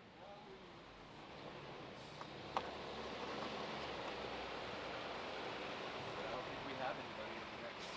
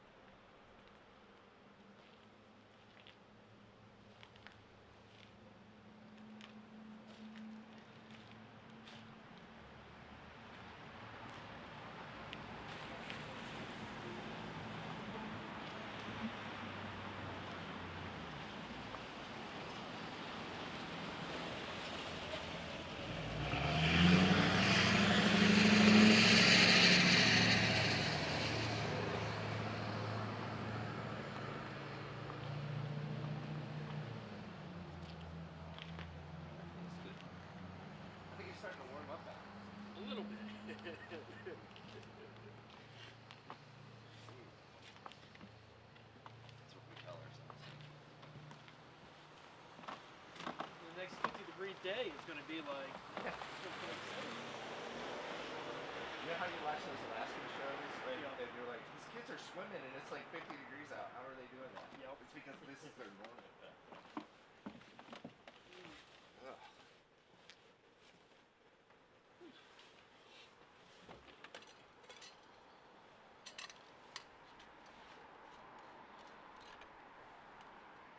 Stu, you are a lifesaver. You want any of this? I'm good. I'm good.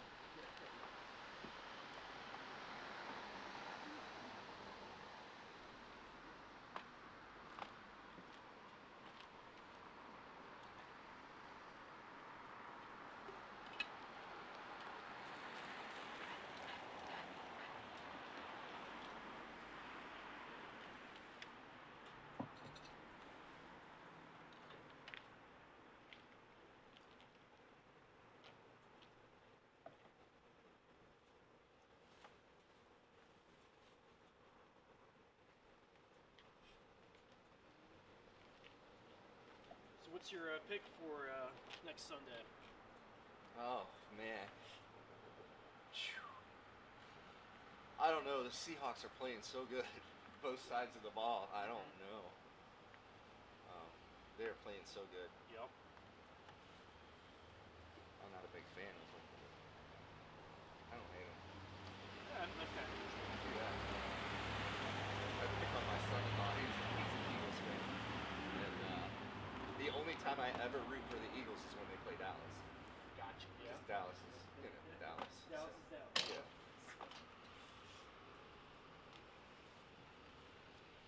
Again, I'm a Jets fan, so the Patriots have always just beat me down. As a Jet fan, then that's a very interesting because you have Sam Darnold that you drafted in 2018. We gave him away, yeah, and he plays great there because it goes to show the decisions that are made. Goes to Carolina, doesn't do anything in Carolina. No. Goes to San Fran as a backup. Goes to Minnesota, should have stayed there. Yeah, Minnesota did great. But see, I'm also a Michigan fan, so JJ playing in Minnesota, that was good. Got hurt, whatever. But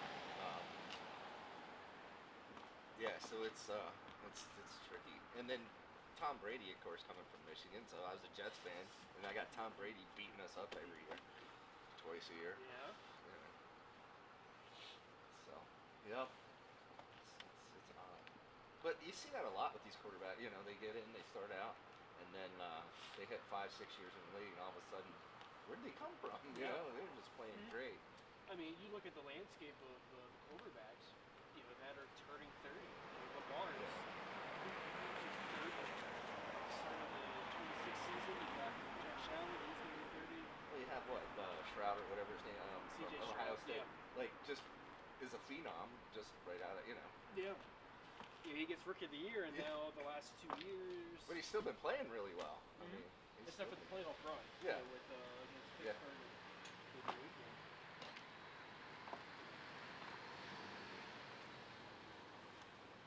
You guys do that sports thing now. Like, you Yep. guys, like, that's been the last, year and a half or so? I've been doing it with Jeff since 21. Oh, so He's been, well, we just did episode 918 or something like that there. He has a little scroll and all that there. So, yeah, I think we'll probably hit 1,000 probably 2028. We usually average about 48 episodes in the calendar year. Just depends on the holidays fall and all that. It's hard to believe, but I kind of look at my notes over the years and I'm like, oh yeah, that happened then and this happened.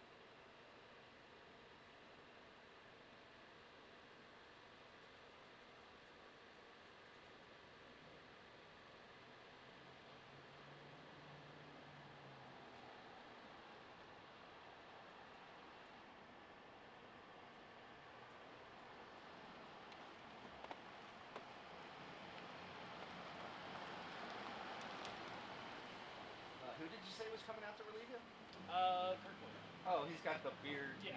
Yeah. Okay.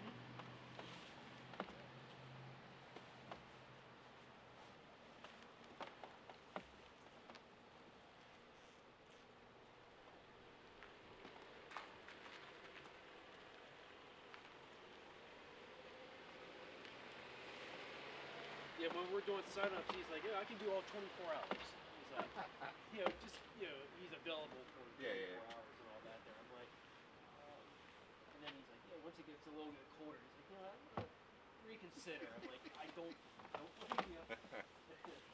It is cold. Yeah.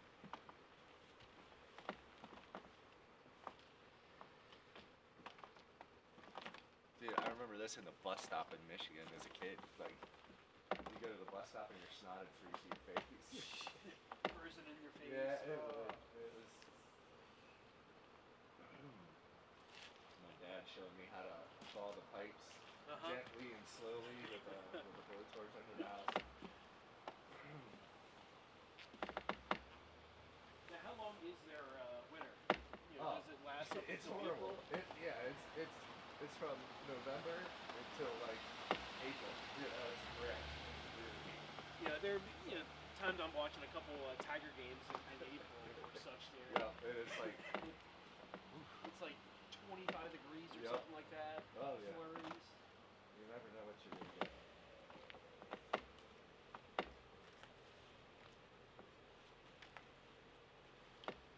My wife and I go back every year to up around Glen Arbor, which is outside of Traverse City, right along Lake Michigan. When I was a kid, my grandfather lived up there, so we used to get dropped off up there. We enjoyed that. How far is that from here to there? It's 12 hours. That's what I was getting ready to say. Where we go, yeah, up there. Down where I grew up is that's like just south of Detroit, just north of Toledo, Ohio. So that's like 7.5 hours.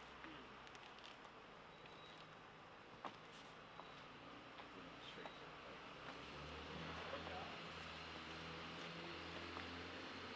Time I've been in Michigan is the airport in Grand Rapids. In Grand Rapids? I was there for an airport. He was flying in from Midland. Yeah.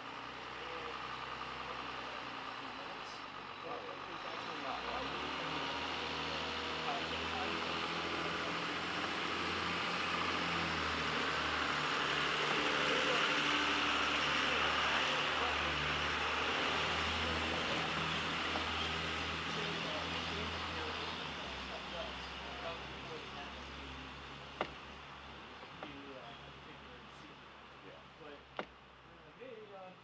we have an hour, until we take off. If you're in the back of the plane, you can move up to the front. Awesome. You can move up to the front row. That was one thing I did love about COVID. I'd fly all over the place, and the plane would have like 16 people on it. It was like, wow, I could lay across the seats. Yep. No waiting, like security was nothing.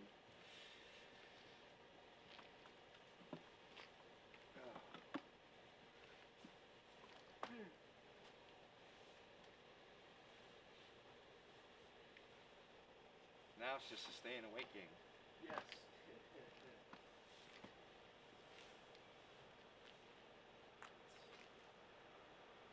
It's almost 2 o'clock.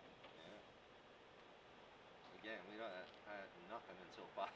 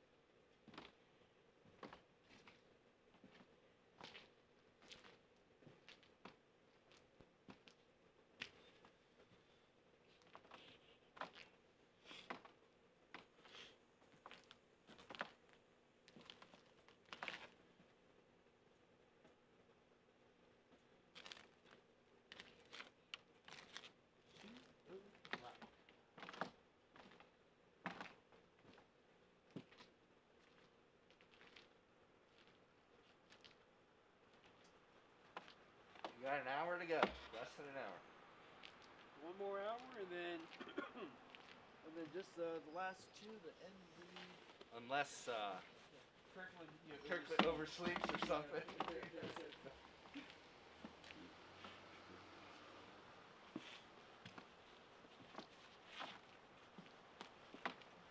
is the only vehicle. Yep.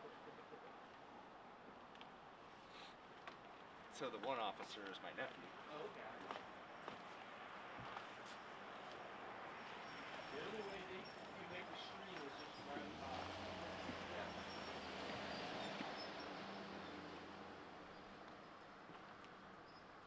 How many years have you been? He just started this year. Okay. So he started, well, yeah. I don't think he's been there a year yet. Okay. He finished the academy and then came right to the police force. And then he went through training and stuff. I'm thinking it was back in the summer. Okay. But he was in the Marine Corps for 4 years before. Okay.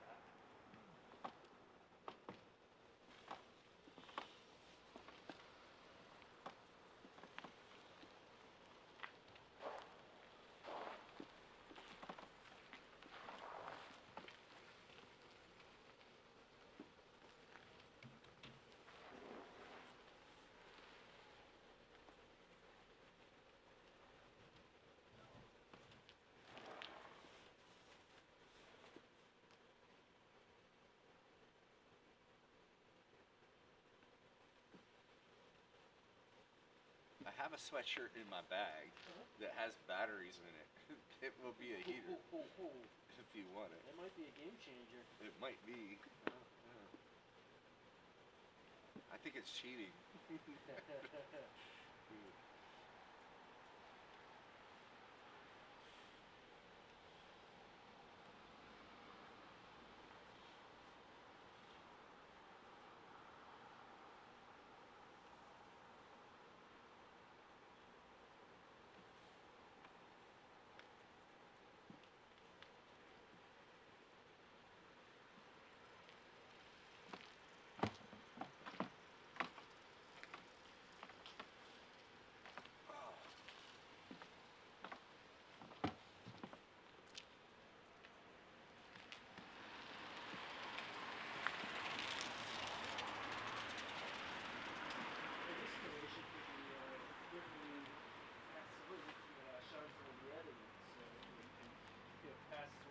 Oh yeah, yeah. You can just kind of collapse distance.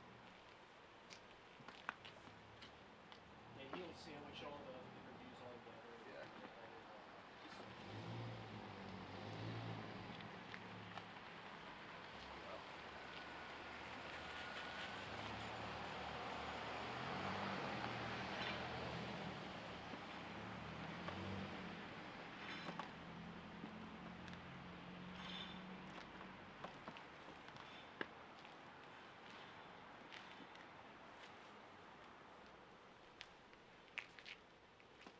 There's nobody there.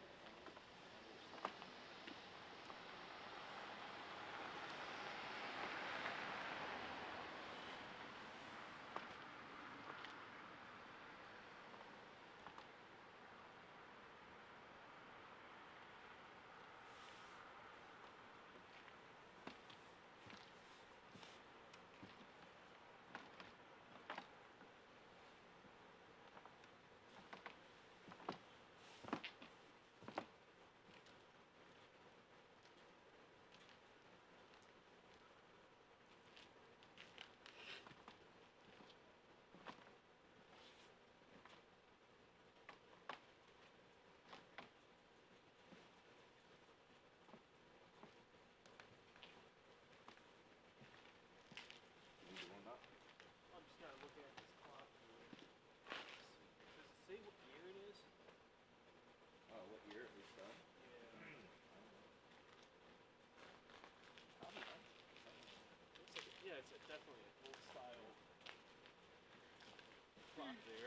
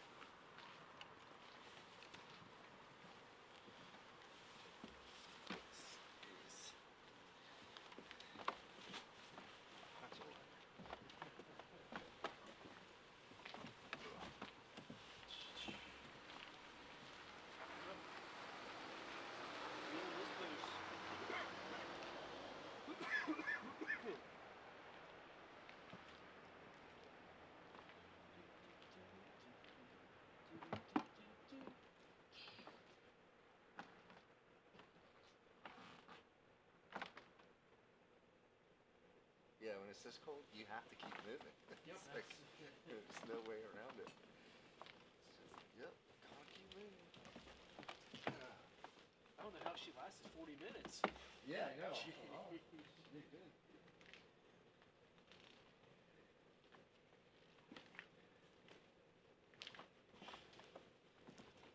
When you're talking, you don't notice it. Yes. You know? Other than me. Yeah.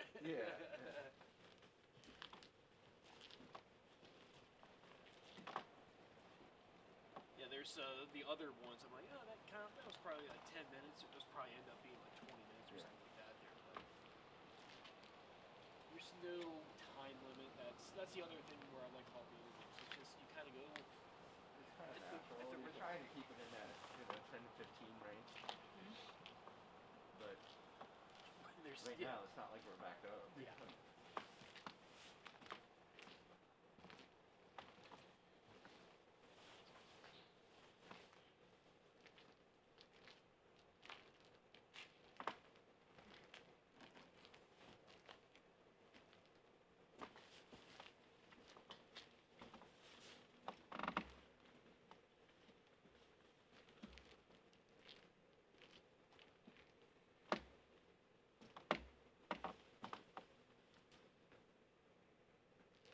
Alright, so he didn't overslap. You know, he just texted me saying, I'm on my way.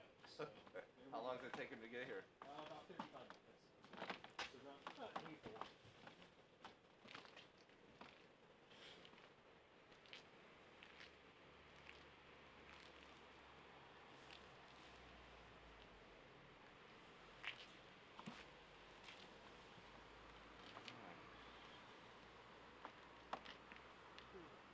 I'm gonna run down to the coffee.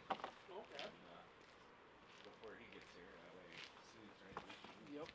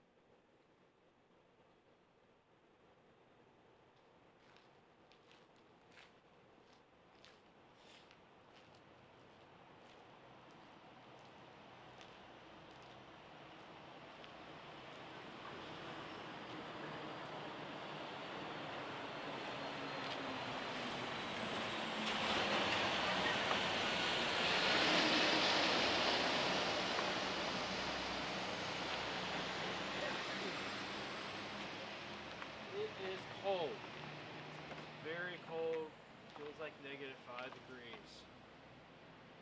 Can't wait for it to be warm. I don't like the cold. Don't like the cold. Oh.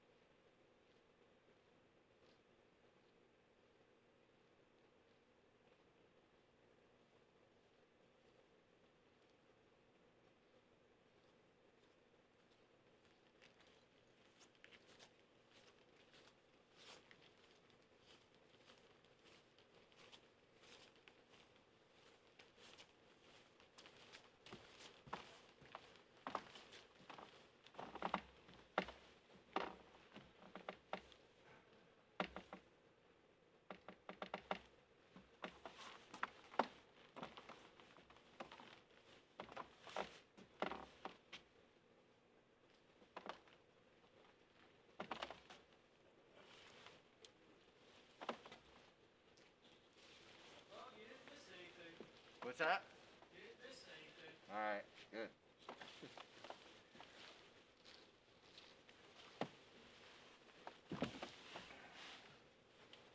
It's always a plus to not miss anything.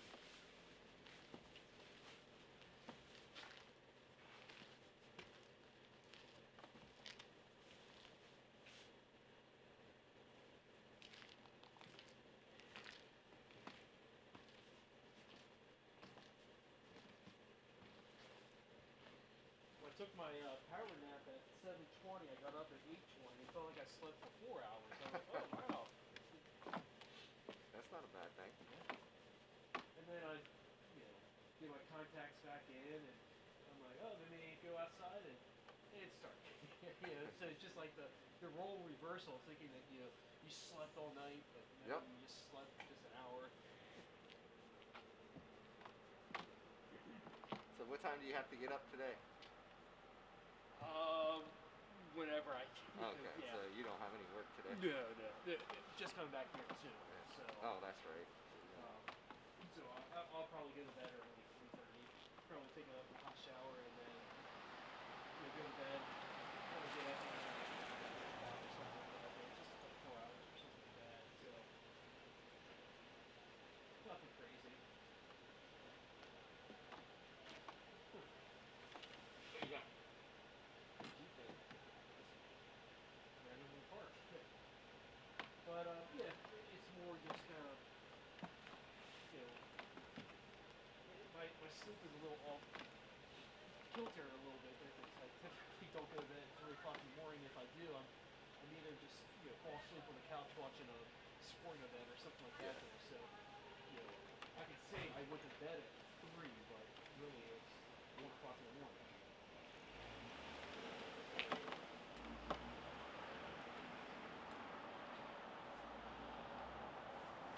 Somebody off.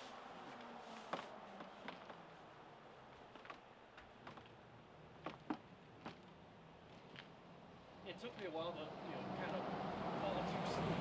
It's like 7:30. Yeah. Trying to trick your mind almost, like, hey, go to sleep. So.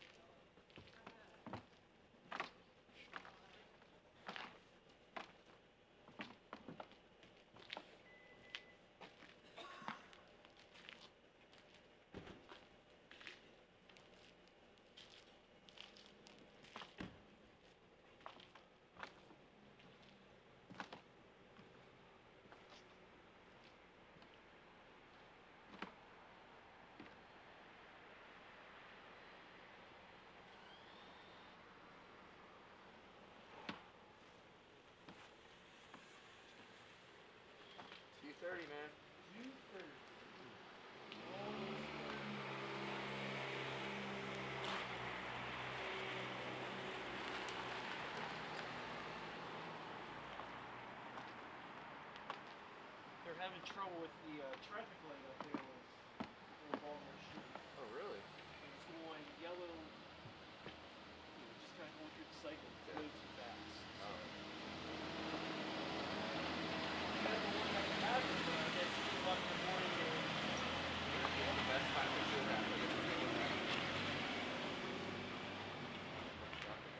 Yeah, I walked over there. I'm like, why is there at least, lights on? Like, there's nobody around. But Yeah.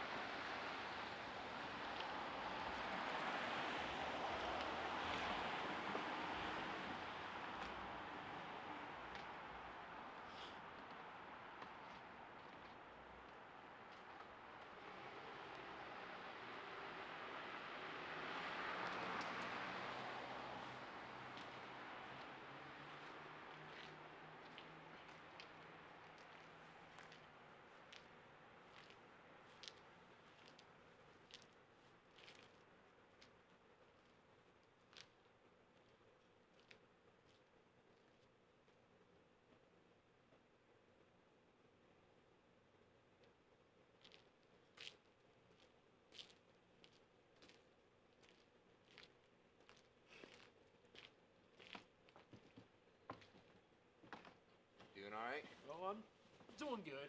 The best I can. Yeah. You should go sit in your car, wouldn't you? Get ready to. Yeah. Get that all cranked up before I leave then, too. Yeah.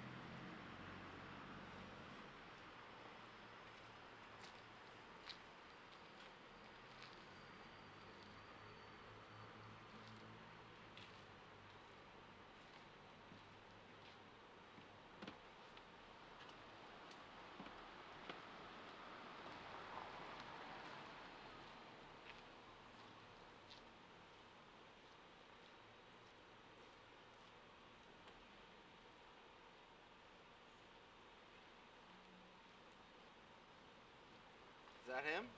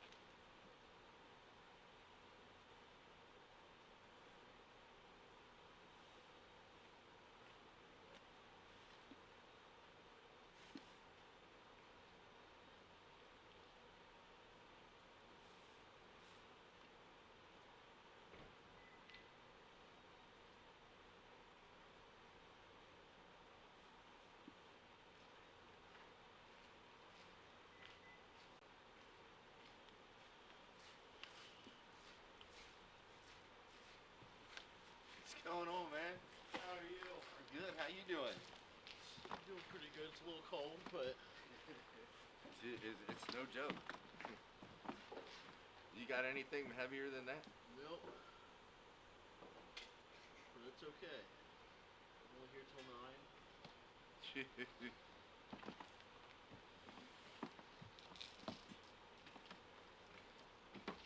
What's going on, man? Good to see you. Usually not this awake at this time, but Yeah. it's okay. the mic here for the second person. Okay. That'll be, Mark has to tell me. So this will be live mic, guest, and then Will, and then next year. I just usually have it set at 12 o'clock, but everything just keeps on So going. if everything's already on this master stream now, correct? Yeah. They can still hear audio from the meeting. So, other than that, everything's good. Recording it automatically goes to the second. So, it automatically goes to the second. Okay. That's. And I'm assuming with Facebook, they're automatically going to the next Yep. stream. Mhm. Okay. Yeah, the next one will be at 4 o'clock in the morning. Okay. I'm trying to think of it. No, 8 o'clock. 8 o'clock will be the next one. Okay. So it'll be before midnight, midnight before 8. That's how that will work. And who's coming in at 9? Sean. He was sick last year, so. That's right. Yeah. Much colder than it was last year. Last year was pretty cold. Last year was like overnight was like 25 or something. Yeah. It wasn't like this. We acted like it was cold. Yeah. We'll take And that. I think it was like 45 during the day or something. Yeah. And it was like,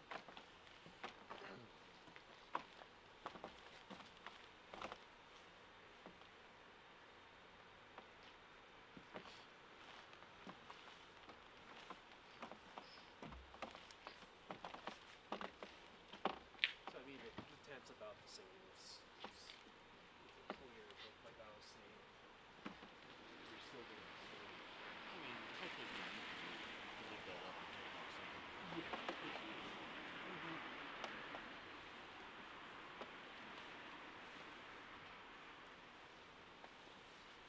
Those are wonderful. uh-huh. Actually, you know what? I think I have that in my car. Do you? Yep. I'd get it. I always have it with me, just in Yeah, case. that's how I keep it under the seat of my truck.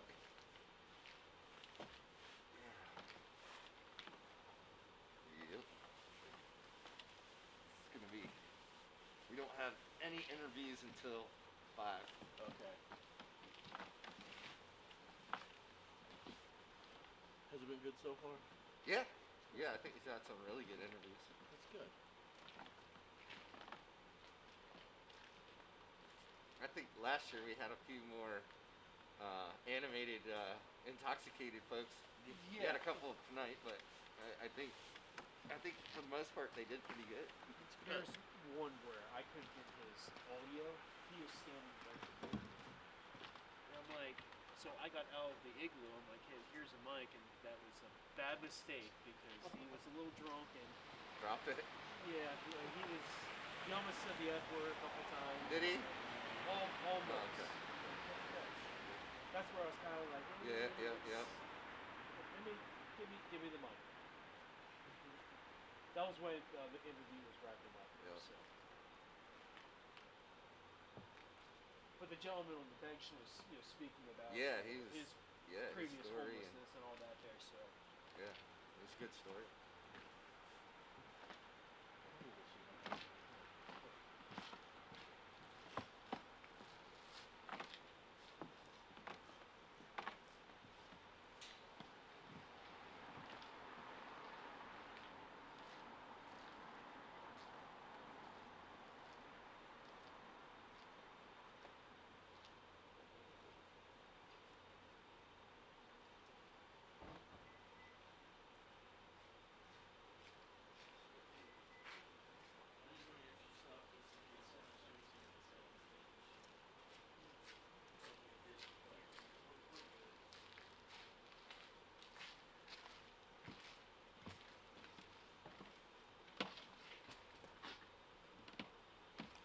Well, if you're all set there, I'll head on down the road.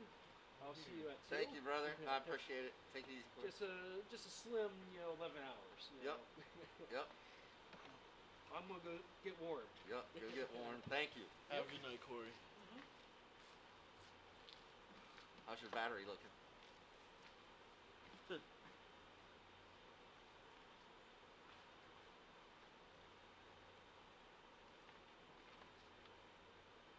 Still looks like it's full, so. Okay. Still doing good. I brought extra stuff just in case last year happens again Yeah. this year, so.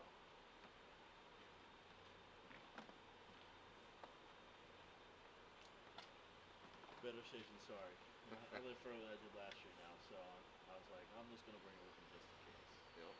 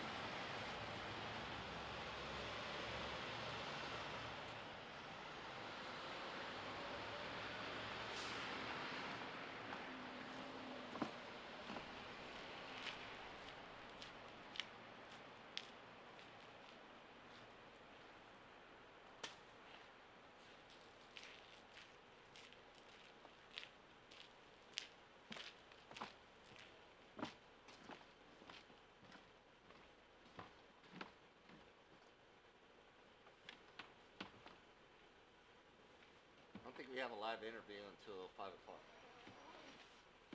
Okay. Just hang out then? Yep, we're good.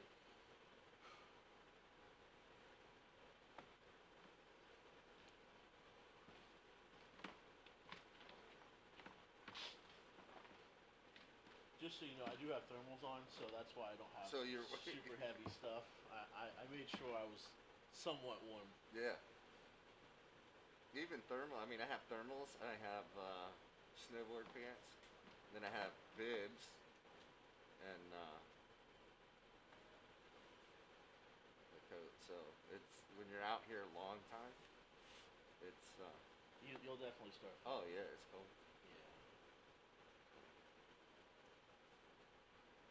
Yeah, I just couldn't imagine like trying to live through this. You know what I mean? It would be. I mean, constantly day after day. Yeah, it would be a lot, and it would be a very big struggle Yeah. to be able to have to do this all the time.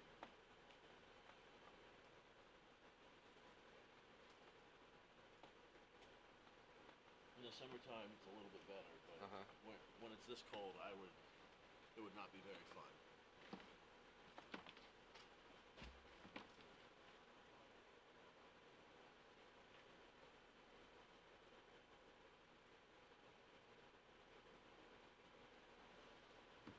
Do you have any opening times tomorrow? What's that? Do you have any times that are still open for tomorrow? Oh yeah. What times? I have to look at my sheet. I have to get out of my little. Don't worry about it. Not right now. Okay. Anyway. Why? Who wants to come? Well, I have my pastor. Oh yeah. I've invited him to come out, but Sure. I wouldn't even know what times are still available. Yeah. We'll take a look at the sheet. And give a time to him. That'd be great. And then we'll get you on here after a bit. You know. I'm not good in front of the camera. No. I like being behind the camera. That's what Mark always says. I'm good behind the camera. Yeah. No, either an associate pastor or a pastor. I'm trying to get to come out. Okay. So. Yeah. Outstanding.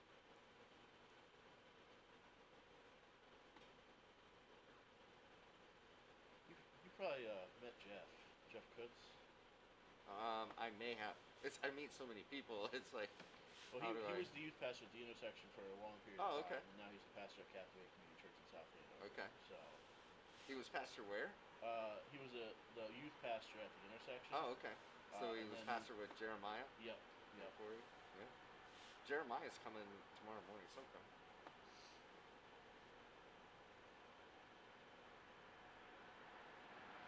And now he pastors where? Captivate Community Church in South America. Okay. Across from South America. Cool.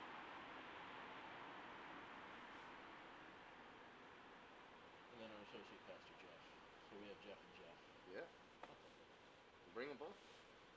I've been trying. I've been telling them for over a month now, so I'm hoping they come out. We had some people that just couldn't because it was too cold for them, so, which is fine. You know, I don't want somebody putting their health at risk. Yeah, I get that.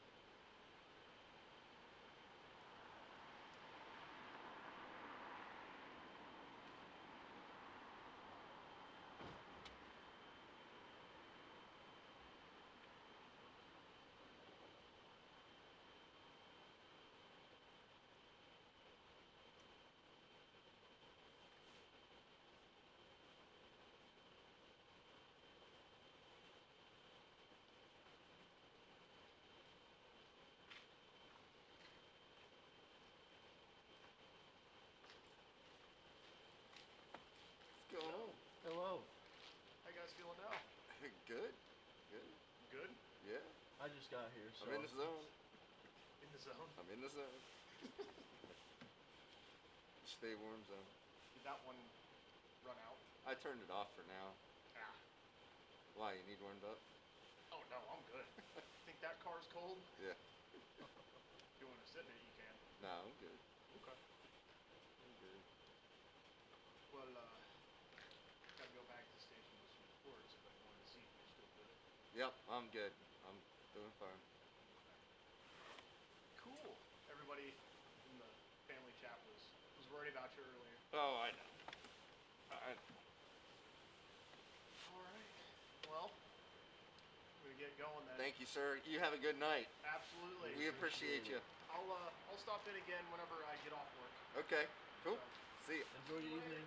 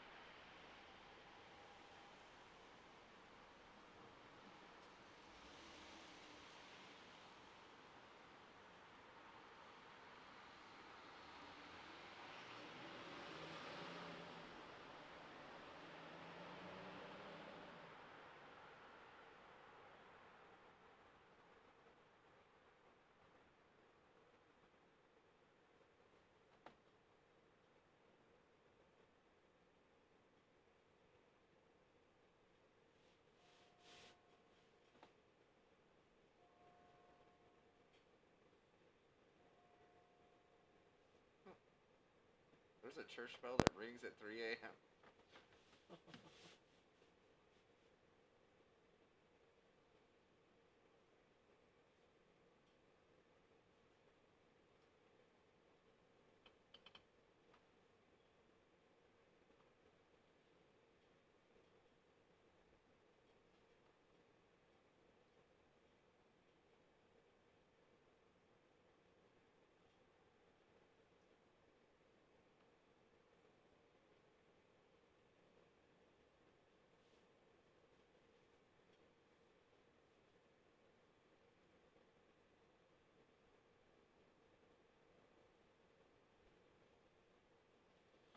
What temperature you got? Like in general? Yeah. Or in here? No, in general. 3 degrees. Good.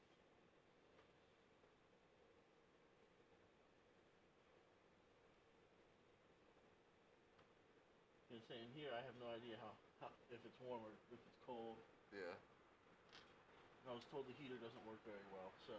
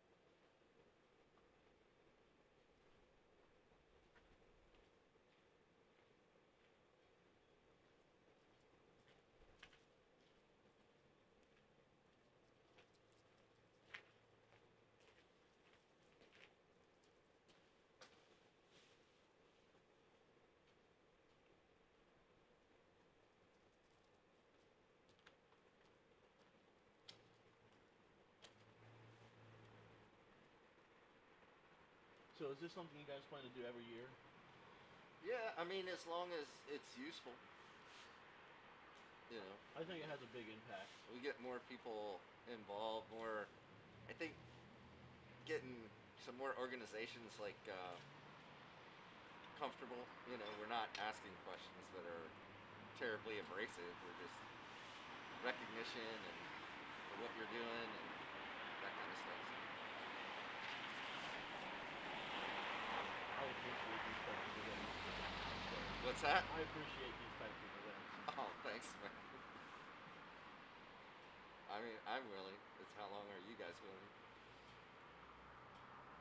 I think last year I told you I was at one point in my life where I didn't have anywhere to stay, so.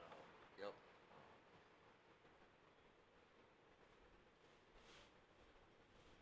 I understand the feeling.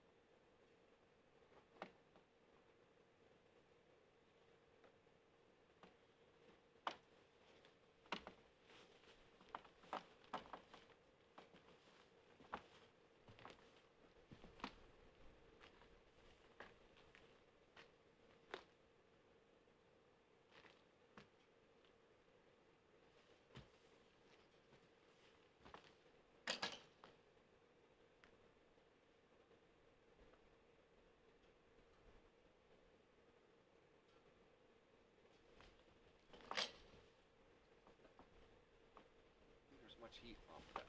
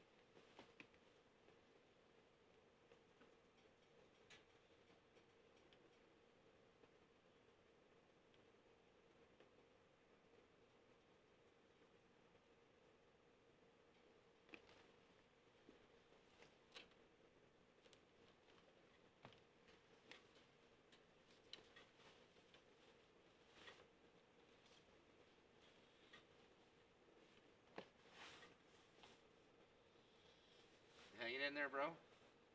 Doing all right? Doing pretty good. You doing okay? Yeah. Yeah. Does that fire at least keep you somewhat warm? What's that? Is that keeping you somewhat warm? Yeah. When like 4 o'clock, I'm gonna go and change like my thermals and stuff. Okay. Just what happens is you sweat during the day, and then Yeah. you're standing still, and then that. That's the only unfortunate part about them. Yep. You just, it's just part of the gig. But yeah, I changed my socks and thermals and. Yep. Then that should get me through the rest of it. I'm trying to push it before that's halfway. Should be good.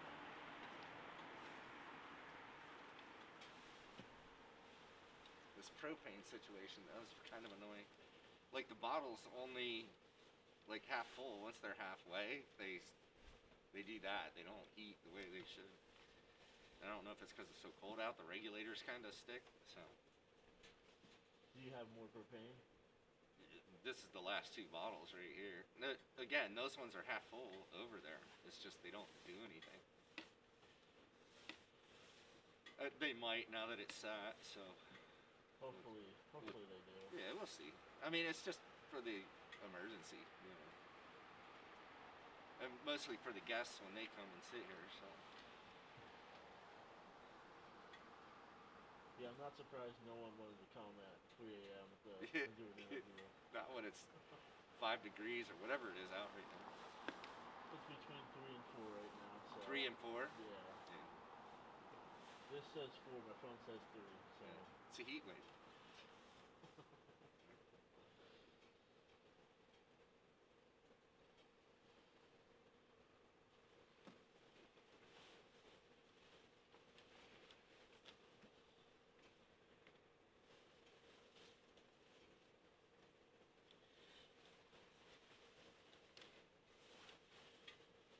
I had to pull out some of my military gear.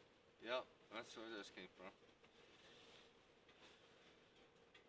The good old days.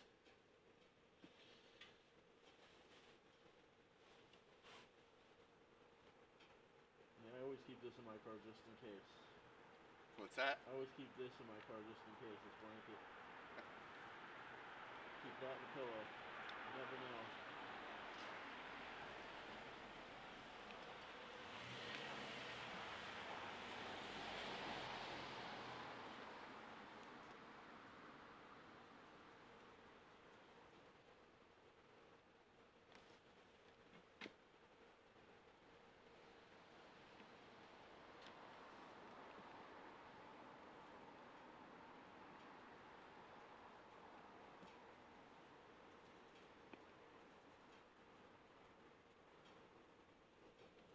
Was it crowded out here, like this evening? No, it wasn't too bad. I mean, there were some people going out to eat and stuff like that, and then we had a little, group of protesters came out and were doing their thing, but other than that, it was not really all that busy at all. So good. I mean, we had a good many interviews. They rolled through pretty good. So. I remember last year there was a lot of people out just walking. Yeah, last year it was packed.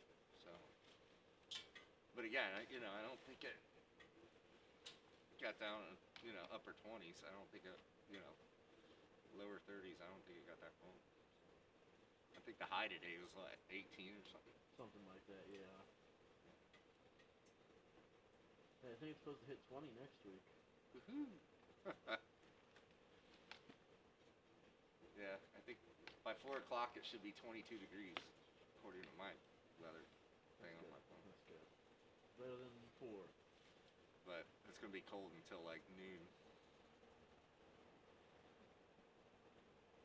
Yeah, when I was looking at the weather last week, because I knew I was coming out, I was Yeah. like, it said -1 last week, Yeah. and I was like, please don't be that cold. Even though 4 is not much better, but. Yep.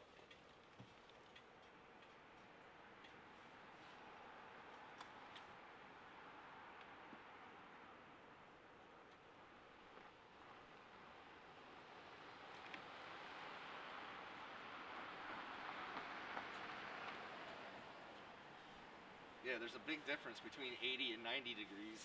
Yeah. Can you imagine the difference between 4 and 14 degrees? It's like, okay, we can do this.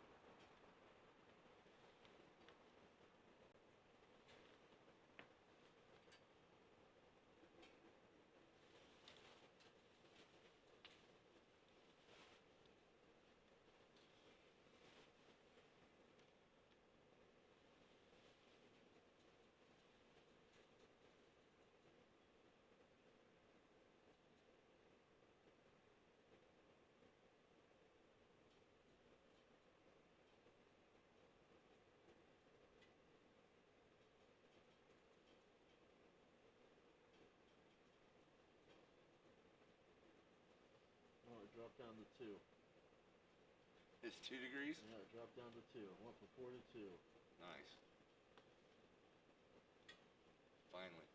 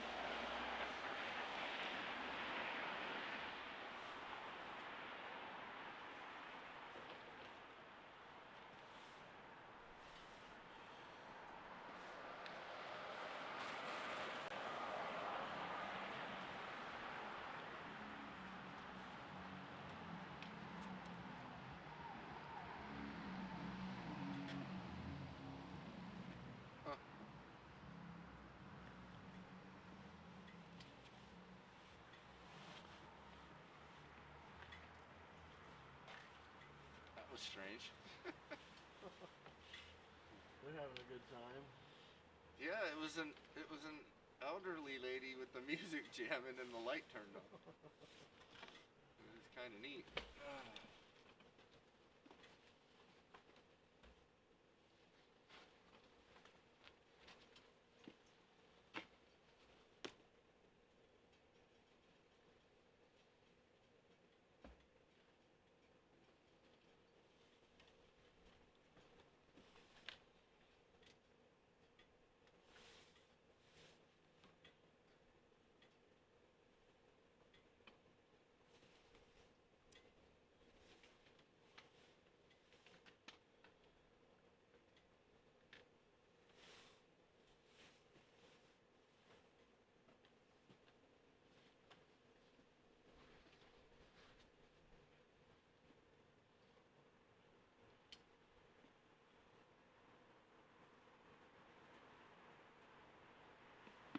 I wonder where people are going at 3 a.m.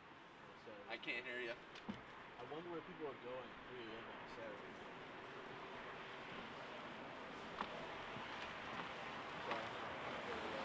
You wonder if people what?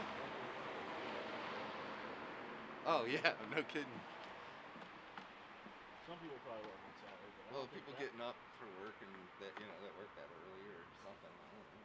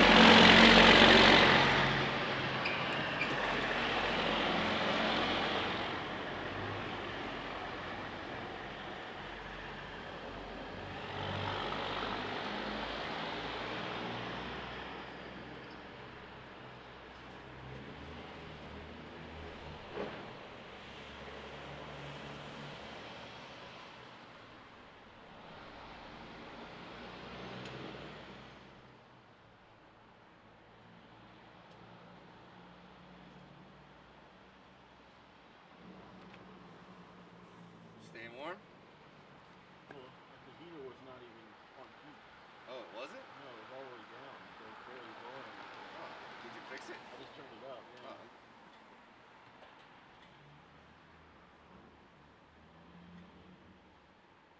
No wonder why it wasn't working. Yeah.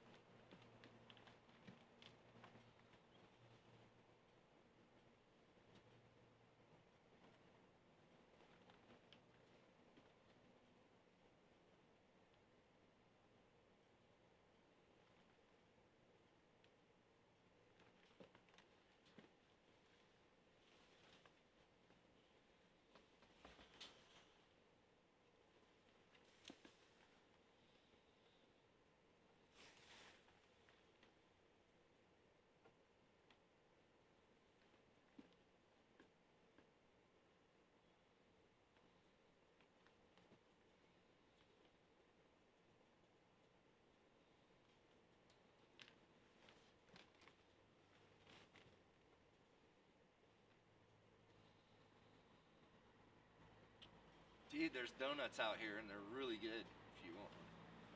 They're in these white boxes. I appreciate that. I can hand you one in, so you don't have to come out. Sure.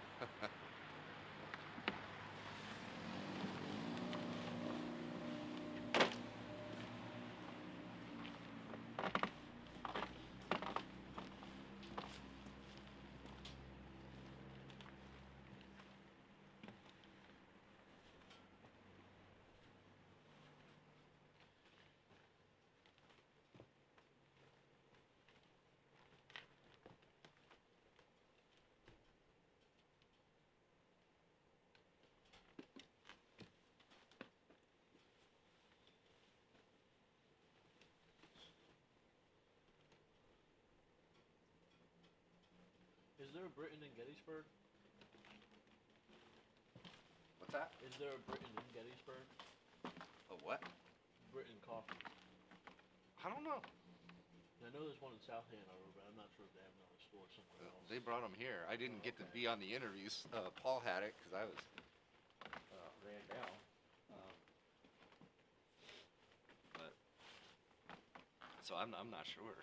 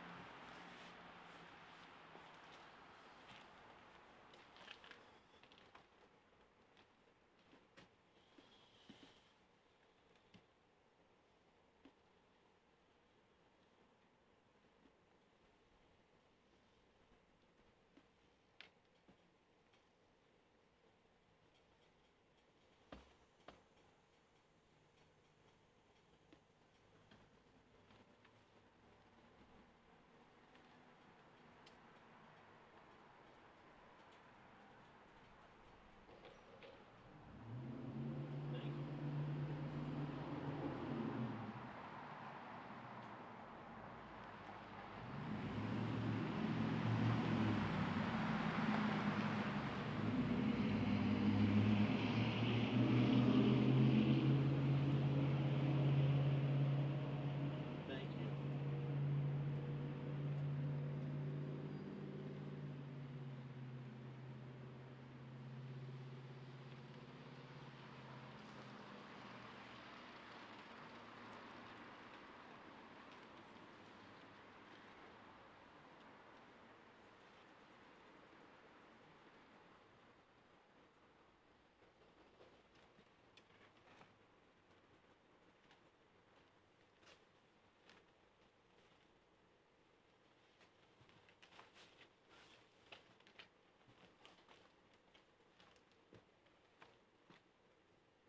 Well, looks like we're running out of propane now.